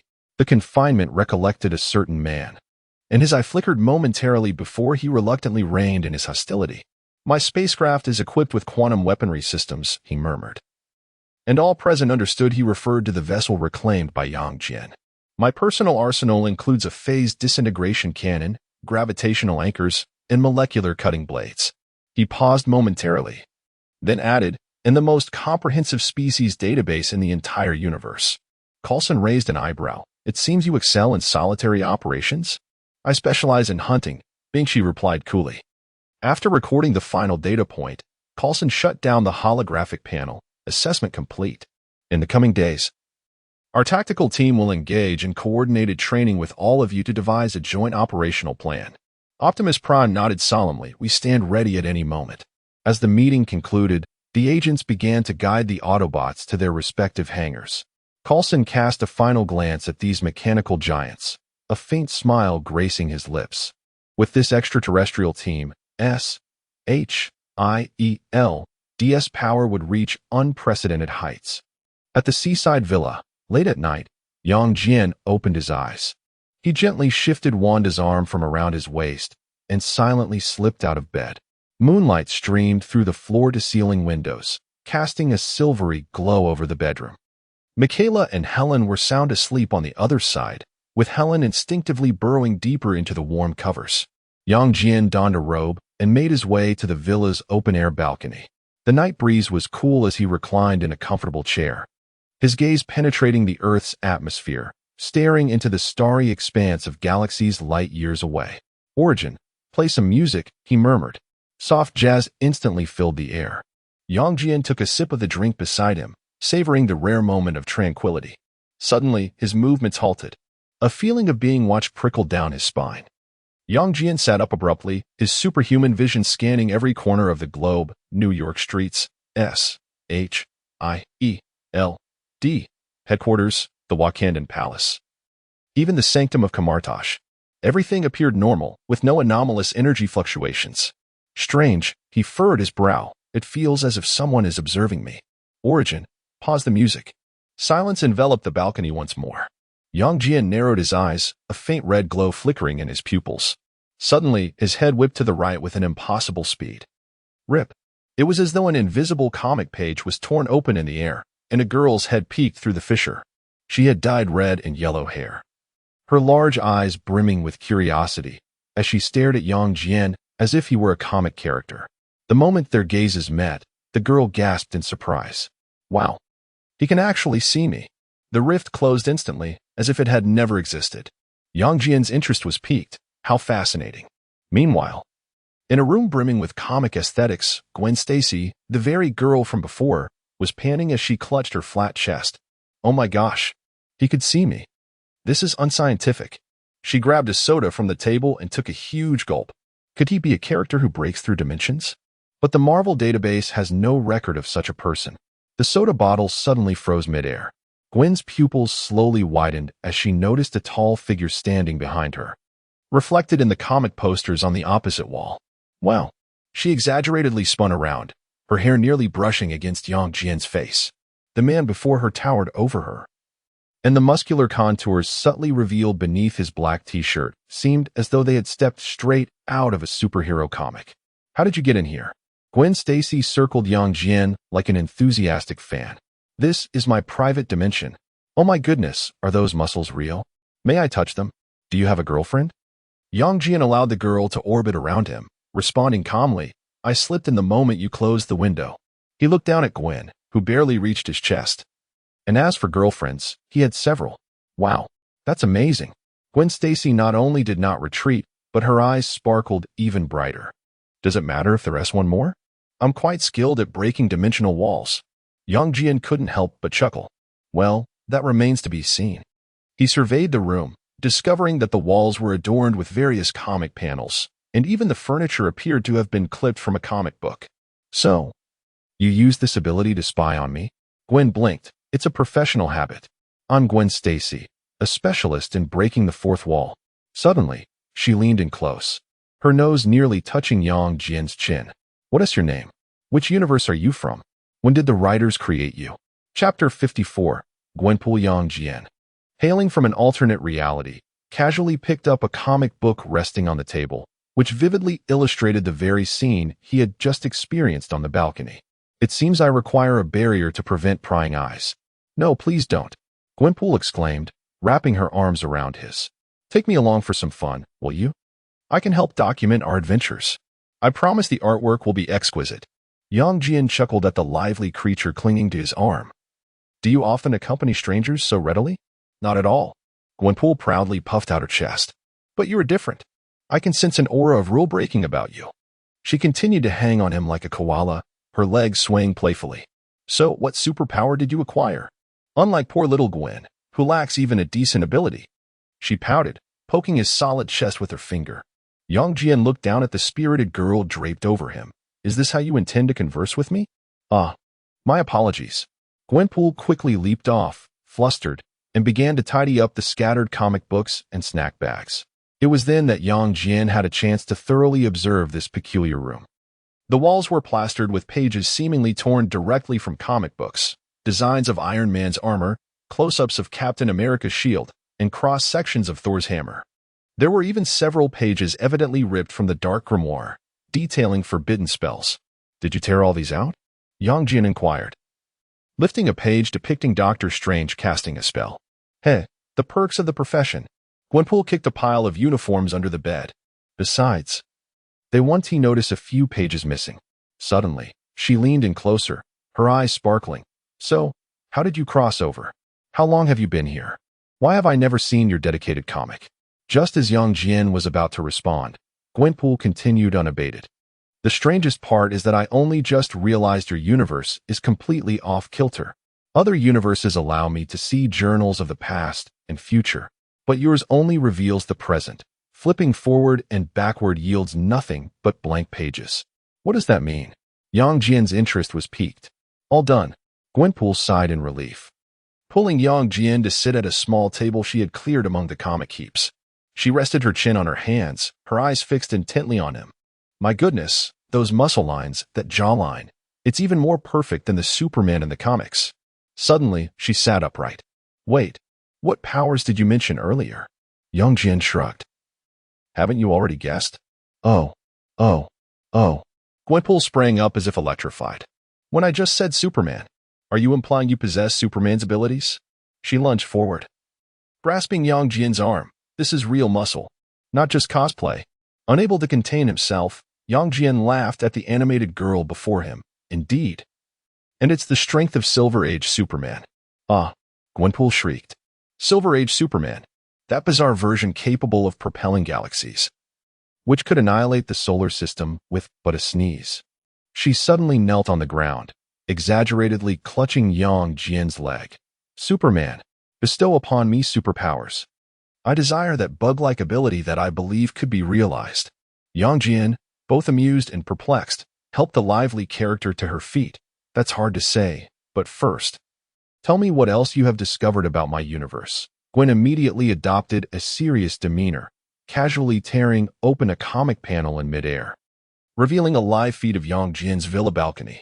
However, when she attempted to turn the page, both sides were blank. See, just like this. Gwen closed the comic page, her excitement palpable as she danced around. That's why I secretly observed you. You are a walking enigma. Yang Jian nodded thoughtfully, realizing that his traversal had thoroughly disrupted the timeline of this universe. Thus, Gwen clung to Yang Jian's neck once more, her large eyes sparkling. Can you grant me superpowers now? I promise not to misuse them. At most, I might just sneak a peek at Polaris taking a bath. Yang Jian chuckled. Bestowing you with superpowers is currently unfeasible, but I can develop a serum that will transform you into a superhuman. Gwen's eyes lit up like light bulbs, and she leaped up, planting a kiss on Yang Jian's cheek. This is my first kiss. If you weren't a superhero, I would never have given it away. Before Yang Jian could respond, she bombarded him with questions. Is it the super soldier serum? Like Captain America? Far superior to that. Yang Jian wiped the drool from his face. It will enable you to effortlessly lift a truck. Oh my gosh. Really? Gwen bounced around the room, knocking over several stacks of comic books. Wait, how can you develop a serum? Oh right. Superman has a super brain. This is amazing. Yay. I, Gwen, am finally going to have superpowers. Suddenly, she skidded to a halt in front of Yang Jian. What does supervision feel like? Is it like wearing 8K VR glasses? And super hearing? Will I be kept awake by the noises of the couple next door? Yang Jian patiently explained. Supervision is akin to Being able to adjust your focus at will, from microscope to telescope. Super hearing does require practice to control. My brain automatically filters out unimportant sounds, and super strength. When gestured dramatically, with such immense power, how do you avoid breaking the doorknob? The super brain precisely controls every muscle's exertion, Yang Jian replied, smiling as he lifted his teacup with such gentleness that the water's surface remained undisturbed. Gwen suddenly clasped her hands together, her eyes blinking rapidly. Please, can you demonstrate heat vision? I've never seen it in real life. Yang Jian shook his head in exasperation, his eyes glimmering with a faint red glow. He controlled the power, emitting 2 fine beams of heat vision that burned symmetrical small holes into the tabletop, their edges as neat as if cut by a laser. Wow. Gwen began to examine the small holes. Can this temperature cook meat? Wait, could you use this thermal beam to curl my hair? Before Yang Jian could respond, she pointed at the comic book floating in midair and exclaimed, is this a biological force field? Goodness gracious. This defies the laws of science. I mean, it is remarkably scientific. Can you use this force field to lift me up for a spin? With a wave of his hand, Yang Jian made Gwen levitate, twirling around the room. Overwhelmed with excitement, she flailed her arms, exclaiming, I must record this and upload it to YouTube. The title will be Gwen Obtains Superpowers, Day 1. Wait. Where's my phone? Chapter 55, The Birth of Super Gwen Eureka. Gwen, the attendant, unearthed her phone from the pile of comics and joyfully bounded over to Yang Jian. Come on, Mr. Superman, let us capture a moment together. She linked her arm with his and struck an exaggerated pout. Yang Jian obliged with a smile. And as the flash illuminated the scene, Gwen playfully rose on her toes, feigning a kiss. Perfect, she exclaimed, swiftly annotating the photo with the caption, Date with Superman, before mysteriously concealing her phone. This photograph will be worth something. If comic sales decline, I shall auction it off. Once her phone was tucked away, Gwen suddenly became serious, clasping her hands together and gazing intently at Yang Jian. So, how do we develop the serum? I can assist. Though I must admit, I do not even know how to handle a test tube. Yang Jian raised an eyebrow at her. I can grant you superpowers. What can you offer me in return? Gwen's eyes sparkled as she leaned closer, adopting a pitiful expression, her long lashes fluttering. How about I be your girlfriend? I excel at making people happy. That alone is insufficient, Yang Jian chuckled, shaking his head. I already have several girlfriends. Hey. Gwen promptly returned to her usual demeanor, resting her chin on her hand in contemplation. Then, how about I take you along for all the fun adventures? She winked playfully. Please, I beg you. If you do not grant me superpowers, my personal comic will be cancelled, and I do not wish to vanish from the Marvel Universe. Yang Jian feigned deep thought for a moment. All right, it's a deal. Yay. Gwen leaped onto Yang Jian, planting a resounding kiss on his cheek before agilely jumping back down. From this day forth, you belong to me, Mr. Superman. Yang Jian smiled and retrieved a vial of bluish glowing serum from his system. Gwen was instantly mesmerized, her eyes widening. Is that? She swallowed hard, her fingers trembling slightly. The superhuman serum, Yang Jian confirmed, extending the vial toward her. It will endow you with physical prowess exceeding that of Captain America by dozens of times. Without hesitation, Gwen snatched the vial and promptly injected it into her arm.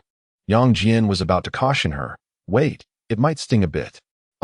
Gwen collapsed to the ground, curling up like a cooked shrimp, rolling about in agony. Why didn't you tell me sooner? It feels as if 1,000 ants are gnawing at my bones. I'm dying. 2 minutes later, Gwen suddenly fell silent, staring incredulously at her hands. Is this the power of a superhuman? She gently clenched her fist, and the air erupted with a thunderous crack. Amazing. She abruptly turned towards an imaginary camera, her excitement palpable. Dear readers, do you see? Gwen has gained superpowers today. Please continue to subscribe to my comic. I swear I will be a proper superhero. To prove her newfound strength, she threw a punch at the wall. Boom. The entire wall crumbled, revealing the neighboring restroom. Gwen stared in astonishment at her own creation, then erupted into even greater cheers. I have truly become stronger. Hooray. She leaped onto Yang Jian like a koala, planting several kisses on his face. Thank you. I'm going to take down Thanos right now. Yang Jian helplessly caught the overly excited new superpowered girl. I suggest you start by practicing on the street thieves. No problem. Gwen jumped off him, and struck a classic superhero landing pose. From this day forth, I am Super Gwen. Suddenly, she thought of something and leaned in to ask quietly, "By the way, is there any serum left? I want to bring one for the other versions of me from different universes." "No." "All right." Gwen perked up again. Yang Jian, intrigued, asked, "Aside from opening comic panels, can you return to the real universe?" Gwen's expression dimmed instantly. She looked down, fiddling with the hem of her clothes. "I've tried many times, but I can't get back. It's only thanks to Doctor Strange that I got an ID card. I can only be a third-rate superhero in this world, and I can't even defeat any villains."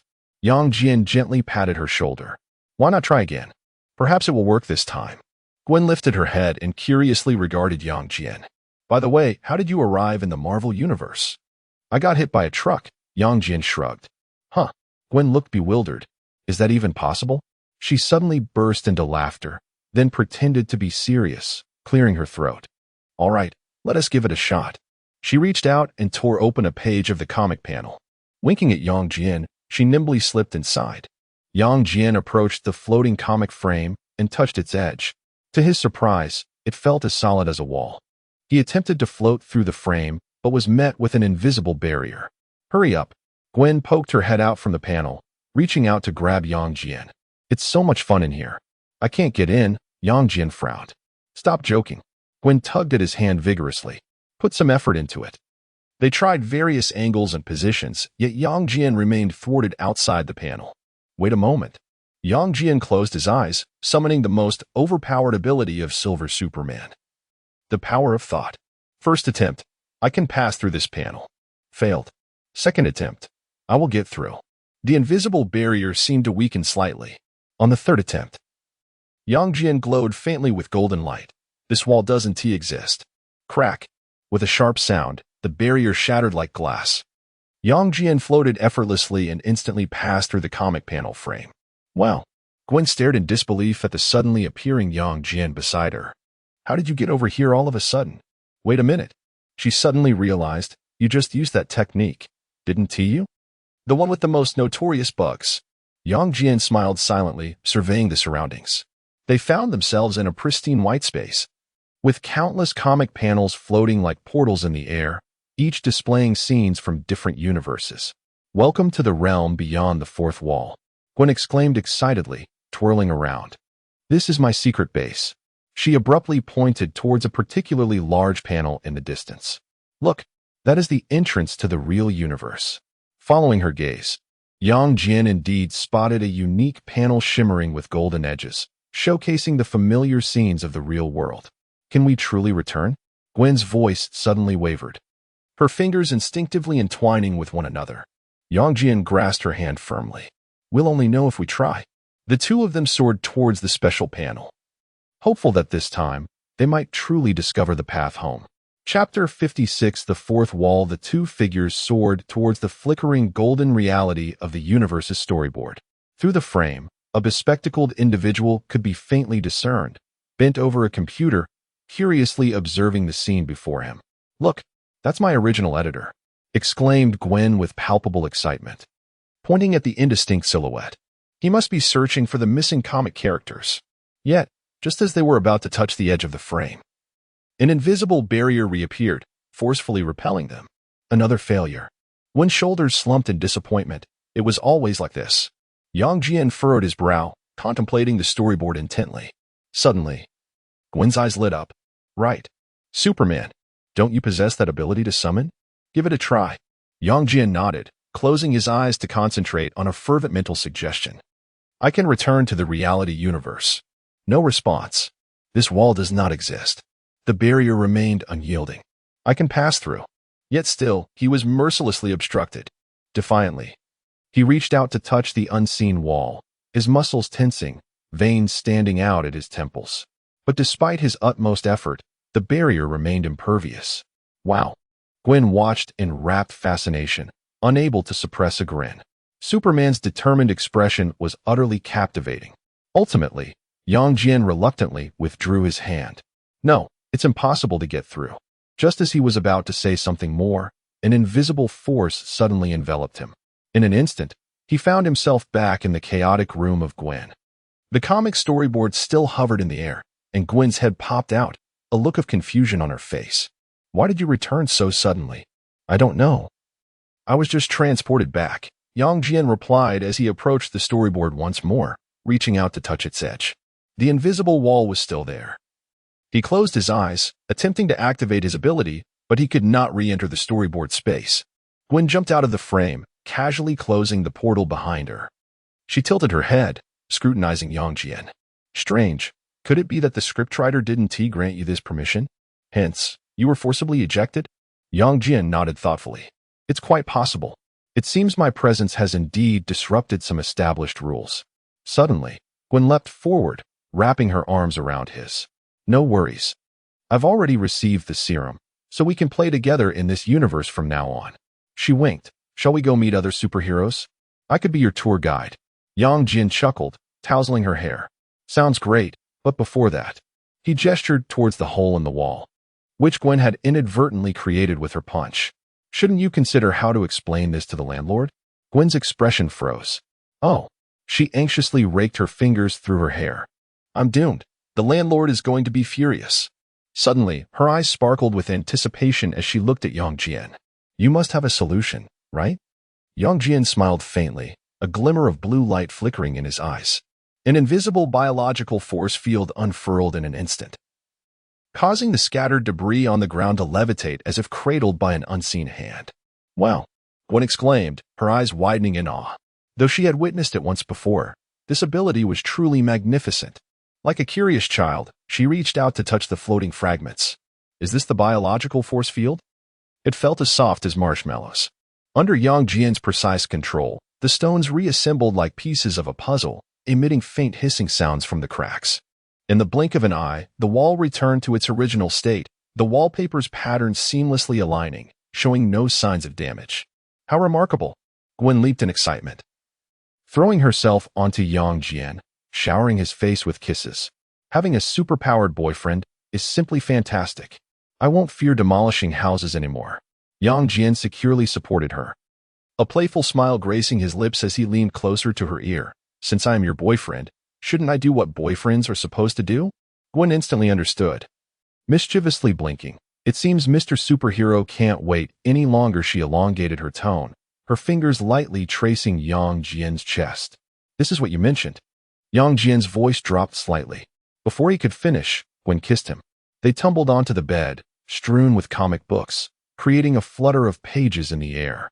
Gwen, not forgetting to snap her fingers, dimmed the lights in the room, and soft jazz filled the air. Wait. Yang Jian suddenly paused, glancing at the comics.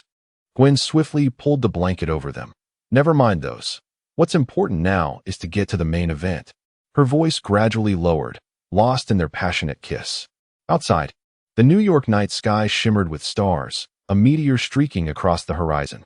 In a higher dimension, a blank comic book spontaneously opened, new storylines slowly emerging on the pages.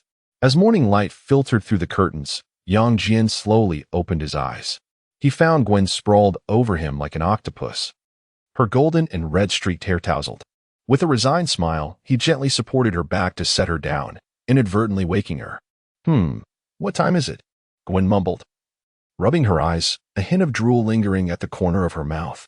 Yang Jian glanced at the cartoon clock on the wall. It's 10 a.m. 10 a.m.? Gwen instantly became alert, springing from the bed like a startled fish. Oh no, oh no, oh no. I'm going to miss the golden hour for superheroes. Barefoot. She dashed towards the bathroom, grabbing her toothbrush and shoving it into her mouth. Leaning against the doorframe, Yang Jian chuckled at her frantic demeanor. In such a hurry? Of course I am. Gwen replied, her mouth foaming and words slurred. I need to hurry and fight crime to build my reputation. She spat out the foam, mimicking a throat-cutting gesture. Otherwise, the editor might consider canceling my series. Yang Jian shook his head. All right then, I wish you success. Gwen, peering out from the bathroom, inquired. Aren't you coming along? I must return first. Yang Jian gestured toward the window. There are others awaiting me at home. Very well, Gwen pouted momentarily, yet soon regained her spirits. But you must visit me often, or I could come to play with you. Certainly, Yang Jian replied, extending his arms. However, shouldn't we bid a proper farewell? Gwen's eyes sparkled with excitement, and without a moment's hesitation, she lunged at Yang Jian, planting a fervent kiss upon his lips. Her face still adorned with foamy cleanser. She gracefully leapt back, swiftly donning her red and yellow uniform, twirling in delight. What do you think? The superhero Gwen has officially made her debut. Yang Jian nodded appreciatively. It looks splendid. How will you return? Do you require me to tear out a comic page as a means of transport? Before Gwen could respond, Yang Jian casually opened a portal, crackling with sparks. Is this the magic of Kamartosh? You can do this too? A super brain learned swiftly. Yang Jian shrugged. Gwen made a playful grimace. All right, Mr. Genius. Suddenly, she adopted a serious demeanor, waving at Yang Jian. Until next time, my Superman. Until next time, Yang Jian smiled as he stepped into the portal. Golden sparks gently closing behind him. Gazing at the empty room, Gwen inhaled deeply.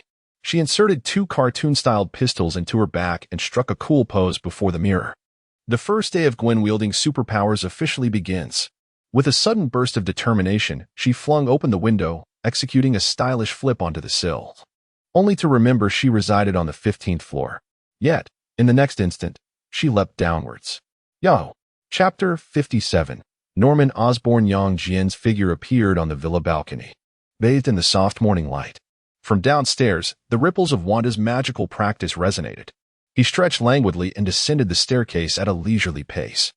Wanda was levitating in the center of the living room, surrounded by a swirling dance of ever-changing red energy.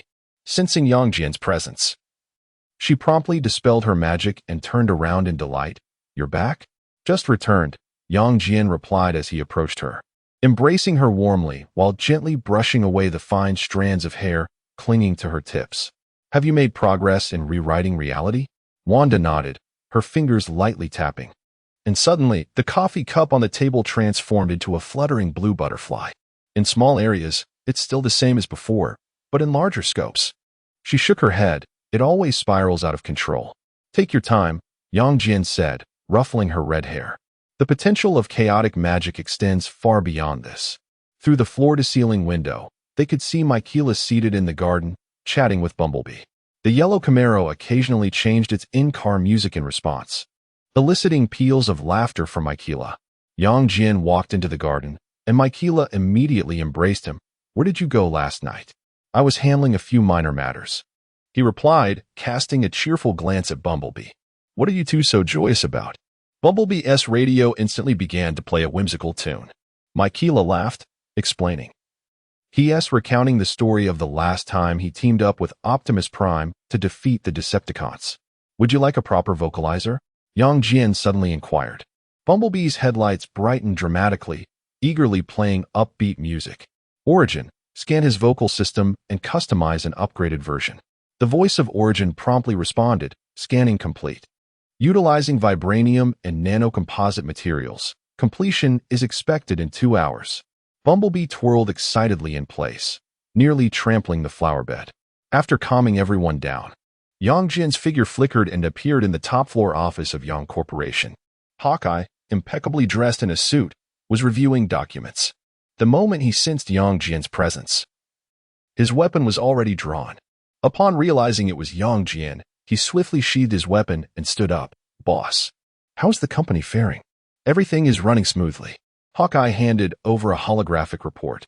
Last quarter's profits increased by 37, and the newly developed biopharmaceutical has passed FDA approval. Yang Jian nodded with satisfaction. And the negotiations with the Osborn Group? S.H.I.E.L.D. has stepped in to mediate. Hawkeye's expression turned peculiar. Norman Osborn has agreed to relinquish controlling interest, retaining only his shareholder status. However, there is one condition. He wants the Green Goblin persona resolved, as you mentioned last time. Yang Jian chuckled softly, almost forgetting that detail. Hawkeye hesitated. Boss, this individual. No worries. Yang Jian waved his hand. I'll handle it personally. Prepare the acquisition agreement for tomorrow. Before he finished speaking, his figure had already vanished from the office. In Norman Osborn's office, the skyline of New York shimmered with golden light under the setting sun outside the floor-to-ceiling windows. Norman was engaged in a hushed conversation with his son, Harry, when he suddenly sensed something and abruptly looked up. Yang Jian found himself standing in the center of the office without realizing when he had arrived. Harry, standing alert, addressed his father. "Who is this?" "Leave us, Harry." Norman's voice brooked no argument. Once the office door was closed, Norman respectfully rose to his feet, addressing his superior. Yang Jian strode directly to the leather sofa and took a seat, his long legs elegantly crossed. "I have come to fulfill my promise." His gaze swept over Norman's brow. "To resolve your little issue completely." Norman swallowed hard. "As long as you can eradicate the Green Goblin persona, Osborne Industries can be integrated into Yang International at any time. I merely wish to return to a normal life." "As you wish." Suddenly, Yang Jian stood and approached him. With a gentle yet firm hand, he pressed against Norman's chest. In an instant, Norman felt as though the world was spinning, and the next moment, he beheld the back of his own head. His soul was forcefully extracted from his body. "What is this?" The translucent essence of Norman gazed in terror at his own body slumped in the chair. Even more horrifying was the dark green shadow that began to separate from within him. A soul mirroring his own visage twisted grotesquely, madness flickering in its eyes. "Norman." The Green Goblin's spirit rasped with a sinister laughter. "Did you think you could rid yourself of me this easily?" Yang Jian observed the entwined souls with keen interest. "Ah. Far more entrenched than I had anticipated." Under Norman's astonished gaze, Yang Jian reached out and seized the Green Goblin's spirit, pulling it forth. His eyes glowed a fierce crimson, intertwined with ancient magical runes. "No, you cannot." The Green Goblin's scream was abruptly silenced. A magical heat ray pierced through the spirit, casting the entire office in a blood-red hue. The Green Goblin's apparition shattered like glass, dissolving into nothingness, leaving only a wisp of green smoke. Yang Jian turned to Norman's spirit. "It is time to return." With a gentle push, Norman's essence was restored to its rightful place. The body in the office chair convulsed violently before erupting into a fit of coughing. "Is it over?" Norman trembled as he touched his face, where no other voice echoed back. For the first time in 20 years, his mind was filled solely with his own thoughts. Yang Jian had already made his way to the door. "Tomorrow, someone will come to finalize the acquisition agreement." He paused momentarily. "I suggest you spend some quality time with your son tonight." As the office door closed, Norman Osborn became merely an ordinary father and businessman. He wept silently, covering his face, while outside, the last rays of the setting sun illuminated the family photograph on his desk. At the SHIELD headquarters. In the conference room, Coulson was analyzing global superpower incidents with Natasha and Hawkeye. Suddenly, golden sparks filled the air as Yang Jian stepped through a portal. The three rose immediately, with Coulson smiling and nodding. "Boss." Yang Jian casually waved his hand, signaling them to sit. "Have there been any unusual occurrences lately?" "All is normal," Coulson replied, projecting a holographic map that flickered with numerous green dots. "In accordance with your directives, we have deployed agents to key locations across the globe. Any supernatural occurrences will be reported immediately." Natasha added, "Hydra has been eradicated, and the remnants of the Skrull forces have been largely cleared. What remains will soon be resolved." "Excellent," Yang Jian nodded with satisfaction, suddenly gesturing. With a resounding crash, a mound of silvery gray metal materialized in the center of the conference room. "Is this vibranium?" Hawkeye exclaimed, rushing forward to delicately touch the metallic surface. "Indeed," Yang Jian replied, observing the astonished expressions of the three. "Take this to upgrade the agent's equipment. If more is needed, come to me." Natasha picked up a piece and weighed it in her hand. "This must weigh at least several hundred tons. Wakanda will go mad when they find out." "They are not lacking in this regard." Yang Jian dismissed her concern. "The automotive team can commence their operations. You may decide the specifics at your discretion. Unless a significant event arises, there is no need to report every detail." Coulson suddenly recalled something. "By the way, boss, the World Security Council is preparing to dispatch Maria Hill to assist us. Do we need special arrangements?" "Maria Hill?" Yang Jian's interest piqued. "We'll discuss it when she arrives." By the time they processed this, Yang Jian's figure had already vanished. In the conference room, the three gathered around the mound of vibranium, expressing their astonishment. "I bet there is at least 500 tons here," Natasha mused, playing with a piece in her hand. Hawkeye had already pulled out a notebook, sketching design plans. "I want to forge a vibranium longsword and craft a new bow." Coulson chuckled as he pressed the communicator. Call the research department, and remember to bring a forklift. We have a grand gift to unbox. Chapter 58. Another chatterbox as Yang Jian stepped into the villa's living room. He was greeted by a rather amusing spectacle that elicited a chuckle from him. A figure clad in a tight red uniform, adorned with a mask featuring white circles, was suspended upside down in midair by Wanda's chaotic magic, bobbing precariously. Despite his predicament, he incessantly chattered on. Honestly, Miss Witch, in other universes, you'd only have me silenced, quite literally, perhaps by magically sealing my lips. But being inverted? Is this a new form of punishment? He attempted to brace himself against the ground, only to spin around like a top. And who can elucidate why Bumblebee made an appearance in the Marvel Universe? And Megan Fox? Oh wait, could this be a collaboration between Marvel and Transformers? How splendid! Yet traditionally, such grand events ought to be preceded by a trailer. Wanda sat elegantly on the sofa, leisurely sipping her juice, entirely dismissive of the incessant ramblings. Michaela lounged on the other side, switching channels on the television out of sheer boredom. The most comical aspect was Bumblebee, who extended his mechanical arm through the window, poking the suspended Deadpool intermittently, causing him to spin even faster with each prod. Did I miss a delightful performance? Yang Jian remarked with a smile as he walked in. Yang, Michaela exclaimed, springing to her feet. This chatterbox just fell from the ceiling and nearly landed in my juice. Deadpool abruptly halted his spinning, and Wanda kindly used her magic to bring him to a stop, his mask's eyes widening in surprise. Wow, who is this new character? Another Asian. Are you Shang-Chi's brother? Is there a new film from the Ten Rings coming out? Bumblebee, peering through the window, jabbed Deadpool again, making him spin faster. Honestly, you all are so peculiar. Deadpool continued his monologue. I would love to tweet about this. Marvel collab Transformers Ten Rings brotherly conflict. He suddenly paused. Wait, that's a captivating plot, given Marvel's box office struggles in recent years. How about a film featuring Shang-Chi and his illegitimate son battling for control of the Ten Rings? Yang Jian, intrigued, crossed his arms. How did you end up in this universe? It seems you Dimension Breakers have a penchant for infiltrating here. We? Who else? Deadpool abruptly ceased spinning. Gwenpool? Please. That girl is far too raucous. He tilted his head, scrutinizing Yang Jian. By the way, who exactly are you? I ought to jot that down so I can greet your parallel counterpart in another universe. Yang Jian's eyes suddenly glowed red. Continue talking, and I shall let you experience the sensation of being roasted. Whoa.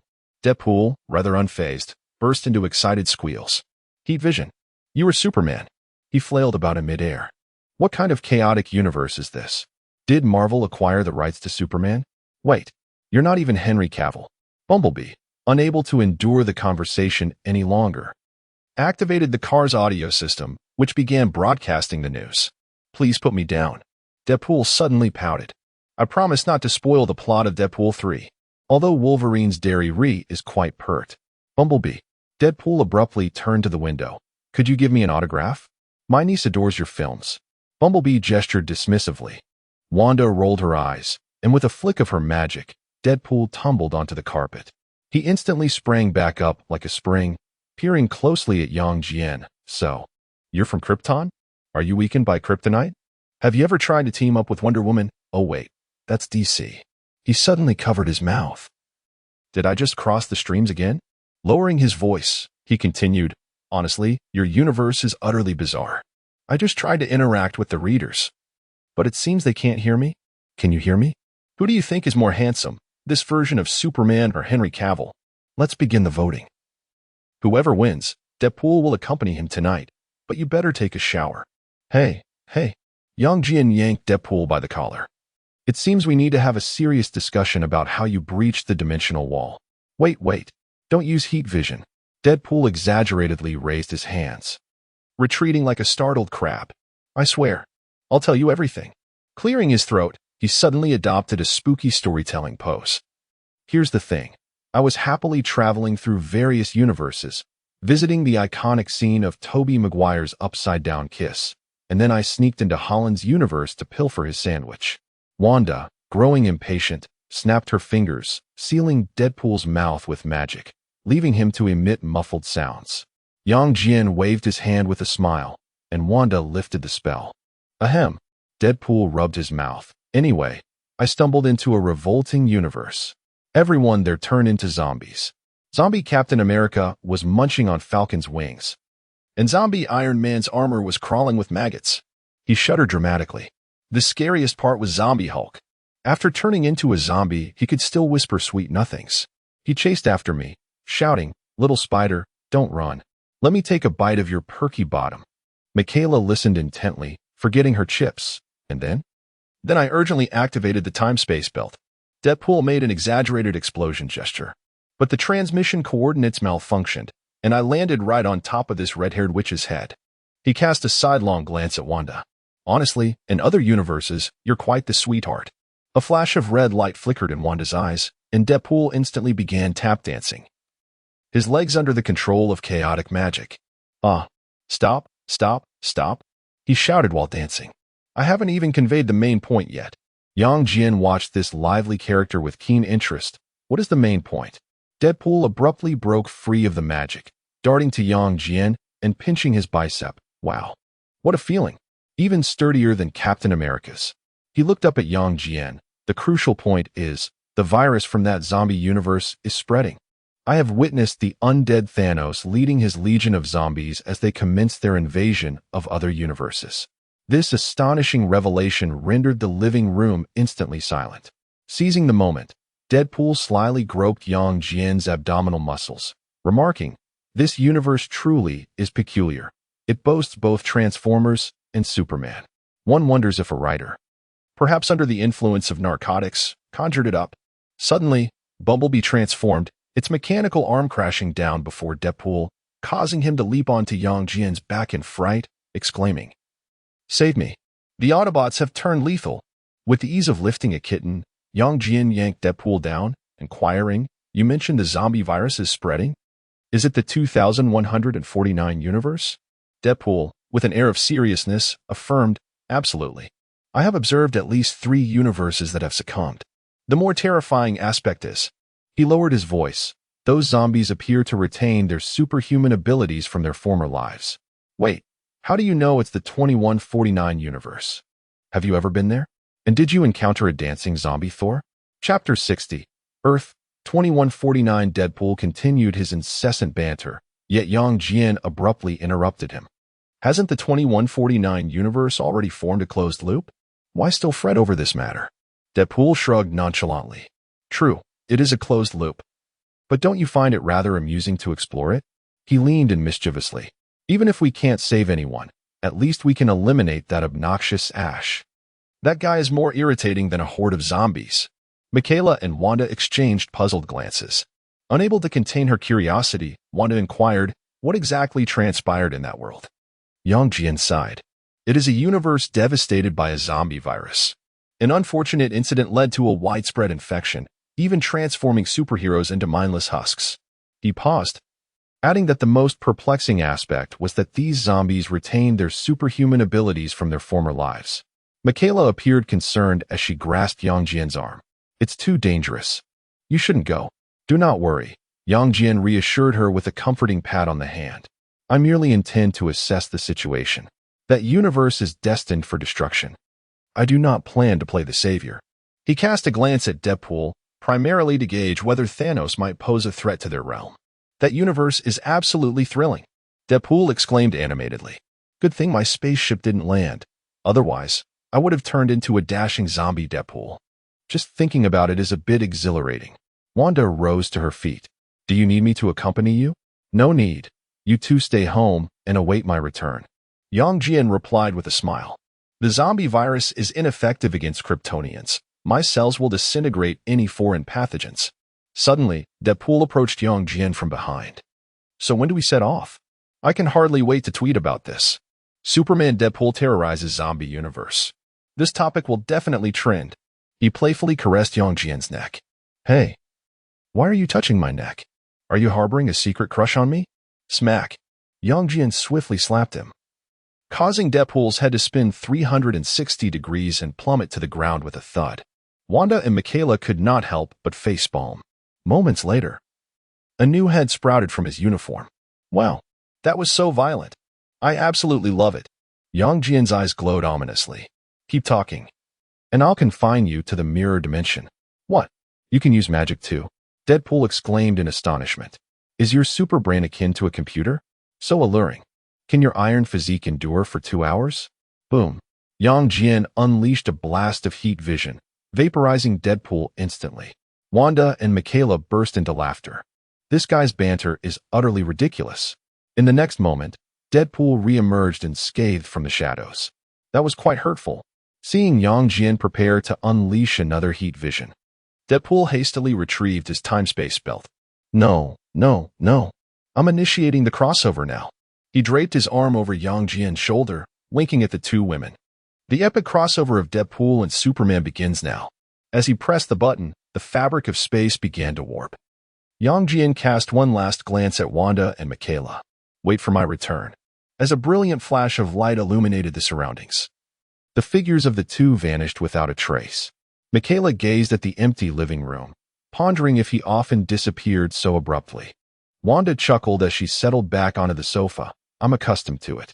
He'll return in a few days with a plethora of stories. Michaela picked up the remote control, anxiously changing the channel. I hope they arrive safely. Meanwhile, within the transport corridor, a frantic voice echoed. I forgot to fasten my seatbelt.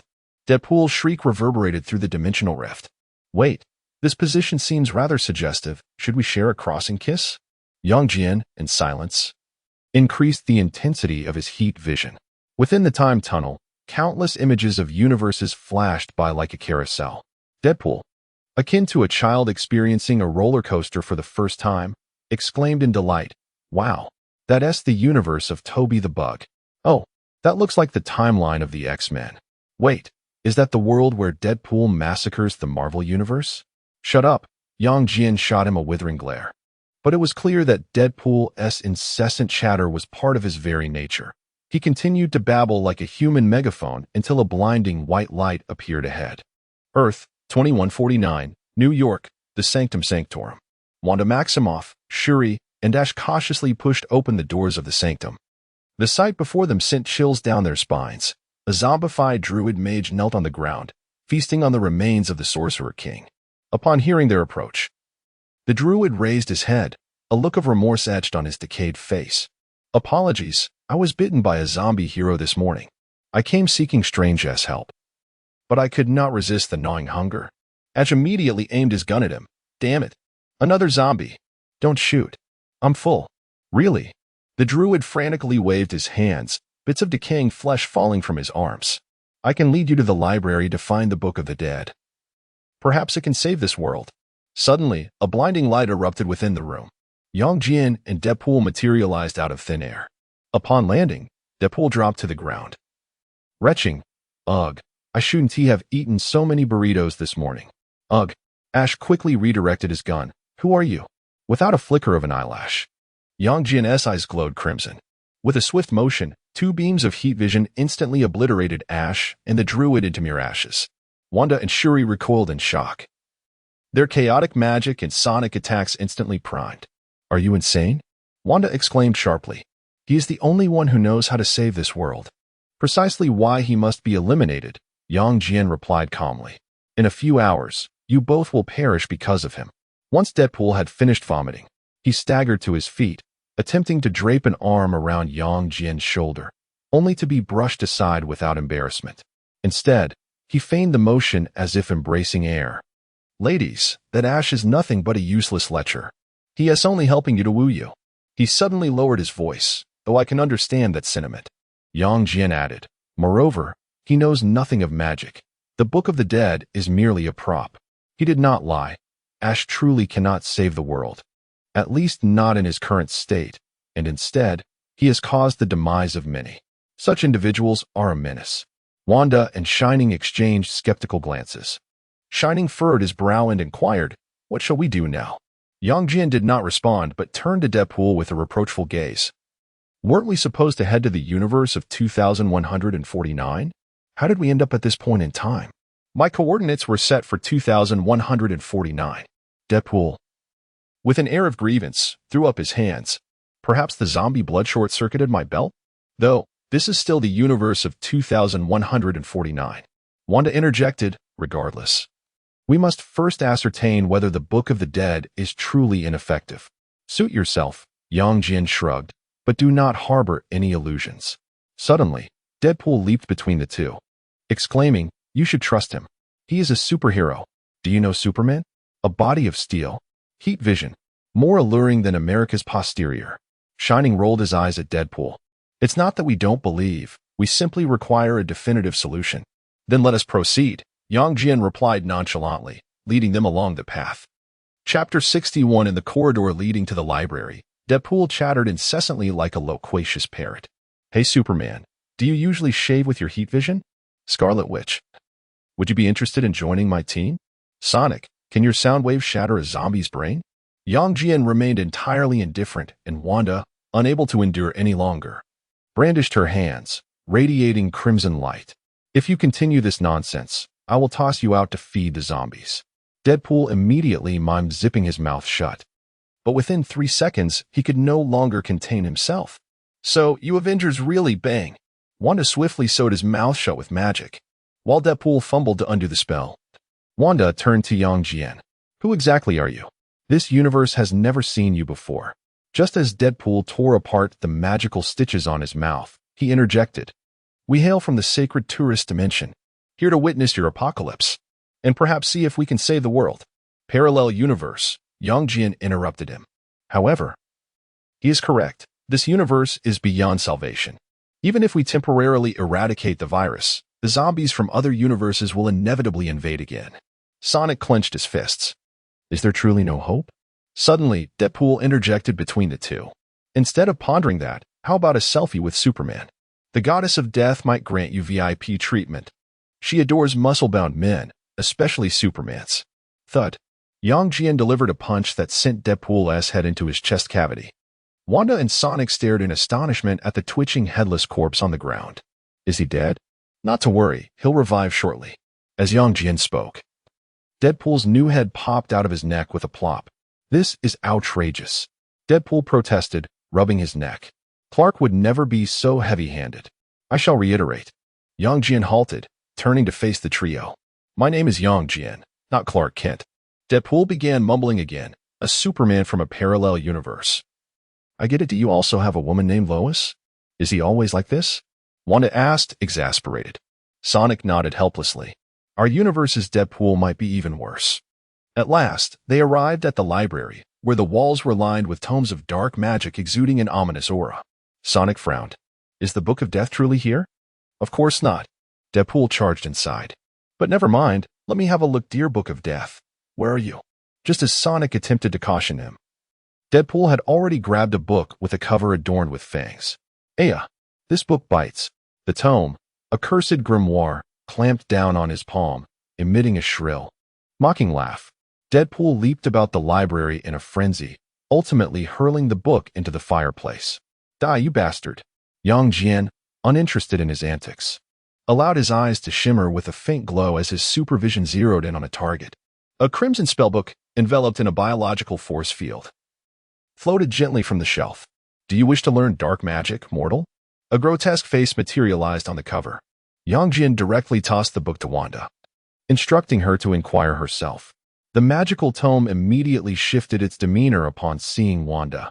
"Beautiful miss, what do you wish to learn? Forbidden magic? Soul extraction? Or perhaps—" Wanda cut in bluntly, "Is there any way to resolve the zombie virus?" The book awkwardly cleared its throat. "I am merely a book of magic." "But the Book of Death resides in Latvia, though it cannot resolve this issue either." In a fit of anger, Wanda hurled the book into the fireplace, exclaiming, "Go keep company with that fraud, Ash." A pair of anguished screams echoed from the hearth. Unbeknownst to them, Deadpool had stumbled upon a magic book and was waving at them with a mischievous grin. "I found one, but it seems utterly useless." He flipped a page at random, and suddenly the entire library began to tremble violently. Countless dark magic tomes started flipping pages on their own, and a terrifying wave of dark energy surged forth. "Deadpool!" The two women shouted in unison. Yang Jian raised his hand and waved, golden magical runes swirling in the air, instantly quelling the rampaging dark magic energy. The library returned to tranquility, with only a few books still trembling in fear. "Do you believe it now?" Yang Jian gazed at Wanda and Xianin. The two women looked despondent, and Wanda took a deep breath. Is there truly no hope left? Yang Jian shook his head. Magic cannot solve this. Perhaps scientific methods could develop a cure, but ultimately it would lead to the same outcome. Xianin rubbed her temples. How did all of this begin? One day everything was fine, and the next, the world had turned into a wasteland. It was the Sentinel, Yang Jian replied solemnly. A Sentinel from another universe brought the virus to this one. The rest, you were already aware. Wanda's face turned pale. The Avengers tried to stop him. But it was too late. She clenched her fists. I witnessed others being bitten by the zombie Captain America and his band of superheroes. The virus has spread to multiple parallel universes, Yang Jian continued. Heroes from other universes may be devising cross-universe refuge plans. Refuge? Wanda abruptly lifted her head. Are you suggesting we abandon our universe? Yang Jian did not answer directly, but suddenly looked up at the ceiling. His supervision piercing through layers of construction to the sky. Perhaps we should consult the one who has been spectating. Who? Xianin inquired in confusion. The observer, Watu. Deadpool exclaimed excitedly. Those bald-headed alien beings. Always peeping into others' lives without paying a dime. He mimicked a peeping gesture. I bet he is watching us with popcorn right now. Wanda and Xianin looked bewildered, with Xianin rubbing her forehead in exasperation. This is getting increasingly chaotic. It feels like a century has passed in just a few hours. We should call him down and ask. Yang Jian's eyes glowed ominously. Deadpool immediately perked up. Yes, yes. Ask him why he didn't let Sandman deal with the Sentinel. Or let Deadpool find help in other universes, or else. Shut up, Yang Jian, Wanda, and Xianin said in unison.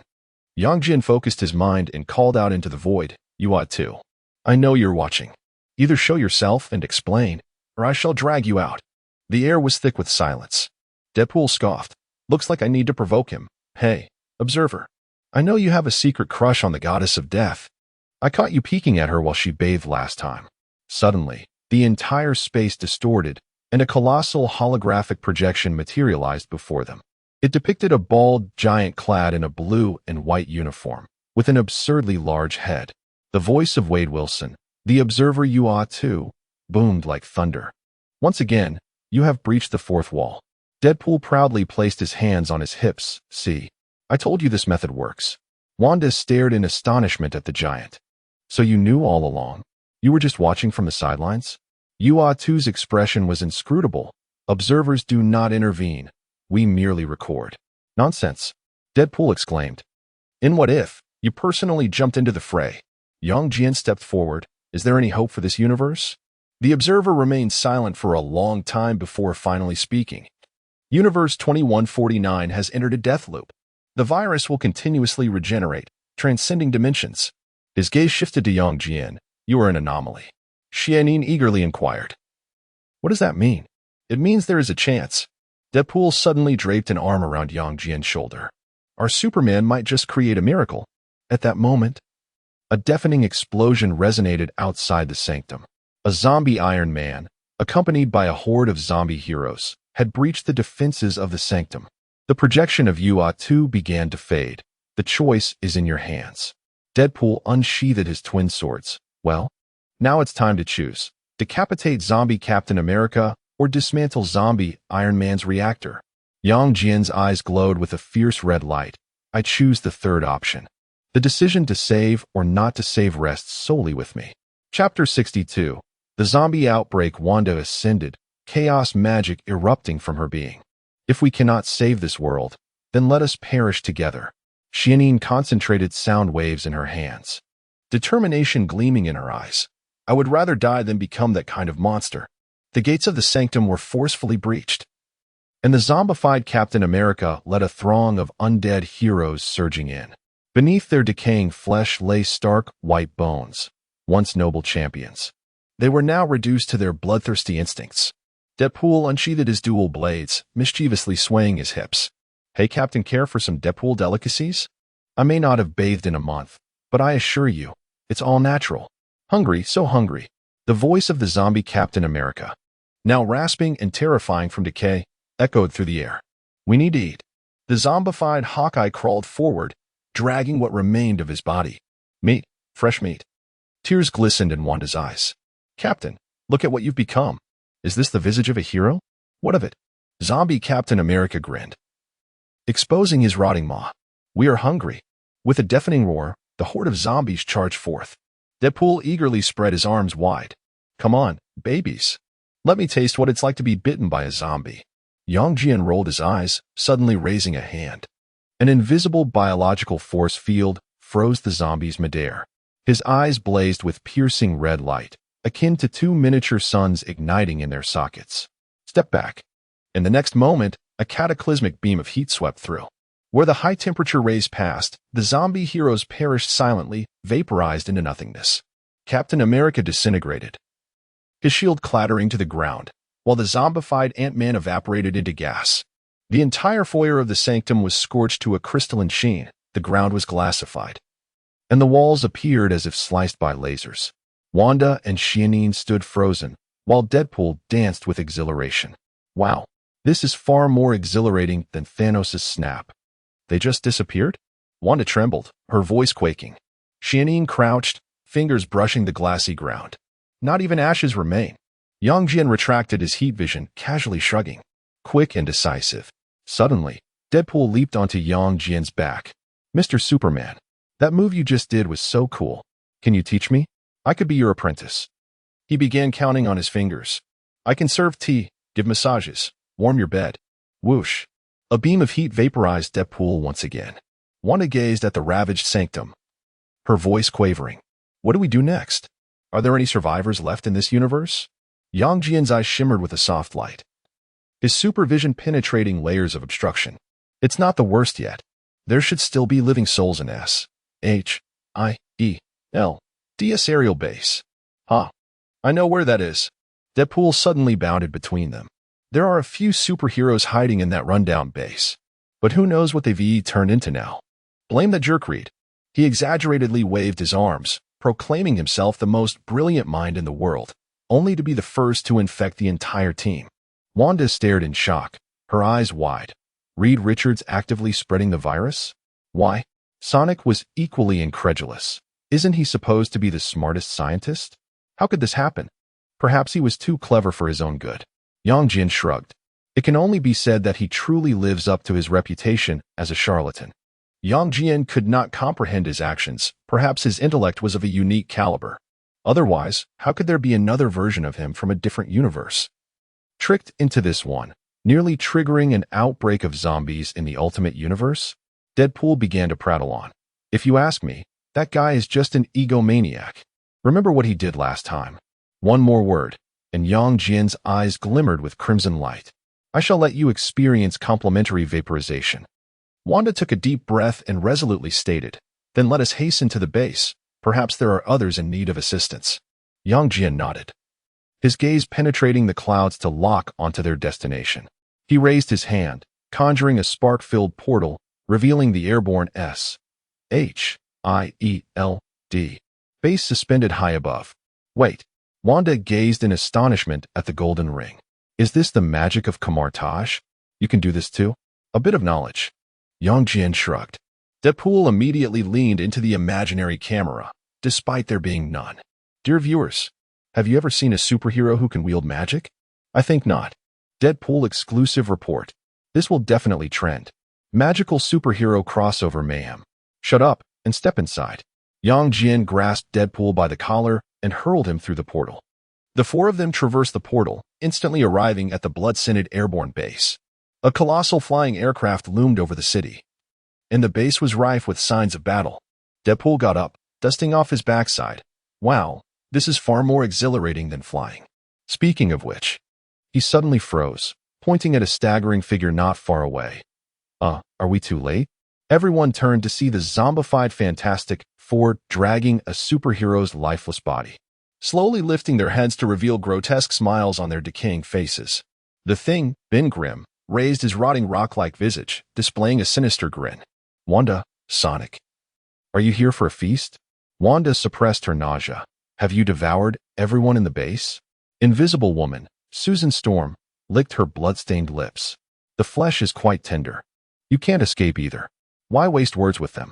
Sonic had already assumed a battle stance. Deadpool suddenly popped his head out from behind Yang Jian.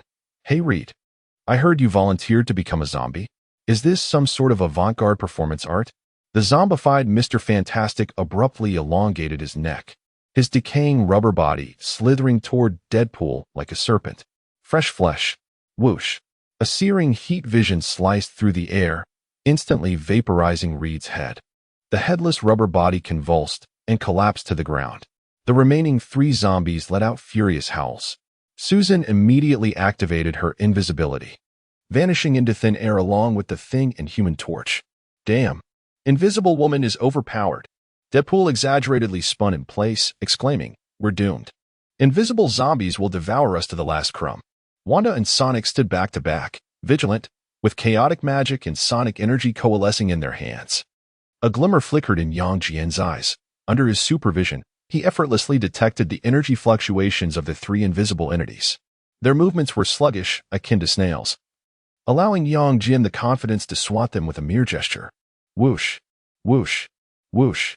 Precise thermal rays swept forth.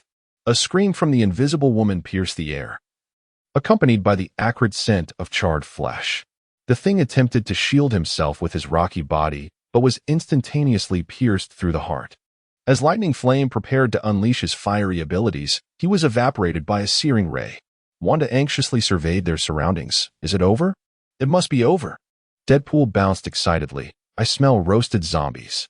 Though it's a bit charred. Yang Jian retracted his thermal vision, declaring, "It's done. There are no living souls left here." His supervision scanned the entirety of the airborne base, revealing only a gruesome tableau of severed limbs and dried blood. Once the bastion of Earth, S-H-I-E-L-D, now lay reduced to a cold, metallic skeleton. Suddenly, Deadpool fell silent, a rare seriousness overtaking him as he remarked, honestly, "This is the most tragic universe I've ever witnessed." Tears glistened in Wanda's eyes. Is it true? Is there not a single survivor? Chapter 63. Survivors at that moment. A faint tapping sound suddenly emanated from deep within the base. Thud, thud, thud. Yang Jian gazed downwards, his vision piercing through layers of obstruction. There were still people below. The weak tapping resonated with clarity in the deathly silence of the base. It originated from the lower deck. Yang Jian's enhanced hearing pinpointed the source, prompting him to rush into the depths of the base. Wanda and Shining followed closely, while Deadpool muttered anxiously, hoping it wasn't yet another zombie banging on a tin can. Navigating through corridors stained with blood, they arrived at a heavy security door. On the door, large, crooked letters scrawled in blood red. Do not open the door. There are monsters inside. The tapping sound continued from behind the door. Wanda, her chaos magic gathering, warned, be careful. Yang Jian forcefully ripped the door lock apart, causing the heavy metal door to crash down, revealing a pitch-black space beyond. Suddenly, a blinding beam of light pierced through the darkness. Stay back, a hoarse female voice commanded. I have a UV lamp. Zombies fear this. Shining squinted, struggling to discern the figure behind the light. It was an Asian woman in tattered S-H-I-E-L-D attire, holding a UV lamp in her left hand and a dagger in her right. Her face was smeared with grime, yet her eyes remained sharp. Melinda May? Deadpool exclaimed, You're still alive. Deadpool? Agent May cautiously lowered the lamp. Wait, you're the living Deadpool? She looked incredulously at the others. Scarlet Witch? Shining? And who might this be? Yang Jian introduced himself succinctly. We come from a parallel universe.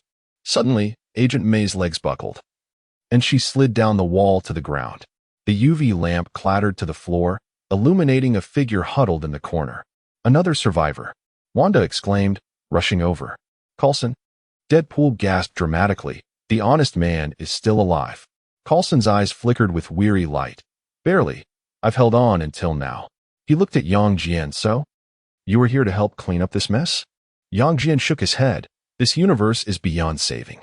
However, we can take you away. He regarded the battered Melinda May and Coulson, their faces etched with shock and despair. Is this world truly beyond redemption? Coulson leaned weakly against the wall, his voice hoarse. Director Fury. He must be. Deadpool interjected, gesturing animatedly. I bet he has been chopped into pieces. Maybe his head is being used as a ball by zombie Captain America. Melinda shot up, her eyes glimmering with the last vestige of hope. Are there other living people in the base? Wanda gently shook her head, supporting her trembling shoulder. You are the last survivors. Shining helped Coulson to his feet, who winced in pain from his leg wound. Deadpool, bouncing around, exclaimed, Hey, we need some cheerful vibes here.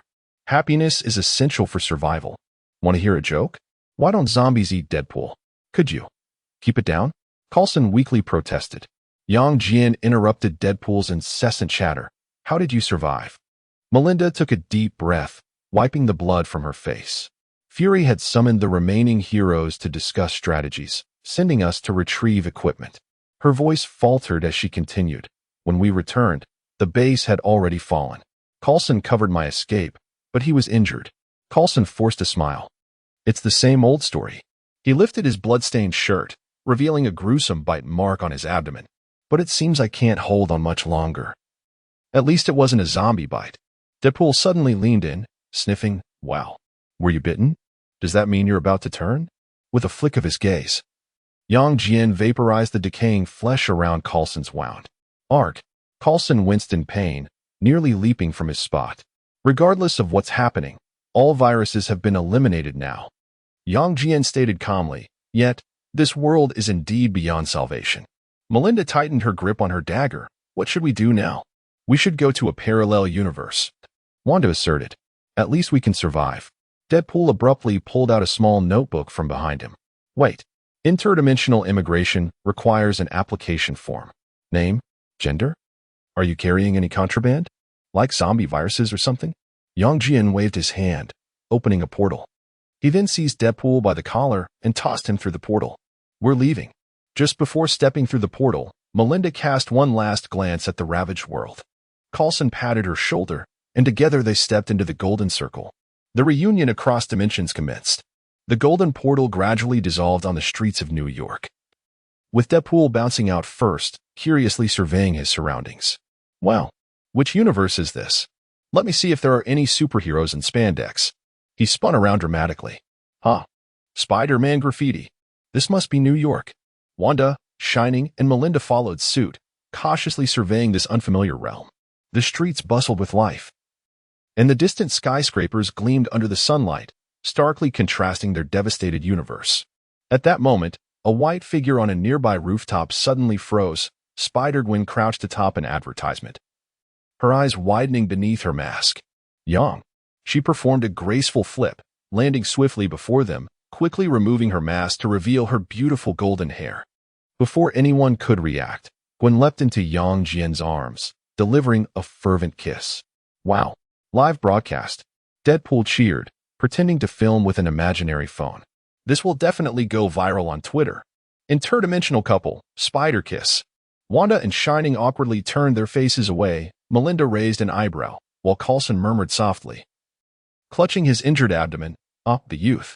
After a lingering kiss, Gwen finally released Yang Jian, gazing at him with affection. Where have you been these past few days? Haven't you just arrived? Yang Jian smiled as he playfully pinched her cheek. It was then that Gwen noticed the individuals beside her and blinked curiously. Who are they? I am Deadpool. You may call me Wade. Deadpool immediately leaned forward, performing an exaggerated bow. The most alluring mercenary in history, an expert at breaking the fourth wall. A zombie slayer, and Gwen rolled her eyes, choosing to disregard him as she turned her attention back to Yang Jian. They hail from another universe.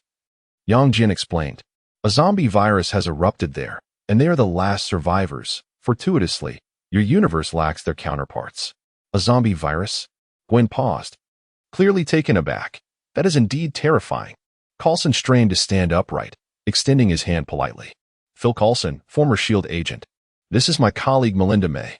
This is Wanda Maximoff, and this is Shuri. Gwen appeared somewhat bewildered. You are correct, Yang. Our world indeed lacks SHIELD. Suddenly, she recalled something. Wait, do you require medical assistance? I know a fantastic doctor. Deadpool interjected. Is it that fellow named Clive Palmer? I've heard he... Whoosh. A beam of heat vision whisked past his mask. All right. I'll be quiet. Deadpool mimicked zipping his lips but soon leaned closer to Gwen. By the way, what is your universe's Deadpool like? Is he as handsome as I am? Gwen, exasperated, glanced at Yang Jian. Is he always like this? Worse than this? Wanda and Shuri chimed in unison. Yang Jian draped his arm over Gwen's shoulder. Let's find a place to settle them for now. Chapter 64.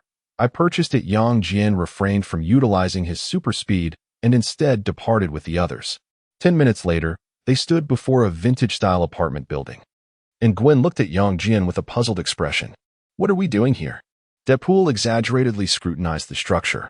Wow, this place resembles an old lady's backyard. You didn't renovate it with heat vision, did you?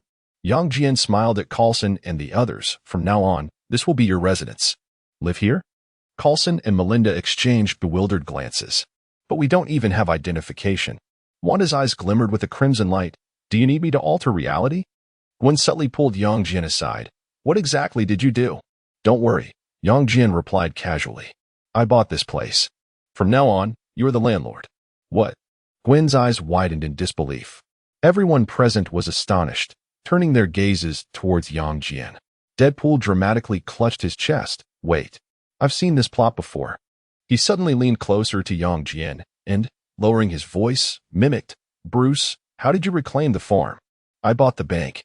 Bang. Yang Jian landed a punch, knocking Deadpool to the ground. Gwen, in shock, asked, Yang, how did you manage that? You've been with us the entire time. Carlson pondered thoughtfully. Could it be that you possess the ability to alter reality as well? Wanda eagerly turned her attention to Yang Jian. It's not that complicated. Yang Jian waved his right hand. My AI just handled all the paperwork. He shrugged, revealing a hint of his money-manipulating prowess. Gwen appeared puzzled. But where did the money come from? You're not from this universe. Wall Street, Yang Jian replied nonchalantly. There's plenty of money there. At that moment, Deadpool suddenly sprang back to life. Wow, that ability is so cool. Can you use it to fix my face? Honestly, I've been enduring this visage for far too long. God knows how much Deadpool misses his handsome face. Although it's not exactly handsome. Yang Jian smirked. No, you look better this way. Really? Deadpool immediately became bashful. You think I'm attractive? I want to have your children. You're too much. Smack. This time, it was Gwen who could no longer tolerate him and slapped him away. Gwen awkwardly glanced at the others. He is so disgusting. Carlson cleared his throat strategically. We saw nothing. Wanda stifled a laugh. He is always like this. Indeed, Echo chimed in agreement. Yang Jian pushed open the apartment door and turned back to the group. Let us head upstairs and take a look. Carlson leaned on a makeshift cane. Let us go see what the superhero has prepared for our new home. Just as they were about to enter, Deadpool bounced back. Wait for me. I want the biggest room, preferably with a hot tub. Gwen rolled her eyes and whispered to Yang Jian, Can we throw him out? Yang Jian smiled as he wrapped his arm around her waist. Once we get them settled, I'll take you somewhere special. Suddenly, Deadpool sprang up between the two. Wow. A topic unsuitable for children. Should I steer clear? Whoosh. This time, Wanda and Gwen struck simultaneously, ensnaring Deadpool in a chaotic enchantment and spider silk, leaving him dangling like a dumpling from the porch. Xianyin stifled a laugh, yet couldn't help but burst into giggles. The elevator chimed as it halted on the 5th floor, and everyone stepped out, surveying the bright and spacious corridor before them. Wow, Deadpool exclaimed, prancing about like an exuberant husky, touching everything. This decor is ridiculously opulent. My previous apartment had wallpaper that I pasted on using old newspapers. Wanda nodded in agreement. At least we have an elevator. Xianyin concurred. I despise climbing stairs more than anything. Melinda may caress the sleek wall, her expression one of rare astonishment. After a lifetime at SHIELD, she could never afford such a place. Carlson curiously inquired, Where does all your salary go? Beauty treatments, Melinda replied nonchalantly, and clothing. Carlson coughed tactically, pretending he hadn't heard. One examined the exquisite wall sconces and solid wood flooring. Whispering to Yang Jian, What is the rent here? How much do the other tenants pay? Ordinary people can't afford it, Yang Jian chuckled, giving her hand a gentle squeeze. But now you're the landlord. The entire building belongs to you. Deadpool bounced to a high-tech security door. A fingerprint lock. He turned with a mischievous grin. Are we supposed to chop off the administrator's finger? Though I wouldn't mind. Yang Jian pressed his hand against the scanner, and the biometric field instantly simulated the correct fingerprint, causing the door lock to emit a green light with a cheerful beep.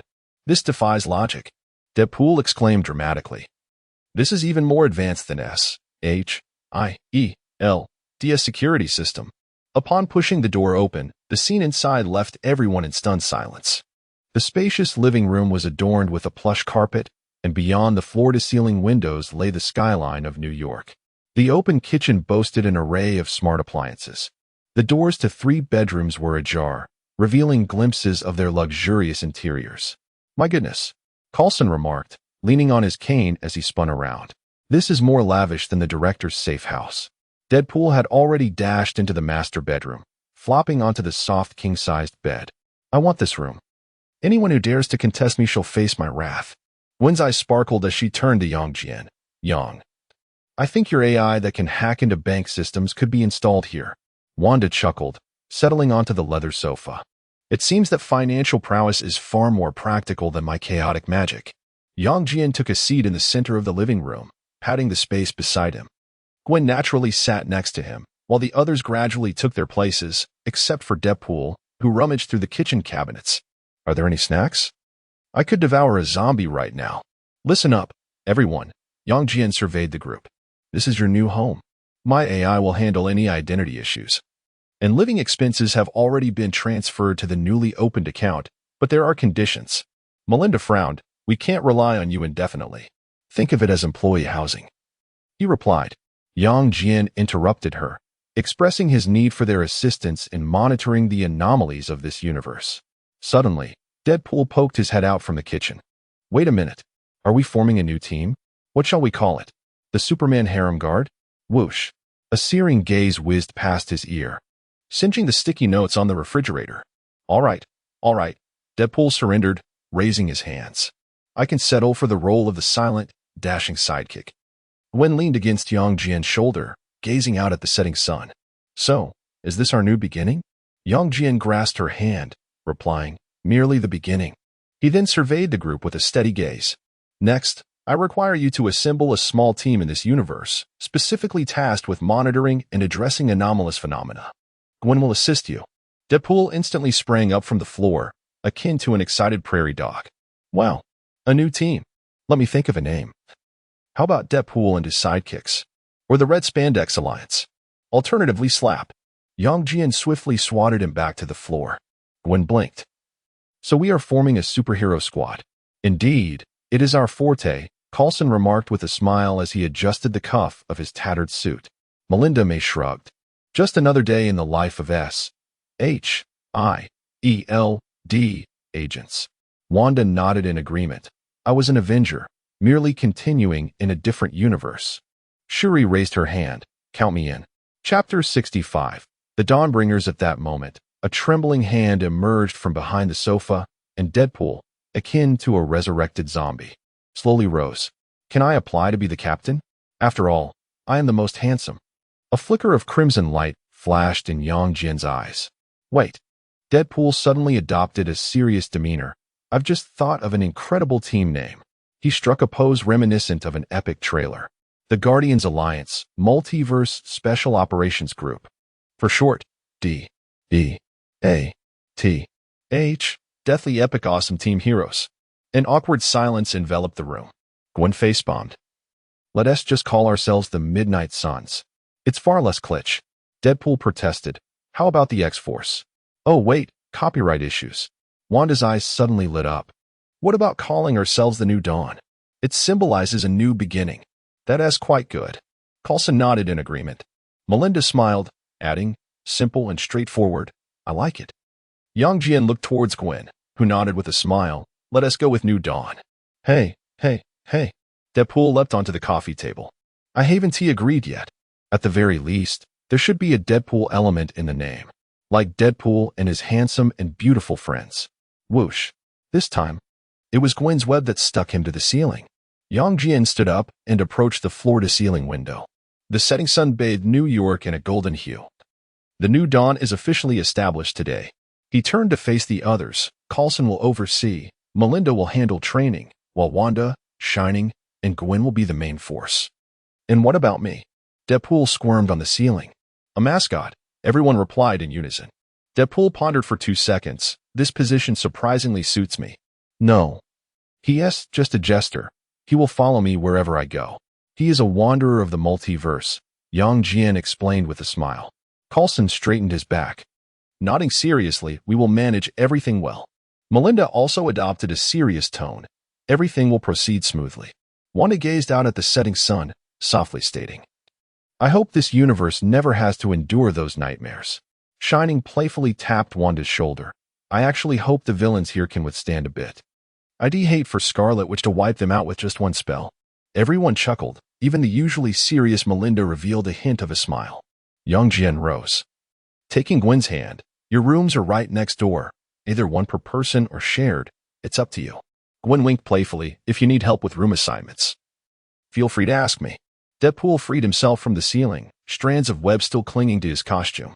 Wait, are you all leaving already? Aren't we going to have a team-building event? Like going for barbecue? Or? Yang Jin ignored him entirely, pulling Gwen towards the door. I'll take my leave first. You all adapt well to this place. He glanced back at Deadpool. I'll come find you after I'm done. Deadpool immediately clutched his chest, dramatically retreating 2 steps. Oh my. The superhero wants to have a private meeting with me. Has he finally been captivated by my charm? Yang Jian turned around, his eyes glowing with a crimson light. Whoosh. A searing gaze narrowly missed Deadpool's head, scorching a hole in the mask he had just removed. My limited edition mask. Deadpool wailed. This is the special edition from Deadpool 3. Gwen couldn't help but chuckle, linking arms with Yang Jian as they stepped out the door. Before closing it, Yang Jian glanced back at everyone and waved. Feel free to reach out if needed. There's food in the fridge. And the Wi-Fi password is on the router. As the door shut, silence enveloped the apartment. Coulson exhaled a sigh of relief, surveying the surroundings. So, are we to select our rooms now? Wanda and Shuri exchanged a knowing glance and simultaneously pointed to the same room. We'll take this one. Melinda raised an eyebrow. Then I shall have a room to myself. Deadpool immediately sprang up. I want the largest room. Wait. He suddenly leaned in conspiratorially towards Coulson. Hey buddy, how about we share? I can regale you with thrilling tales from the zombie universe at night. Coulson smiled, holding up the smart tablet left by Yang Jian. Apologies, but the system indicates your room is a storage closet. What? Deadpool snatched the tablet. A basement storage room with rodent entertainment facilities? This is cruelty. I demand to file a complaint. Melinda casually walked past him. The landlord said if you're dissatisfied, you can sleep on the street. Meanwhile, downstairs in the apartment, Gwen held Yang Jian's hand, curiously asking, where to now? A flicker of amusement danced in Yang Jian's eyes. To do what we ought to do. He wrapped his arm around Gwen's waist, and in an instant, they soared into the night sky over New York, vanishing from sight. In Gwen's apartment, warm yellow light bathed every corner of the living room. Yang Jian sat on the plush sofa, listening to the gentle clatter of utensils and Gwen's melodic humming emanating from the kitchen. So, Gwen poked her head out from the kitchen, spoon in hand. Is Coulson and the others' universe truly beyond salvation? Leaning against the back of the sofa, Yang Jian gazed at her with soft eyes. An infected superhero had triggered a chain reaction, and the Avengers had attempted to intervene, only to transform into zombies one by one. He shook his head. The virus had created a vicious cycle between the 2 universes, rendering complete eradication impossible. Gwen's expression dimmed momentarily but quickly brightened again. At least we saved a few of them. She turned back to the stove, determined that this universe would never meet such a fate. The sizzling sound of steak frying wafted through the air, accompanied by its enticing aroma. Yang Jian rose and approached the kitchen doorway, leaning against the frame, admiring the sight of Gwen cooking. She wore a simple home t-shirt and shorts, her golden hair casually tied in a ponytail, radiating warmth under the light. Do you really not need my help? No, I insisted on cooking today, Gwen replied without turning, playfully shaking the spatula. You go set the dining table. The red wine is in the cupboard. Yang Jian smiled as he retrieved the cutlery, but suddenly paused. Wait, when did you learn to cook? Gwen proudly lifted her chin. Learning from my mother, she once said that to capture a man's heart, one must first seize his stomach. Though I believe that a silken thread would accomplish the task more swiftly. The two exchanged a knowing smile. At the dining table, the flickering candlelight danced gracefully. The steak prepared by Gwen was unexpectedly delectable, and the side dishes were exquisitely presented. She savored a sip of red wine.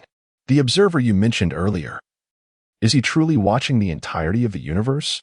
Yang Jin inquired while slicing his steak. As if observing a reality show, Gwen suddenly felt a flush of warmth. Was he watching us too? A glint of mischief sparkled in Yang Jian's eyes as he snapped his fingers, and a golden ripple of energy enveloped the room. A mirrored space. He grinned as he took Gwen's hand, declaring, "Now we exist in our own true world." Gwen's eyes sparkled with delight. Chapter 66.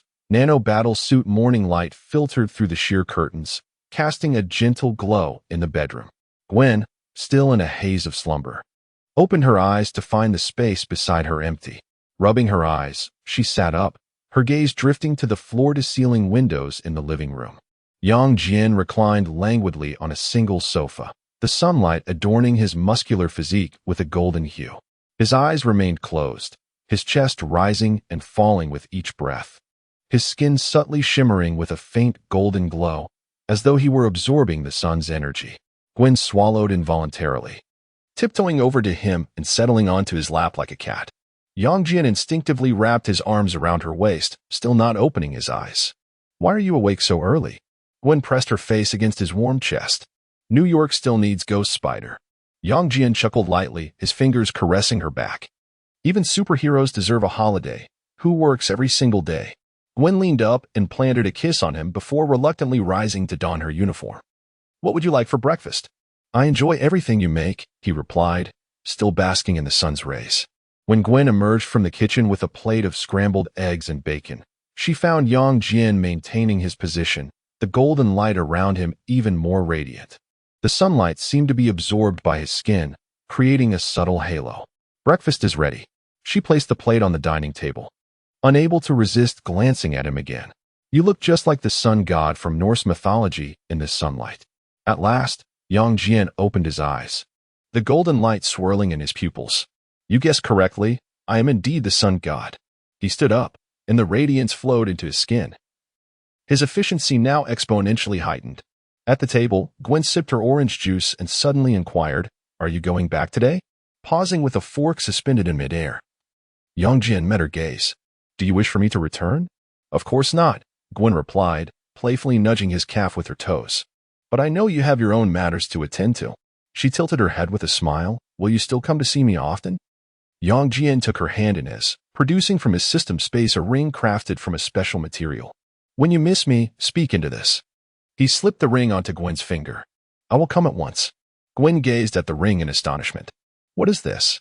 "A miniature communicator, capable of interdimensional communication," Yang Jian explained, kissing her hand gently. "Now, even across the multiverse, I can hear your heartbeat." Suddenly, the wailing of police sirens pierced the air. Gwen instinctively stood up, chuckling sheepishly. "It's a professional hazard." Yang Jian, with a flourish, produced a gift box from behind him. "Perhaps this will save you some time?" Gwen opened the box to reveal a striking new uniform in black, white, and red. "Nano-vibranium fibers," Yang Jian elucidated. "They absorb kinetic energy, offer high defense, self-repair, and can change color according to the environment, equipped with various high-tech weaponry to avert mishaps." With excitement, Gwen changed into the uniform, which instantly conformed to her body's curves. She twirled before the mirror, and suddenly, with a flick of her wrist, she soared out of the window on a web strand. "I shall take a look at the recent alert." Her laughter floated in, while she tested her new gear. Yang Jian shook his head with a chuckle, tidying up the utensils. The sunlight enveloped him once more, and suddenly, Gwen's exclamation echoed from the ring. "Wow, this uniform is splendid." Just now, the bullets felt like mere tickles. The sunlight at the apartment entrance slanted across Yang Jian's shoulders, and he gazed up at the vintage-style building, a smile unconsciously gracing his lips. If I had not traversed through time, this apartment would surely have been a gift from Hanin. Although he no longer lacked for anything, Yang Jian shook his head and stepped through the doorway. Inside the apartment's living room, Wanda, Sonic, Coulson, and Melinda May were gathered around a genuine leather sofa. A holographic projection of a map slowly rotating above the coffee table. Wanda was tracing a surveillance area with her finger. "The East District is under my purview." Melinda May nodded at the map. "I can develop informants there." Sonic glanced at the map and suddenly remarked, "I shall investigate these anomalous energy points." "Wait." Deadpool suddenly emerged from behind the sofa, his head perfectly centered in the projection. "Have you forgotten the most crucial part?" Coulson leaned back tactically. What part? The design of our uniforms. Deadpool inexplicably produced a crumpled stack of sketches. Look, I've designed exclusive uniforms for everyone. Wanda S features a deep V-neck paired with fishnet stockings. Sonic S is a crop top adorned with studs. Whoosh. Sonic S Sonic Attack sent Deadpool tumbling onto the carpet. Ouch. Deadpool flailed like a fish out of water. This is workplace harassment. I shall report this to the Women S Federation. Wanda rubbed her temples. It's the Avengers. It's all the same. Deadpool had already bounced to Coulson S side. Coulson, your uniform I designed as a tailcoat, with a micro-missile concealed in the bow tie. Melinda could no longer contain herself. A dagger suddenly embedded itself in the sofa between Deadpool's legs, a mere 0.01 centimeters from a critical area. Wade, if you continue to prattle. Agent May said with deliberate calmness, perhaps I shall allow you to experience true minimalism. Deadpool scuttled sideways like a crab. Wow, Aunt May is fierce, but I like it. At that moment, the door slid open automatically. Everyone instantly entered a combat stance. Wanda's hands radiated with crimson energy. Sonic S sound waves buzzed ominously, while Coulson and Melinda simultaneously drew their weapons. Could it be that villains have come knocking? Deadpool hid behind a potted plant, peeking out. Oh no, that's not it. We Haven Tea even provoked any villains yet. Could it be that the owner of that Thanos figurine I swiped last week has come looking for it? The door swung wide open, revealing Yang Jian's silhouette at the threshold. Yang. Everyone sighed in relief, retracting their actions. Deadpool leaped from behind the plant. The superhero has arrived. The superhero, instead of saving the world, has come to loaf around. Tell me, Yang, did you have a spat with Spider-Girl? Yang Jian disregarded Deadpool's banter, his gaze sweeping over the others. How are you all adapting? Coulson holstered his pistol. We are currently planning the surveillance network. Not a chance. Suddenly, Deadpool landed on Yang Jian's back, despite our discussion revolving around who should take on the role of captain. I propose that we settle it with an arm wrestling match. Xian, unable to contain himself, unleashed another sound wave, sending Deadpool crashing to the ground. We do not require a captain. So, it's a harem then? Deadpool lay on the ground gesturing. According to comic tropes, Wanda should be the official girlfriend, Xian that's under a mistress. And Aunt May would take on a cool and aloof persona. Melinda's dagger grazed Deadpool's mask before embedding itself into the floor. A hint of amusement flickered in Yang Jian's eyes. It seems you all are getting along quite splendidly. Splendidly? Wanda rolled her eyes. If I have to listen to him ramble for another 10 minutes, I might just alter reality to make him mute. Deadpool suddenly grew serious, on a serious note. Your new team requires a mascot. He patted his chest. Deadpool is the mascot, complete with a villain mocking buff. Buy one get 3 free. Chapter 67. New members of S. H. I. E. L. D. Yang Jian withdrew his gaze and turned to the others. How does the new home feel? Coulson adjusted his suit collar, although it had been replaced with a new one. He smiled and said, it's 10 times better than the S. H. I. E. L. D. Dormitories. May mentioned she wants to apply for permanent residency here. Melinda, sipping her tea, looked up at the comment. Well, Coulson is right. At least there are no cockroaches. Last time in the safe house in Bahrain, my toothbrush was used as a wedding gift by a cockroach. Deadpool suddenly interjected between the two. I get it. I get it. When I was in Mexico, Melinda's dagger abruptly pressed against Deadpool's throat. Say one more word, and I will let you experience a Bahraini welcome. Deadpool made a gesture of zipping his lips and stealthily moved to Wanda's side. Miss Scarlet Witch, look at how they're bullying me. Wanda's chaos magic suddenly transformed into a large red hand, tugging at Deadpool's ear and lifting him into the air. Do you need me to help you change your vocal cords? How about something plastic? Ouch. Be gentle. Deadpool flailed in midair. This is workplace bullying. I'm going to file a complaint with HR. Shuri couldn't help but laugh. Where do we even have an HR? I can double as one. Deadpool suddenly became serious. I hold a level 2 human resource management certificate, although it was collectively registered under the Deadpool Corps.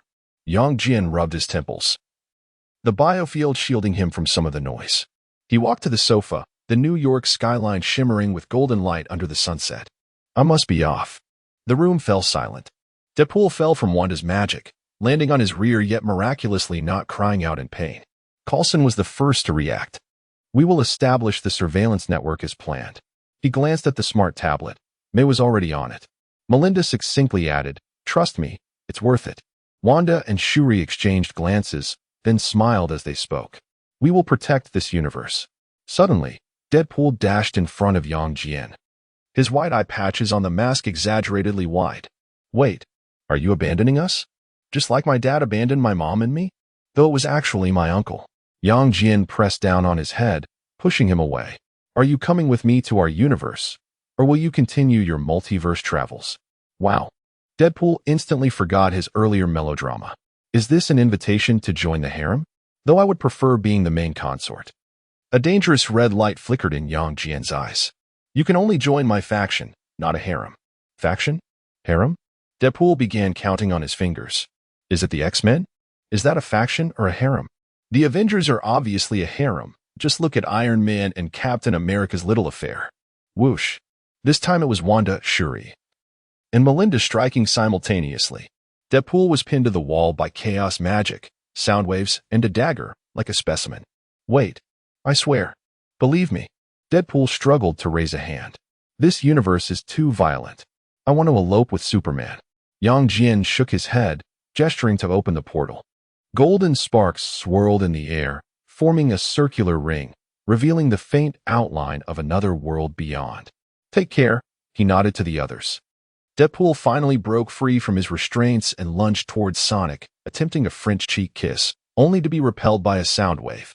Turning to embrace Wanda, he found himself ensnared by red ropes conjured by chaotic magic, resembling a tightly wrapped zongzi. In the end, he could only blow kisses to Coulson and Melinda, exclaiming, "Don't forget about me. I'll be live streaming on YouTube. The room number is..." Yang Jian grasped Deadpool by the collar, dragging him towards the portal like a suitcase. Deadpool's legs flailed in the air. "Remember to vote for me." The reality show Deadpool and Superman, Interdimensional Honeymoon, is about to launch. Finally, peace descended. Wanda let out a long sigh, collapsing onto the sofa. Sonic retracted his sound waves, rubbing his ears. "I'd rather fight 10 zombie Captain Americas." Coulson smiled as he summoned a holographic map. On a serious note, there's a danger in Queens. Gwen is already there. Melinda wiped her dagger and added, "There are several anomalous energy fluctuations that need investigation." At S.H.I.E.L.D. headquarters, in the conference room, the holographic projection displayed a satellite image of a location in Brazil, where the Hulk was violently clashing with the military. Coulson stood before the screen, hands resting on the table, his expression grave. The Hulk has lost control again, this time in Brazil. He surveyed the room. "We need to discuss whether to intervene or attempt to invite him to join S.H.I.E.L.D. Natasha Romanoff crossed her arms, beginning a calm analysis. "The Hulk's combat prowess is formidable. If we can stabilize his emotions, he could become a powerful ally." Steve Rogers nodded in agreement. "Bruce Banner is not an enemy. He simply needs assistance." Hawkeye leaned back in his chair, shrugging. "You all decide. I'm just here to execute the mission." Maria Hill stood nearby, hands in her pockets, her gaze sweeping over the group before settling on Coulson. "You're the director. It's your call." Just as Coulson was about to speak, a golden portal suddenly opened in the center of the conference room, sparks of energy flying. Everyone instantly shifted into combat mode. Hawkeye had already drawn his weapon. Black Widow's hands rested on her sidearm, and Captain America raised his vibranium shield. "Wow, is this S.H.I.E.L.D. headquarters?" The decor is impressive. A man clad in a red bodysuit, dual swords slung across his back, swaggered into the room, his mask adorned with exaggerated wide-eye patches. "Coulson, old buddy. It's so great to see you." Deadpool exclaimed, arms wide open, rushing towards Coulson. Coulson paused, instinctively stepping back. Do we know each other?" Deadpool enveloped him in a tight embrace, vigorously patting his back. "Of course we do. We fought side by side. Though it was in another universe, our bond transcends dimensions." Black Widow frowned. "Who is this guy?" Deadpool immediately released Coulson, turning to her. "Natasha. Wow, you're even more stunning in person than in the movies." He leaned in to scrutinize her. "So, you really..." But before he could finish, Natasha swiftly struck a knife-hand blow towards his throat, prompting Deadpool to agilely lean back to evade the attack. "Wow, your temper remains as fiery as ever." He then turned to Captain America, "Steve, Your renowned Dairy truly lives up to its reputation. May I have your autograph? Right here. Bang. Captain America brought his shield crashing down onto Deadpool's face, causing him to stagger back a few steps, his mask askew. Yet, he seemed unfazed, eagerly adjusting his mask. Awesome. This is an autograph from Captain America himself. Hawkeye narrowed his eyes. Has this guy lost his mind? Deadpool immediately pivoted towards him. Clint, your archery skills are impeccable. By the way, I heard you have a daughter? Is her name? Enough. Yang Jian finally emerged from the portal, grabbing the back of Deadpool's collar and dragging him back. Keep talking, and I'll confine you to the mirror dimension. Deadpool quickly made a gesture to zip his lips, but within 2 seconds, he couldn't help himself. Chapter 68. Recruitment of the Hulkweight. Who is this enchanting lady? Deadpool gazed at Maria Hill, his eyes sparkling with intrigue. A new character? Wow, that uniform is striking. Maria Hill looked at him with confusion, then turned to Coulson, her brow furrowed. Do you have a boss? Coulson cleared his throat and explained, this is Mr. Yang Jian, he is. I am the true authority of S.H.I.E.L.D. Yang Jian interjected calmly, and I occasionally offer technical support. Maria Hill's expression turned to one of astonishment. S.H.I.E.L.D. is an organization under the World Security Council. When did it come under private control? She felt as though she had awakened from a deep slumber to find the world transformed. Deadpool chimed in from the side. Wow. S.H.I.E.L.D. has secrets. I love this plot twist. Yang Jian disregarded his banter and addressed Coulson directly. This fellow is Wade Wilson, codenamed Deadpool, and he hails from a parallel universe. From now on, he is also a member of S.H.I.E.L.D. What? Everyone exclaimed in unison. Coulson glanced at Deadpool, then at the others. Their eyes met, struggling to envision a future where they would undertake missions alongside such a teammate. Deadpool leaped up in excitement. Yes, I have finally joined S.H.I.E.L.D. I want to apply for a custom uniform and exclusive weaponry. By the way, how about calling my code name Agent Deadpool? Natasha remained expressionless. I oppose. Steve rubbed his temples. Is he reliable? Clint sighed. I'm already getting a headache. Yang Jian shrugged. He talks a lot, but his combat abilities are commendable. Plus he is practically immortal. Deadpool immediately chimed in. That's right. I am indeed immortal. He turned to Maria Hill and leaned in playfully. Beautiful lady, interested in fishing? I can take you on an interdimensional adventure. Maria Hill swiftly drew her gun, aiming it at his head. Get any closer, and I will put your immortality to the test. She vowed she had never encountered someone so insufferable. Deadpool dramatically clutched his chest. Wow, how spicy. Coulson took a deep breath, looking at Yang Jian. Boss, are you sure you want him to join? Yang Jian smiled slightly. Rest assured, he will make for an entertaining teammate. Deadpool immediately raised his hand. I promise not to cause trouble. Everyone fell into a brief silence, only Deadpool still buzzing with excitement, incessantly muttering, wow, S.H.I.E.L.D. The Avengers. This is way more fun than the zombie universe. Yang Jian took his seat at the head of the conference table, lightly tapping his fingers on the surface, his gaze fixed on Maria Hill. I'm the one who calls the shots in S.H.I.E.L.D. His voice was calm yet carried an undeniable air of authority. I do not need anyone's approval. If I am in a good mood, the council can remain. If not, you'll find yourself without a superior by tomorrow. Maria Hill's pupils constricted, ready to retort, but Coulson immediately shot her a warning glance. She inhaled deeply, suppressing her emotions. Deadpool was beside her, gleefully rubbing his hands together. Wow, that's so commanding. I love it. Superman truly is confidence. Yang Jian paid no heed to him and continued to gaze at Maria. If you have any objections, you may leave. If not, from now on, you shall join S.H.I.E.L.D. as a double agent. The cost is that you will only heed my commands henceforth. Maria's fingertips tightened slightly, but she soon regained her composure. I apologize for my earlier doubts, but I need to consult. Yang Jian interrupted her. The benefit is that you will become as formidable as Natasha and the others. Maria's expression froze momentarily. She was acutely aware of how powerful Coulson and the others had become recently. This was undoubtedly a superhuman enhancement, rumored to even prolong life. Suddenly, she pondered the council's monetary compensation for a month. What a gamble. With this thought, a professional smile slowly crept onto her lips. I must say, your vision is commendable. From this day forth, I am yours, boss. The meeting room fell into silence. Then, with a burst of laughter, Deadpool was the first to break the tension, exclaiming, wow, what a swift change of face. But I like it.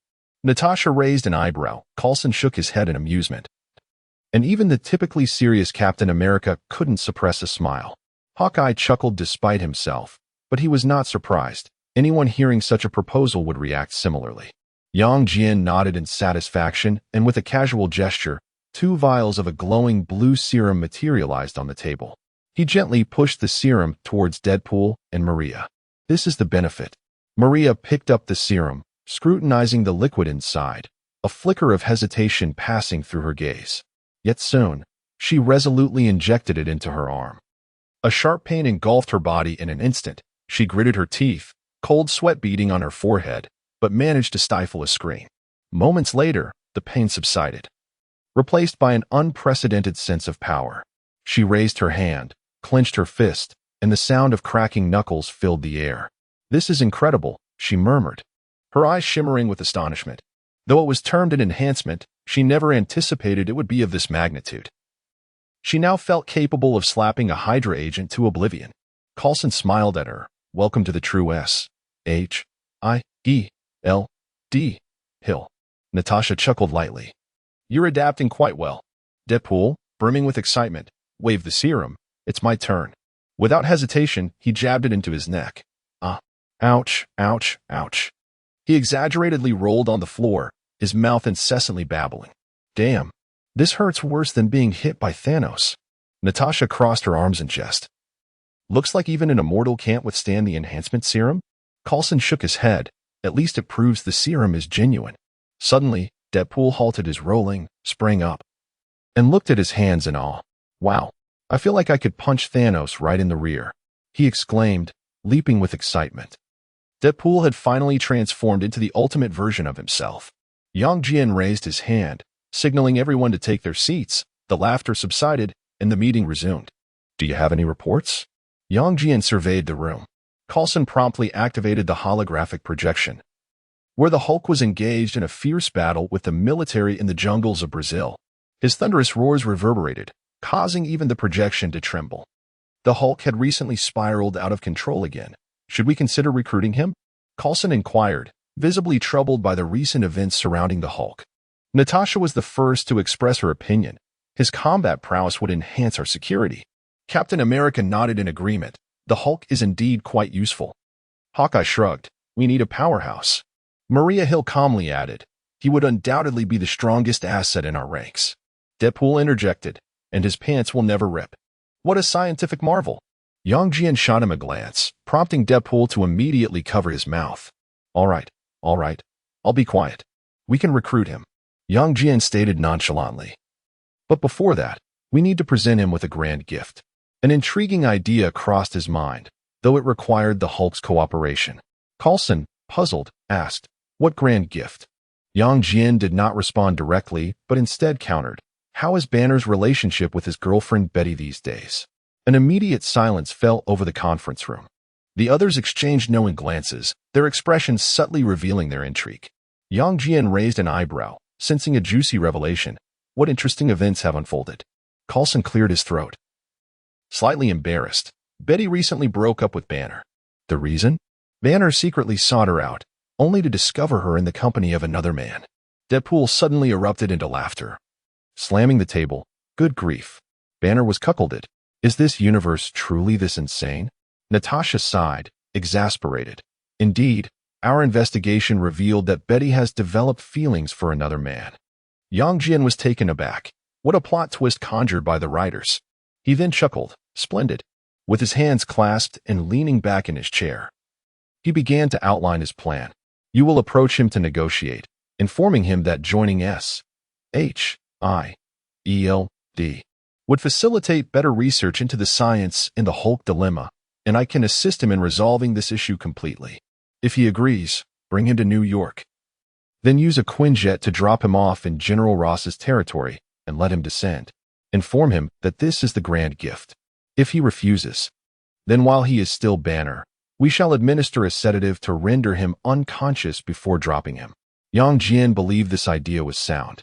Banner has an exceptionally calm temperament, but if it were him, those soldiers would already be on their way to the afterlife.